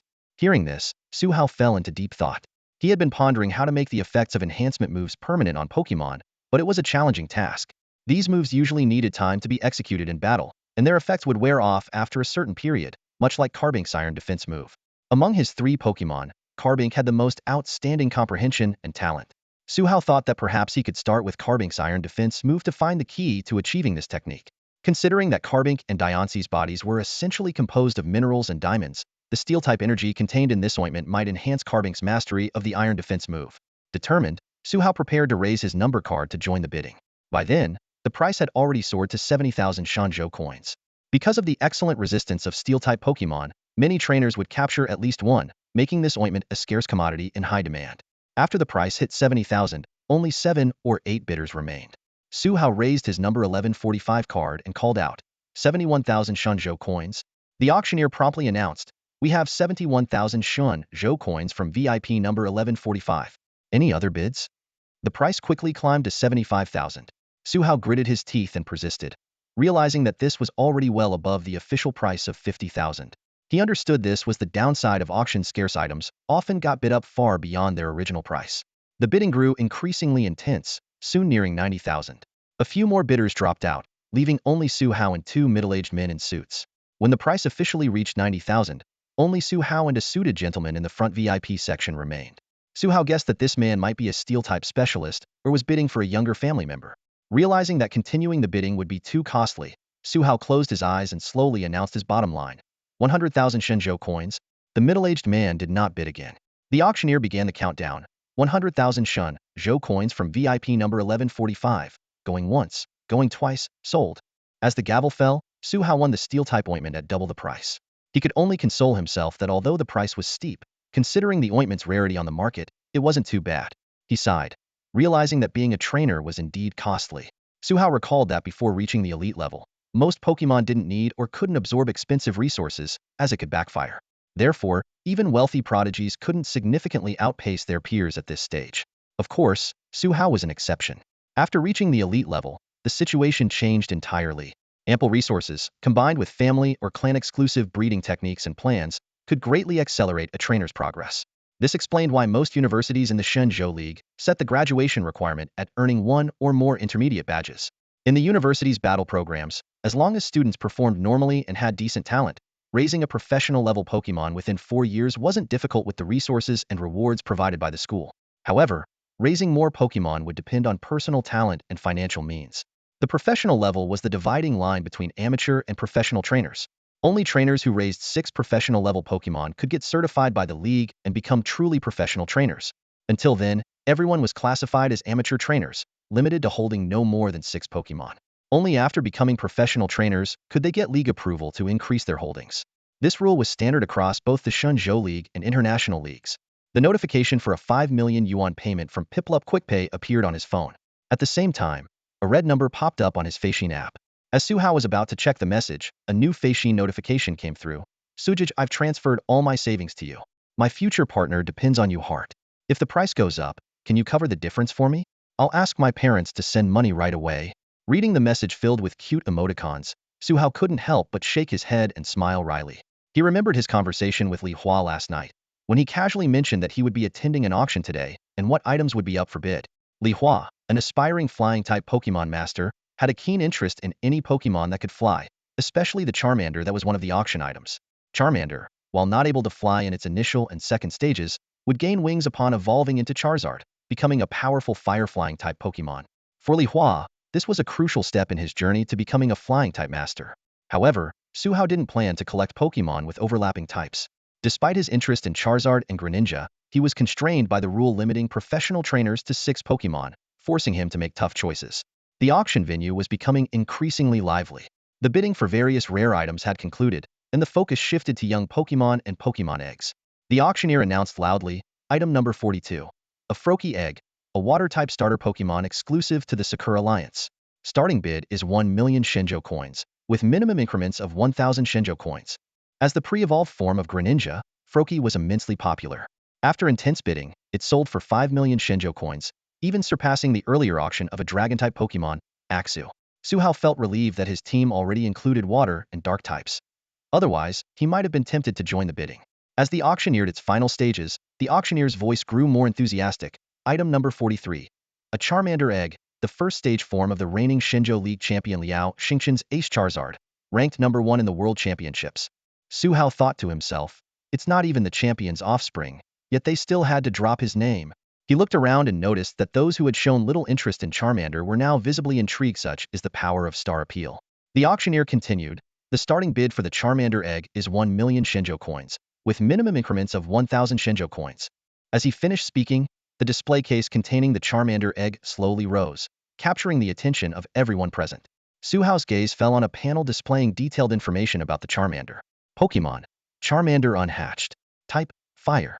Gender, female. Ability, solar power. Level, 0. Held item, none. Moves, scratch, growl, dragon dance. Wow, a Charmander with some dragon-type lineage. Su Hao marveled to himself. If Li Hua gets this egg, he might as well switch from being a flying-type master to a dragon-type master. With Altaria and Charizard's Mega X form, his team would be nearly all dragon types, except for Corviknight. Lost in thought about the Charmander's potential, Su Hao noticed the auctioneer holding a new piece of paper. The auctioneer scanned it briefly before speaking. Before we start the bidding for the Charmander egg, I'd like to inform our esteemed guests that although there are only 3 Pokémon eggs left in this auction, the United Commerce Association has prepared some surprise items to be auctioned at the very end. We encourage you to stay and see if any of these items catch your interest. The auction for the champion's Charmander egg is now open. As soon as the auctioneer's voice rang out, the hall erupted in excitement. 1.1 million Shenzhou coins. 1.5 million Shenzhou coins. 2 million Shenzhou coins. The bids soared like wild horses, quickly reaching 2 million Shenzhou coins. Su-hao remained composed, though he knew it might take more than 5 million to win.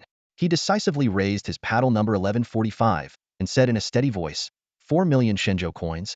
This bid was like a bucket of cold water, cooling down many overheated bidders. Su-hao glanced around, a faint smile playing on his lips, clearly pleased with his strategy. But a voice from the front row broke the brief silence. 4.05 million Shenzhou coins. Su-hao frowned slightly, realizing his true competitor had emerged. The bidding continued back and forth. 4.1 million Shenzhou coins. 4.15 million Shenzhou coins. Taking a deep breath, Su-hao decided to go all out. 5.5 million Shenzhou coins. The competitor, a slightly overweight middle-aged man, hesitated before painfully saying, 5.51 million Shenzhou coins. Sensing his opponent's hesitation, Su-hao used his aura to gauge the man's mental state. Without missing a beat, he calmly bid, 5.511 million Shenzhou coins. After confirming 3 times that there were no further bids, the auctioneer finally declared, paddle number 1145, sold for 5.511 million Shenzhou coins. Su-hao felt relieved that he hadn't overspent or exceeded his budget by much. He quickly messaged Li Hua, got it for 5.511 million. I rounded off the extra 1,000 for you. Remember to treat me to dinner when I get back, V. Li Hua replied instantly, thanks Su. From today on, you're my hero. By the way, is an Aerodactyl really a dragon? Su-hao couldn't help but laugh. Just make sure you treat me to dinner, my dear son. The auction for the next 2 pseudo-legendary Pokémon eggs took an unexpected turn. When the bid for the Bagon egg reached 10 million, a clear female voice immediately doubled it to 20 million, stunning the entire hall. Similarly, the mysterious bidder with paddle number S001 secured the Dratini egg for a staggering 23 million. Su-hao couldn't help but marvel at the wealth of these true elites, feeling quite impoverished in comparison. Baiziru appeared calm but was secretly relieved. As a third-year student in the Pokemon Battle Studies program at Qingbei University, she bore the heavy responsibility of her family. Originally, her uncle, the current Dragon-type Elite 4 member Baidu, was supposed to attend the auction. However, an unexpected Articuno incident left the task to her. After arriving in Ice Peak City with her sister Baiziru had been frantic when her sister went missing. Fortunately, a handsome boy who looked like a high schooler had found Baiyu and brought her to the Lost Child Center, allowing Baiziru to locate her sister in time and not miss the crucial auction. With the financial backing of her family, Baiziru successfully acquired 2 precious Dragon-type pseudo-legendary eggs. Her mission was complete, and now she just had to safely bring the eggs back home. Gently stroking the box containing the eggs, Baiziru felt a weight lift off her shoulders. Distinguished guests, we are about to commence the auction of several special items. All starting bids will begin at 0, with no restrictions on bid increments. The auctioneer, dressed in a sharp tailcoat, elegantly rotated his wrist and bowed slightly to the audience. His voice was clear and magnetic. On behalf of the United Commerce Association, I sincerely hope that each of you will find items that catch your eye. Clearing his throat, the auctioneer continued, our first special item is a toxic manual. His tone suddenly became mysterious. This manual comes from the renowned poison-type specialist, Master Du Gubo. With this manual, your Pokemon can learn a toxin far more potent than the usual poison moves. As soon as he finished speaking, the auctioneer noticed that most of the audience looked curious but showed little desire to purchase. He thought to himself, just as the notes on the list indicated, that person truly has foresight. It's no wonder he managed to gather various scattered merchants to form the United Commerce Association. To alleviate any concerns, the auctioneer added, you might worry that your Pokemon could suffer irreversible damage from training with such a potent toxin, or that using it in battle without an antidote could lead to accidental Pokemon fatalities. Rest assured, the manual also includes instructions for creating an antidote. The materials are inexpensive and can even be mass-produced. This immediately piqued the interest of the VIPs in the front row, identified by their S designations. They began to bid eagerly. After all, 2 quasi-legendary Pokemon eggs had already been bought by a youngster suspected to be from the Dragon Clan. They didn't dare to challenge the Dragon Clan, and having bought nothing so far, they were eager to spend their money. Finally, the auctioneer announced loudly, 8 million Shenzhou coins, going once, twice, sold. Congratulations to the guest in seat S007 for winning the toxic manual. The room erupted in applause. The auction proceeded. The auctioneer introduced the second special item. This is a stone that many of you may have heard of. According to research by elite scientists from various alliances, this stone subtly enhances a Pokemon's physical attributes and has a certain probability of increasing its affinity for its type energy. He paused briefly, then continued solemnly, of course, in line with our association's commitment to honesty, this stone does have its drawbacks. It only works with specific Pokemon. The seller has tried it on many Pokémon without finding a match. Due to financial constraints, the seller has entrusted this rare stone to our auction. If any of you are interested, it might be worth a shot. Imagine if you find the right Pokémon for it. With the auctioneer's words, a display case slowly rose. Inside, lying in a soft red velvet box with a transparent glass cover, was an object more like a glass marble than a stone. When the full view of the stone appeared on the screen, Su Hao, who had been lounging in his chair, immediately sat up straight, his eyes fixed on the stone. A mega stone, he thought to himself. The screen showed what Su Hao had seen online when searching for terms related to limit-breaking evolution, a mega stone.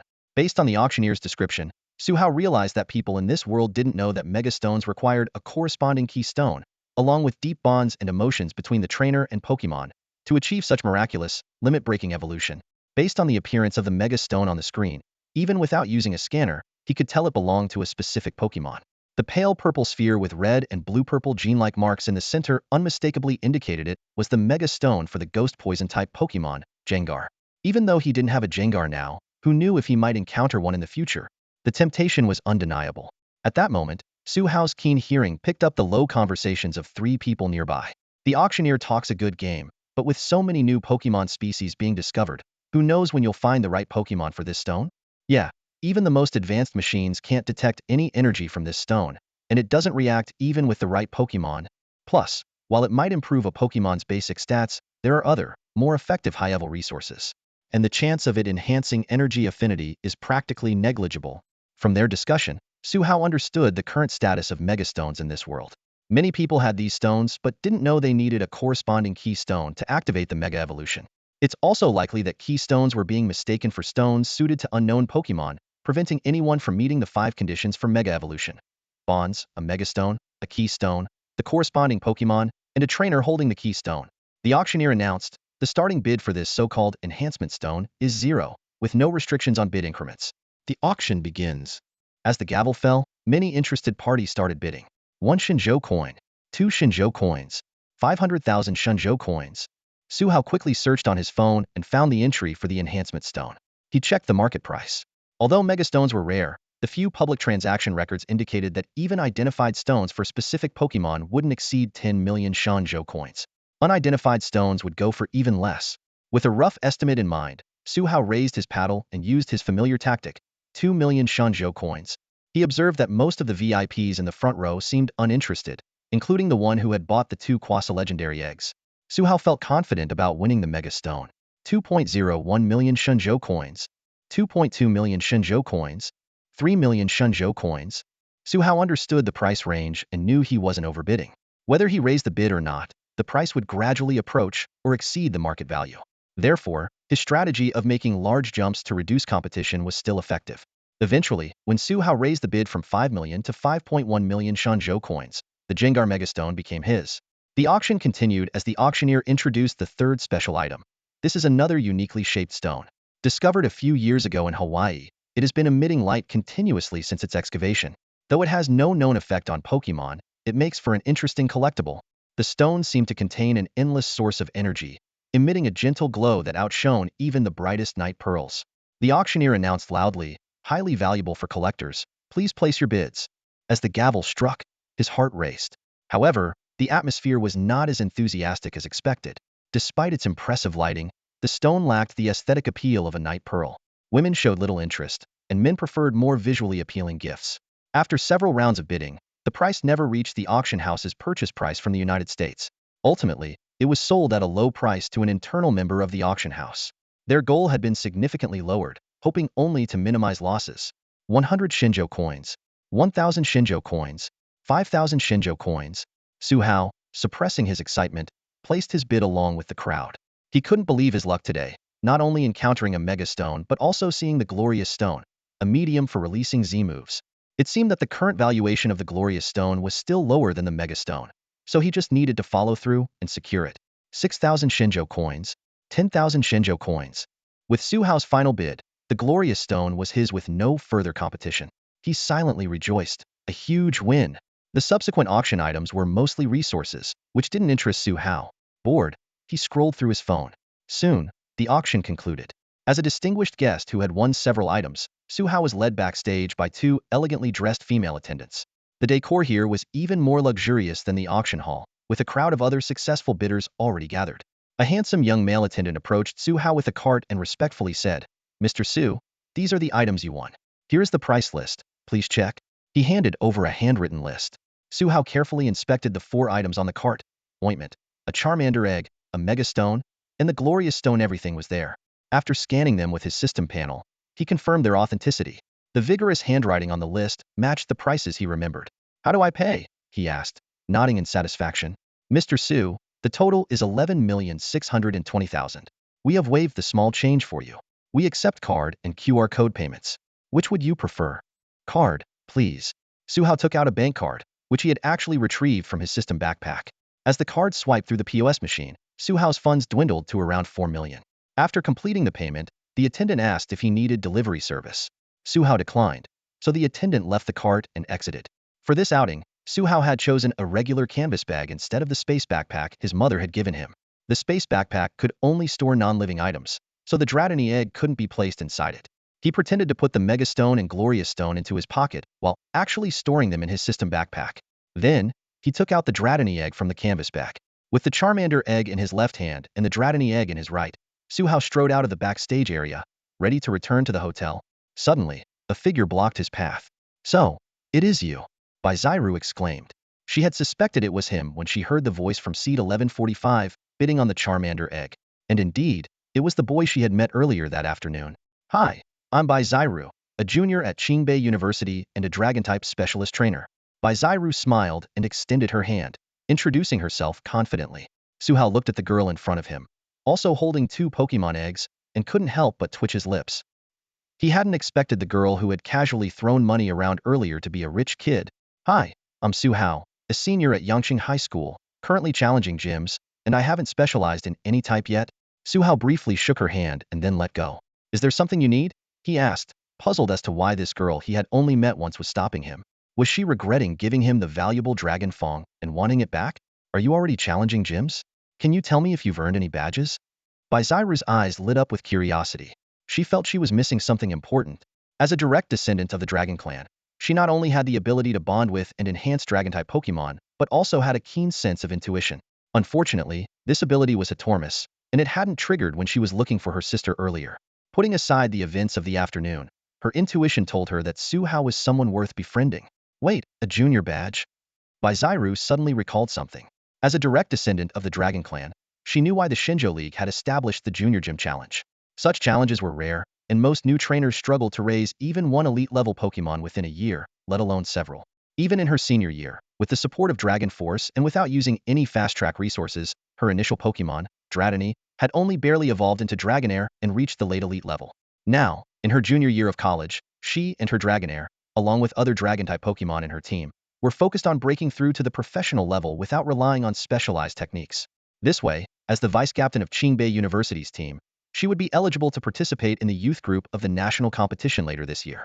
She had heard within her clan about a high school senior who, within just 2 to 3 months of receiving his starter Pokémon, had trained an elite-level Pokémon and defeated a professional-level Empoleon. Her alma mater had also caught wind of this. According to the captain, several universities had immediately prepared to recruit Su Hao, hoping he would choose their school. It was said that as long as Su Hao didn't fade into obscurity, the school he joined would dominate the national youth competition for the next 4 years. As for team competitions, that would depend on luck. Due to the unknown whereabouts of Su Hao, various universities' admissions offices were preparing to visit his parents, only to be stopped by members of the Shenzhou Alliance. They soon received a notification from the Alliance's higher-ups. "Do not disturb Su Hao. Contact him only after he has collected all 4 badges." The universities instantly grasped the Alliance's intention. Su Hao had caught the eye of the top brass. This person was under the Alliance's protection.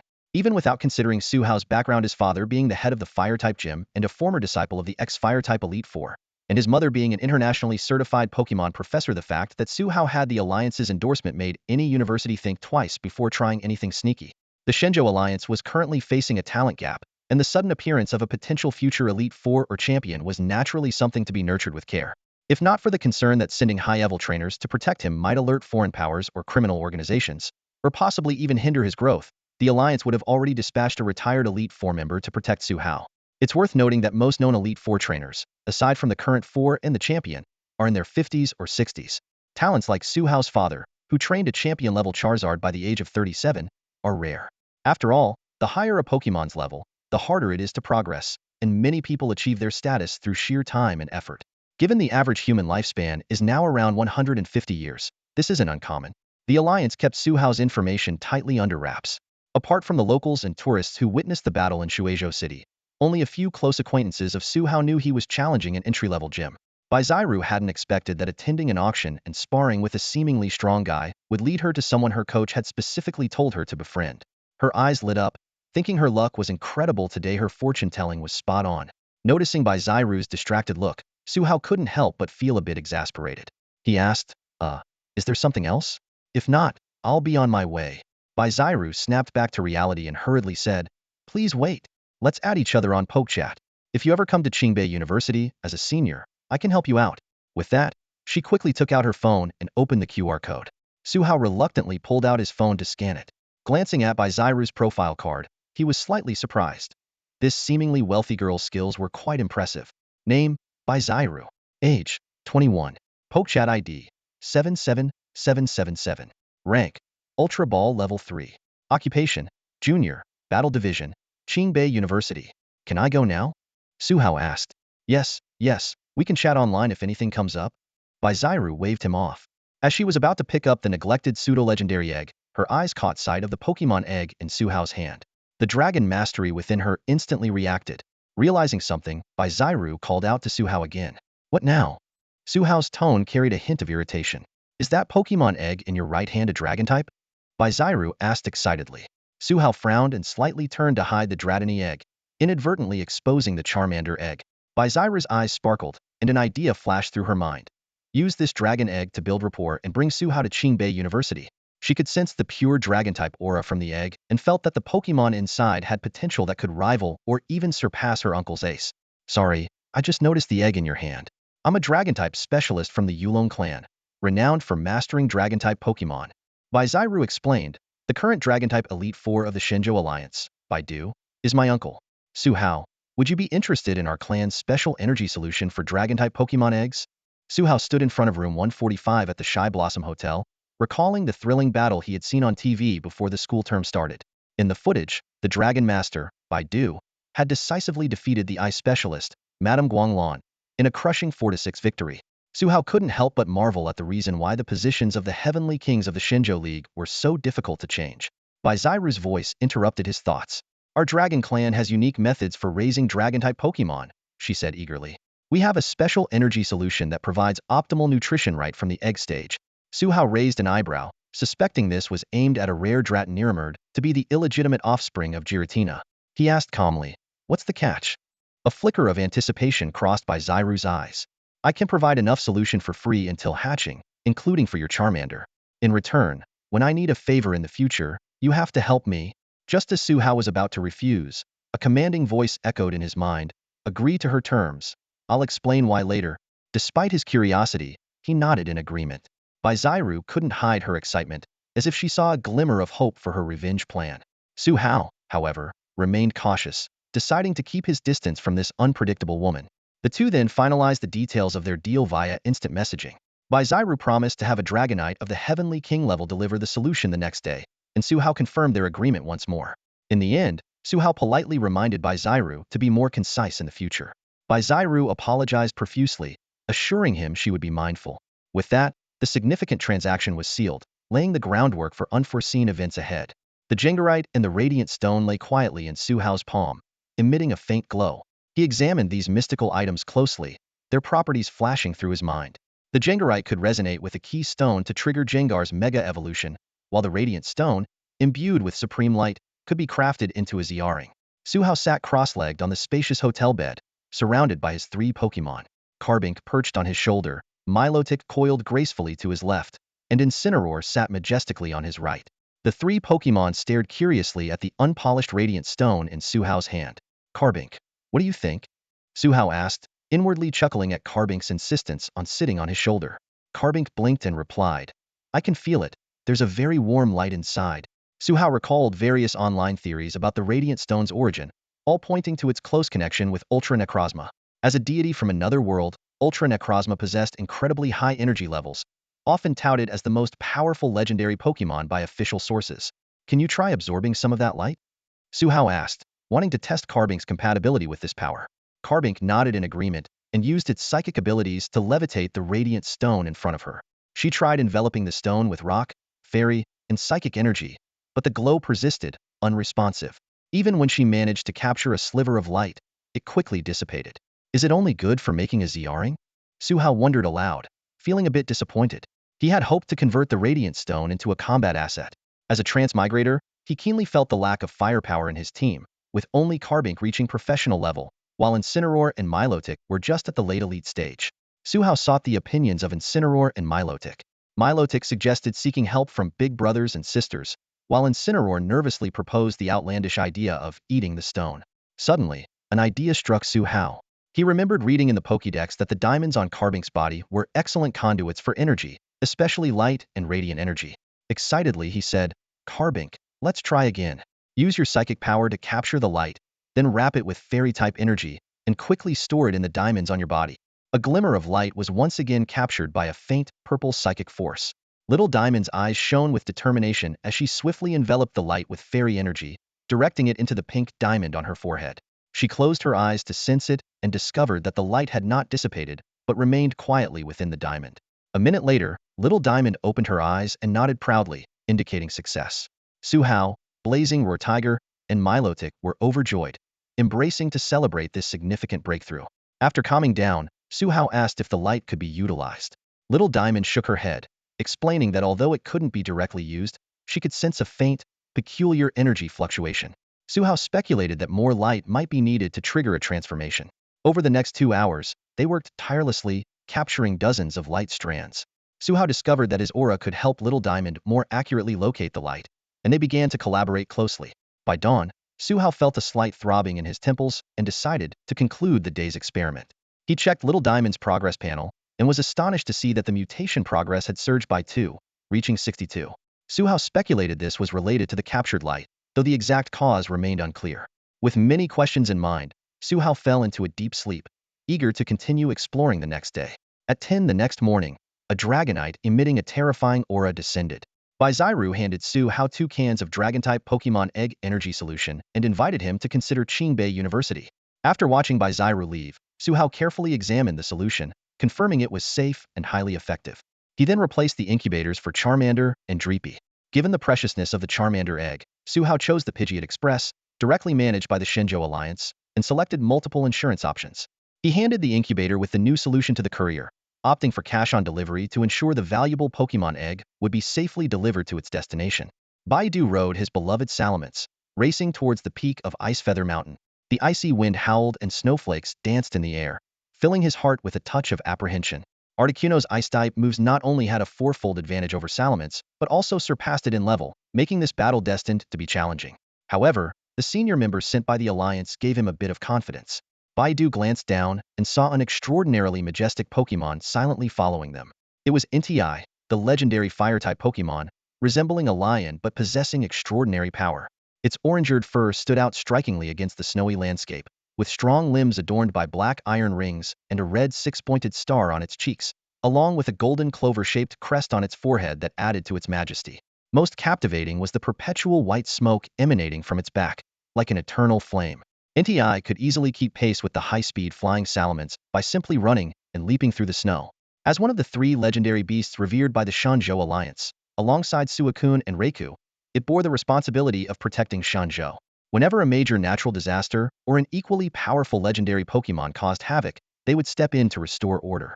This mission stemmed from the sudden blizzard unleashed by the deity Articuno atop Icefeather Mountain. To be on the safe side, the Alliance specifically summoned Entei, whose fire-type moves countered Articuno, and dispatched Baidu, one of the Elite Four, to lead the way to Icefeather Mountain to investigate.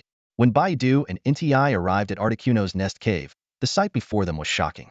The cave was littered with the shattered, frozen corpses of Team Nova members, and only a few blood-stained ice-blue feathers remained where Articuno usually roost.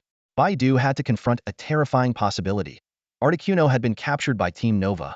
He cast a disbelieving glance at Entei, only to find that the legendary beast had also lost its usual composure, looking even graver than he did. Entei communicated telepathically to Baidu with a tone of shock. "Giratina, Dialga, Meanwhile, on the other side of the Shenzhou Alliance, routine train journey was underway. The infrastructure of the Shenzhou Alliance was indeed impressive, with fixed and safe train routes connecting major cities. Except for those trainers who ventured into deep mountains and forests for training, most people chose to travel by train, which was both safe and efficient. The wilderness in this world was far more dangerous than in the parallel world of Blue Star. Apart from a few nostalgic Pokémon, most wild Pokémon were mobile and not fixed in one location. This meant that the Shenzhou Alliance could only roughly categorize the strength levels and distribution of wild Pokémon in each area. To prepare for possible attacks, the Alliance had invested heavily in a railway network connecting major cities. Each train was equipped with at least one professional-level trainer who enjoyed excellent benefits, including comprehensive insurance. This not only solved employment issues, but also provided an ideal job for trainers who needed stable work after starting a family. Even in the event of an attack by a gym-level or even Elite 4-level wild Pokémon, a team of professional-level Pokémon could buy time until the nearest gym leader or other Alliance officials arrived. For ordinary families and non-trainers, the railway was the preferred mode of travel. It was affordable, with rumors suggesting that the Alliance subsidized its operation. In contrast, air travel was considered a high-cost option in this world. Flying-type Pokémon in the sky could threaten flight safety, so each plane was accompanied by multiple professional-level or higher flying-type Pokémon trainers. Some high-end airlines even employed dragon-type trainers. Suhao was set to take an express train to Wuling Village, the location of the poison-type gym. The gym's location was quite peculiar, not in the city center but in a small mountain village deep in the forest. This reminded Suhao of his father's work. As a gym leader, Su's father not only dealt with challengers, but also ensured the safety of Yangqing and its surrounding cities. When Suhao asked his father how he managed so many responsibilities, his father explained that the Shenzhou Alliance officially had only 18 type gym leaders, the Elite Four, and the Champion, but there were many hidden powers behind the scenes. When a gym leader was overwhelmed, these hidden forces would step in. However, since new secret realms had stopped appearing, most stable passage secret realms were guarded by the Alliance's army. Criminal organizations found it difficult to gain a foothold within the Alliance, making the gym leaders' work relatively easier. Additionally, each major city housed certified professional level, gym level, and Elite 4-level trainers who would assist in emergencies. The Alliance also possessed a mobilization order that could be used when necessary. Su's father emphasized that the Shenzhou Alliance people saw was just the surface, not the whole picture. Other countries' alliances operated similarly, with most disputes and interests settled through the annual World Championships, preventing wars for many years. In a bright and spacious room, a group of individuals capable of influencing all decisions within the Shenzhou Alliance had gathered. Seated around a circular conference table were the core power players of the Alliance, the current chairman, the 4 elite, the champion, several former elites and champions, as well as the heads of various departments. Their expressions were grave, their eyes fixed on a woman standing in front of a large screen. Dressed impeccably in formal attire, the woman was presenting the latest intelligence. According to reports from Elite Baidu and other investigators, Articuno was still in Ice Feather Mountain. However, the situation was far more complicated than initially thought. On April 7th, Ice Feather Mountain was hit by a Onsen century blizzard, the impact of which even reached the nearby Ice Peak city. Fortunately, there were few people on the mountain at the time, only 3 students challenging the ice gym and a mountain guide. They, along with the gym leader Zhao Xueqing, were unharmed. While Ice Peak City suffered significant damage, the combined efforts of humans and Pokémon effectively controlled the casualties. The blizzard raged throughout the night, only beginning to abate the following day. Upon receiving the news, Baidu immediately rushed to the scene with NTI, who had been summoned by the Alliance. What they found on the mountain was unsettling. Shattered ice sculptures of Team Neo uniforms and blood-stained ice blue feathers in Articuno's nest. Even more concerning was that NTI sensed the presence of Giratina among the blood-stained feathers. This ruler of the distortion world, according to ancient texts, was one of the earliest deities born after Arceus, wielding the powers of destruction and reversal. Such a powerful and unpredictable entity potentially aiding or being controlled by Team Neo was undoubtedly catastrophic news. The atmosphere in the conference room grew heavier. An elderly man, wearing a traditional Zhongshan suit and well into his 70s, the current chairman of the Shenzhou Alliance, Mu Jiangwo, handed a thick stack of documents to his secretary, Hao Xiaoxi. Xiaoxi, distribute these to everyone. Once Hao Xiaoxi had finished distributing the documents, Mu Jiangwo spoke in a deep voice. These are the orders to suppress all Team Neo members, associates, and enablers within the Shenzhou Alliance's territory. This meeting has unanimously approved the motion, and it will soon be enforced across all provinces and cities. Next, we need to discuss whether to awaken Ho-Oh. Xiaoxi, please explain the situation. Taking a deep breath, Hao Xiaoxi began. Given the potential involvement of Giratina, the threat we face far exceeds human capabilities. Although the 3 legendary beasts claim they can temporarily hold off most legendary Pokémon, Giratina's power is far from ordinary. We do not need to defeat it. We merely need Ho-Oh to temporarily restrain Giratina after locating Team Neo's stronghold. Now, please proceed with the vote. Wuling Village is a small settlement located in the southwestern part of the Shenzhou Alliance. Nestled deep within the mountains and forests, this village is renowned for its residents' exceptional poison-making skills, which often deter outsiders. After a long journey, Su Hao finally arrived at this hidden place. Before embarking on this journey, Su Hao felt a bit anxious about facing the gym leader. He called his father, hoping to gather some information about the Poison Master from him. Coincidentally, the Poison Master was the very person who had sold a highly toxic secret manual at an auction. Over the phone, Su Hao's father provided a detailed background on the Poison Master. Although the Poison Master was considered one of the weaker gym leaders among the 18, this perception was misleading. It was said that he and Zhao Shui, the Ice Gym leader, were both veteran members of the Alliance. Born in a place famous for poison making, the Poison Master naturally chose to specialize in training poison-type Pokémon. While his Pokémon were not particularly outstanding in battle tactics, barely reaching gym-level standards, the Poison Master's talent in poison making was evident in each of his Pokémon. Each Pokémon carried different types and effects of poison, making them extremely unpredictable. In battles among gym-level trainers, the Poison Master often lost more than he won, but he frequently managed to incapacitate his opponents with his potent toxins. For trainers below gym level, his poison was even more formidable, often defeating them with a single touch. As a result, students from various universities in the Shenzhou Alliance would rather detour to other cities' gyms than challenge the poison gym. Before hanging up, Su Hao's father specifically warned him to be cautious of the toxins, but reassured him that the Poison Master wouldn't use the particularly troublesome mixed toxins against younger challengers, likely opting for simpler poisons instead. After a bumpy ride on a Tauros-drawn cart, Su Hao finally arrived at Wuling Village, the location of the poison gym. The sight before him completely overturned his expectations of a small village. Instead of thatched or tiled houses, there were exquisite and beautiful small villas.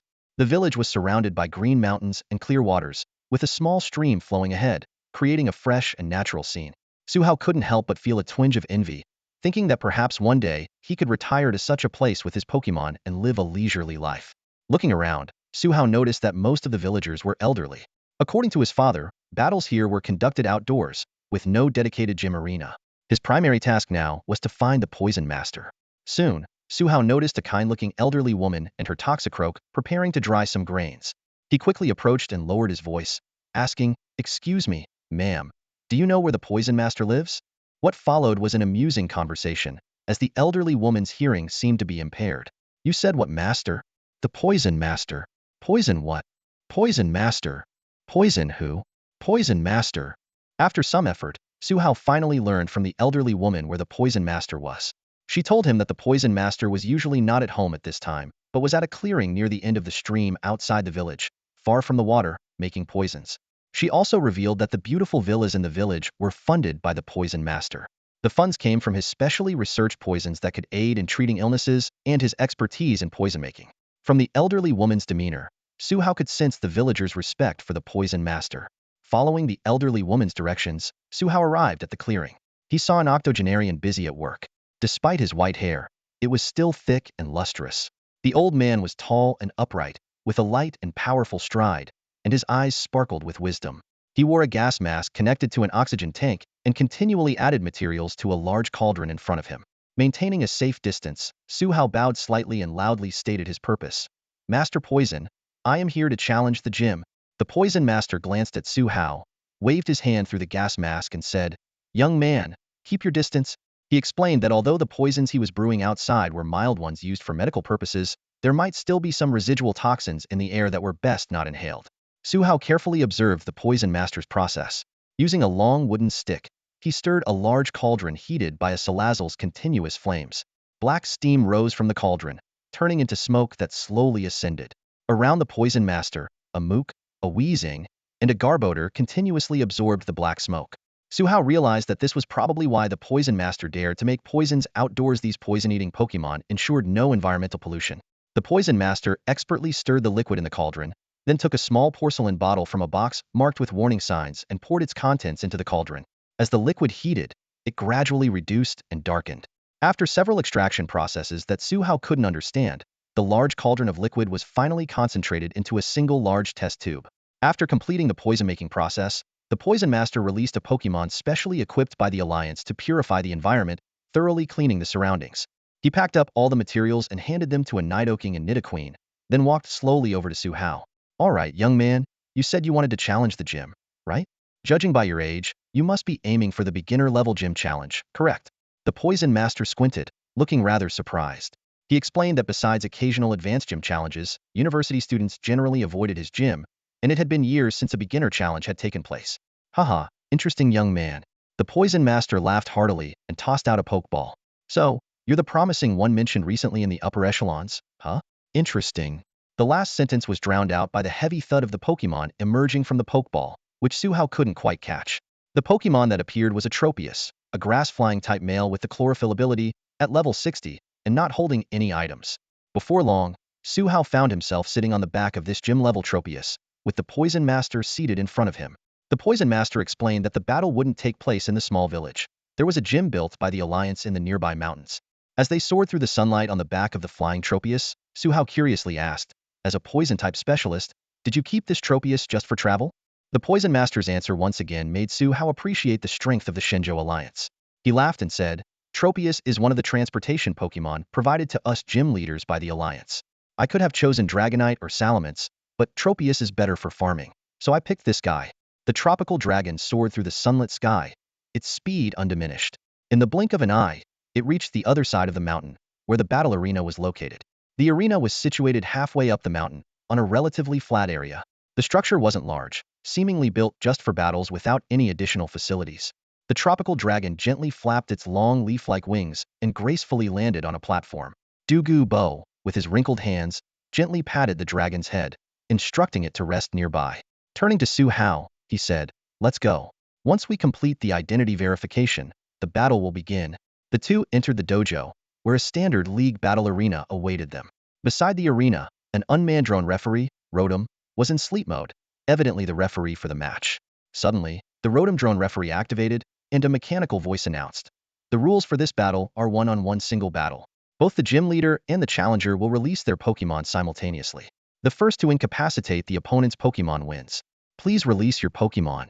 Suhao and Dugu Bo exchanged a glance and simultaneously threw their Pokeballs. Suhao had already learned the rules from Dugu Bo on the way. Combining this with the information from his father that Dugu Bo was an expert in poison and status conditions, Suhao had already chosen his combatant. Milotic, Suhao called out. A flash of white light revealed the elegant, serpentine form of Milotic. Blessed by Latios and Latias, Milotic could ignore any status condition inflicted by Pokemon weaker than the Ian duo. Fuwu Milotic raised her head, maintaining the posture of the most beautiful Pokemon in the water. Her ruby-red eyes focused on her opponent Drapion. Milotic assessed it. Segmented carapace, not particularly attractive, and frankly, ugly. Dugu Bo had released his Drapion. Suhao recalled the thrilling quarterfinals match in Pokemon Diamond and Pearl, where Ash faced Paul. Drapion had showcased its unique Tail Claw and Toxic Spike strategy, defeating 3 of Ash's Pokemon in a row, demonstrating its formidable strength. Drapion's body was covered in alternating shades of deep and light purple armor, with blue spots adorning its claws and tail. Its head could rotate 180 degrees, giving it no blind spots in battle. Regardless of gender, Drapion was notoriously aggressive. Its tough carapace could withstand blades, and combined with its powerful physique, it was a land tank even without using poison. As the Rotom referee announced, battle start, Drapion charged at Milotic with relentless momentum. Night Slash, Dugu Bo commanded.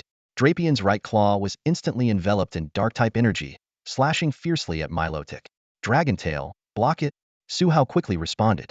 Milotic's tail surged with pure blue-purple Dragon-type energy, clashing with Drapion's Night Slash.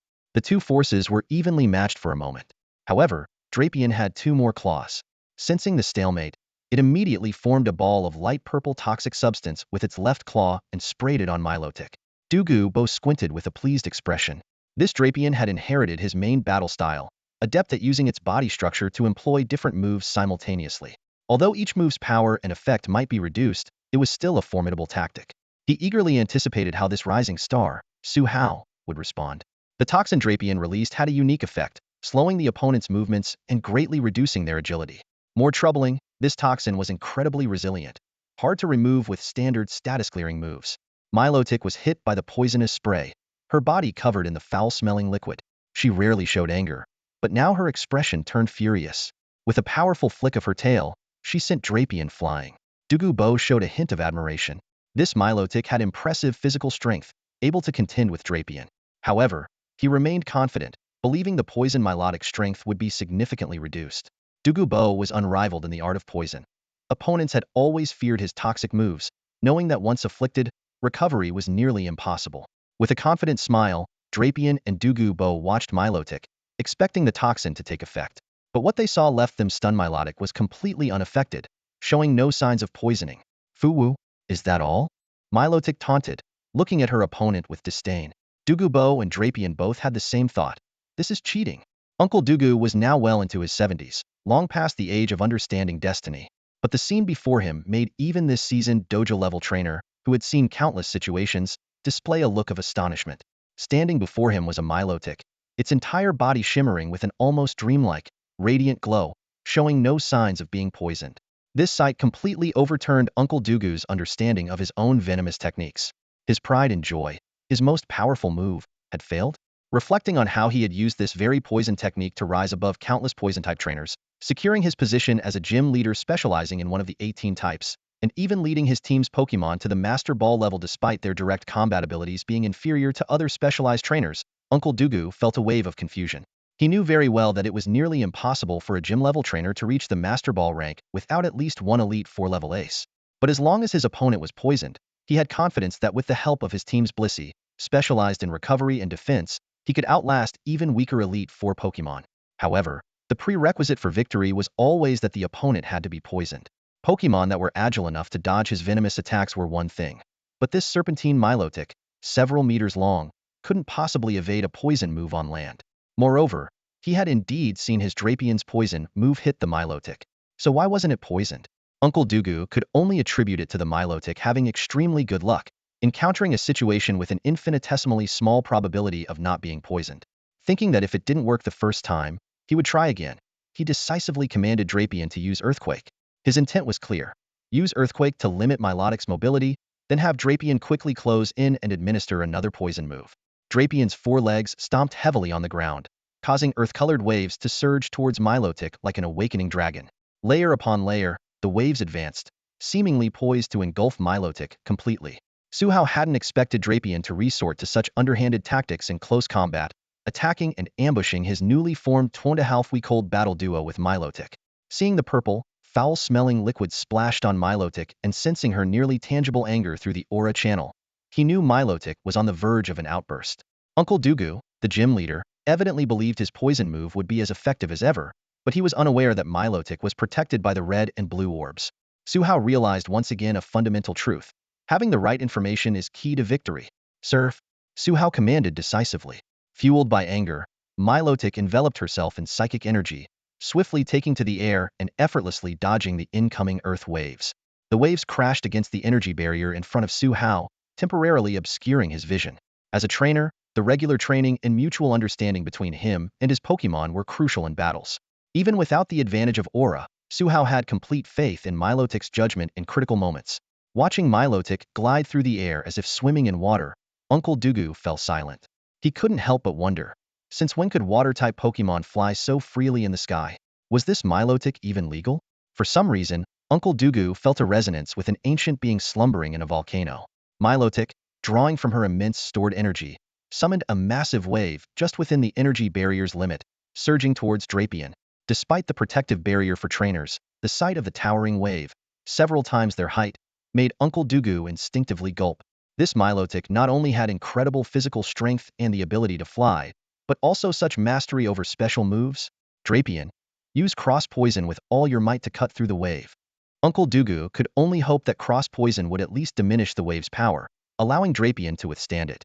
Drapion's claws crossed, and a deep purple, highly corrosive Cross Poison began to rapidly form. Though primarily a physical move, Cross Poison could be used both in close combat and as a ranged attack. Under Drapion's full force, the Cross Poison grew larger than Drapion itself. With a roar, Drapion launched the Cross Poison at the incoming wave. As soon as it made contact, the venom within began to spread rapidly through the water. In moments, the once pure wave was tainted with corrosive poison. Fuwu Milotic let out an ethereal cry, understanding Drapion's intent. Drapion didn't need to poison the entire wave, just the part that would hit her. Without the pure water-type energy, the surf attack would merely be a bath in poison for Drapion, who had strong resistance to toxins due to its poison typing. Communicating her plan to Suhao and receiving the response, "Do what you think is best, I support you." Milotic raised her head high once more. This move was called Purifying Beam. Normally, Psychic-type moves had no effect on Dark-type Pokémon. But there was an exception. The exclusive move of Latios, a second-tier legendary Pokémon with dominion over certain powers. While weaker Latios might have their Purifying Beam countered or nullified by Dark types, the Purifying Beam in Milotic's arsenal was taught by a genuine deity using the legendary item Soldew. The power of a higher-tier being wouldn't be restricted by a lower-tier one. Milotic harnessed the purifying energy, albeit still unfamiliar and weak, one of Latios's authorities. The cleansing light that purges all impurities. This move was especially effective against toxins and poison-type Pokémon. The bright purple light, enveloped in pure white, began to coalesce in front of Milotic's mouth.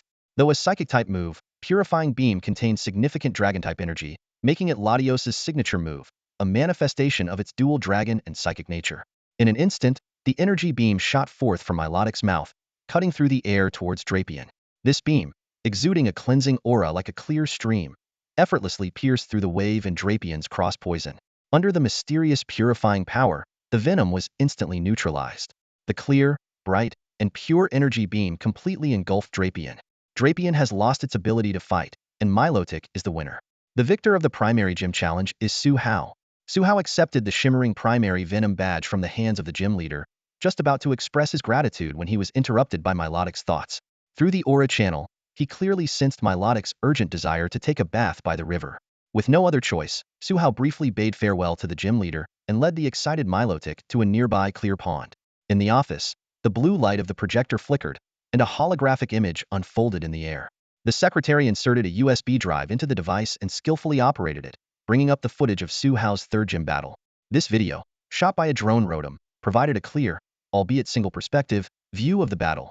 Miao Yin watched the footage intently, analyzing every detail. The battle was decided in less than 10 minutes, which is not uncommon in Pokémon battles.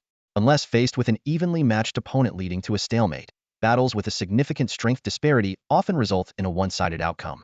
It seems that even his newly acquired Milotic can stand out in the elite level, Miao Yin murmured in admiration. As one of the earliest high-ranking members of the Shenzhou Alliance to notice Su Hao, the 60-something Miao Yin still appeared as a mature man in his 30s or 40s. This youthful appearance was due to the overall increase in human lifespan. His hair had not even turned gray. Miao Yin belonged to the 12 earthly branches, a hidden force within the Shenzhou Alliance.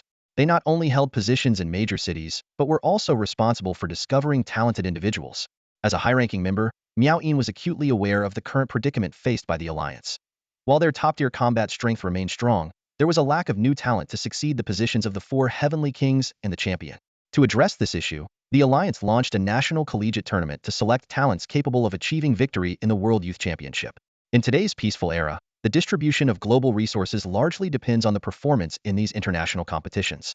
The Shenzhou Alliance's significant investment in infrastructure over the years was also a result of their excellent performance in these events. However, in recent years, young talents from other alliances have gradually caught up with the Shenzhou Alliance. Although there were still many excellent trainers domestically, their advantage was no longer as pronounced compared to other alliances. The alliance desperately needed to find a talent who could lead an era, much like Liao Xingchen did. To this end, the Shenzhou Alliance increased its investment in grassroots trainers, ensuring that every student could have their own starter Pokémon. These Pokémon, even the weakest bug type, were top tier in their species. As an important member of the seed plan, Miao Yin understood the immense effort the Alliance put into this. Other members of the 12 earthly branches had already identified their preferred candidates, and Miao Yin was no exception. He recalled the first time he met Su Hao. It was during an unexpected visit to Shuizhou City, where he heard about a rare primary gym challenge taking place that evening. Out of curiosity, he managed to get a ticket. Su Hao left a strong first impression as a vibrant high school student, fitting the image of a seed candidate in Miao Yin's mind.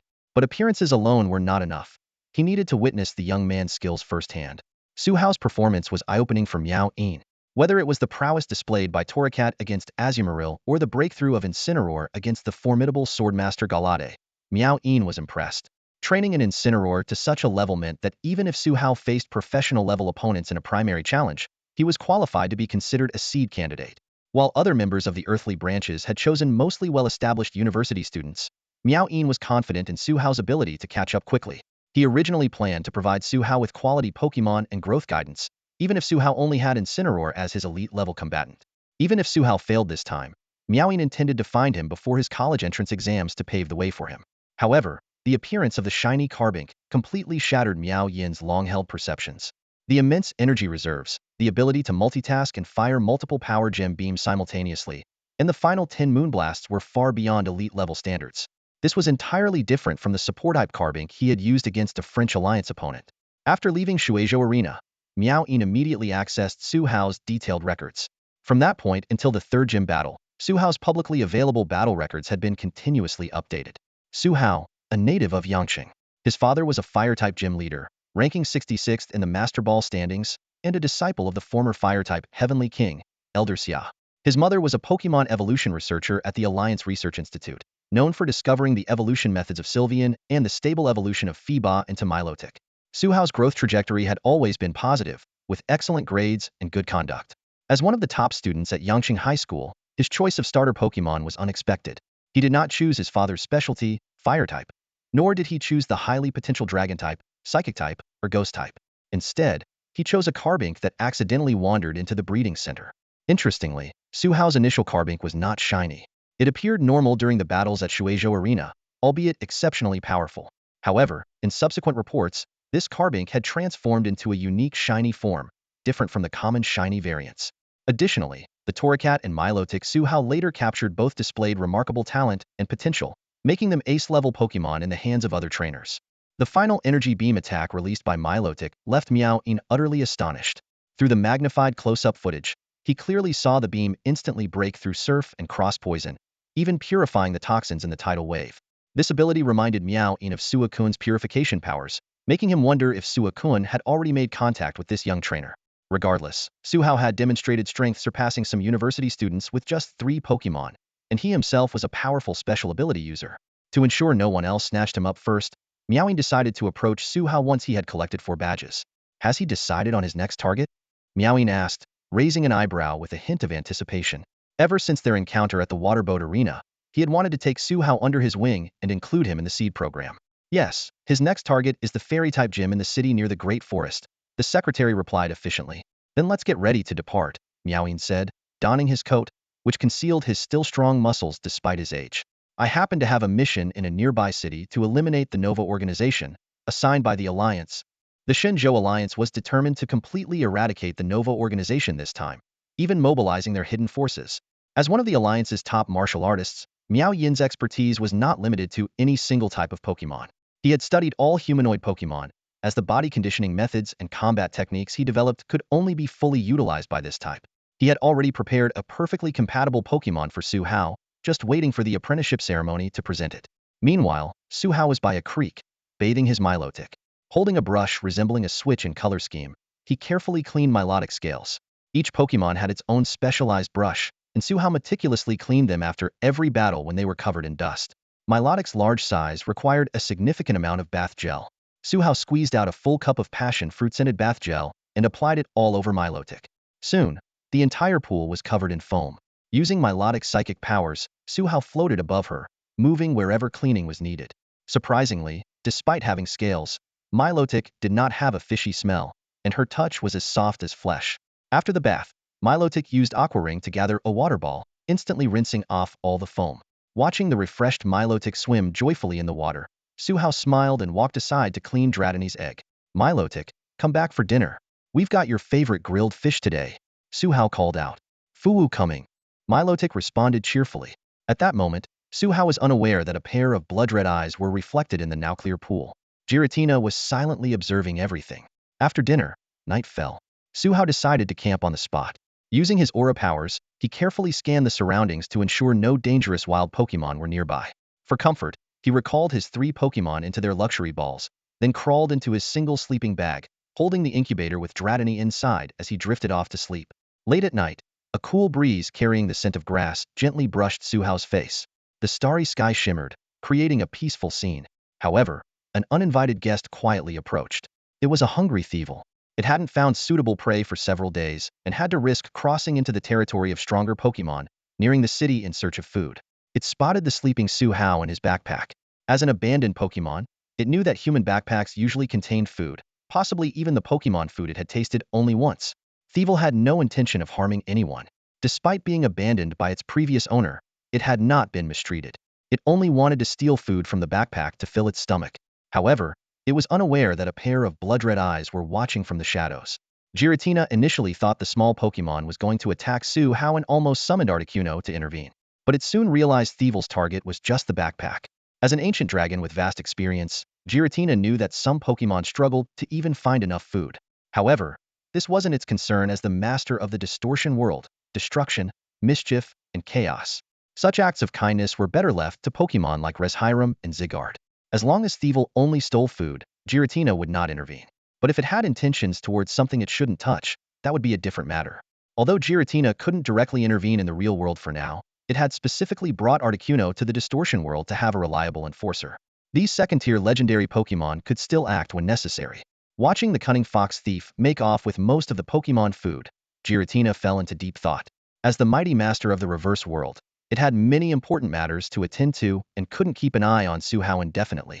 Suddenly, an idea flashed in its mind. Why not bring this human named Su Hao to the reverse world and assign that ice-type bird as his bodyguard? Giratina was always one to act on its thoughts immediately. Before long, a dark purple portal appeared above the sleeping Su Hao. An invisible storm instantly swept Su Hao and his backpack out of his sleeping bag and into the portal. No matter how deeply he slept, such a violent disturbance would wake anyone. Su Hao opened his bleary eyes and saw a black hole-like portal above him. He couldn't help but exclaim, "What the heck is happening?" Trapped in his sleeping bag, Su Hao couldn't break free or release his Pokémon, Diancie or Milotic, to use their powers to pull him back. The powerful suction continued to grow, and he could only cling tightly to the incubator, holding the Dragapult egg as he was swallowed by the portal. When Su Hao opened his eyes again, the world around him was completely different from the reverse world he knew. There were no buildings, trees, or flowers, only a desolate and ruined landscape. Islands of various sizes floated and connected, and the air was filled with a menacing aura. Su Hao didn't need to guess where he was, because right next to him was a Giratina in its origin form, staring at him intently. In the silence, Su Hao felt an unknown force draining his strength. He swallowed nervously and weakly waved at Giratina. Hi Giratina, have you eaten?" Giratina's gaze shifted from Su Hao to the egg in his arms. A familiar voice echoed in Su Hao's mind, "Human, let me see the egg." Before Su Hao could respond, Giratina continued, "It was I who requested you to fulfill that girl's request." Su Hao was taken aback and cautiously asked, "Respected Giratina, what is the connection between this egg I found by chance and you?" Giratina began to explain the origin of the egg. Several months ago, it had discovered 3 similar eggs near an island, but could only save one due to an emergency. To rescue the other 2, Giratina had merged them with the surviving egg. Thus, if this egg successfully hatched and evolved, the other 2 Pokemon could be revived through the evolution process, although they would lose their ability to evolve and become subordinates to the newly hatched Dragapult. Giratina added, "But this is merely a divine miracle I occasionally bestow. I am the great master of destruction and reversal, Giratina." Su Hao breathed a sigh of relief, realizing that this Giratina's personality was more like the one he had seen in the movies. He continued to inquire, "I understand the general situation, but Giratina, why did this egg end up with me? And why did you ask me to agree to that girl's request?" Giratina responded somewhat flustered, "I just randomly threw the egg somewhere. Yes, it was just your luck." Seeing Giratina's reaction, Su Hao quickly refocused and asked seriously, "Giratina, could you explain why it's important for me to accept that girl's condition to obtain the solution, which might not significantly affect the gifted Dragapult?" Giratina explained that the solution contained a rich life energy it couldn't provide, which was crucial for reviving the 2 Dragapult. It reminded Su Hao that even though the egg currently had enough life energy, the hatched Dragapult would need more to ensure the revival was successful. Su Hao was surprised to find that the notorious and violent Giratina was actually a bit of a tsundere softie. Su Hao faced Giratina and asked the crucial question, "How much life energy is enough?" Giratina's response made Su Hao realize that the hidden danger on Dorn Messia hadn't been completely resolved. It would only be certain once the little creature hatched. The legendary Pokemon sternly warned, "Human, you must find enough life energy, or the little one might fail to evolve." Giratina explained that it couldn't easily appear in the real world anymore. The last time it personally captured that mangy bird, it nearly caused an accident. "Come on, Su Hao. I'll take you somewhere." Giratina's massive body floated at the edge of the floating island, signaling Su Hao to climb aboard. Su Hao suddenly realized that Giratina knew his name, even though he had never mentioned it.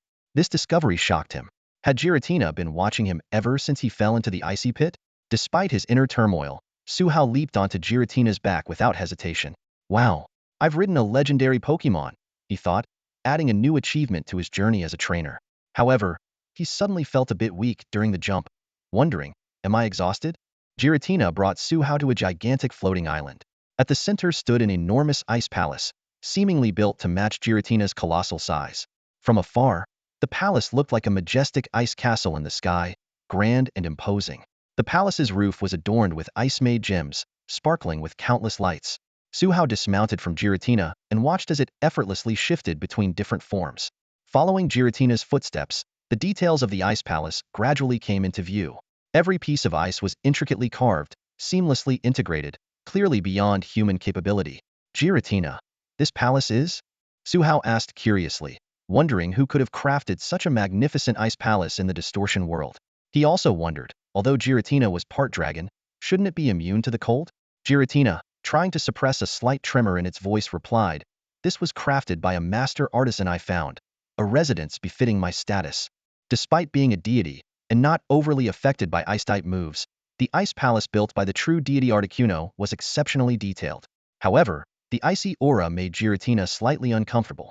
It secretly decided that this palace would be for show, preferring to sleep on the ground. At that moment, a cry pierced the air.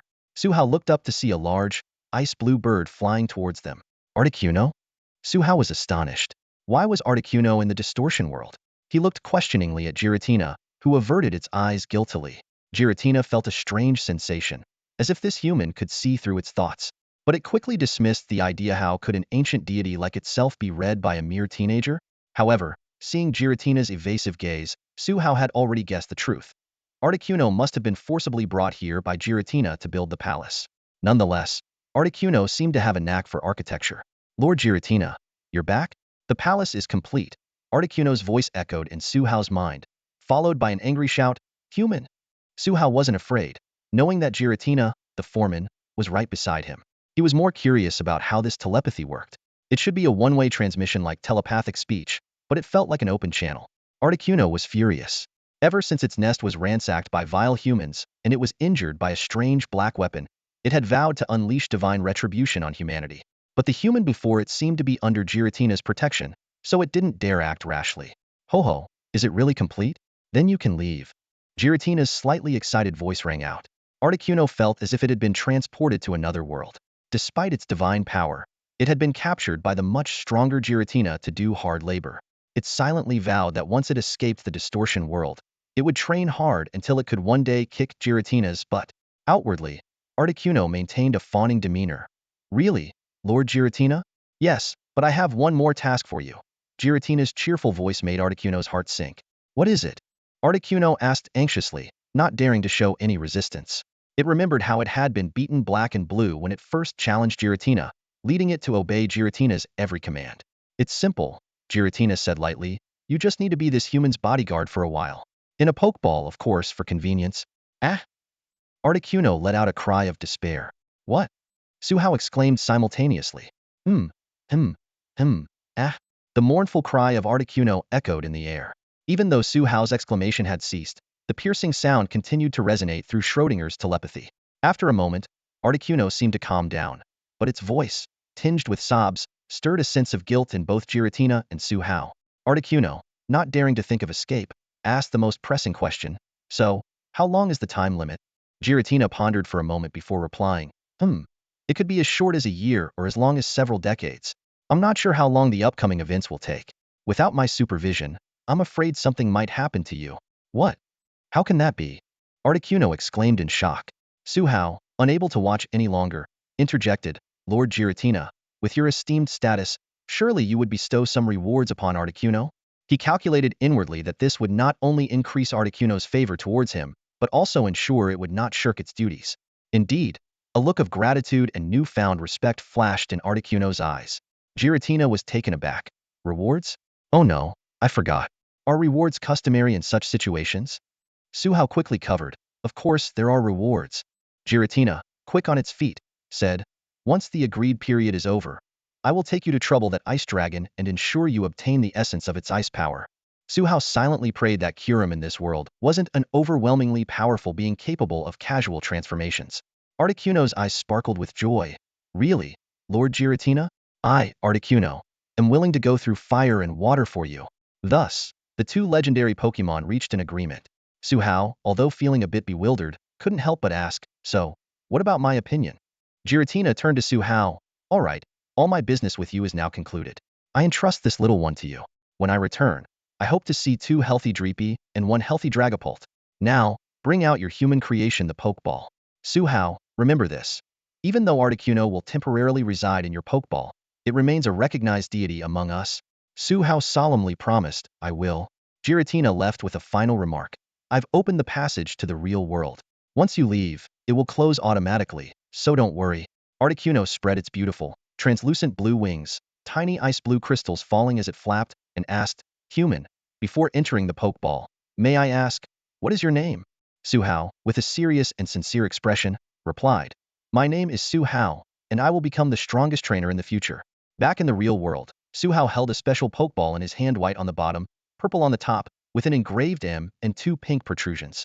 It was the Master Ball he had exchanged for a large sum from the system shop, as only it could contain Articuno's power. For this short period, I ask for your guidance, Articuno, Su Hao murmured, his voice carried away by the night wind. A few days later, Su Hao arrived by train at a small city near Viridian Forest. This place not only housed the fairy-type gym of the Shenzhou League, but also the largest official preservation center.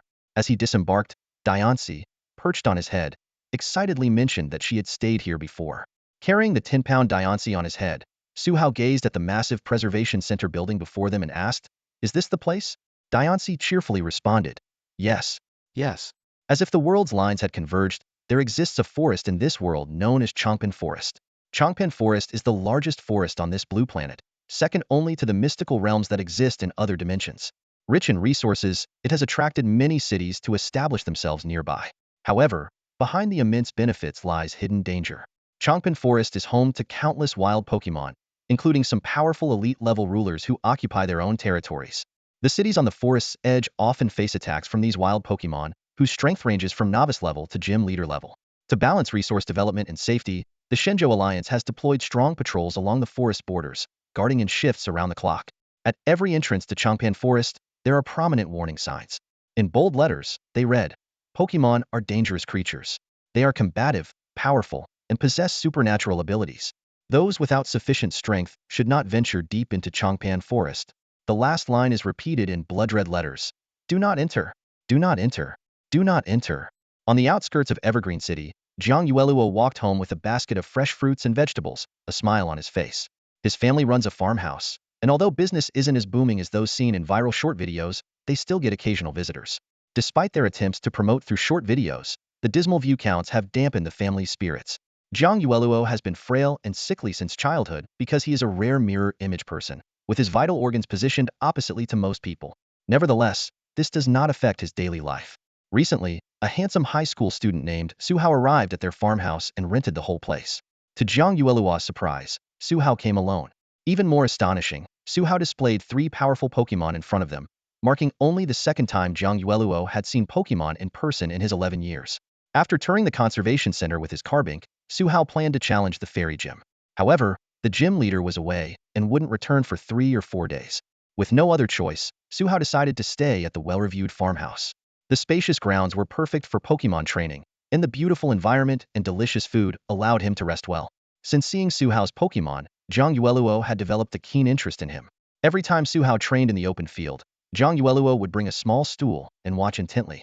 Jiang Yueluo, why do you want to become a trainer? Su Hao asked curiously.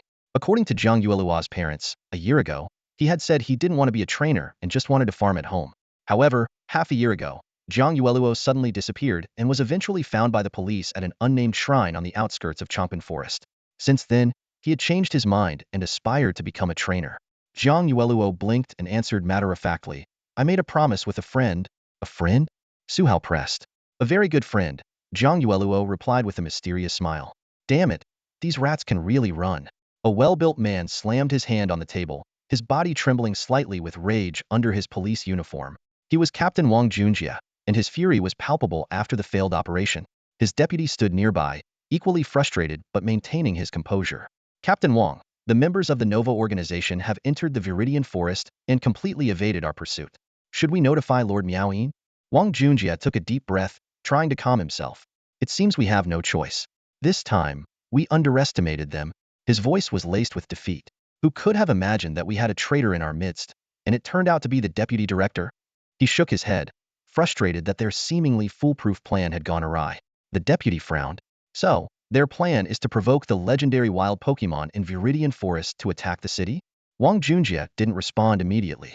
He closed his eyes and thought for a moment, then stood up and put on his hat. There's no time for regret. I need to report this to Commander Miao Yin. He quickly made his way to Miao Yin's office and knocked on the door. Come in, came Miao Yin's steady voice from inside. Wang Junjie entered, looking grave. Commander Miao, I have a report concerning our recent operation. Miao Yin only needed a glance to sense the gravity of the situation. He folded his hands under his chin, ready to listen. Go ahead. Wang Junjie succinctly reported the situation, including the possibility of infiltration within their ranks. After listening, Miao Yin immediately ordered, conduct a more rigorous screening of all personnel. I'll take charge of the city's security. Understood.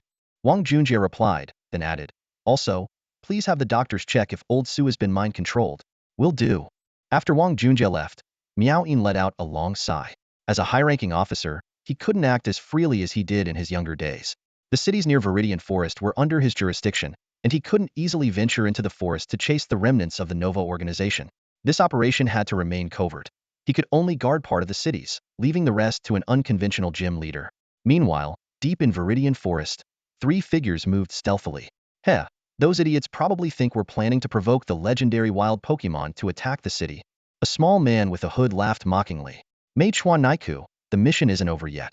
Watch your attitude, warned another man with a raspy voice, casting a fearful glance at the tall, silent figure beside him. The silent man was none other than Nightmare, the 10th seat of the Nova organization's chosen ones. Even these ruthless criminals dared not act recklessly in his presence. Nightmare spoke, his voice chilling like a specter from hell. You too, follow the instructions on this device and bring me the boy who has come into contact with Shelebi. Alive or dead. If he resists and risks exposing you, kill him. Meet me at this shrine once you're done. He handed them a small device, inside which a vibrant green leaf glowed. Yes, Lord Nightmare. They accepted the device with deference and cautiously distanced themselves from him. Only after they were several kilometers away did Mei Chuan Naika dare to speak. His voice trembling, so scary, I almost wet my pants. Speak in common language. Although Harrington's voice was raspy, it couldn't hide his own fear. He could barely understand a few simple Japanese words, but found it easier to communicate in the common language. As they walked and talked, Harrington reminisced about his past. To avenge the noble families that had persecuted him and his sister, he had willingly fallen from grace. Boss, this device really can guide us. It's still glowing, quite pretty. Mei Chuan Naiku exclaimed excitedly. Harrington was silent for a moment before saying, let's go. Be careful. Don't force us to kill the boy unless absolutely necessary. At least this league doesn't have those detestable noble families. If possible, I'd rather take missions in the beautiful country league. Meanwhile, elsewhere in the city, Suhao was inspecting the status of his Carbink and Dreepy eggs. Incineroar had made little progress recently, relying on candies and emotional energy to slowly improve its strength. Milotic was focused on refining its energy control, as Suhao aimed to correct its inefficiency in previous battles. At Suhao's insistence, the system reluctantly issued a training task. As a reward for completing a day's training, the detection panel now displayed the life energy needed for Dreepy's evolution. According to the data, Dreepy required a significant amount of life energy to revive its siblings during evolution. The system specifically warned that attempts to evolve must be made when life energy reaches 50 and 100, or risk failure. Suhao noted that the energy solution provided by the Dragon Clan only contributed about 10 of the required life energy, seemingly less effective than Xernea's and Ho-Oh. As for Carbink, its mutation progress was nearing 100. Suhao estimated that in another month, his team would gain a genuine mythical Pokémon. At 2 in the morning, the Nightmare Lord's machine guided them to an unremarkable farmhouse. Harrington and Mei Chuan Naiku stood in the stillness of the night, taking in the sight of the Buildinga small villa on the right and a few wooden cabins 100 meters away. Boss, what kind of Pokémon is Shelebi? Mei Chuan Naiku asked in a hushed voice, his eyes gleaming with curiosity. Harrington gave a brief explanation. It's said to be the guardian of the Viridian Forest, the forest god. Rumor has it that it can revive dead forests and even take people through time. But these are just legends, with no concrete evidence. Mei Chuan Naiku nodded thoughtfully. Although the legends were hard to verify, the fact that the Nightmare Lord, who wielded divine power, had come in person suggested Shelebi's existence was almost certain. Harrington pointed to the small villa and whispered, the direction indicated is there. The cabins are likely where the tourists stay. The boy mentioned by the Nightmare Lord is probably the son of the farmhouse owner. Have your Miss Magius put him to sleep, but try not to alarm anyone else. Understood, boss. Meituan Naika nodded and threw a pokeball. With a flash of red light, a Mismagius, resembling a witch with a magician's hat, appeared in the night. Meituan Naiku spoke softly to Mismagius. Little dream. You know what to do. His tone was filled with trust for his initial Pokemon. Mismagius let out an eerie chuckle, its form gradually becoming ethereal until it vanished. It phased through the walls of the villa and entered the designated room. Inside, a boy was sound asleep. Mismagius gazed at him, recalling the moment it first met its trainer. Shaking off the distractions, it began its task. Mismagius manipulated a pencil to lightly tap the boy's forehead. The disturbed Jiang Yueluo groggily opened his eyes to see the witch-like Pokemon before him. Before Jiang Yueluo could speak, his eyes met Mismagius's glowing, purple ones. Accompanied by a strange incantation, his consciousness rapidly descended into slumber. Mismagius gently opened the window. Outside, Meituan Naiku and Halington were ready. A giant brown owl Halington's Noctowl was circling in the air. Noctowl's four-layered special eyes glowed with a pinkish-purple light, using telekinesis to lift the sleeping Jiang Yueluo and deliver him into Halington's arms. He's just an 11-year-old kid, Meituan Naiku said with a hint of reluctance. Halington turned away from Meituan Naiku's gaze and replied softly, yes, but we have no choice. Without another word, they headed towards the new indicated direction, the shrine. Meanwhile, at the makeshift command center, Miao Yin was closely monitoring the situation in the Viridian Forest. Commander Miao, we've detected multiple strong energy surges from the deepest part of the Viridian Forest. Energy level, Elite 4, a staff member reported. Miao Yin's expression turned grave. The involvement of Elite 4 level Pokemon meant immense destructive power, capable of annihilating a medium-sized town or even an entire city in a short time. According to the League's intelligence, the Viridian Forest, being the largest forest in the world, was home to several Elite 4 level bosses. Each boss had a unique energy signature that could be identified. Can we confirm which bosses they are? Miaoyin asked. Initial assessment indicates Tyranitar, Hydreigon, Haxorus, Gigantamax Venusaur, Pidgeot, and Electros. The staff member quickly responded. Miaoyin fell silent for a moment, his brows furrowed. The simultaneous action of so many Elite 4 level bosses suggested a situation far more complex than anticipated. He began to contemplate the next steps, preparing for the challenges ahead. Tyranitar, a Pokemon that bears a striking resemblance to Godzilla, rampages through Viridian Forest like a moving sandstorm. Each of its steps can trigger an earthquake, instilling fear in all who witness it. This powerful pseudo-legendary Pokemon should typically reside in mountains, caves, or deserts, yet for some reason, it has chosen Viridian Forest as its home. According to intelligence from the Shenzhou League, it has a tense relationship with another elite Pokemon, Hydreigon, and the two often clash violently in the forest. Hydreigon, a Pokemon reminiscent of King Ghidorah, is notoriously aggressive, attacking anything in its vicinity indiscriminately. However, this particular Hydreigon strangely refrains from harming other wild Pokemon within its territory. Recent monitoring data even suggests that it has recently bred with a Haxorus. Suddenly, a thunderous roar emanates from the depths of Viridian Forest as several elite Pokemon launch an assault on the nearest city. Miao Yin, unsure of how the remnants of the Nova organization managed to simultaneously enrage 6 elite wild Pokemon, remains confident that as long as he is there, these Pokemon will not breach the forest perimeter defenses. For elite Pokemon are heading towards the city, clearly lured by those villains. Viridian Forest, the largest and oldest forest in the world, is now in turmoil. The morning sunlight filters through the leaves, casting a golden glow over the forest, but this beautiful scene is marred by the continuous tremors and the sound of trees crashing down. A scout urgently reports to Miao Yin, Commander, the elite Tyranitar is approaching. Should we form a battalion to intercept it? Miao Yin calmly replies, no need. Just report the positions of the flying elite Pokemon. I can handle Tyranitar myself. The key is to keep an eye on those that can fly. The messenger quickly reports, Pidgeot and Togekiss are further away and will arrive later than Tyranitar. Hydreigon and Haxorus are heading towards Evergreen City. Miao Yin makes a swift decision. Notify the Fairy Gym leader, Li Qingyi, stationed at the Evergreen City defense line. 2 elite Dragon-type Pokemon are heading her way. Got it. The messenger confirms. What about the giant Venusaur? Will it lag behind due to its slow movement? Miao Yin's brow furrows. According to League intelligence, this Venusaur's combat prowess in Viridian Forest is nearly on par with a champion-level Pokemon. It can control countless routes for widespread attacks, making it a formidable opponent. Miao Yin's main team specializes in single-target combat, and while they can dodge plant attacks with agility, the rest of the defense line might not be as fortunate. The messenger, receiving new information, reports with a peculiar expression, the Venusaur is moving too slowly and is expected to arrive at the defense line half an hour later than Tyranitar, Pidgeot, and Togekiss. Though slightly exasperated, Miao Yin quickly formulates a battle plan.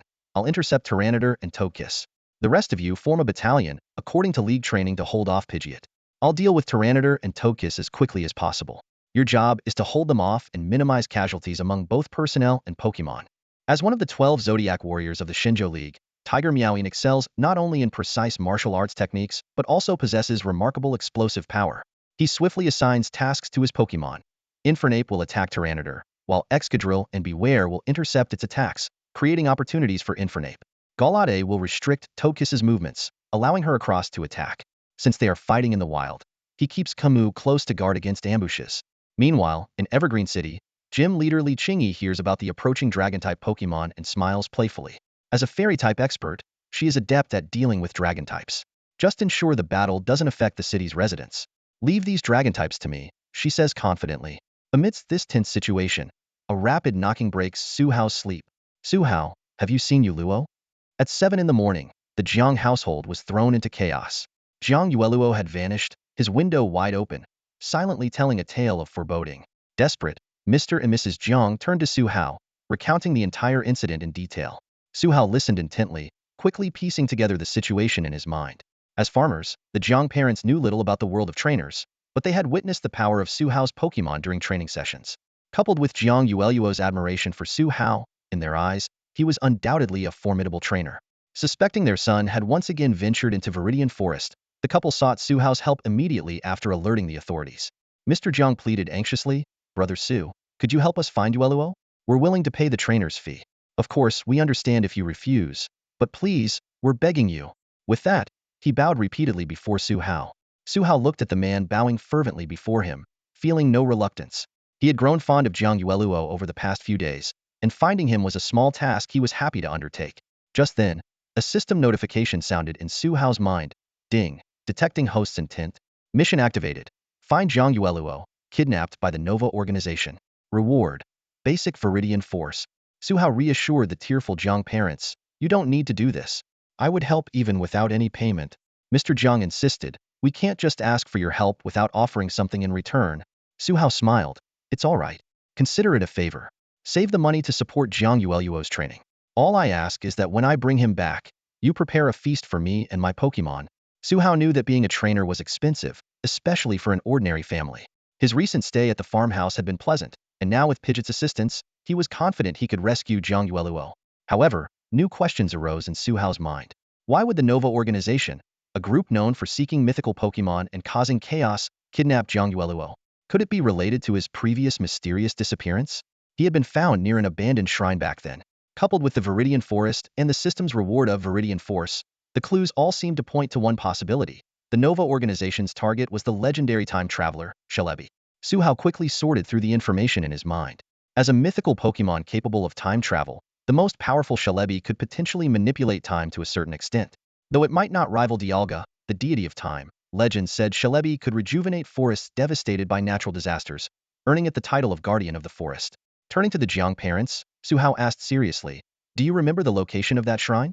After receiving a positive answer, Su Hao sprang into action. He had the Jiang parents mark the shrine's location on his phone's map and, after a few brief instructions, set off alone. Once away from the Jiang household, Su Hao found a secluded spot to summon Articuno for assistance. He had no intention of confronting an international criminal organization alone, especially as a trainer with just 2.5 months of experience. Moreover, according to Articuno, the blizzard that day had been caused by intruders trespassing in its territory. On his way to the destination, Su Hao called his father, Su Su, to explain his suspicions and plan. After a moment of silence, Su Su voiced his concern. "What about your safety? With your current strength, I doubt you can handle those villains. The Alliance is conducting a raid on the remnants of the Nova organization near Viridian Forest today. They'll contact the commander immediately. Based on your information, it seems they've been deceived. It might be a diversion. I don't want you to go. I can't risk my child's safety, even if it means disappointing the Jiang family." Su Hao understood his father's worry but was resolute. "Don't worry, I have divine assistance this time." He revealed his ace, confident it would persuade his father. After a brief hesitation, Su Su finally agreed. "All right, but be careful. Don't overextend yourself." "Got it."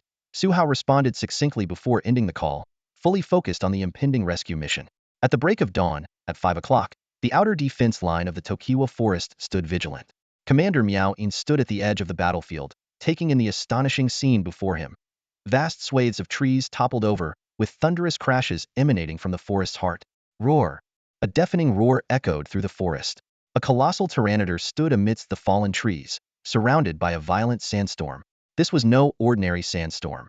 It was a tempest of sand and massive rocks that obliterated everything in its path with each swirling gust. Narrowing his eyes, Meow-een thought to himself, a wild pseudo-legendary that reached the level of a champion on its own. Its physical prowess and strength are indeed unmatched. He knew that this Tyranitar could pose a significant challenge to an average champion-level Pokémon. But for his carefully trained partners, this was merely a test. Amid the swirling sand and stones, three figures were skillfully and calmly confronting the rampaging Tyranitar. Ika! A loud cry pierced the sky. An Infernape, blazing like a fiery comet, with flames burning eternally atop its head, stood out. Its vital parts were shielded by golden, swirling scales. With both hands engulfed in fierce flames, it shattered the giant rocks hurled by Tyranitar, despite the type disadvantage. Focused on its forward assault, Infernape paid no heed to the other boulders coming from all directions. Boo! To the left, a Togedemaru crackled with golden electricity, continuously releasing powerful currents that shattered incoming rocks. On the right, a pink Beware displayed agility unbefitting its size, crushing the surrounding rocks with overwhelming strength. With the support of its two teammates, Infernape finally reached Tyranitar. Its piercing blue eyes locked onto its opponent, and it assumed the signature stance of the Meow-een style. This wasn't just a starting move. It was the ultimate, decisive strike. With energy and spirit intensely focused, Infernape's eyes shone with an invincible light. It launched a powerful punch. The force of the strike obliterated the trees in front and even tore a rift in the clouds above. Tyranitar took the full brunt of the attack and was instantly incapacitated. Meanwhile, deep within the forest, at a dilapidated and dusty shrine, a sinister plot was unfolding. Once a place of worship for the forest guardian Celebi, it had now become the stage for an evil scheme. Master Nightmare, this is the child we found, Harrington said, handing over a hypnotized boy, Zhang Yueluo, to a figure in a black robe wearing a demonic mask. Good, you two stand guard. Nightmare's voice was chilling. Harrington and Mei Chuan and Eiku immediately released their Pokémon to keep watch, though a hint of unease flickered in their eyes. Nightmare laughed maniacally as he threw Zhang Yueluo onto the altar and began summoning Celebi. Harrington and Mei Chuan and Eiku exchanged a glance, ready to rescue the boy if necessary. However, just as they were about to act, two shadows flashed by, and the sound of claws and blades tearing through flesh filled the air. Before they could react, their heads hit the ground. Their Pokémon, Mismagius and Noctowl, stared in shock before launching a furious attack at Nightmare. With a mocking smile, Nightmare watched as the two shadows struck again, and soon, blood stained the verdant grass. Boring, Nightmare muttered, then turned his attention back to the still unconscious Zhang Yueluo. Celebi, if you don't come out soon, I can't guarantee what I'll do to this pretty little boy. The feeling of a blade on flesh must be excruciating, don't you think? Hehehe, ha ha ha.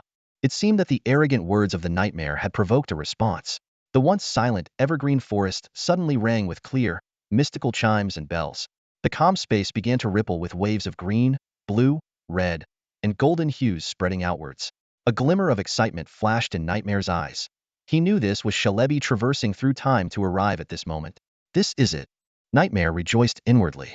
Even in his delirious state, he understood his purpose in forcing out Celebi with this power. He could surely summon the hidden secret realm hovering above the forest. Accompanied by a green light, Celebi appeared before Nightmare.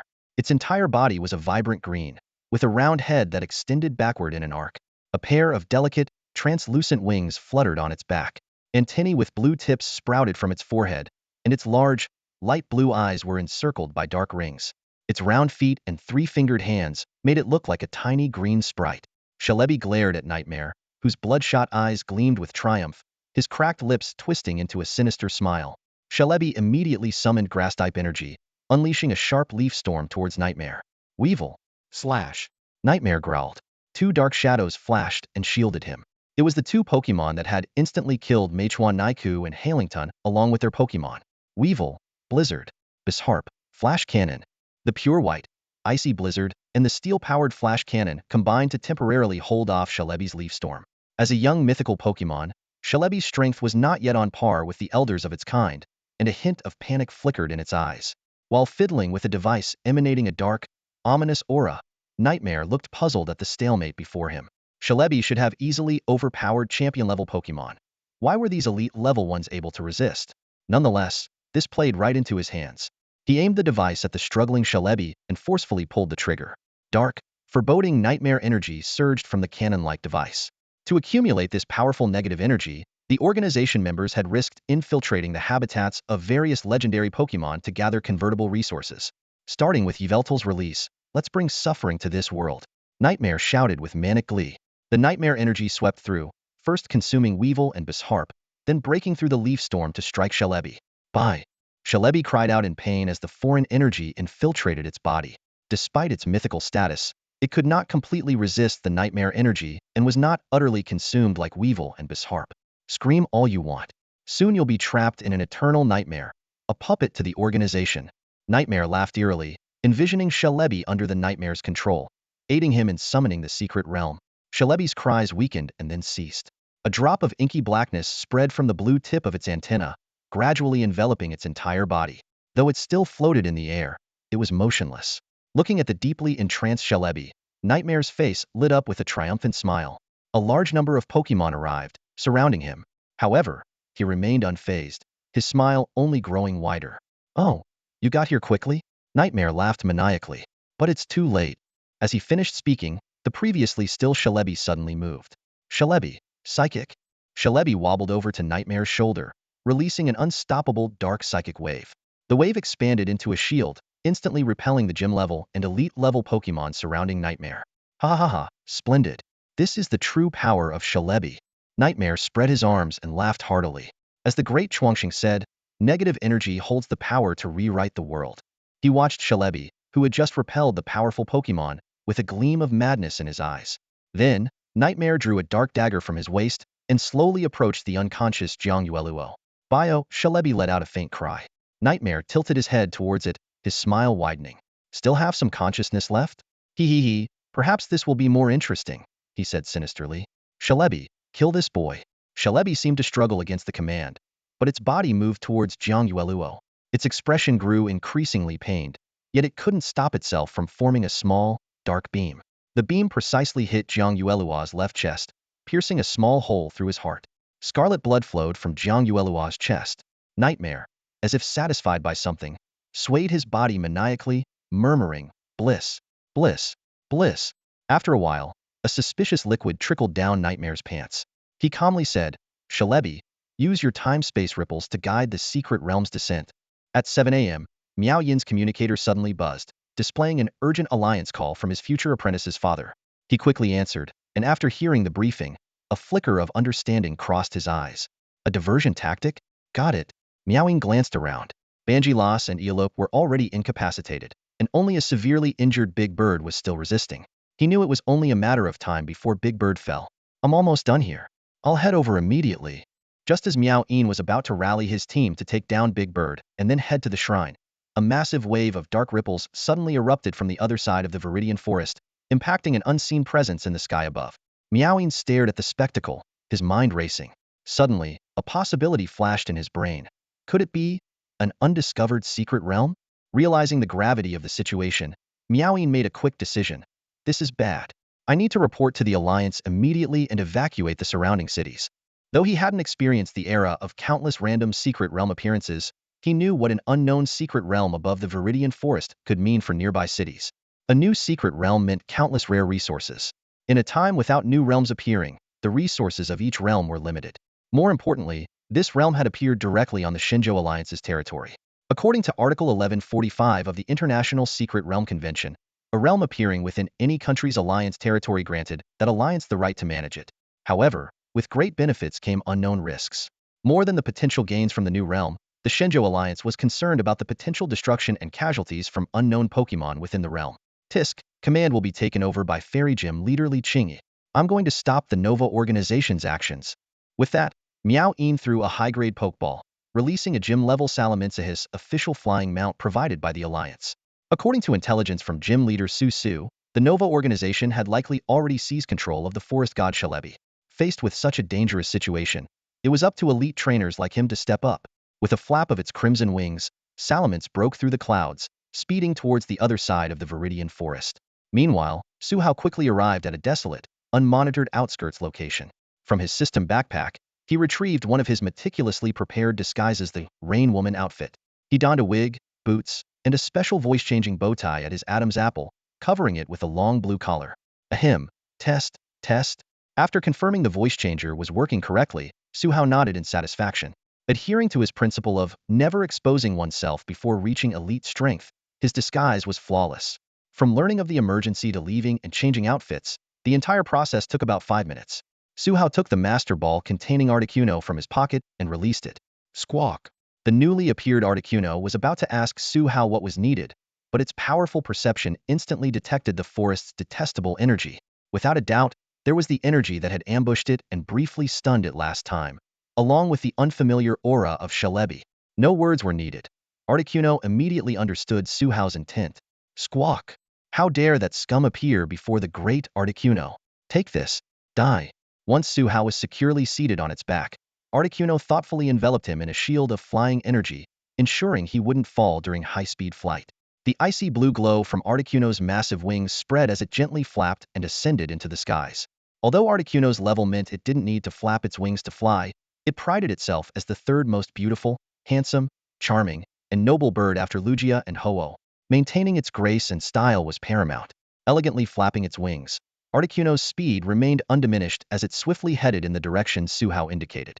Through the aura channel, Su Hao asked, Articuno, their goal seems to be controlling Shalebi. Do you know Shalebi well? It depends on which Shalebi you're asking about, Articuno replied. There are multiple Shalebi in this world? Su Hao's surprise was evident. Since arriving in this world, aside from the sole dew of Altomare, he hadn't encountered multiple instances of legendary Pokémon or mythical creatures.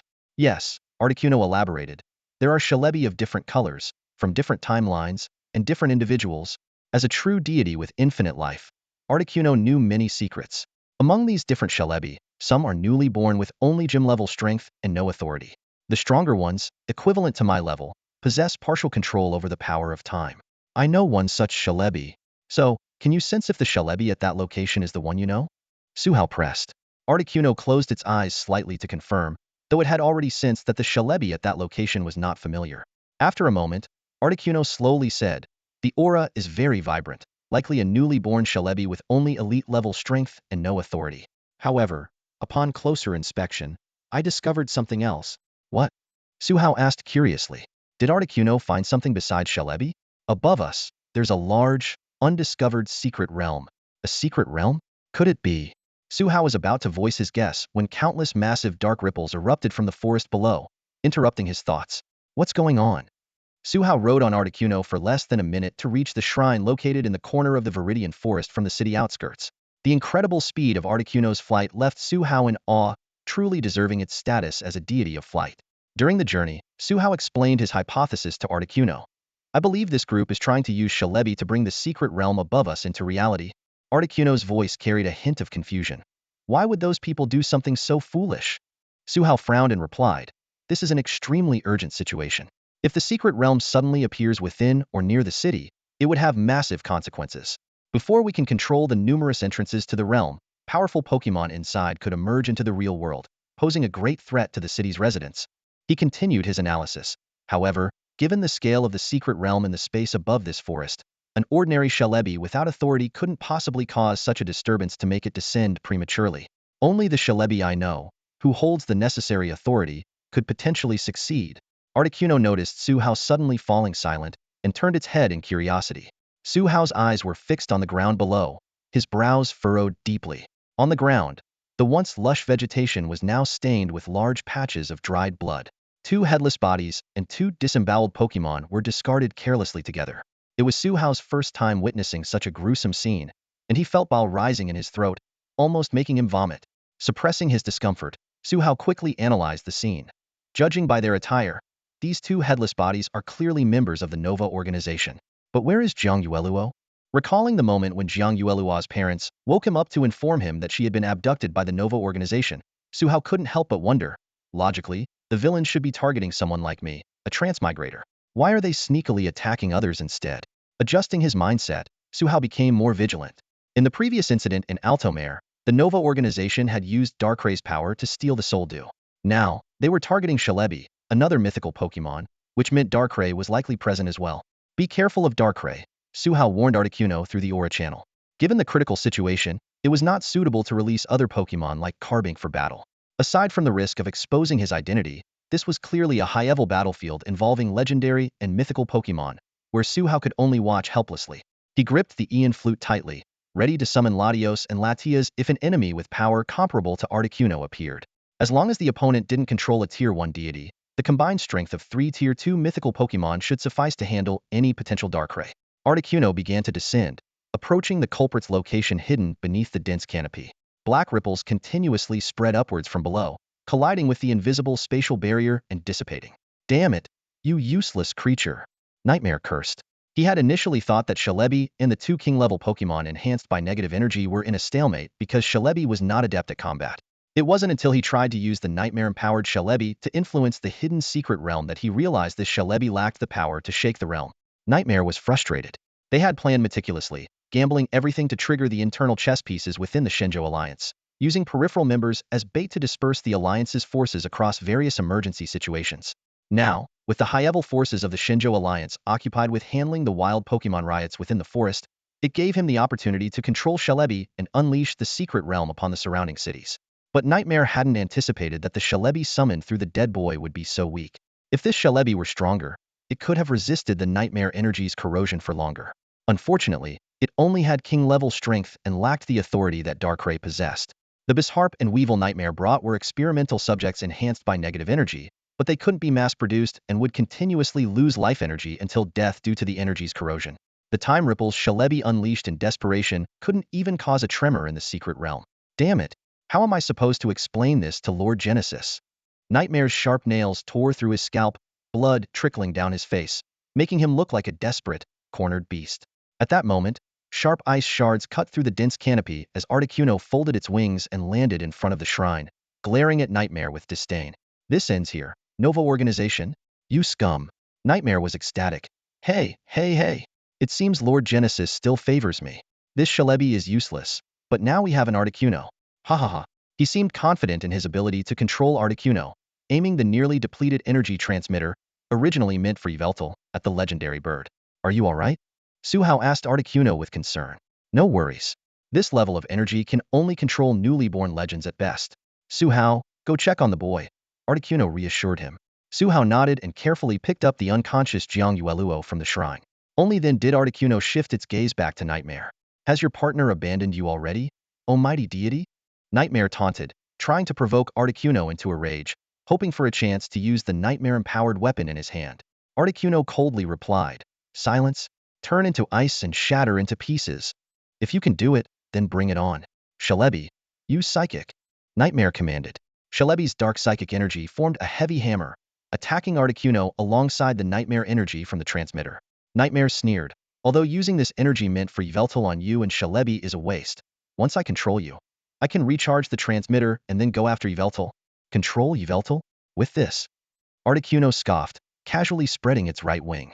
A pristine blizzard instantly engulfed the Nightmare energy and Celebi's psychic attack, effortlessly freezing Nightmare and Celebi into blocks of ice.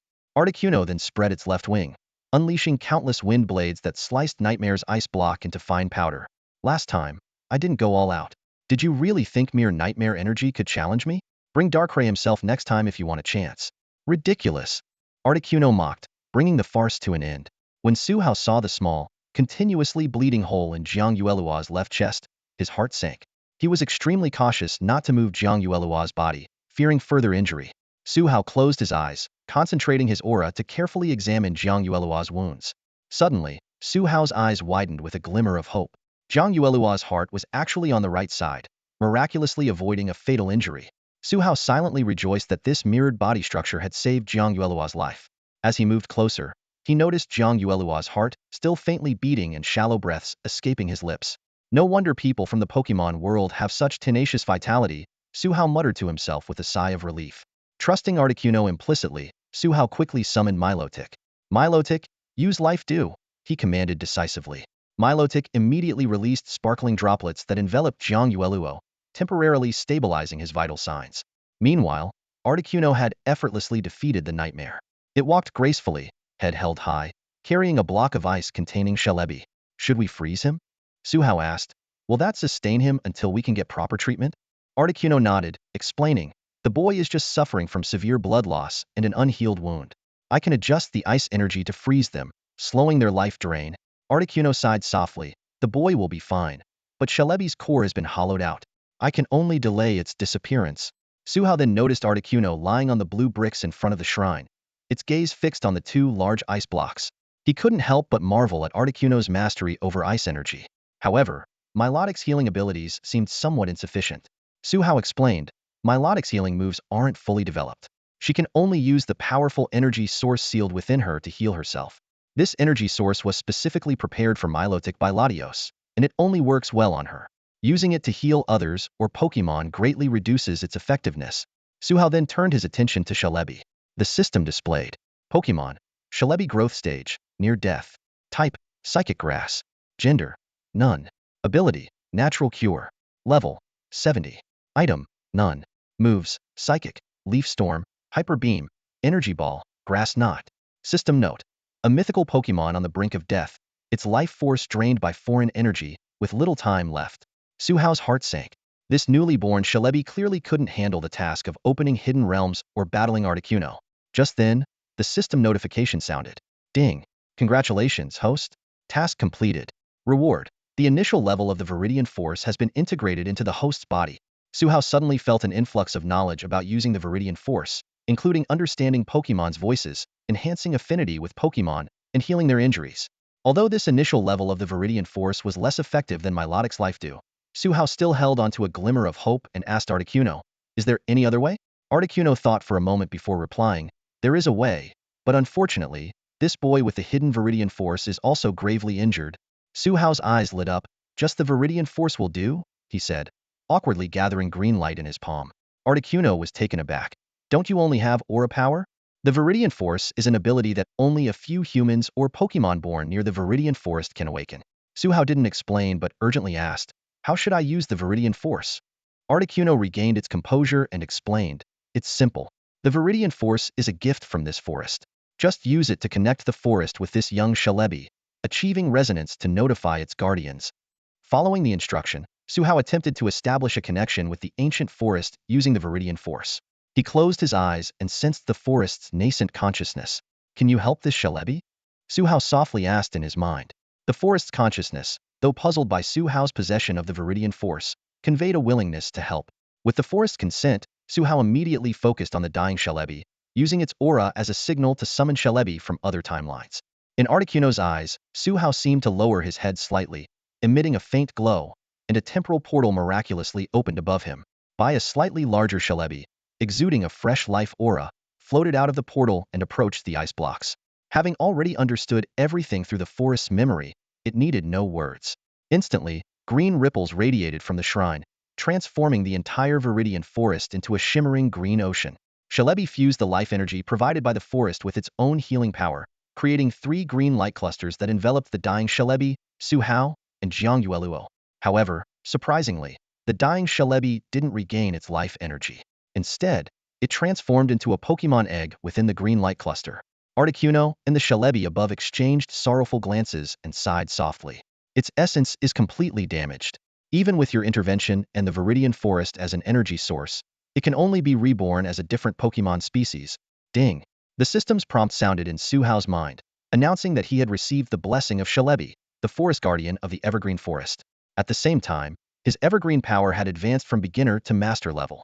A warm cocoon of green light enveloped Suhao, and waves of life energy washed over his body repeatedly. This was the 3rd divine blessing he had received, following the blessings of Milotic's Red-Blue Plane and Giratina's blessing from Gible. Legend has it that humans or Pokémon favored by deities have the chance to receive blessings, with the most favored even gaining some of the deity's powers. With this new blessing, Suhao's personal and Pokémon panels now included a function to view blessings. The system immediately displayed Suhao's latest personal information. Name, Suhao. Gender, male.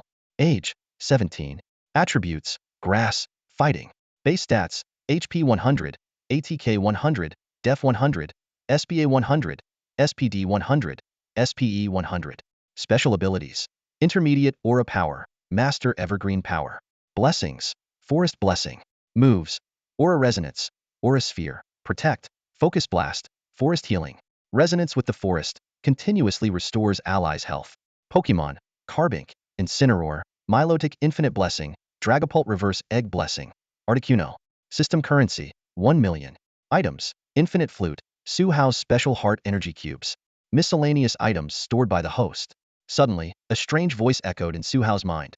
Not bad, you're the most skilled user of evergreen power I've seen. This voice wasn't through aura communication, nor was it Celebi's telepathy. Su Hao muttered to himself, is this one of the abilities of evergreen power, to understand Pokemon language? He was still a bit confused and hadn't fully grasped the situation. Seeing his confusion, Articuno explained, awake now?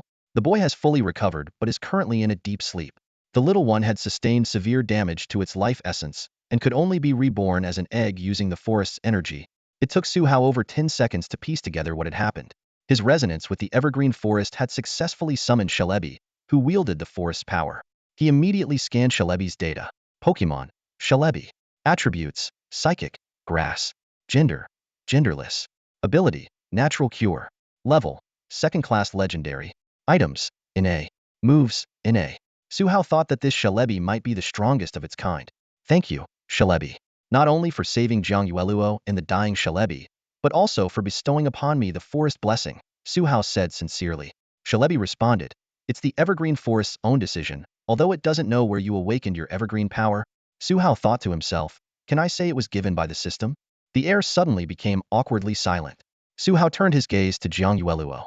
The boy was wearing a blood-stained Pikachu pajama with a hole in the left chest, holding a Pokemon egg and sleeping soundly. Although he couldn't scan human panels, Su Hao could still check the Pokemon egg's data. Pokemon, Flababy Green Flower, unhatched. Attributes, Fairy. Gender, Female. Ability, Flower Veil. Level, 0.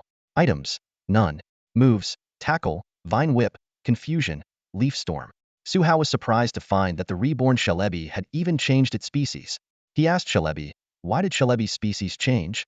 Celebi explained, when a Pokemon's life essence is severely damaged, even we, the legendary and mythical Pokemon, can only watch as we approach death. Normally, most Pokemon don't have the chance to be reborn. Death is final. This Celebi managed to be reborn as a different Pokemon thanks to the Evergreen Forest's immense energy support and its own power. Having finished explaining, Celebi prepared to leave. I'll be going now. Let the boy take good care of this egg, as it was chosen by Celebi itself. Just as Celebi was about to travel to the future, Su Hao suddenly remembered something and quickly called out, Celebi, wait a moment. Celebi's blue eyes looked at him curiously, and Su Hao mustered the courage to make a request. Can you help us enter the secret realm above? Bye. Celebi asked with keen interest. Why do you want to enter that hidden realm? Su Hao looked troubled. It was indeed a difficult question to explain. As the guardian of the forest, Celebi could access the forest's memories and naturally knew about the villain's plan to open the hidden realm and control Yveltal. Clearly, at least one legendary deity resided within that realm. Celebi, do you know Diancie? Su Hao asked tentatively. I have some idea, but Diancie isn't in this hidden realm, Celebi replied. From what I know, the current Queen Diancie in this timeline resides in a different realm. Articuno, who had been resting with its eyes closed, suddenly spoke up. Show Celebi the Carbink and it will understand. Su Hao understood and took out a luxury ball from his special belt. A flash of red light revealed the Carbink, which had been steadily progressing in its mutation since leaving Wooling Village. Celebi carefully examined the Carbink in front of it. The diamonds covering its body were almost indistinguishable from the pink diamonds on Diancie. Celebi instantly understood Su Hao's purpose. By Celebi exclaimed, enlightened. Got it. Are we going in now? Su Hao shook his head and picked up Jiang Yueluo. Let's take him home first, then we can go, he said to Celebi. He glanced at the time. Only a little over an hour had passed since he left. I have no objections. Let's get them settled first, Celebi agreed. Carbink and Milotic came over to check on Jiang Yueluo. After confirming he was fine, they returned to their luxury balls. Su Hao quickly informed his father about the alliance matter, then mounted Articuno, cradling Jiang Yueluo protectively while safeguarding the Flababy egg in his arms. Can you make yourself invisible? Su Hao asked Celebi. Celebi didn't respond verbally, but instead acted immediately. Its form gradually faded and disappeared, leaving only a link in Su Hao's aura channel.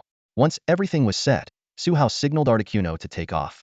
They soared back into the sky, heading towards the Jiang family farm to safely return Jiang Yueluo home before embarking on their adventure to explore the hidden realm. Just after takeoff, Jiang Yueluo suddenly woke up. He blinked his eyes, looking around in confusion, seemingly unsure why he was flying high in the sky. Su Hao noticed his awakening and, with his palm glowing softly, used the power of the evergreen force to carefully check Jiang Yueluo's vital signs. Once everything appeared normal, he breathed a sigh of relief. Brother Su Hao, where are we? Zhang Yueluo asked softly, his voice tinged with confusion. He tried to recall what had happened before, but all he remembered was seeing a Miss Magius appear before him in a half-asleep state, and then everything went black. Su Hao hesitated for a moment before asking Shalebi through the aura channel, should we tell him the truth? Shalebi's voice echoed in his mind, there's no need. The situation has been resolved, and this child's evergreen force has yet to awaken. Some things are better left unsaid. Let him and Flababy grow up worry-free. Shalebi didn't want to pass on the hatred to the next generation and decided to leave a token behind before departing, so Su Hao could summon its help if he ever encountered issues related to that organization. After a moment of contemplation, Su Hao decided to fabricate a kind lie. He told Zhang Yueluo that he had found him in the evergreen forest after receiving a plea for help from his parents. He explained that a Shalebi, claiming to be Zhang Yueluo's friend, had rescued him from being taken by wild Pokémon. Hearing that his friend had saved him, Zhang Yueluo smiled happily. But soon, he looked down at the Pokémon egg in his arms and asked, why am I holding a Pokémon egg? The egg felt strangely familiar and comforting to him. Su Hao didn't answer directly but instead asked, can you tell me about your agreement with Shalebi? Although Zhang Yueluo didn't understand why Su Hao suddenly asked this, he was eager to share his story out of admiration for him. Through Zhang Yueluo's account, Su Hao learned that his previous disappearance was also due to an encounter with wild Pokémon. After being saved by a young Shalebi, he played in the evergreen forest. Because Shalebi's perception of time differed from humans, Zhang Yueluo ended up missing for several days. They had even promised to travel together in the future. Over the next 6 months, the young Shalebi often sneaked to the Zhang family to play with Zhang Yueluo. Having a clearer picture, Su Hao, with Shalebi's consent, told Zhang Yueluo that the Pokémon egg was actually the young Shalebi.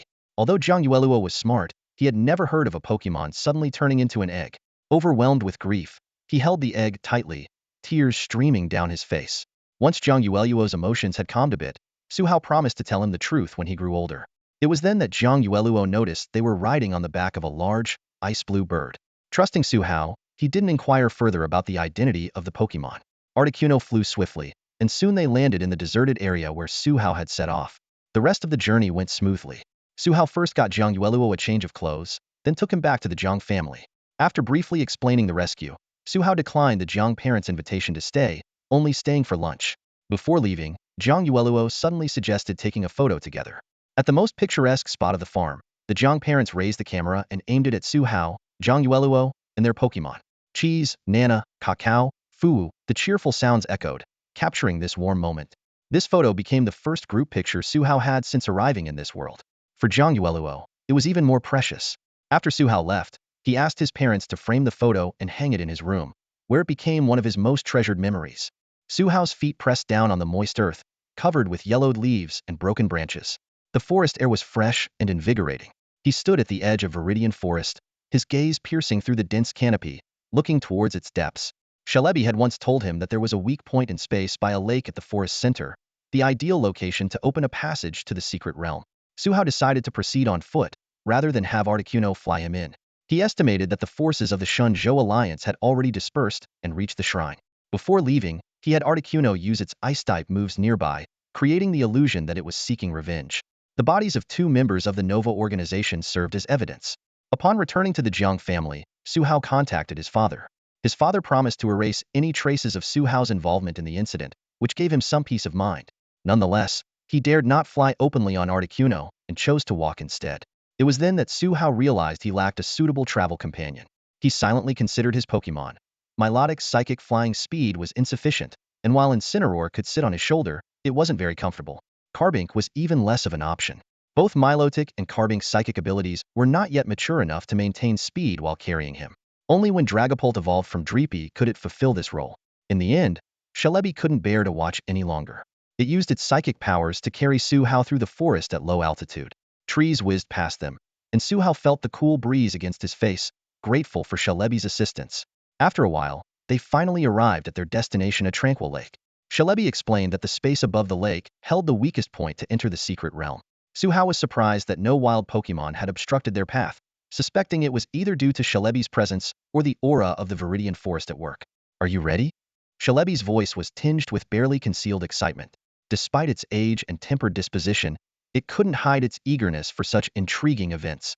Su Hao carefully checked his canvas bag containing the Dreepy egg and the 6 luxury balls and 1 master ball on his belt. After confirming everything, He nodded to Shalebi, signaling that he was ready. Shalebi lifted Suhao into the air, facing the weakest point in the space it had sensed.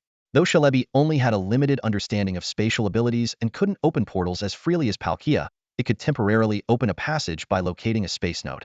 A simple, emerald green ripple appeared in the seemingly empty space before Suhao, and a small portal opened instantly. Let's go.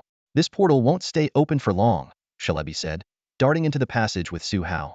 Unlike the slight weightlessness Suhao felt when entering secret realms before, this time he felt as if he were tossed into a high-speed washing machine.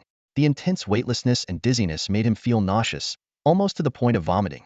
When his feet finally touched solid ground, Suhao couldn't help but complain. I almost threw up. Shalebi looked at Suhao's disheveled state and explained helplessly, I didn't open a stable space passage. This is more like smuggling, so you can't expect the comfort of a stable one. Why do you react so strongly? Humans are really fragile. As a second-tier legendary Pokémon, Shalebi was unaffected by such weightlessness. Suhao silently grumbled. Even with my enhanced superhuman physique, I almost threw up. Anyone else would have fainted. Once he regained his senses, Suhao noticed the eerie silence around them. This realm lacked the usual Pokémon cries of Viridian Forest, as if the world contained no life except him and Shalebi. It seems you've noticed. Look at this land, Shalebi said solemnly, its eyes scanning the surroundings. Suhao observed his surroundings carefully and was shocked by what he saw. It was a desolate world. Thick clouds covered the sky, allowing no sunlight to penetrate. The rivers and mountains had dried up, and the vegetation and soil were a lifeless gray. Trees were grayish-white and brittle, as if a breeze could shatter them.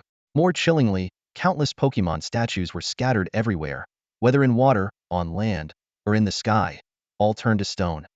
Dead world, Suhao murmured, the scene before him far beyond his expectations.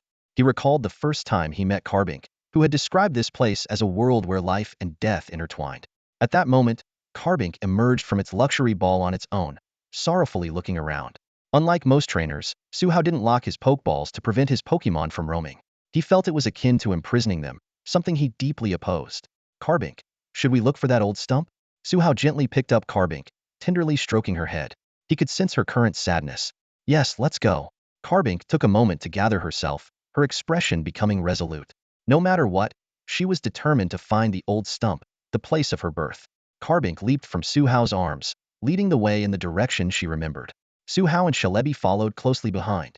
Watching Carbink's determined figure, Suhao felt a mix of melancholy and pride. He softly remarked, "It feels like Carbink has suddenly grown up."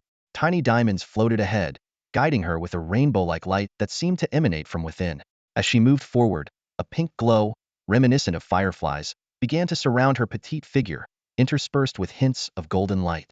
With each step, the glow grew more substantial and expanded its reach. When the light became almost tangible, the pink and gold hues behind her merged, forming the faint outline of a flowing gown.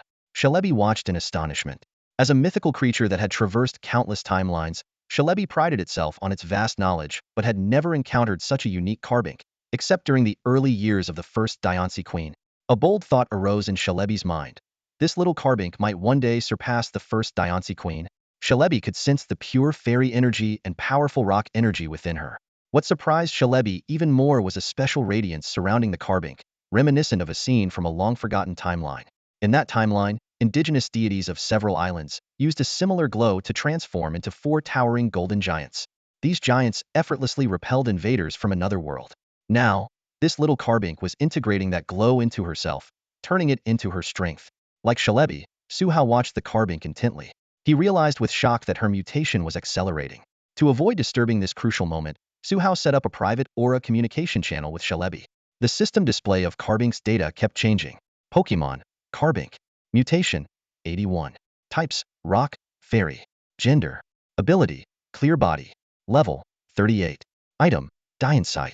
Moves, omitted. System note, mutation is accelerating. After leaving Wuling Village, Suhao had investigated the location of the conservation base where the Carbink had once stayed, deducing that her birthplace was nearby. He hoped to find that secret place and have the Carbink complete her mutation safely in front of Xerneas's petrified stump. If necessary, he could even try to communicate with Xerneas for assistance. However, as soon as they entered the secret realm, Suhao felt uneasy. This unease wasn't directed at himself, the Carbink, or Shalebi, but at the entire environment. Normally, Xerneas and Yveltal should be in a balanced state, but the scene before him was overwhelmingly filled with death. Su Hao couldn't help but wonder what had happened. And where was Zygarde, the guardian of balance? Su Hao recalled what he knew about Zygarde. It was a rare dual-minded deity, composed of a red core representing emotion and a blue core representing logic. Each core controlled half of the cells, allowing Zygarde to take on various forms. Countless cells, distributed across the world like planarians, monitored the ecosystem, earning Zygarde the title of the Order Pokémon and Ecosystem Watcher. The cores could summon their controlled cells to transform, with the individual cores forming 10 and 50 forms. It was said that only when the cores were in complete agreement would Zygarde appear in its true 100 form, the complete Order Pokémon.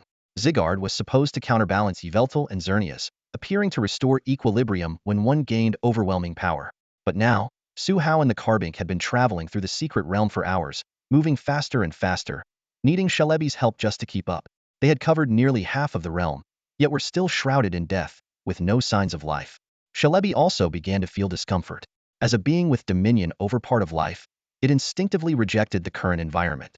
Meanwhile, the Carbink's speed continued to increase, and Su Hao's panel data went wild.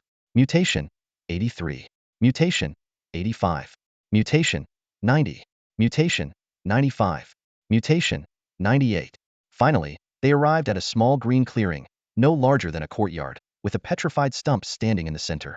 At that moment, the Carbink's mutation progress reached mutation, 99. The small diamond with pink eyes stared sorrowfully at the withered tree before her. She couldn't fathom why the once vibrant sanctuary had turned into this desolate state. In her memories, the entire protective circle was shrouded in a mystical aura of dreamlike colors, continuously reviving the dead land, sky, and rivers.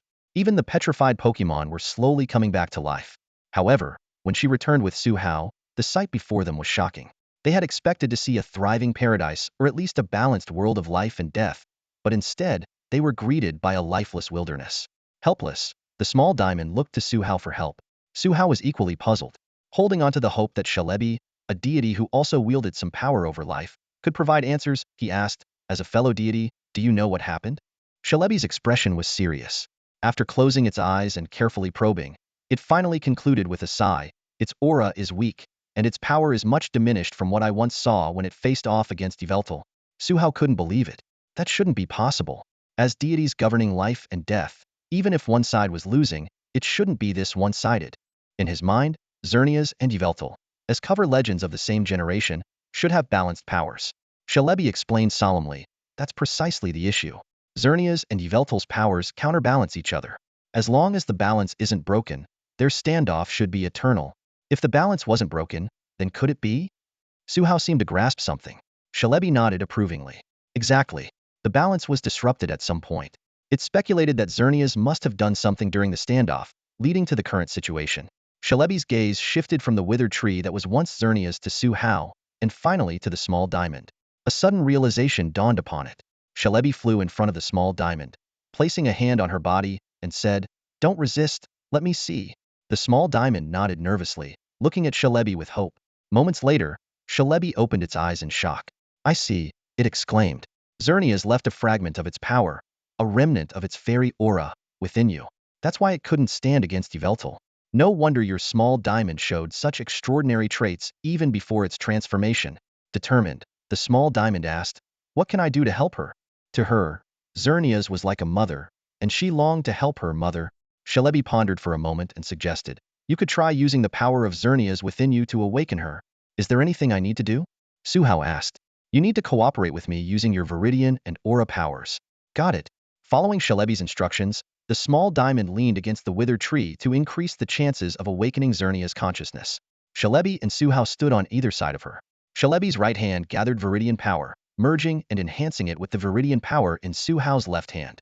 Su Hao's right hand emitted blue aura waves to establish a link between the fragments of Xerneas' power within the small diamond and the withered tree. As rehearsed, the two masses of life-filled Viridian power quickly enveloped the small diamond and the withered tree, while the aura power connected the deepest fragments of power within the small diamond to the tree. When the blue aura merged with the Viridian power, Su Hao keenly sensed a change in the energy's nature, but he was already fully focused on maintaining the delicate link. Su Hao silently regretted not having completed the fairy gym to enhance his aura power to a higher level, which would have allowed for a more stable connection. With his current aura power, the link was very unstable. After a long wait, Su Hao was drenched in sweat, his lips trembling, barely holding on. At that critical moment, a weak but loving female voice was heard, Why have you come back? A gentle and loving voice echoed through the air, and Suhao immediately felt a sense of relief. Even through telepathy, Xerneas' voice had a soothing, spring-like quality. Suhao ceased his aura output, and at this moment, the power of the Viridian force, which had risen to prominence, seemed even stronger. He wiped the sweat from his forehead with his right hand and gently nudged the dazed Diancie beside him with his left, signaling her to speak. Nervously, Diancie asked, Xerneas, do you know who I am? Her heart was pounding, unsure of how Xerneas would react to her, as they had never communicated before. Xerneas' voice resonated warmly. I didn't expect you to find your way back, little one. Despite still being in a withered state, Xerneas' consciousness had awakened and re-established a connection with her separated power. Her voice was comforting, gently enveloping Diancie. Perhaps influenced by her life-giving powers, Xerneas' self-perception leaned towards the feminine, and at this moment, she and Diancie seemed like a tender mother and daughter. After a brief moment, Xerneas spoke solemnly, you need to leave quickly. The power of Yveltal's death force will strike again soon. She explained that she had foreseen her inability to withstand Yveltal's power, which was why she had opened a spatial rift to send Diancie out of the life and death realm. Shelebi, who had been silent, suddenly spoke. Xerneas, could you tell us what happened? He wanted to understand why Xerneas had given part of her power to Diancie. Xerneas paused, seemingly organizing her thoughts, and then began to speak slowly, little one. Diancie is my child. This statement landed like a bombshell, eliciting varied reactions from everyone present. Suhao. Shelebi. 666. Diancie. Oh. Suppressing his many questions, Suhao continued to listen to Xerneas' explanation. Her voice carried a sense of reminiscence. At that time, Yveltal and I were still maintaining a balance of mutual restraint. This child suddenly emerged from my essence. Normally, even the offspring of legendary Pokémon should belong to their own species. But for some reason, after she was born, she wasn't a Xerneas. She was a Diancie. Unable to resist, Suhao interjected. Wait, wasn't Diancie hatched from an egg? Xerneas responded with a hint of surprise. No, she was born directly from my essence. But as long as she is my child, her species doesn't matter. Diancie grew up in the ecosystem nurtured by my fairy aura, but unfortunately, it didn't last long. At this point, Xerneas paused. Everyone realized that the next part would reveal the true reason she had chosen to separate her power and send Diancie away. Xerneas continued. Yveltal's power suddenly increased significantly. Soon, his dark aura would overwhelm my fairy aura, and the force of death would consume everything within this life and death realm, except for me. She explained that her and Yveltal's competition had lasted for countless years, and regardless of who won, the loser would merely turn into a withered tree or a cocoon of destruction, entering a deep sleep again. However, with Diancie in her fairy aura, she couldn't bear to see her powerless child consumed by the force of death. After much contemplation, Xerneas decided to open a spatial rift to send Diancie out of the life and death realm. Worried that the newborn Diancie would struggle to survive in the outside world, she unhesitatingly separated a portion of her power and fairy aura, sealing it within Diancie. This would allow Diancie to steadily evolve into a Diancie and not be hindered by the fact that the power of the Diancie species already belonged to the current Diancie queen, preventing her from reaching legendary status. Now a withered tree in slumber, Xerneas had been awakened by the presence of her blood-connected Diancie and the lost portion of her power. After finishing her story, Xerneas looked lovingly at Diancie and said, Go now. I will awaken again after my slumber. Tears welled up in Diancie's eyes as she asked sorrowfully, How long will you sleep? I don't know. Then I don't want you to. Diancie threw herself into Suhao's arms, looking at him for help. To her, aside from Xerneas, Suhao was the most trustworthy person. She hoped he could come up with a solution. While comforting Diancie, Suhao asked Xerneas, Will your power affect Diancie's evolution into a Diancie? No, the power is just a manifestation of certain rules. Her evolution is destined by nature, Xerneas replied. Then there's no problem. Suhao smiled confidently and switched to the Aura private channel to propose an idea to Diancie. Yeah, Diancie can do it. Diancie can do it. Diancie responded excitedly. Suhao and Diancie exchanged a knowing smile, while Shelebi and Xerneas looked puzzled. Standing up with Diancie in his arms, Suhao solemnly addressed Xerneas. Xerneas, please reclaim the power you bestowed upon Diancie. Both Diancie and I are confident in finding her own unique path. They plan to use Diancie's natural talent and the light within the shiny stone to create a power unique to Suhao's Diancie. I want to be like the first Diancie queen in the stories, to forge my own path and create my own power, Diancie said resolutely. So, Xerneas, Mom, don't worry about me. As long as I have you and Suhao, I can do it. For the first time in her countless years of existence, the legendary Pokémon and deity Xerneas experienced the joy of a mother witnessing her child's growth. The return of the power. I have received it. As these words fell, a dazzling, multicolored aura of fairy energy suddenly expanded, enveloping the entire green field. Under this miraculous energy, the once withered Xerneas gradually regained its vitality, transforming back into the majestic and mysterious Pokémon it once was. Xerneas's body was adorned with a striking combination of blue and black hues, with 8 beige antlers resembling tree branches on its head standing out prominently. Each antler split into 2 branches at the tips, adorned with orange, red, purple, and blue protrusions, creating a contrasting color palette on either side. Its deep blue facial skin sported a pair of antlers on each side, extending from its cheeks to below its eyes and above its nose. Xerneas's eyes matched the color of its fur, with pupils forming a unique X shape that mirrored the contour of its front body. The blue fur extending from its chest flared outward, slightly upturned at the ends, resembling additional blue antlers. The rest of its body was primarily black, with a striking blue stripe running along its spine, and its tail was a small tuft of fluffy black fur. Its limbs ended in sharp, beige-colored hooves that hooked forward, forming a cross shape. The lower part of its forelimbs bore intricate patterns along the edges. Despite this astonishing transformation, it seemed to have no effect on Diancie, whose mutation progress remained at 99. Celebi, watching from the side, couldn't help but exclaim, giving up the highest level of life authority so easily. What a fascinating human and Pokémon. It shook its head gently as it spoke. Suhao, gazing at the fully restored Xerneas, smiled and asked, "Will you stay here now?" Though Xerneas had regained all its strength and was free to leave the secret realm, it firmly shook its head in response to Suhao's question. "Without my suppression, Yveltal will eventually devour the entire secret realm and then descend into the real world, continuing to absorb all life with its power of death," Xerneas said with a voice full of responsibility. "This is my duty. I will not leave, nor will I evade it." Its deep blue eyes stared intently at the other end of the secret realm, where the cocoon of destruction lay. After a moment of silence, Xerneas spoke. "Let's begin." Diancie was at the threshold of her mutation, and after discussing with Suhao and Celebi, they decided to hold the mutation ceremony right there. "I'll do my best," Diancie said resolutely. Her goal was clear: to complete the mutation, grow stronger with Suhao, master her own authority, and then help her mother. Before Xerneas used its life authority to enhance the fairy aura and assist Diancie in her mutation, Suhao approached it with the slightly dimmed shiny stone. He proposed that Diancie absorb the remaining energy from the shiny stone during her life ascension. As a powerful deity, Xerneas was intrigued by the light within the shiny stone. Although the total amount was limited, the quality and rank of this energy seemed even stronger than its own fairy energy. When Xerneas inquired about the stone's origin, Suhao could only vaguely say it was acquired by chance, as he had no proof that it came from a creator god of another world. Diancie stood before Xerneas, the shiny stone floating above her head, ready for this crucial life ascension. With Xerneas present, Suhao was confident in their success, though he couldn't shake his inner worries. "Soon, Diancie will become Diancie Queen," Suhao said, holding the Dragapult egg from the incubator. Normally, Diancie took care of polishing the egg, but Suhao felt that even the unhatched Dragapult should witness this important moment. Celebi and Articuno circled above, having accepted Suhao's request to keep watch for potential threats from the power of death. If danger arose, they would temporarily hold off the enemy. Incineroar and Milotic also emerged from their Pokeballs, standing by Suhao and watching Diancie.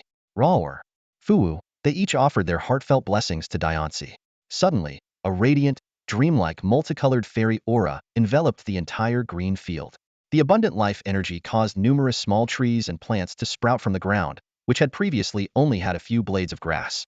This was Xerneas' unique ability Fairy Aura. In the games, it enhances the power of Fairy-type moves for all Pokémon on the field. In reality, this special field not only strengthens all Fairy-type Pokémon, but also increases their affinity for Fairy-type energy.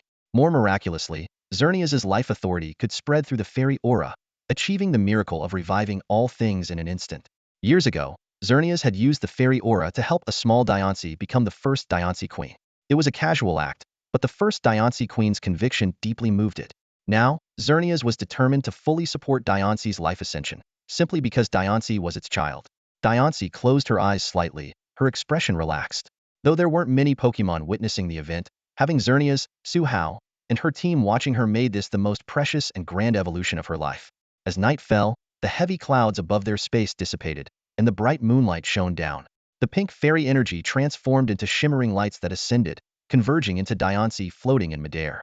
This process lasted for several hours until the lights stopped flowing into Diancie and instead gathered into a pink cocoon, enveloping her completely. So warm, Diancie felt as if she had returned to the state before she was born, warm and comfortable enough to lull her into a deep sleep. But she knew it wasn't time to sleep yet, so she focused all her attention on absorbing the light. Perhaps influenced by the fairy aura, her absorption rate increased, and when the last bit of light merged into the diamond on her body, the shiny stone dimmed completely and crumbled into fragments. The light within the diamonds on Diancie's body was now overflowing. Following Xerneas's instructions, she released the brilliant golden light in one powerful burst. Suhao stared intently at the pink cocoon formed by the tiny diamonds. Suddenly, a brilliant golden light shone from within, creating intricate patterns. Simultaneously, the dreepy egg in his hand began to shake violently, its surface covered in fine cracks. The birth lights of two new lives burst forth at the same moment, outshining the full moon and illuminating the surroundings as if it were daytime. The pink cocoon with golden patterns continued to glow, while the weight of the egg in Suhao's hand suddenly vanished. He looked down to find a small Pokémon, about half a meter long, lying in his palm, gazing at him curiously. This newly hatched shiny Dreepy, a dragon ghost-type male, had only 10 of its life energy, with the ability Infiltrator and at level 1, carrying no items. It had already mastered moves including Bite, Quick Attack, Astonish, Infestation, Sucker Punch, and Shadow Sneak. Dreepy's appearance resembled a small dragon, with a broad, flat head, slightly protruding eyes, and a pointed mouth.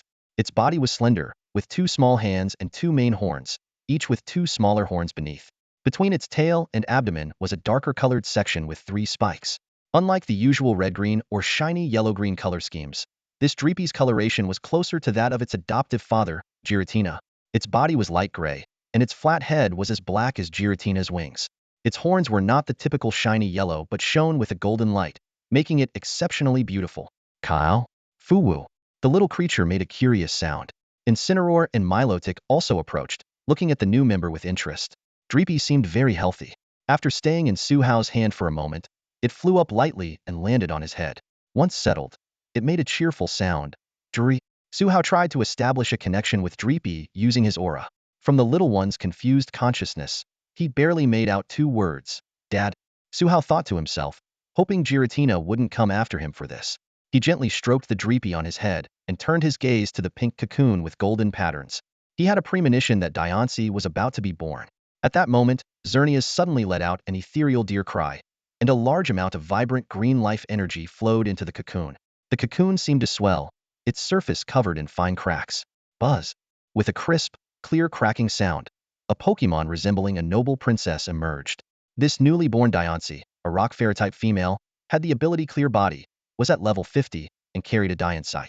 She had mastered moves including Diamond Storm, Earth Power, Dazzling Gleam, Light Screen, Reflect, Moonblast, Magic Shine, Sunny Day, Psychic, Iron Defense, Meteor Beam, and Hyper Beam. Diancie had a pink, round diamond on her head, surrounded by a regal crown made of 4 octahedral diamonds and 2 elongated diamonds. She wore a golden crescent ring around her neck, set with an octahedral diamond. Her upper body was adorned with a white, skirt-like structure, while her lower body resembled a rough diamond organ. Diancie elegantly floated in the air, joyfully spinning around Suhao and Xerneas, then slowly descended. Though she appeared to land, her body remained suspended above the ground. Success! Diancie's voice echoed through the aura channel, her tone now a clear and melodious maiden's voice compared to her previous childlike tone. Congratulations, my child, Xerneas said, gazing at Diancie with eyes full of warmth and satisfaction. After a short rest, Diancie played with Dreepy. Articuno and Celebi, having finished their patrol duties, returned. Articuno glanced at Diancie and then said to Xerneas, I didn't expect her to be your child, Xerneas. It seems you're not planning to give her your blessing? Xerneas, still gazing at Diancie with gentle eyes, replied without turning, this is her choice. She wants to walk her own path. Articuno pondered and said, perhaps she will become like the first Diancie queen. The night in the realm of life was a bit chilly. Suhao, no longer hiding his abilities, conjured a bundle of firewood out of thin air, which Incineroar ignited into a campfire. You really are something special, even able to use spatial powers, Celebi remarked, curious as it watched Suhao produce the firewood. This human not only knew about legendary Pokémon but also possessed various extraordinary abilities. Suhao laughed it off. Suddenly recalling something, he turned to Xerneas and asked, Xerneas, now that the balance of power between you and Yveltal is disrupted, why hasn't Zygarde, the one who oversees order and the ecosystem, appeared? Xerneas and Celebi were both shocked, exchanging glances before Xerneas responded, I don't know how you learned about Zygarde. But as long as this realm hasn't collapsed, Zygarde outside of it won't be aware of anything happening here and therefore won't take any action. I also don't know where Zygarde is right now, whether it's dormant or active. Ultimately, this realm is managed by Yveltal and me together, and Zygarde's power is not present here, at least not currently. Unfortunately, unless you can find Zygarde's whereabouts, we will have to rely on ourselves to deal with the suddenly strengthened Yveltal. Shalebi added. That's right.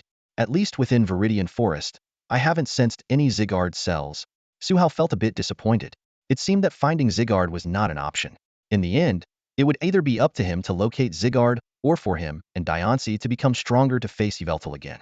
With major events finally settled, Suhao mustered the courage to pose a long-buried question to Shalebi and Xerneas. Taking advantage of the presence of these two life deity Pokémon, he recounted everything Giratina had told him. Articuno, upon hearing this, showed a flicker of surprise in its eyes. It had initially thought Giratina had taken a liking to Suhao and appointed it as a guardian to make him a divine envoy. Unexpectedly, Giratina had also acknowledged an adopted son. Shalebi and Xerneas exchanged a bewildered glance and asked in disbelief, "Are you sure the aloof father you mentioned is the ruthless master of the distortion world, Giratina?" The three legendary Pokémon suddenly understood why they had vaguely sensed Giratina's aura on that Dreepy. Although their thought processes were different, their minds were remarkably in sync at that moment. After a moment of contemplation, Xerneas spoke with an apologetic tone. "I'm sorry, but despite the dragon type's all-encompassing nature, neither Shalebi's nor my life energy is suitable for Dreepy." It explained that their life energy inevitably carried their own elemental traits. While it could be used to heal dying Pokémon or humans, Dreepy, having been influenced by Giratina's power, required life energy that matched its own attributes for a perfect revival.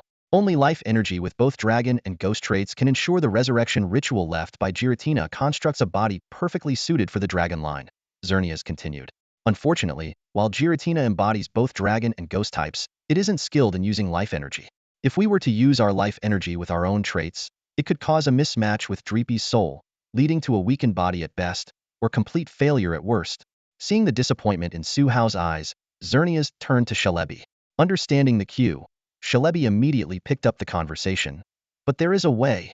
Suhao's eyes lit up. "Please, tell me." Shalebi pondered for a moment before asking, "Do you know the essence of life energy?" Suhao answered honestly, "No, I don't." Shalebi, not surprised, explained, "The essence of life energy is the fusion of aura and vitality that every living being on this planet possesses, whether human, Pokémon, or even plants and animals." Suhao suddenly realized, "Wait, does that mean I've had the conditions all along?" Shalebi continued to explain, distinguishing between healing energy and life energy, emphasizing that life energy could not only provide stronger restorative effects, but also enhance basic attributes and unlock potential. It also mentioned the crucial role of life energy during evolution. Suhao exhaled deeply and asked, "Can you teach me how to create life energy?" Xerneas then took over and provided detailed instructions on the process. Suhao quickly mastered it, forming a spiral green energy ball in his right hand, which he named the Green Healing Rasengan. Shalebi gave a nuanced comment. "Well, it works, as long as you're happy." It noted that Suhao's energy ball contained some grass and fighting energy, but could be purified and imbued with other elemental energies. Xerneas added, "Next, you'll need to find resources that store high-quality dragon and ghost energy, such as dragon gems and ghost gems." It carefully observed Dreepy's condition and suggested a precise daily amount of life energy to be fed, demonstrating the exact quantity.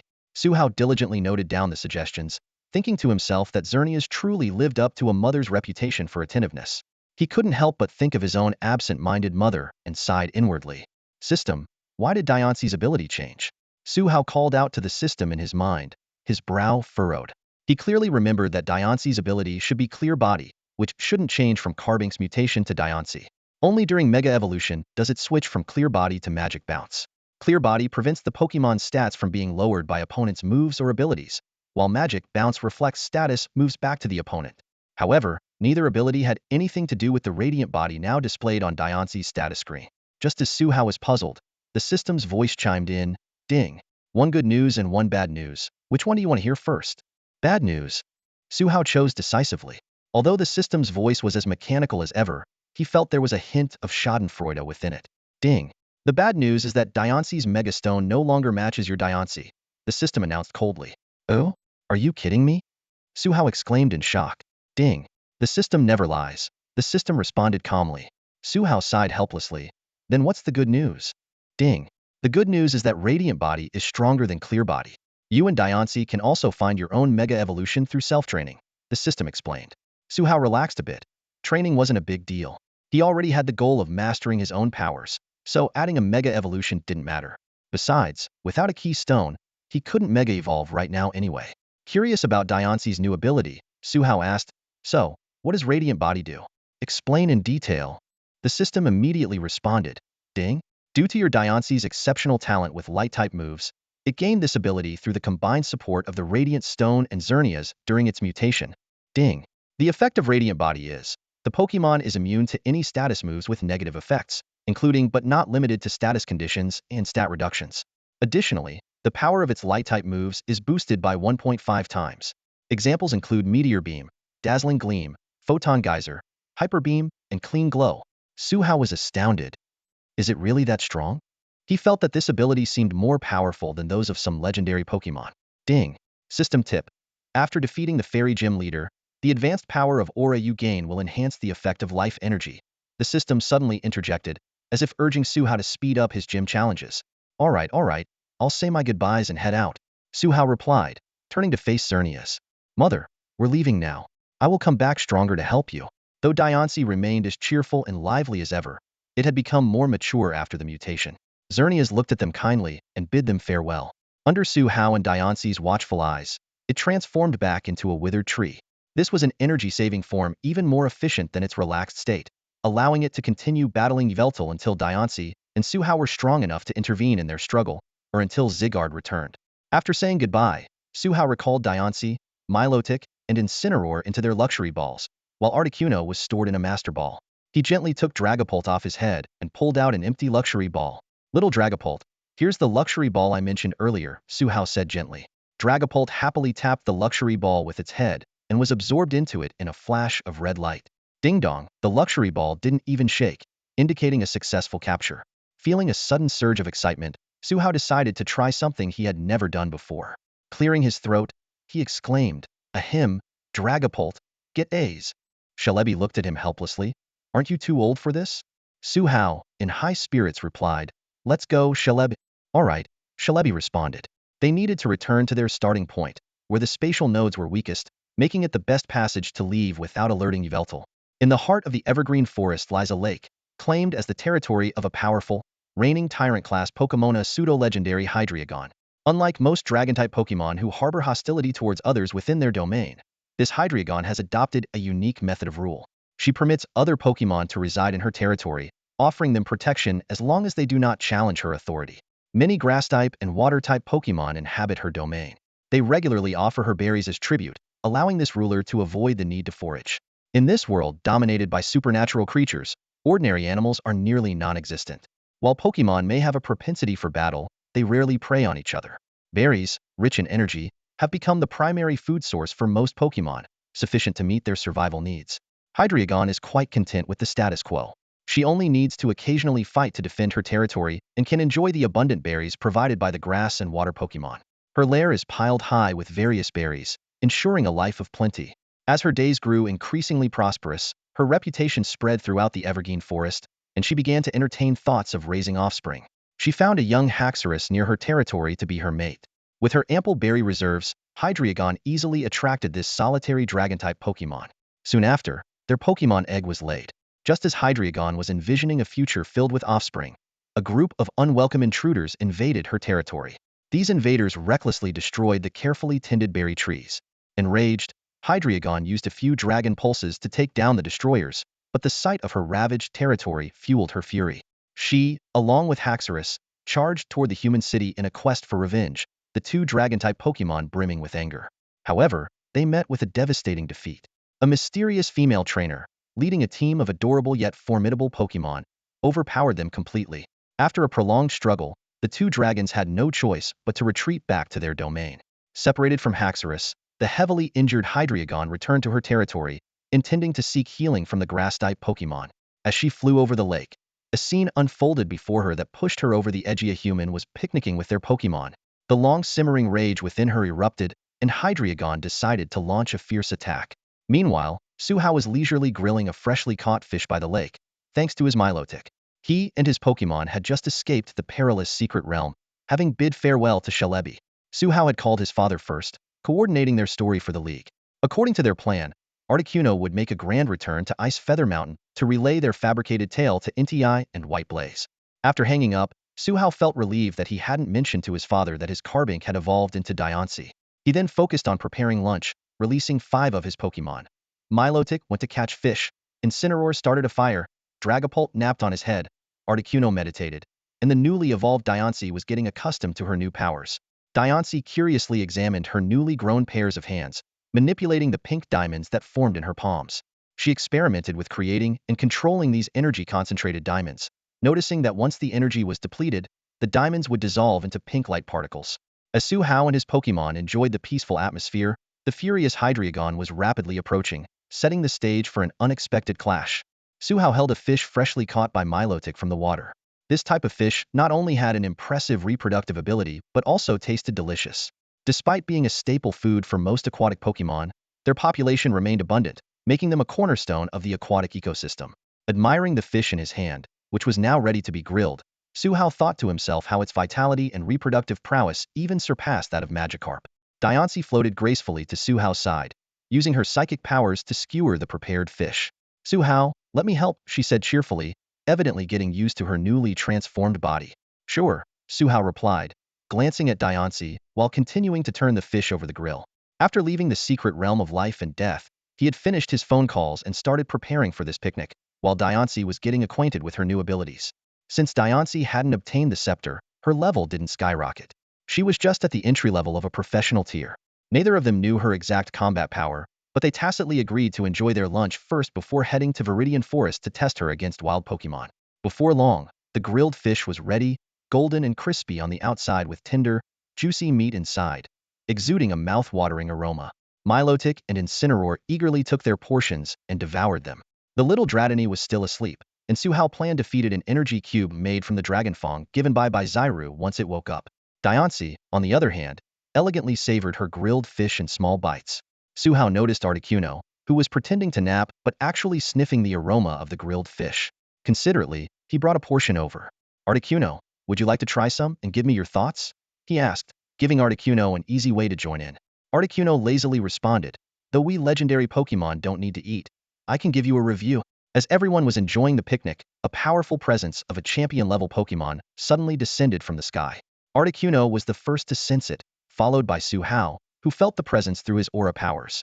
Su Hao, should I step in? Articuno asked. Although it had agreed with Giratina to only intervene in times of crisis, it was willing to help since it had enjoyed the grilled fish. Could you provide backup for us? Su Hao saw this as a perfect opportunity for Diancie to test her strength.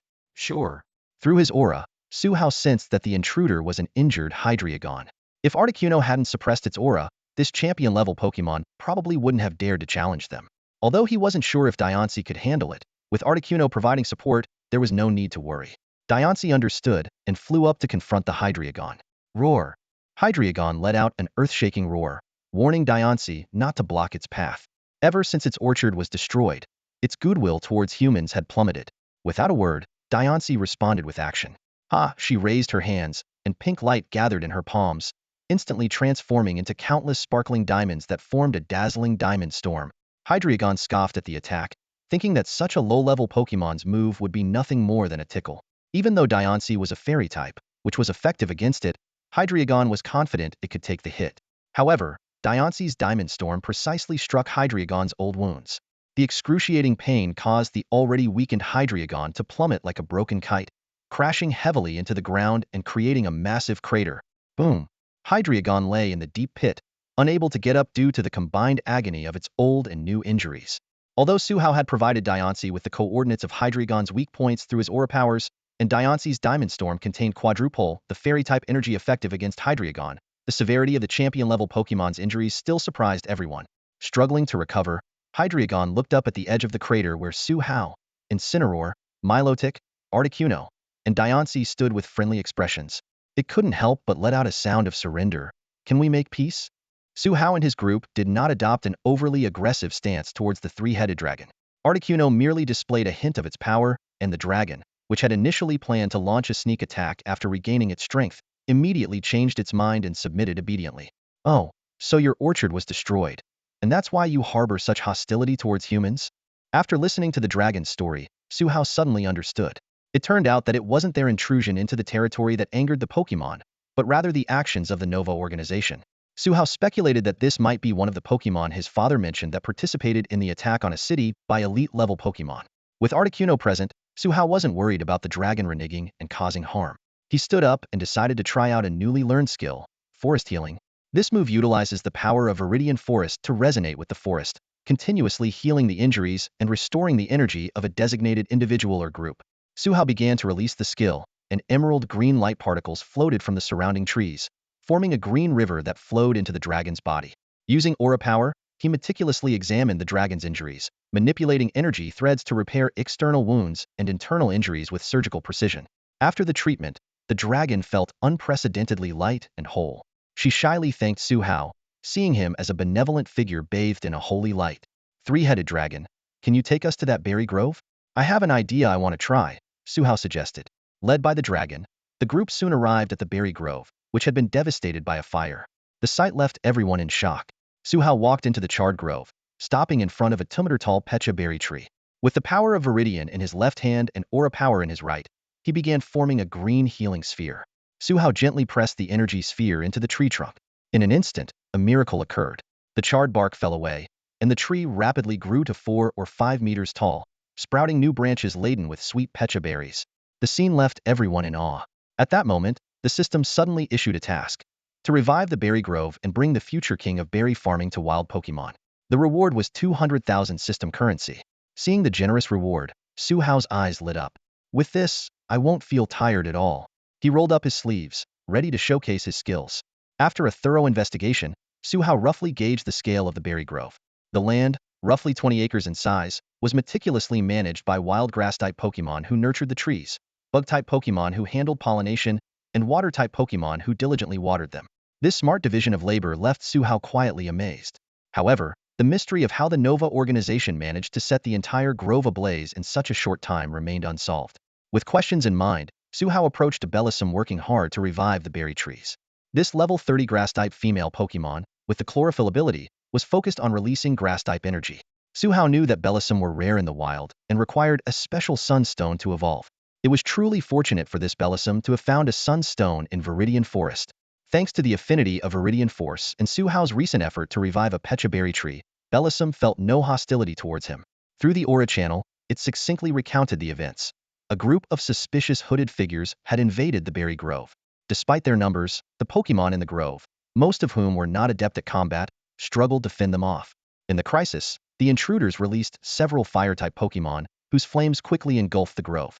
The grass-type Pokémon were powerless, and the water-type Pokémon had already left. Although a Hydreigon arrived upon hearing the commotion, it was too late. The entire grove had been reduced to ashes.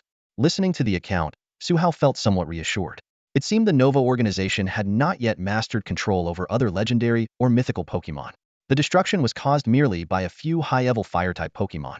This made him ponder. Aside from the most powerful legendaries, were there lower-level, special ability Pokémon like Celebi? Could this mean that skilled trainers had a chance to capture these mystical beings? Suhao realized that even with the life energy generated by his Viridian Force and aura, it would be impossible to quickly revive the entire grove. Moreover, his aura reserves were not as full as his Viridian Force. After some consideration, he decided to use his exclusive move Forest Healing. This technique borrowed the power of the forest and required no energy expenditure from him. Viridian Forest, you wouldn't want to end up with a bald patch, would you? Suhao thought to himself. He activated Forest Healing once more, this time directly connecting to the consciousness of Viridian Forest. To his surprise, the forest's consciousness was unusually cooperative, agreeing to his request without needing an explanation. Granted temporary access to a portion of Viridian Forest's life energy, Suhao carefully planned the energy distribution.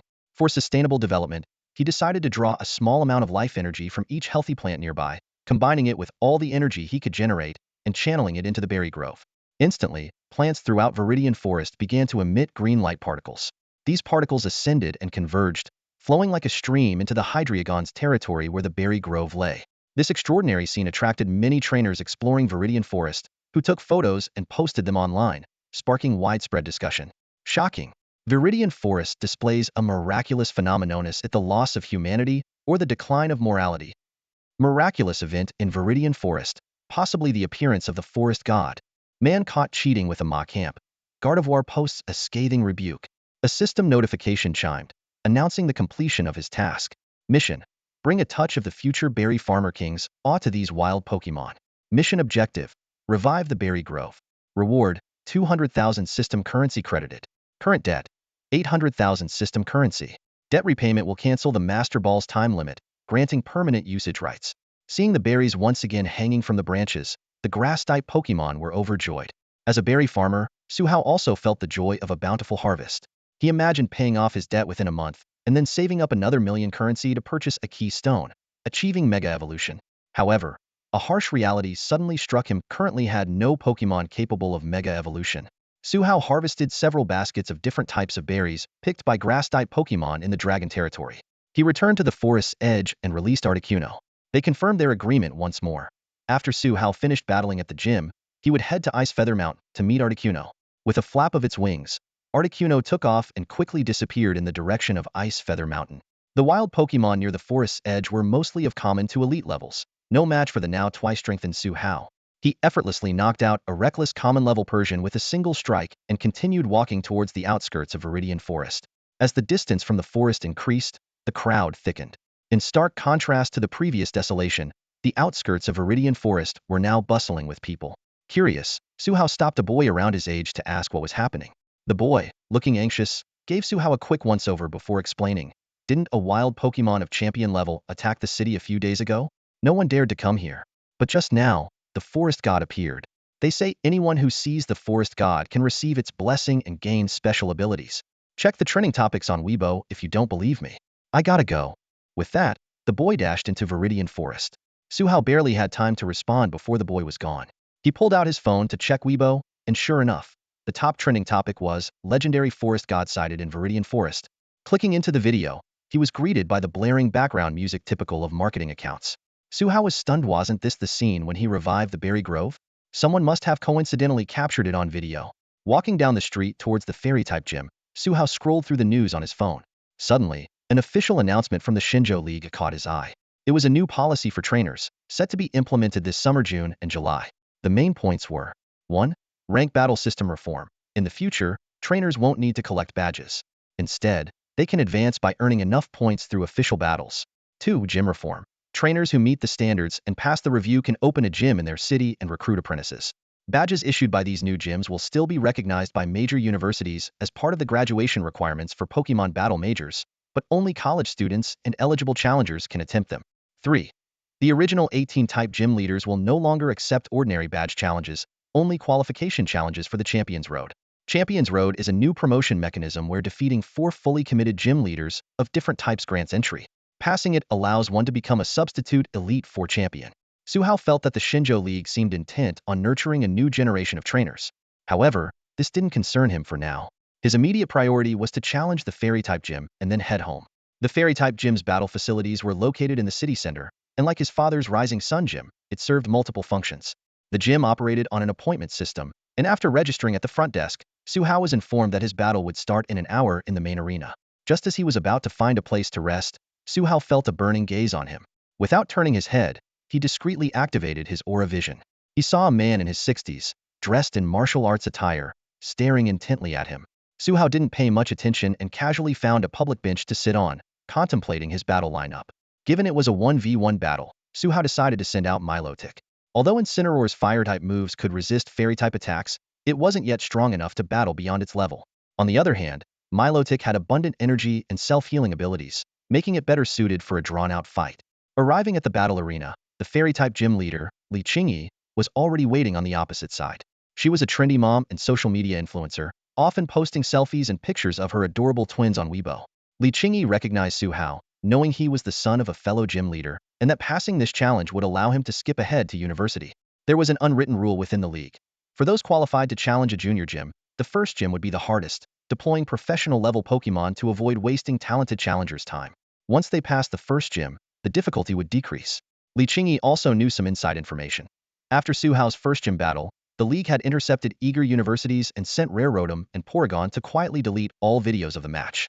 This was to delay Suhao's emergence in the spotlight due to the current international tensions and rampant criminal organizations. It was rumored that Suhao's official debut would be after the University League ended. The referee announced the battle rules: a 1v1 single battle, with both sides releasing their Pokémon simultaneously. The first to incapacitate the opponent's Pokémon would win. Go, Milotic. Go, Togekiss.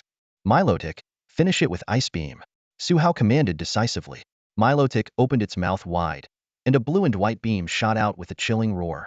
This move carried a hint of Articuno's extreme cold, clearly a result of training with the legendary bird. The beam hit the exhausted Togekiss with precision, freezing it instantly. Togekiss fell to the ground like a kite with a broken string, losing its ability to battle. Togekiss is unable to battle. Milotic is the winner. The victory goes to the challenger, Su-Hao, the referee announced. Liqingyi recalled her defeated Togekiss and walked over to Su-Hao with a delicate pink badge. Congratulations, this is the fairy badge.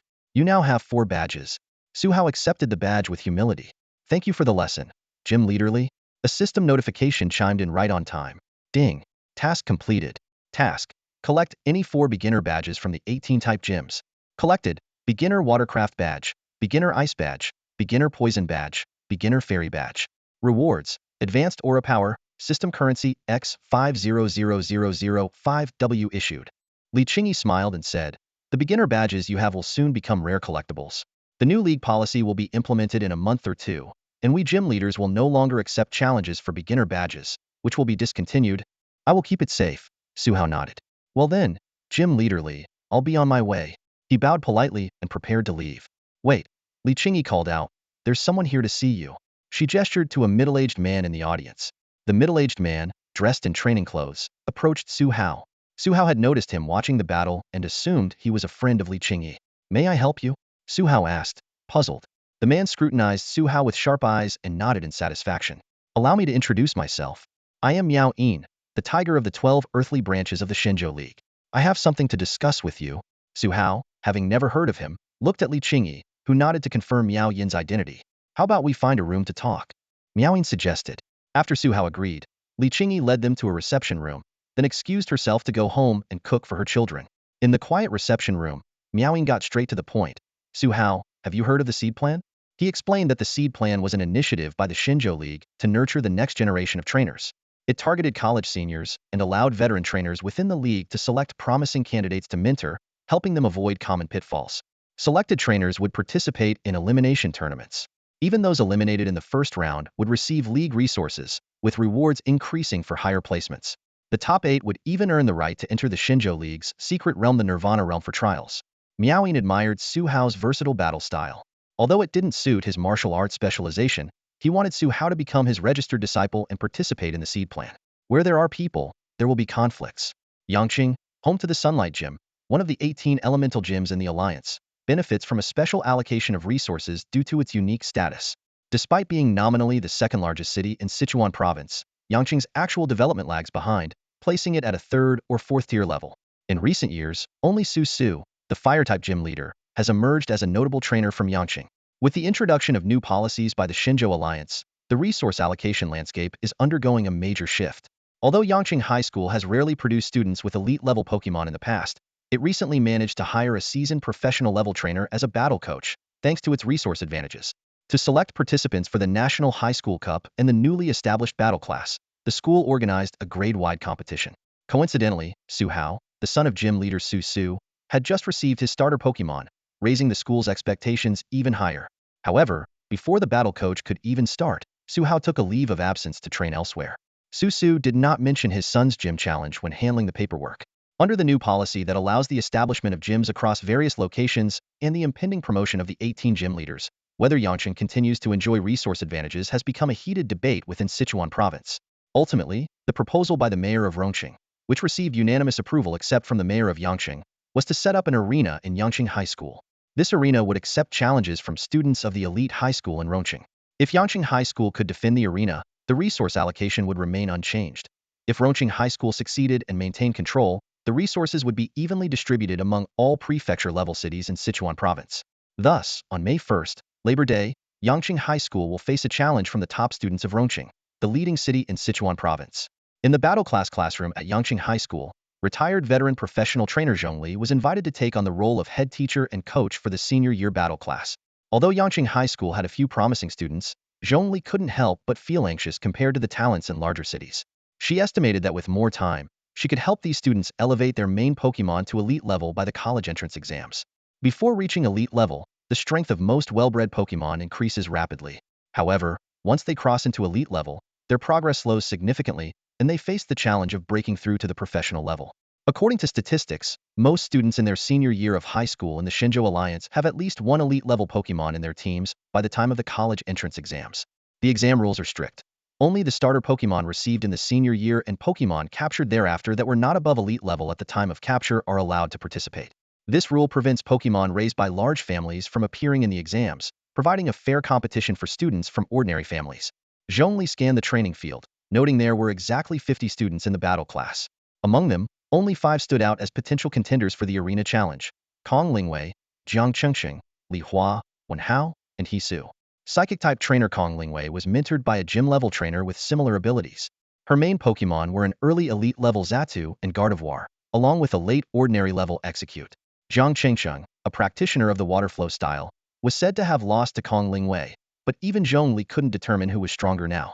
Jiang Chengxing's main Pokémon were an early elite-level Machamp and Pangoro, and a late ordinary-level Finneon. Li Hua, often appearing nonchalant, was a formidable trainer with an early elite-level Corviknight and Altaria. A month ago, he received a Charmander egg from a classmate who had been absent from school. The egg hatched the next day, and the Charmander had already evolved into a late ordinary-level Charmeleon. Hisu had an early elite-level Superior and late ordinary-level Roserade and Cherubi. Wen Hao boasted an early elite-level Blastoise, and late ordinary-level Pinsir and Ludicolo. Zhongli called the 5 students aside and asked sternly, "The upcoming arena challenge is highly significant for both the school and the city. Do you have the confidence to win?" Li Hua couldn't help but retort, "Miss Li, it's not about confidence. Even though it seems like both sides have elite-level Pokémon, the other team has 3 to 4 elite-level Pokémon each. They can just wear us down with sheer numbers." According to the information gathered by Yangqing High School, Rongqing First High School was sending 10 senior students for the arena challenge. Among them, 5 had 1 elite-level Pokémon, 3 had 2, and the remaining 2 had 3 and 4 elite-level Pokémon, respectively. Fortunately, all these Pokémon were at the early elite level, so the strength gap wasn't insurmountable. Zhongli, irritated, said, "Enough with the sass. Let's arrange the battle order." She sighed inwardly, knowing that with more time, she could have trained a few more students to elite level. But having only been in her position for about 2 months, time was extremely tight. At 5 p.m., the school bell rang, signaling the end of the day. Li Hua and Jiang Chengxing walked home together. As they grew older, their families had moved away from their childhood neighborhoods. Jiang Chengxing now lived in a dojo, Li Hua in an apartment, and Su Hao in a villa on the outskirts of Yangqing. Yet, fate kept the 3 of them in the same school and class from childhood to now. Jiang Chengxing, sporting a neat ponytail, asked, "Did you ask Su Hao when he's coming back?" She remembered that Su Hao had mentioned he was already on his way to the 4th gym. Li Hua thought for a moment, pulled out his phone, and checked his messages. He said he's already on his way back. Oh, and he caught a 4th Pokémon, a very cute shiny Dragapult. Li Hua opened Su Hao's social media profile and scrolled to a recent selfie. The photo was simple: a handsome, black-haired, golden-eyed boy standing at the base of Ice Feather Mountain, with an adorable Dragapult perched on his head. Jiang Chengxing leaned in to take a closer look at the phone and suddenly exclaimed, I didn't notice it before. Is he wearing colored contact lenses?" She recalled seeing the post earlier but hadn't paid attention to the details. Now, upon closer inspection, she realized that Su Hao's eyes had changed from brown to gold. Last night, Li Hua made a special phone call to Su Hao, who was far away from home. Upon learning that his friend was on his way back, he immediately contacted their homeroom teacher, Zhongli, to secure a spot for Su Hao in the upcoming competition. Zhongli, intrigued by the legendary top student, agreed readily, especially since having underqualified students on the field would be futile. At this moment, the affiliated gymnasium of the Shiri Dojo was buzzing with excitement. On the left side of the standard battle arena, the stands were packed with students and teachers from Rongqing First High School, while the right side was occupied by the contingent from Yangqing High School. Other local high schools had also sent their own delegation to watch the event. A trigger-activated protective shield was set up at the front of the arena, ready to deflect any potential aftershocks. The participating contestants sat neatly in the front row, closely monitoring the ongoing battles.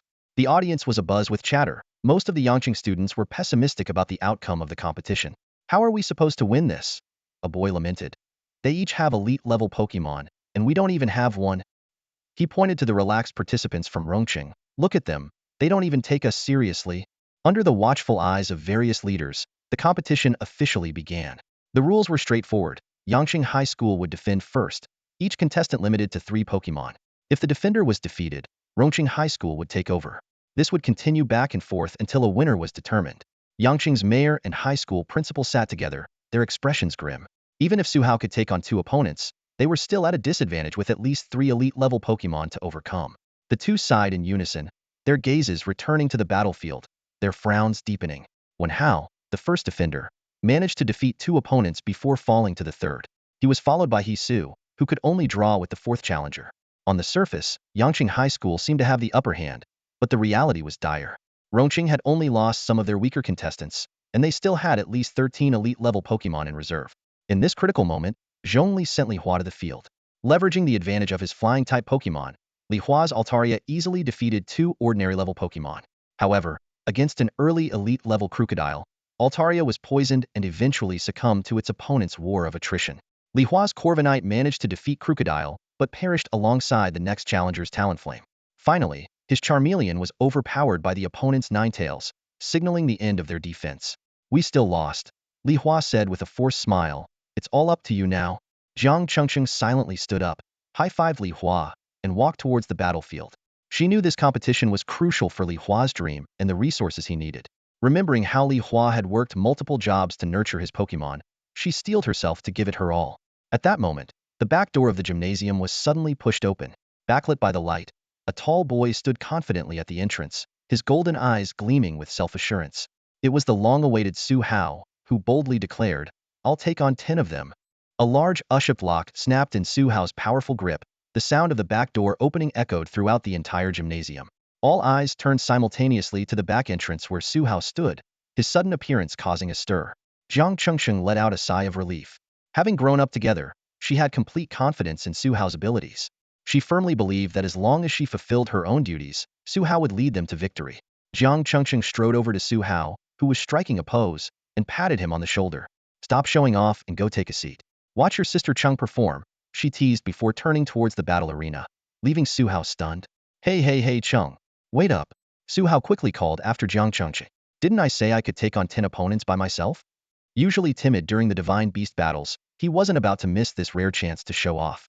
Jiang Chengsheng turned around, her eyes filled with disbelief at Su Hao's earnest expression. "I thought you were just trying to look cool," she said awkwardly, recalling his usual behavior. But considering Su Hao's recent progress and his impending gym challenge that would secure his spot in university, he might actually have the strength.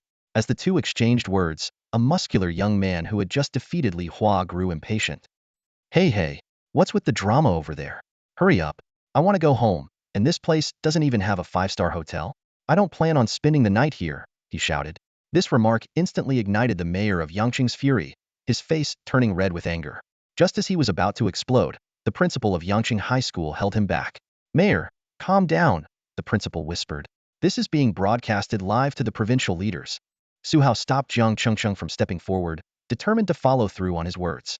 Initially, he intended to let Jiang Chengqing and Kong Lingwei perform first to give everyone some face. But the other boy's words had infuriated him. Despite having seen many bustling cities, his hometown, with all its flaws, was still his root. Su Hao decided to unleash his full potential, including the power of the Everstone and Aura, to show his opponent why flowers bloom so brightly. At that moment, social niceties were out the window. With his strength, just one Incineroar would be enough. Although it didn't have the deep energy reserves of Diancie or Milotic, it was more than capable of defeating several elite-level Pokémon. Recently, due to financial constraints, he hadn't bought treats for them, but their accumulated strength was enough for Incineroar to dominate the elite level. Su Hao mentally communicated with Zhongli. "Teacher Zhong, I'm also a contestant. Can I go first?" As a seasoned professional trainer, Zhongli was familiar with individuals with special abilities, but hadn't expected Su Hao to be one of them. Seeing his confident smile, she reluctantly nodded in agreement, intending to save him for the finale. Su Hao confidently stepped onto the battle arena, feeling the curious gazes from the left side, especially from a few peers in the front row. He flashed a harmless smile and waved before taking the second luxury ball from his belt. Using the invisible power of Aura, Su Hao directed his Incineroar. "No need to hold back. Attack with full force. I'll replenish your energy if needed. After we win, I'll teach you a new technique." He knew exactly how to motivate his Incineroar. Suddenly, the system triggered a mission. Give Chengdu No. 1 High School a little shock from the future. The mission goal was to win using only Incineroar, with special abilities allowed. The reward was 200,000 system currency. The opposing boy sneered as he got a good look at Su Hao. "Pretty boy." Many of his supporters were already starting to switch sides. On the left, Students from several schools in Chengdu whispered among themselves. Hey, that new guy looks kinda handsome. Those golden eyes, are they contact lenses? So trendy. Oh no, I suddenly don't feel like cheering for our school. Meanwhile, students from other high schools in Yangqing, though unfamiliar with Su Hao, looked on with hope and curiosity, mixed with a bit of pessimism. In the front row, Li Hua raised a prepared banner and shouted, "Go, brother Su!" Su Hao appreciated the support. Both sides were ready, and the referee announced, Defender, Chengdu No. 1 High School, Kong Mingliang. Challenger, Yangqing High School, Su Hao. Challenger, please release your Pokémon. Su Hao threw the luxury ball, and in a flash of red light, the fierce Incineroar, radiating intense heat, appeared on the battlefield. Su Hao quickly scanned the opponent's Ninetales. Fire type, male, flash fire ability, level 31, average condition. Although this Ninetales had clearly benefited from excellent resources and was well developed, its initial elite level made Su Hao feel like he was in a baby cup. However, Kong Mingliang didn't see it that way. Ha ha ha, are you serious? Kong Mingliang laughed. Using a fire-type Pokemon against my Ninetales? Didn't your small-town school teach you about abilities? Confused murmurs spread through the audience. Su Hao didn't bother explaining, signaling to the referee that he was ready. As the whistle blew, Su Hao's first battle back in Yangqing officially began. Opposite him, Kong Mingliang seemed to have very low emotional intelligence, but he certainly had some battle skills. The trainers of Ninetales and Incineroar almost simultaneously issued their commands. Ninetales, Sunny Day. Incineroar, High Fivino, Flamethrower. Before Su Hao had even finished speaking, he realized Kong Mingliang's strategy. The opponent clearly thought that fire-type moves were ineffective against Ninetales and opted to boost his own power with the weather. Su Hao smirked and quickly adjusted his tactics. Thanks for the weather buff, buddy. Ninetales gracefully lifted its head, its golden fur shimmering under the stadium lights. It conjured a blazing orb in its mouth and shot it skyward. The orb exploded, and in an instant, the temperature in the entire arena soared. Sunny Day, one of the 4 major weather conditions, was now in effect. The temperature around Incineroar, already high, rose even further under the influence of Sunny Day. The flames on its waist belt, originally orange and yellow, intensified, turning into a fierce white-hot blaze. A sharp glint flashed in Su Hao's eyes. Now, let me teach you a lesson. Abilities have their limits. As he finished speaking, Incineroar harnessed its heightened emotional energy, boosted further by the Sunny Day. The temperature of its flames skyrocketed, and the orange-yellow fire turned into a dazzling white blaze. Roar! With a thunderous roar, a white-hot column of fire shot from Incineroar's waist, aimed straight at Ninetales. The move's power far exceeded that of a regular flamethrower. Zhongli, watching from the sidelines, was stunned. Can an elite fire-type Pokemon really produce such heat? She had expected Su Hao to use Incineroar's physical strength and opt for dark or ground-type moves. She hadn't anticipated a direct clash of firepower. Kong Mingliang, however, remained oblivious and confident. It's just a bit hotter. Ninetales absorbed those flames. The flash fire ability indeed allowed Ninetales to convert opponents' fire attacks into its own power, enhancing its attack and special attack. However, this Ninetales clearly lacked mastery of its ability and could only passively absorb the flames. As soon as the white-hot fire touched Ninetales, it was drawn in, decomposed, and absorbed by a mysterious force. But the relentless flames were too much for Ninetales to handle. Incineroar grinned wickedly, its battle spirit surging. It recalled the immense energy reserves of Milotic and Diancie and silently vowed to become as powerful as them. At this moment, Su Hao softly said, "Youth version hidden backup energy." Incineroar immediately understood and unleashed even more flames, fully enveloping Ninetales. Kong Mingliang was still lost in his dream of a sweeping victory, unaware that Ninetales was in agony. No more. I can't absorb any more. Ninetales' pained cries were clear to Su Hao. Not intending to show mercy, Su Hao commanded, "Increase the power." In an instant, Ninetales was completely engulfed in white-hot flames, its silhouette barely visible. Just as Kong Mingliang was still dreaming of victory, a loud explosion shattered his fantasy. Ninetales could no longer control the surrounding flames, and its flash fire ability failed completely. The raging flames exploded, severely injuring Ninetales. As its pained cries echoed, Kong Mingliang finally realized the dire situation and frantically shouted, "Ninetales, are you okay?" The explosion's shockwave swept through the arena. A protective shield rose automatically in front of Kong Mingliang, blocking the impact. Su Hao, feeling only a mild breeze, couldn't help but remark, "The wind is rather wild today." Ninetales is unable to battle. Incineroar wins. Challenger Su Hao is victorious. After the referee announced the result, Kong Mingliang was left with only a low-level Magby. Upholding his respect for the elderly and care for the young, Su Hao had Incineroar use a single hell thrust, knocking Magby out instantly. Kong Mingliang's expression was one of utter defeat. He had thought that his Ninetales, with its flash fire ability, could easily handle fire-type Pokémon. Instead, it was utterly crushed. From Incineroar's speed and power displayed against Magby, it was clear that his Ninetales never stood a chance. What stung the most was that his prized Ninetales was defeated by fire alone. Ku, it's my total defeat. With tears in his eyes, Kong Mingliang recalled Magby and admitted his loss. Ignoring his teacher's attempts to stop him, he ran out of the stadium. Based on Incineroar's feedback, the white-hot flamethrower had only consumed 20 of its energy reserves.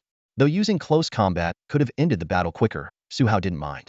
With the healing power of the everlasting force and the life energy fusion of Aura, he could afford to let Incineroar burn through its energy.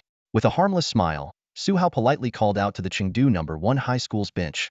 Next, at Rongqing No. 1 High School's preparation bench, Coach Zhao Ziyuan frowned deeply as he watched Kong Mingliang lose easily. Su Hao's impolite remarks further displeased him. If it weren't for the consideration of Su Hao's status, he would have already reprimanded him. Turning to the students on his left, Zhao Ziyuan spoke in a low voice. From what I know, this Su Hao is the son of Su Su, the master of the Rising Sun Dojo. He should be skilled in using fire-type Pokémon. A boy with a cocky demeanor and crossed legs immediately suggested, if it's fire-type, how about letting Mu Miao take him on? Zhao Ziyuan's eyes lit up and he turned to Mu Miao, who was sitting quietly. Bai Ziyu has a point. Mu Miao, do you feel confident? Mu Miao hesitated internally. While his rain team theoretically had the upper hand against fire types, the opponent's actual lineup was still unknown. However, faced with the subtle pressure from Bai Ziyu of the Dragon Clan's branch family, he had no choice. Rongqing No. 1 High School was divided into distinct factions. One faction, led by team captain Bai Ziyu, consisted of wealthy scions. Another, led by vice captain Chu Yao, gathered noble ladies. Bai Ziyu openly pursued Chu Yao with grand gestures, yet he never received a clear response. As an outsider, Mu Miao was often used as a pawn. I have no problem, Mu Miao replied, knowing well that he was about to be used to exhaust Su Hao's Pokémon. Both sides prepared for battle. The defender, Yangqing High School, Su Hao, the challenger, Rongqing No. 1 High School, Mu Miao. Following the referee's signal, Mu Miao released his Pokémon. A flash of red light revealed a Poliwrath, and a gentle rain began to fall inside the gym. Poliwrath. Type, water. Gender, male. Ability, drizzle. Level, 32. Held item, damp rock. Moves, rain dance, bubble beam, water pulse, rock smash. Both sides opted to start the battle directly, forgoing any verbal sparring. The drizzle soaked the field, and Poliwrath joyfully clapped and danced in the rain. In contrast, Incineroar looked somewhat uncomfortable, its wet fur hampering its movements. Incineroar, use throat chop, Su Hao commanded. Poliwrath, use focus punch. Mu Miao quickly countered. Incineroar's right hand transformed into a blade, charged with dark-type energy, and lunged at the opponent. Poliwrath stood its ground, gathering energy, its fist glowing with fighting-type power. At Yangqing High School's preparation bench, when Hao expressed his concern to Kong Lingwei and others, Su Hao's Incineroar is at a disadvantage against a rain team, and the opponent is using a fighting-type move to counter it. Kong Lingwei, however, was confident. I don't think so. His Incineroar has always been exceptionally strong. It couldn't have regressed. Li Hua and Jiang Chengqing exchanged a knowing glance and said in unison, it will be Su Hao's overwhelming victory. On the field, the two Pokémon's attacks collided. It seemed the fighting-type energy had the upper hand, but the stalemate lasted only a moment. Su Hao looked at Mu Miao and said, you seem to think my big cat isn't good at close combat, don't you? Before he finished speaking, Incineroar suddenly increased its force, easily breaking through the fighting-type energy's resistance. Its hand blade struck Poliwrath's neck directly, sending the opponent flying out of the field with a massive impact. Poliwrath crashed heavily into the gym wall, unable to even cry out in pain, and was immediately rendered unable to battle. The Kappa of Joy River lost its ability to fight, and Mu Miao from Rongqing No. 1 High School failed in her challenge. The young referee's voice was filled with astonishment. He hadn't expected Su Hao's Blazing Roar Tiger to not only defeat the Mosquito Coil Frog Queen, but also to consecutively defeat Mu Miao's two elite Pokémon. Following the usual protocol, Su Hao shook hands with Mu Miao and watched her return to her seat in a daze.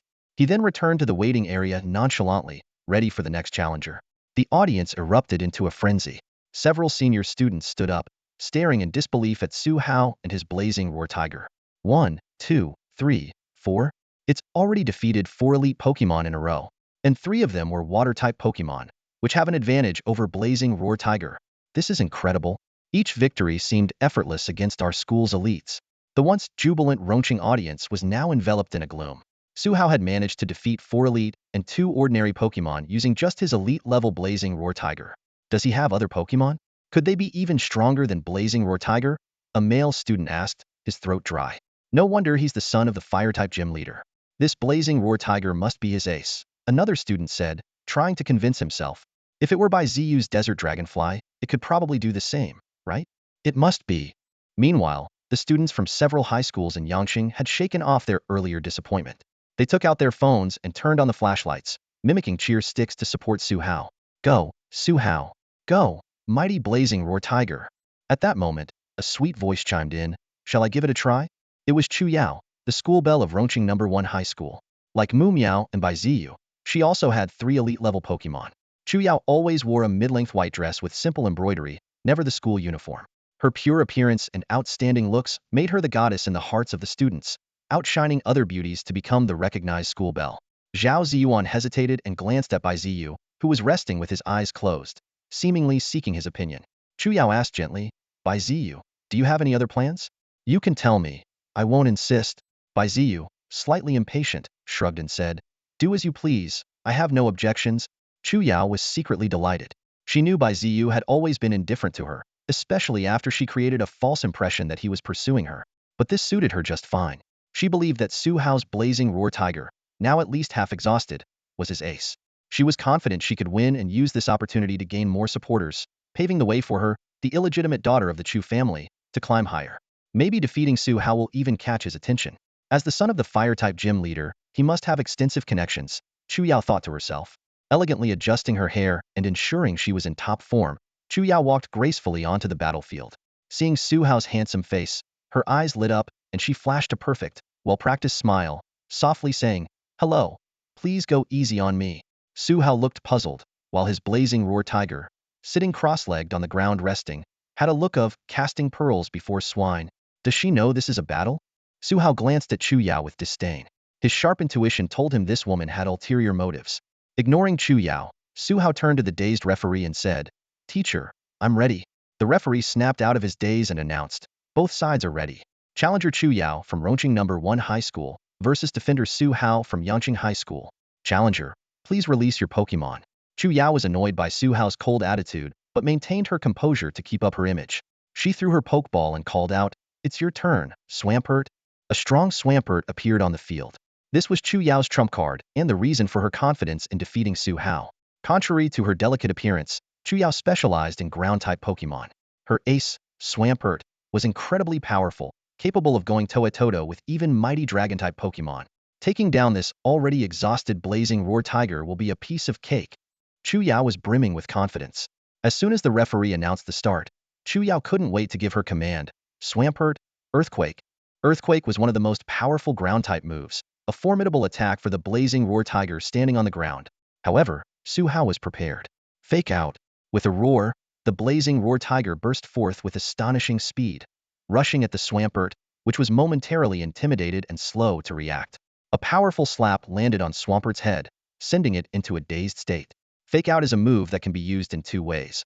One where the Blazing Roar Tiger claps its paws or hits the ground, releasing a fast energy wave to stun the opponent, and another where it uses a burst of energy to instantly increase its speed, delivering a physical stun before the opponent can react.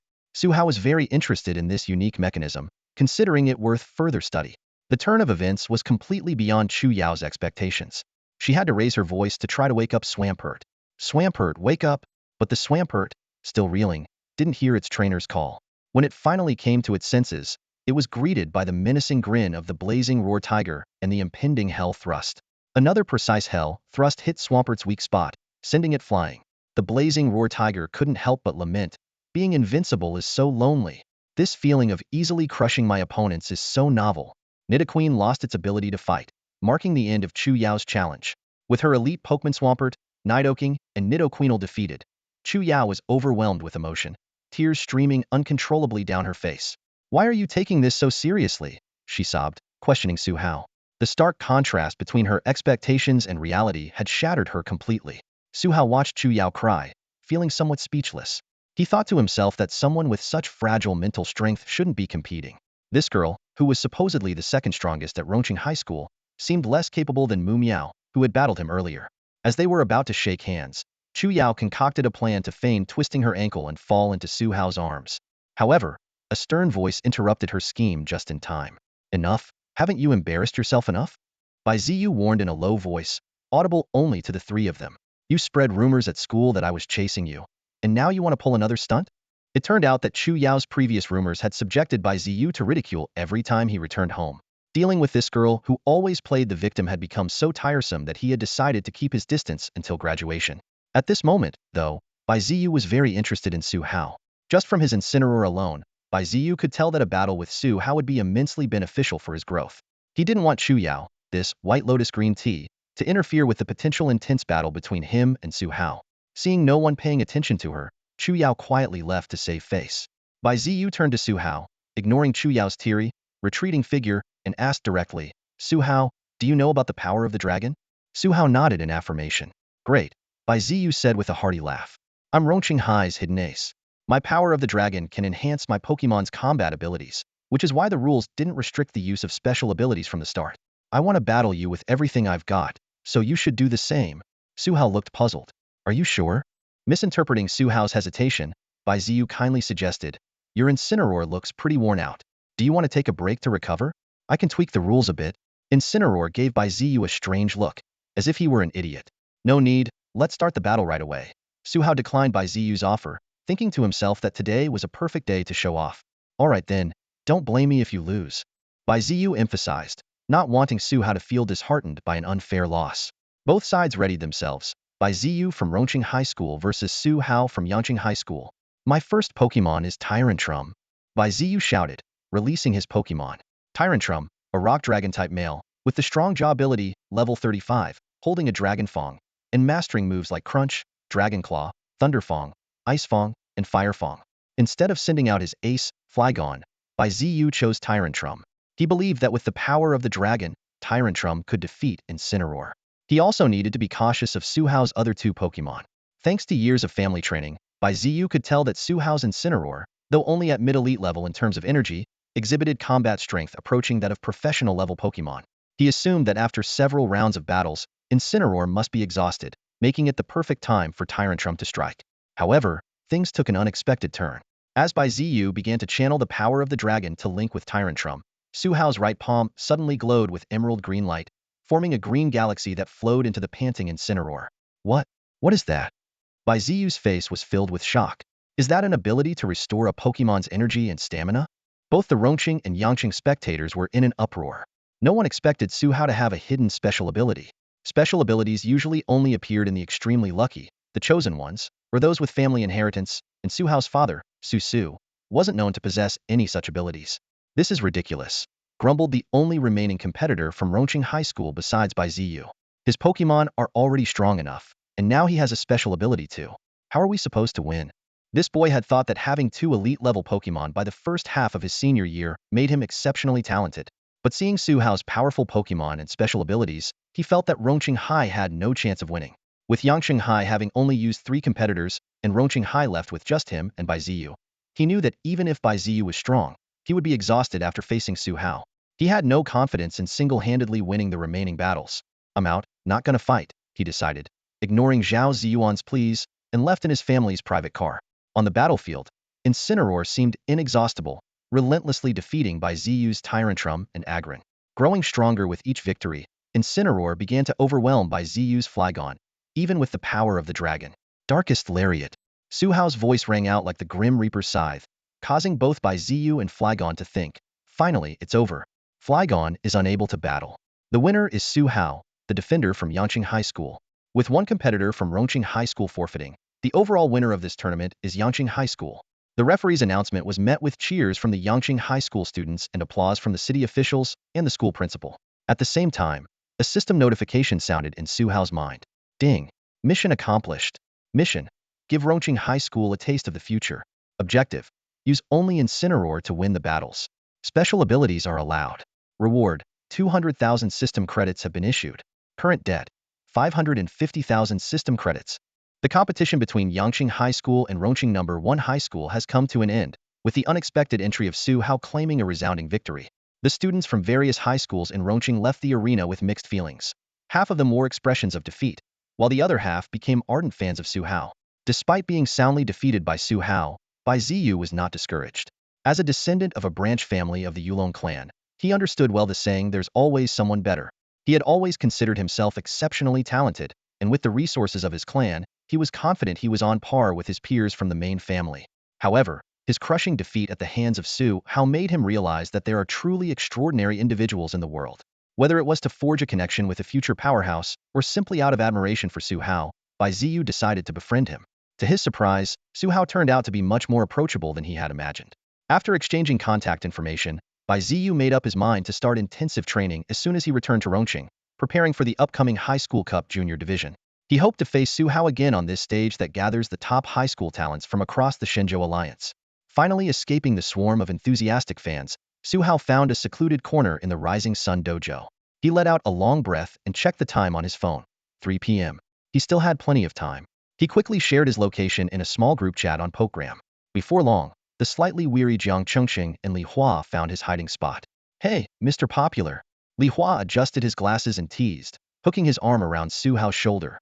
Jiang Chengqing got straight to the point. "How long are you staying this time?" Su Hao thought for a moment and replied, "Until the high school cup is over, then I'll choose a university." It had been exactly 2 months since Su Hao left for his travels in March, and today was May Day. The high school cup would be held in early June, which meant he could stay in Yangqing for about another month. Li Hua asked enviously, "So, what are you planning to do this month?" "Must be nice not having to go to school." He and Jiang Chengqing were buried in their studies for the cultural section of their final exams, even during the May Day holiday. Su Hao pondered for a few minutes before asking, "Chung, is Grandpa Wang still living in the same neighborhood?" "Yes, he is. Do you need something from him?" "And call me Chungjia." Jiang Chengqing corrected him, half annoyed. Li Hua was also curious. "Yeah, we saw him walking his Arcanine recently. Why do you need to see Grandpa Wang?" Su Hao explained, "I want to take my Incineroar to learn Thunder Punch from his Pikachu." "Really? Are you planning to counter water and flying-type Pokemon?" Li Hua asked in surprise. Jiang Chengqing was puzzled. "Thunder Punch? If you want to learn, you can come to our dojo." Su Hao gave a mysterious smile. "Well, I have an idea. If it works out, I'll show you guys." "All right then," Li Hua said resignedly. "Remember to come by the school sometime." Teacher Zhong said there are some formalities for the high school cup that need to be completed at school. Jiang Chengqing nodded in agreement. "That's right. Good luck with your holiday studies," Su Hao said sympathetically. Li Hua and Jiang Chengqing looked dejected. Oh, back home, Su Hao released all his Pokémon.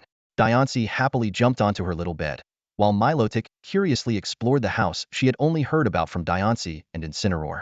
Dragapult climbed onto Su Hao's head and started to nap. Through his aura, Su Hao contacted Articuno inside the Master Ball. "Articuno, do you want to come out for some fresh air?" Articuno's voice sounded content. "No need. This marvelous ball creates a perfect environment. It even simulates the surroundings based on my thoughts. I'm currently resting on a snowy mountain." Su Hao sighed in relief, realizing that the 550,000 system credits he owed were worth it.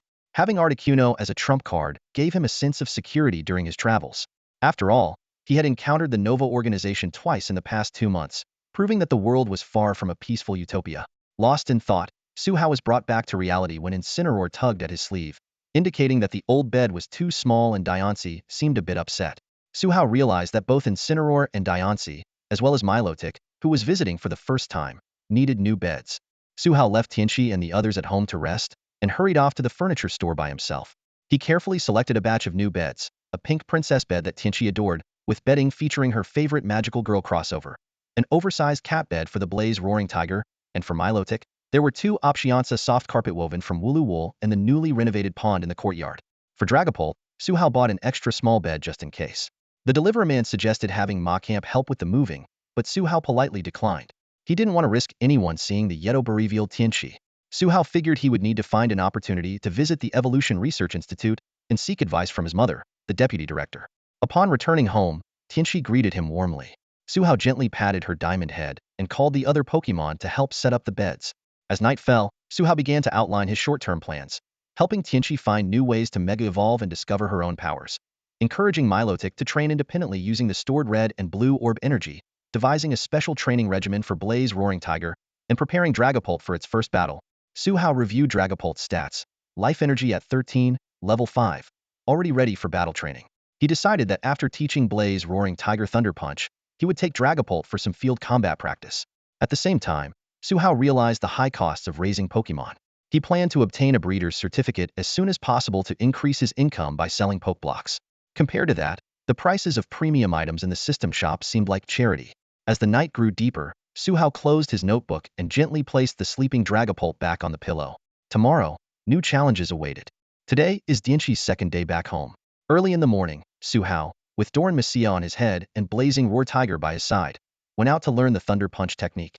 Milotic also wanted to get familiar with the surroundings and followed them out. At this moment, Diancie was the only Pokémon left at home. Unlike her Carbink days when she would spend all day lounging on the sofa watching TV or following anime on her phone, Su Hao had advised her to avoid showing herself to strangers before meeting his mother. Thanks to her extensive anime-watching experience, Diancie understood the reason behind this. Diancie knew she was a special Pokémon. Although she often stayed in her Pokeball during their travels, she could sense what was happening outside. Su Hao had explained to her that she was like a tailed beast from Naruto, easily attracting attention and conflict. She agreed to keep a low profile until Su Hao introduced her to his mother, understanding that he had always had her best interests at heart. To gain the power needed to face Yveltal, Diancie decided to start her self-training from the morning, aiming to master divine abilities as quickly as possible. However, she remembered Su Hao's advice. No matter how hard she worked, she should balance it with rest. So, she set a rule for herself. After every 3 hours of training, she would reward herself with an hour of anime. Diancie loved various anime. The vibrant worlds and extraordinary abilities they showcased inspired her in her moves. From today, she planned to start mastering her unique powers. Su Hao had told her that the power used to create diamonds essentially involved converting rock-type and fairy-type energy into carbon elements, which then solidified into pink diamonds. After her transformation, Diancie instinctively mastered this method and could create diamonds effortlessly. However, she could only make diamonds. Whenever she tried to reshape them, the diamonds would begin to destabilize and crumble. Su Hao explained that this was because her control over carbon elements was not precise enough. Creating diamonds was an inherent ability of her species. Diancie quickly realized what she needed to do. As her mother Xerneas had said, whether it was the authority passed down from the current Diancie queen or the power granted by her mother, these were gifts from others. Only by finding her own path could she truly assist Xerneas. Diancie believed that by becoming stronger, she could protect Su Hao and Xerneas. Although Su Hao usually planned her training, this time she wanted to explore on her own and surprise him. With her limited knowledge, she decided that the first step was to learn shaping. Diancie could now create various weapons using rock energy, but this was not enough. The rocks she created were hard, and the swords she made could cut through metal, but they still didn't meet her ideal standards. Reflecting on her battles as a Carbink, where rocks were mainly used for defense or attack, she realized she was far from achieving her unique skills. Many anime featured similar themes, and forging her own path was one of Diancie's future goals. After her transformation, she not only acquired several special abilities, but also the light she absorbed back then could now be freely integrated into her moves. She could feel the changes in herself. Whenever she stood in the sunlight, the surrounding light would be unconsciously absorbed into her body and converted into an energy similar to light but not exactly the same. This energy, although slightly less effective than the original light, didn't dissipate after use and could be replenished. Su Hao called it light energy, saying it could enhance light-related moves and increase their power. This was a power brought by her unique trait. Failed again, Diancie muttered, staring at the crumbling diamond in her hand, puzzled by the problem. Whenever she tried to alter the shape of the diamond before it solidified, it would often crumble before taking form. After a moment of frustration, Diancie cheered herself up. I have to keep trying. She rubbed her cheeks with her hands to motivate herself. The blaring alarm clock reminded Diancie that it was noon. She felt a bit down, having made no progress all morning. However, she remembered it was time for a break and decided to heat up the food Su Hao had left for her. Hopping towards the kitchen, Diancie chose to walk instead of floating with her psychic powers, as it reminded her of her childhood habits. Standing in front of the fridge, her 0.7-meter height made it difficult to reach the handle, but she used her psychic powers to float up and open the door. Her eyes sparkled as she stared at the fridge, excited for today's lunch. Yay! It's berry pizza. She eagerly took out the pre-prepared berry pizza and carefully set the oven to the time and temperature Su Hao had taught her. Wow, cool! She leaned on the table, her pink eyes fixed on the oven timer. 1 minute, 5 minutes, 10 minutes. It's done. She counted in her head and, when the oven dinged, she quickly put on oven mitts and placed the fragrant berry pizza on the table. Just as she was about to dig in, a thought crossed her mind. Since Su Hao wasn't home, why not eat in the living room while watching TV? After all, Milotic wouldn't be back for lunch, and she had the house to herself. In the evening, Su Hao called to say he would be home to cook dinner. Diancie waited eagerly by the door.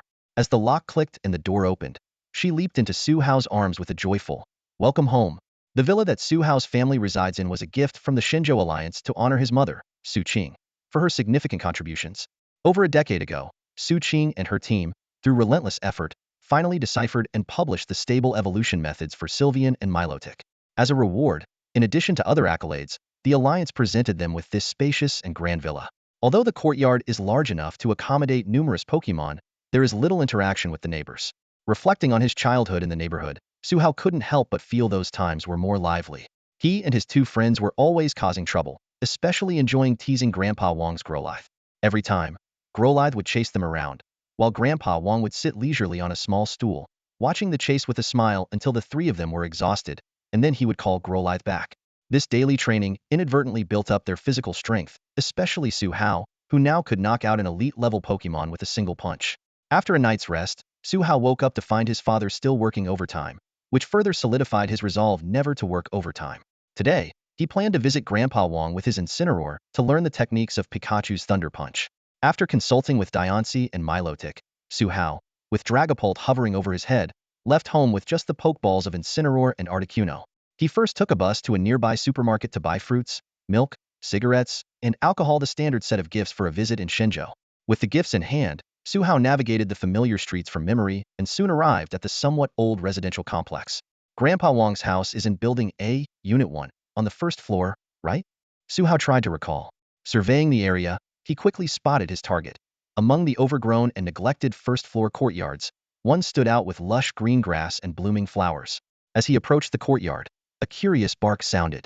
Su Hao locked eyes with a pair of black eyes, and the Pokemon's data immediately appeared before him. Pokemon, Arcanine. Type, Fire. Gender, Ability, Justified. Level, 40. Is that you, Wangkai? Su Hao tentatively extended his hand. Arcanine seemed to understand his intent, sniffing his hand with its moist black nose as if trying to confirm something. Suddenly, Arcanine barked excitedly, leaping towards Su Hao with powerful legs. Su Hao wasn't worried, knowing they had long reconciled. Sure enough, Arcanine merely knocked him to the ground, vigorously washing his face with its red tongue. The startled Dragapult lost its grip due to the sudden movement, floated around in confusion for a moment, and then wobbled back to perch on Su Hao's head. All right, calm down, Wangkai, Su Hao said as he set down the gifts and used his free hand to stroke Arcanine's warm fur. With the help of his Viridian power, he quickly soothed the excited Arcanine. Standing up, Su Hao looked at Arcanine, who was tilting its head, tongue out, and tail wagging vigorously. He asked, "Is Grandpa Wang at home?" Thanks to the Viridian power, Arcanine immediately understood Su Hao's question and lifted its front paw to signal him to follow. Huh, not at home? Su Hao followed Arcanine to a nearby green space in the neighborhood. To be convenient, he had Arcanine take the gifts to the backyard, as it wasn't appropriate to enter someone else's home without the owner present. Arcanine sniffed around and quickly located its owner. The weather was perfect, and it was the May Day holiday. Many people were relaxing on the lawn with their families, and a few domesticated Pokémon were frolicking on the grass. Woof woof. Wangkai, how did you get out? Grandpa Wang's puzzled voice came. He was sitting on the lawn, accompanied by a UFO-like Pokémon and a small electric mouse that also turned to look. Magnemite? Pika Pika? The elite-level Arcanine was swift, and Su Hao arrived a few seconds later. He calmly said, "Grandpa Wang, I asked Wangkai to bring me here." Wang Shihua scrutinized Su Hao and finally recognized him. "Oh, are you little Su?" "Yes, I'm Su's son, Su Hao," Su Hao confirmed. "Oh my, little Su has grown up so much." Wang Shihua beamed, patting Su Hao's shoulders. "You've grown strong. Have you found a girlfriend yet?" "Not yet." Su Hao quickly explained his purpose. "I'm a trainer now, and my Pokemon wants to learn Thunder Punch. I remember your Pikachu was very good at it." Hearing its name, the electric mouse lounging on Magnezone tilted its head and let out a cute cry. "Pika Pika? Pika Pika? Are you talking about me?" Pikachu tilted its head and looked at the two with its big, innocent eyes, an expression so adorable it was hard not to smile. However, Su Hao remained unfazed. He knew all too well that this seemingly cute Pikachu had been extraordinarily powerful since they were kids. It wasn't until he saw Pikachu's stats today that he truly realized how terrifying this little Pokemon was. Pokemon, Pikachu. Type, Electric. Gender, Ability, Lightning Rod. Level, 60. Item, Light Ball. Moves, Thunder Punch, Volt Tackle, Feint, Quick Attack. As Su Hao expected, Pikachu's strength far exceeded that of an ordinary Pokemon.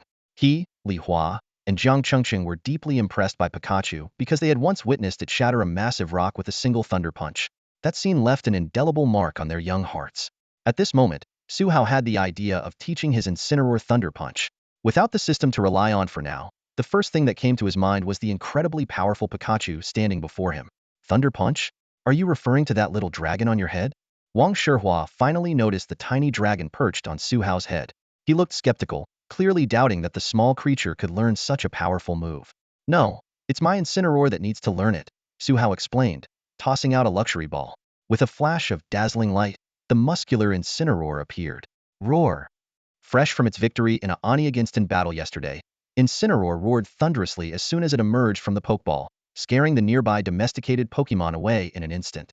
Ho ho! It seems like you're following in your father's footsteps by choosing a Fire-type Pokémon.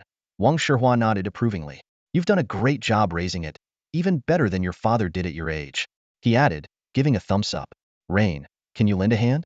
Although Wang Shihua was willing to help, he still needed Pikachu's consent. Pika Pika, Pikachu sighed, wearing a can't say no to you expression as it agreed. Thanks a lot, Rain. Su Hao took out his secret weapon and energy cube, hoping to curry favor with Pikachu and learn as much as possible. It was the first time he learned Pikachu's name. As a child, he had little interaction with Wang Shihua's Pokemon, only remembering that the Arcanine was called Wangkai. Wang Shihua's wife had passed away, and his children lived elsewhere, leaving him with just 3 Pokemon for company. Recalling the sweet moments of receiving delicious candies from him as a child, Su Hao couldn't help but appreciate their deep bond. Pika Pika? Pikachu sniffed the energy cube with its tiny black nose. As the household chef, it had extremely high standards for food.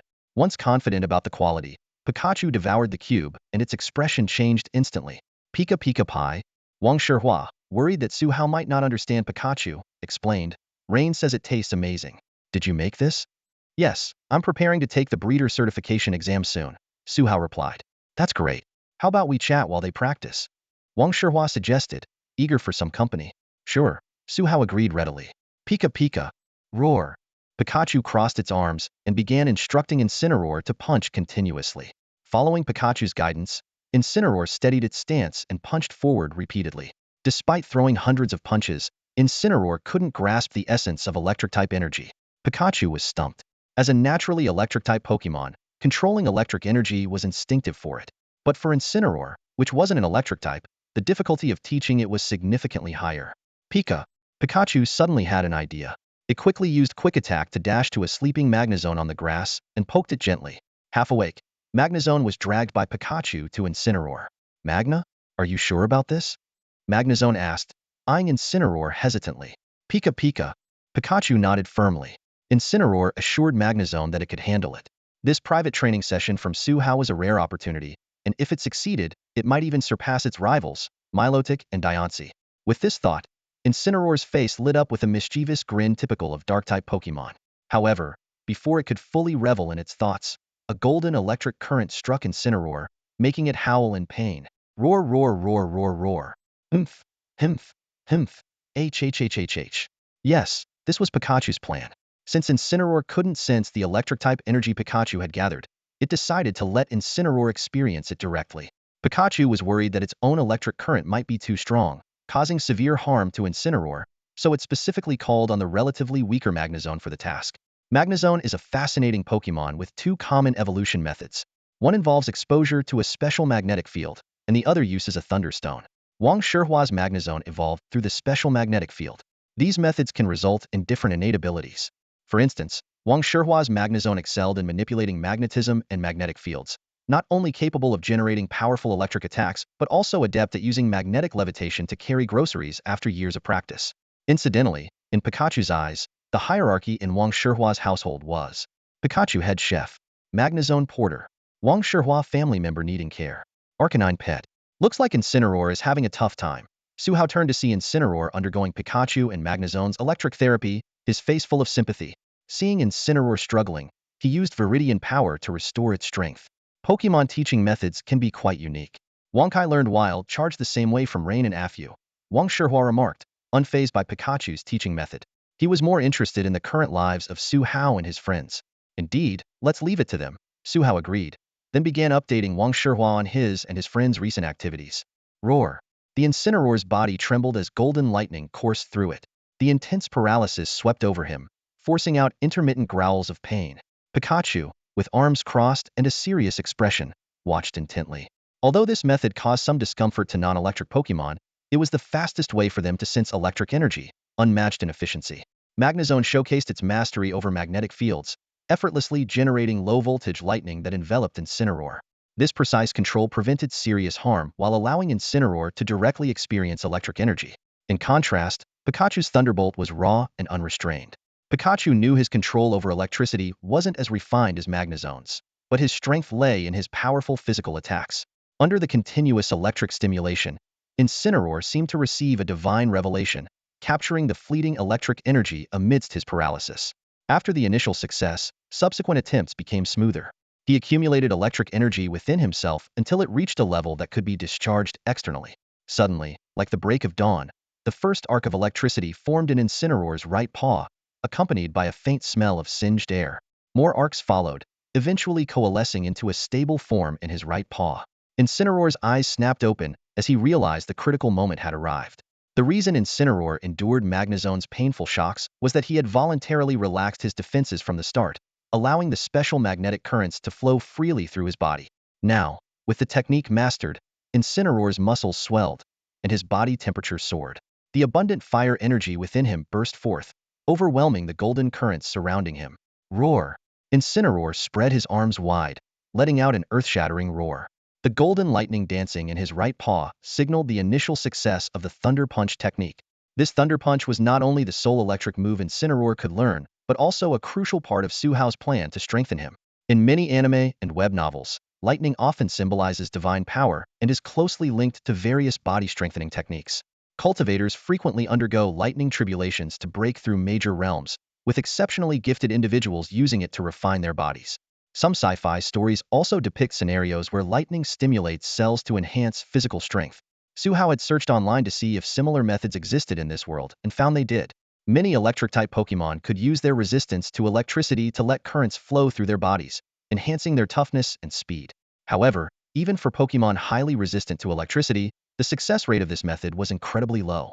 Among the many limiting factors, the most challenging was the issue of recovery. Neither specialized Pokémon healers nor human medical technology could continuously support Pokémon undergoing such intense training. Pokémon healing moves typically promote self-recovery by stimulating life force, but this method was inefficient and often required substantial resources for even low-intensity electric training. However, Suhao had learned an advanced form of life energy creation from Xerneas and Celebi. This energy could be stored within Incineroar beforehand and used to rapidly repair muscle damage caused by high-voltage currents. Through this cycle, muscle toughness and endurance could be gradually enhanced, ultimately achieving the goal of electric training.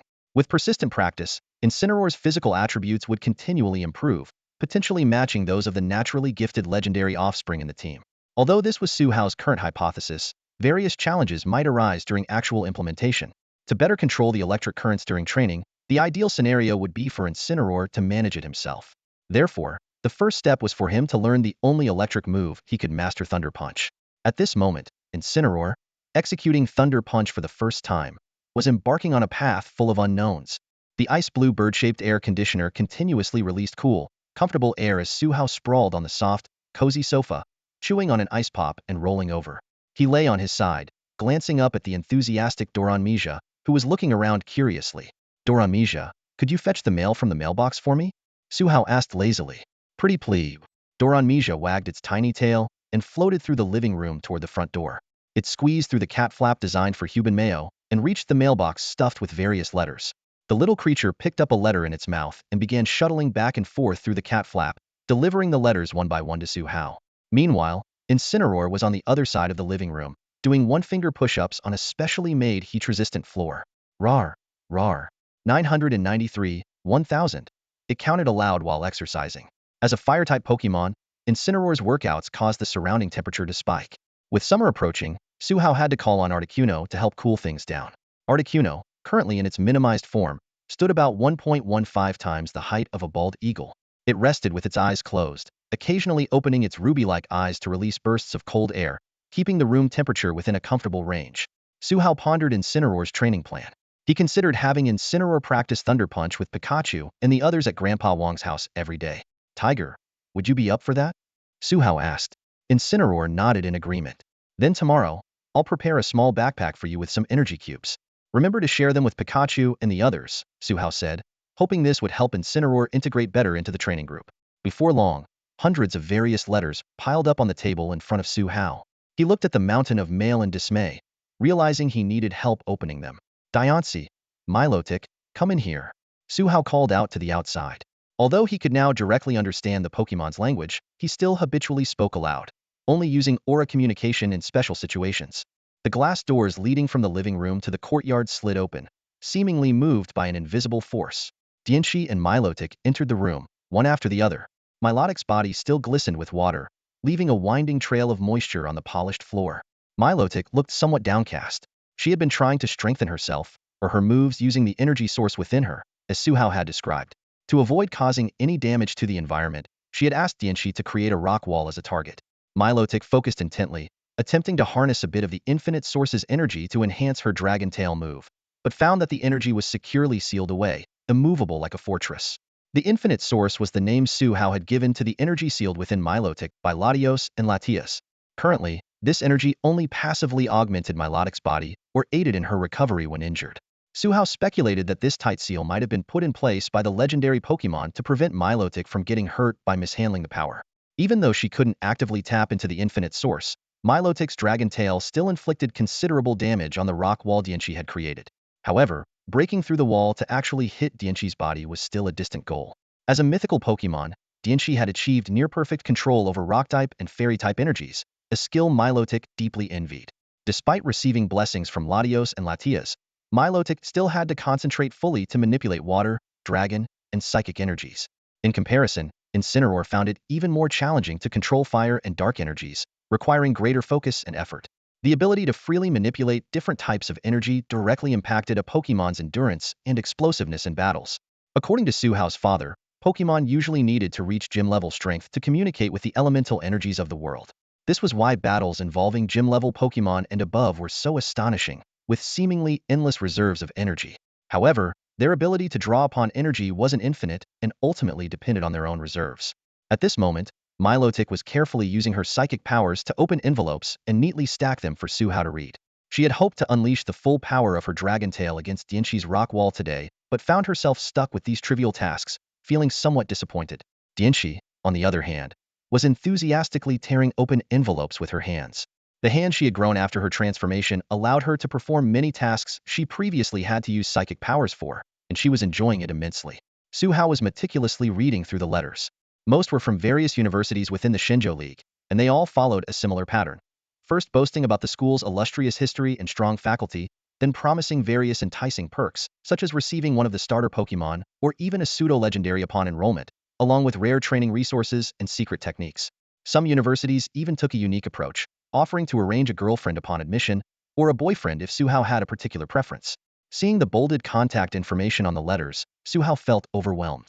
Nearly every renowned university in the Shenzhou League had extended an invitation, making it difficult for him to decide.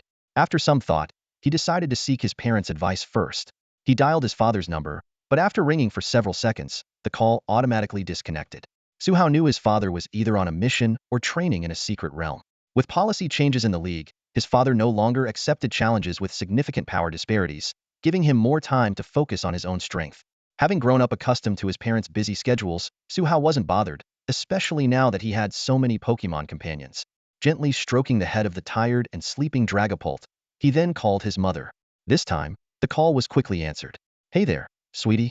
What made you think of calling Mom?" came a soft, melodious voice, causing Suhao to roll his eyes slightly. "Let me guess, you've got a girlfriend now and need some money? Hold on. Mom will transfer it right away." Suhao hurriedly interrupted his mother's wild imagination, explaining his dilemma of receiving numerous university invitations and not knowing which to choose. On the other end, Su Qing was multitasking, holding the phone with her shoulder while inspecting a batch of EVs newly sent to her research institute. These EVs had been rescued from an illegal live experimentation ring. Realizing she had drifted off topic, Su Qing quickly apologized. "Sorry, sweetie, I was overthinking. Don't feel pressured. Take your time and move at your own pace." After a moment of thought, she suddenly had an idea. "Didn't you ask for help with Diancie? Well, there's a good university here where I am. You could visit and check it out when you bring Diancie over." Suhao remembered that the city where his mother's Evolution Research Institute was located also had several universities that had invited him. so I can visit anytime I want? Of course. It's been a week since Su Hao returned to Yangqing. During this time, he has been taking his Incineroar to Old Wang's house every morning to practice Thunder Punch, and then heading to the Sunrise Gym with Diancie and Milotic for continuous training. Su Hao and his mother, Su Qing, have set a date to visit the Magic City Pokemon Evolution Institute to collect some data on Diancie, in preparation for making Diancie's existence public. With the departure date approaching, Su Hao will board a direct train to Magic City tomorrow. Today, Su Hao decided to assess the progress of his 4 Pokemon over the past week. In the spacious training field, Incineroar abandoned its upright stance, using its long arms like a gibbon to sprint and dodge around the field. This quadrupedal running style greatly enhanced its agility. In the center of the field floated several irregularly shaped rocks, created by Diancie using ancient power. The purpose was to test Incineroar's training results. As Incineroar sped around, rocks would appear in its path.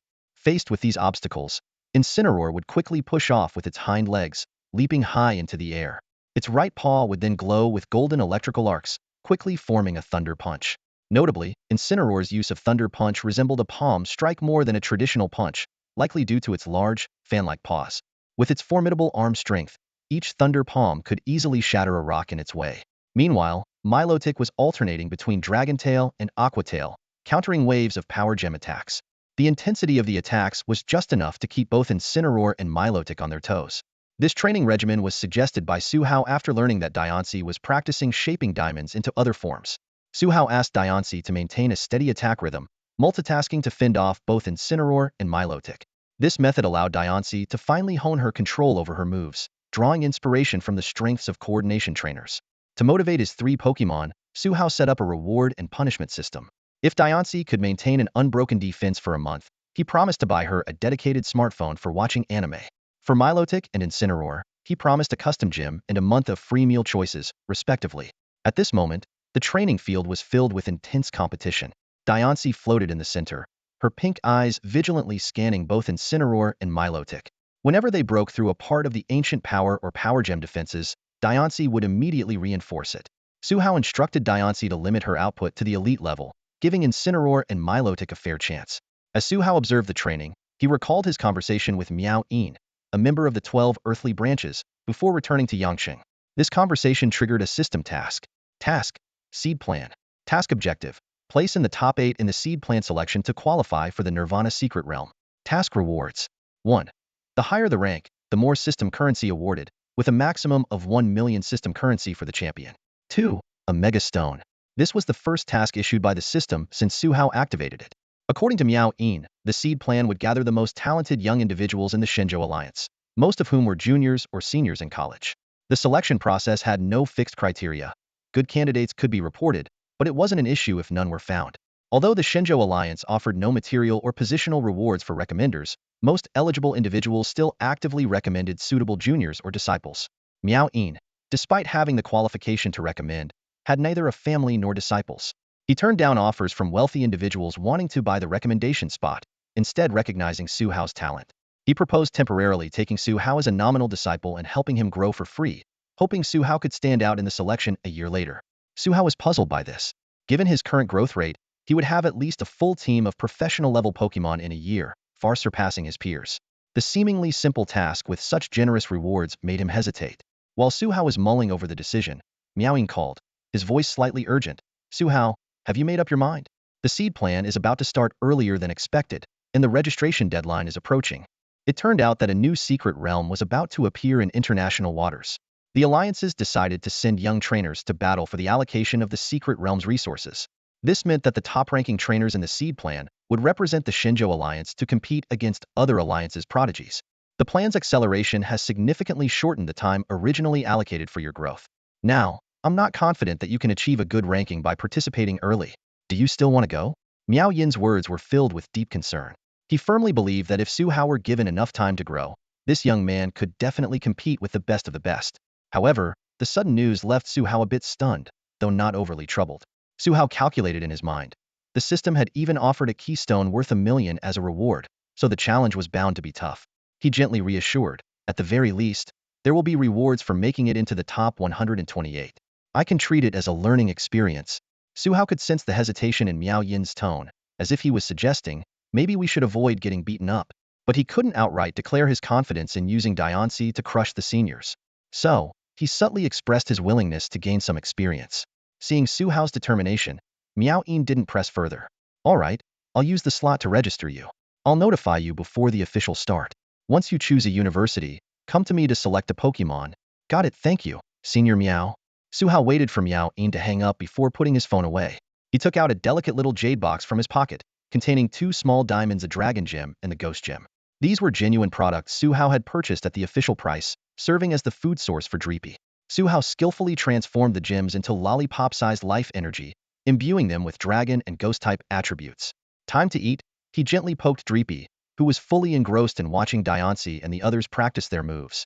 The little guy cheered, wagging its tail as it took the food, enjoying it bite by bite. Su Hao looked at Dreepy's stats, planning to find a secret realm or the wild to train it after arriving in the city. Dreepy. Type, Dragon Ghost. Gender, Life Energy, 15. Ability, Infiltrator. Level, 10. Held item, none. Moves, Bite, Quick Attack, Astonish, Infestation, Sucker Punch, Phantom Force. Su Hao couldn't help but wonder if Giratina, wherever it might be, would feel gratified seeing Dreepy. Passengers of Latias Flight H71, please proceed to boarding. The plane is about to take off. The announcement echoed 3 times in the hall of Rongqing International Airport. The big screen flashed the Latias Flight H71 from Rongqing to the city in striking red letters. Su Hao traveled light, carrying nothing but 5 luxury balls around his waist. According to regulations, all Pokeballs must be scanned by official league machines before boarding to ensure compliance. Sir, if you're carrying large Pokemon, please lock their Pokeballs. Small Pokemon can board with you, but please keep them restrained, the staff reminded. Su Hao stored Diancie and Articuno's Pokeballs in the system space to avoid detection of any anomalies. Dreepy, who loved perching on Su Hao's head since birth, was allowed to board as a small Pokemon, and Su Hao completed the check-in with it. This time, his ticket was sponsored by his mom, Su Qing, for first class. The flight attendant guided Su Hao through all the procedures, offering impeccable service. The independent space and luxurious experience exemplified the airline's top-notch service. A simple press of the call button would summon a flight attendant with a cart of beverages and food for Su Hao to choose from. Flying-type Pokemon constantly patrolled outside the plane, warding off wild Pokemon that strayed into the flight path. The smooth journey allowed Su Hao and Dreepy to sleep soundly. Mr. Su Hao, our flight offers a complimentary Corviknight taxi service for pickup. Would you like to use it? The flight attendant inquired.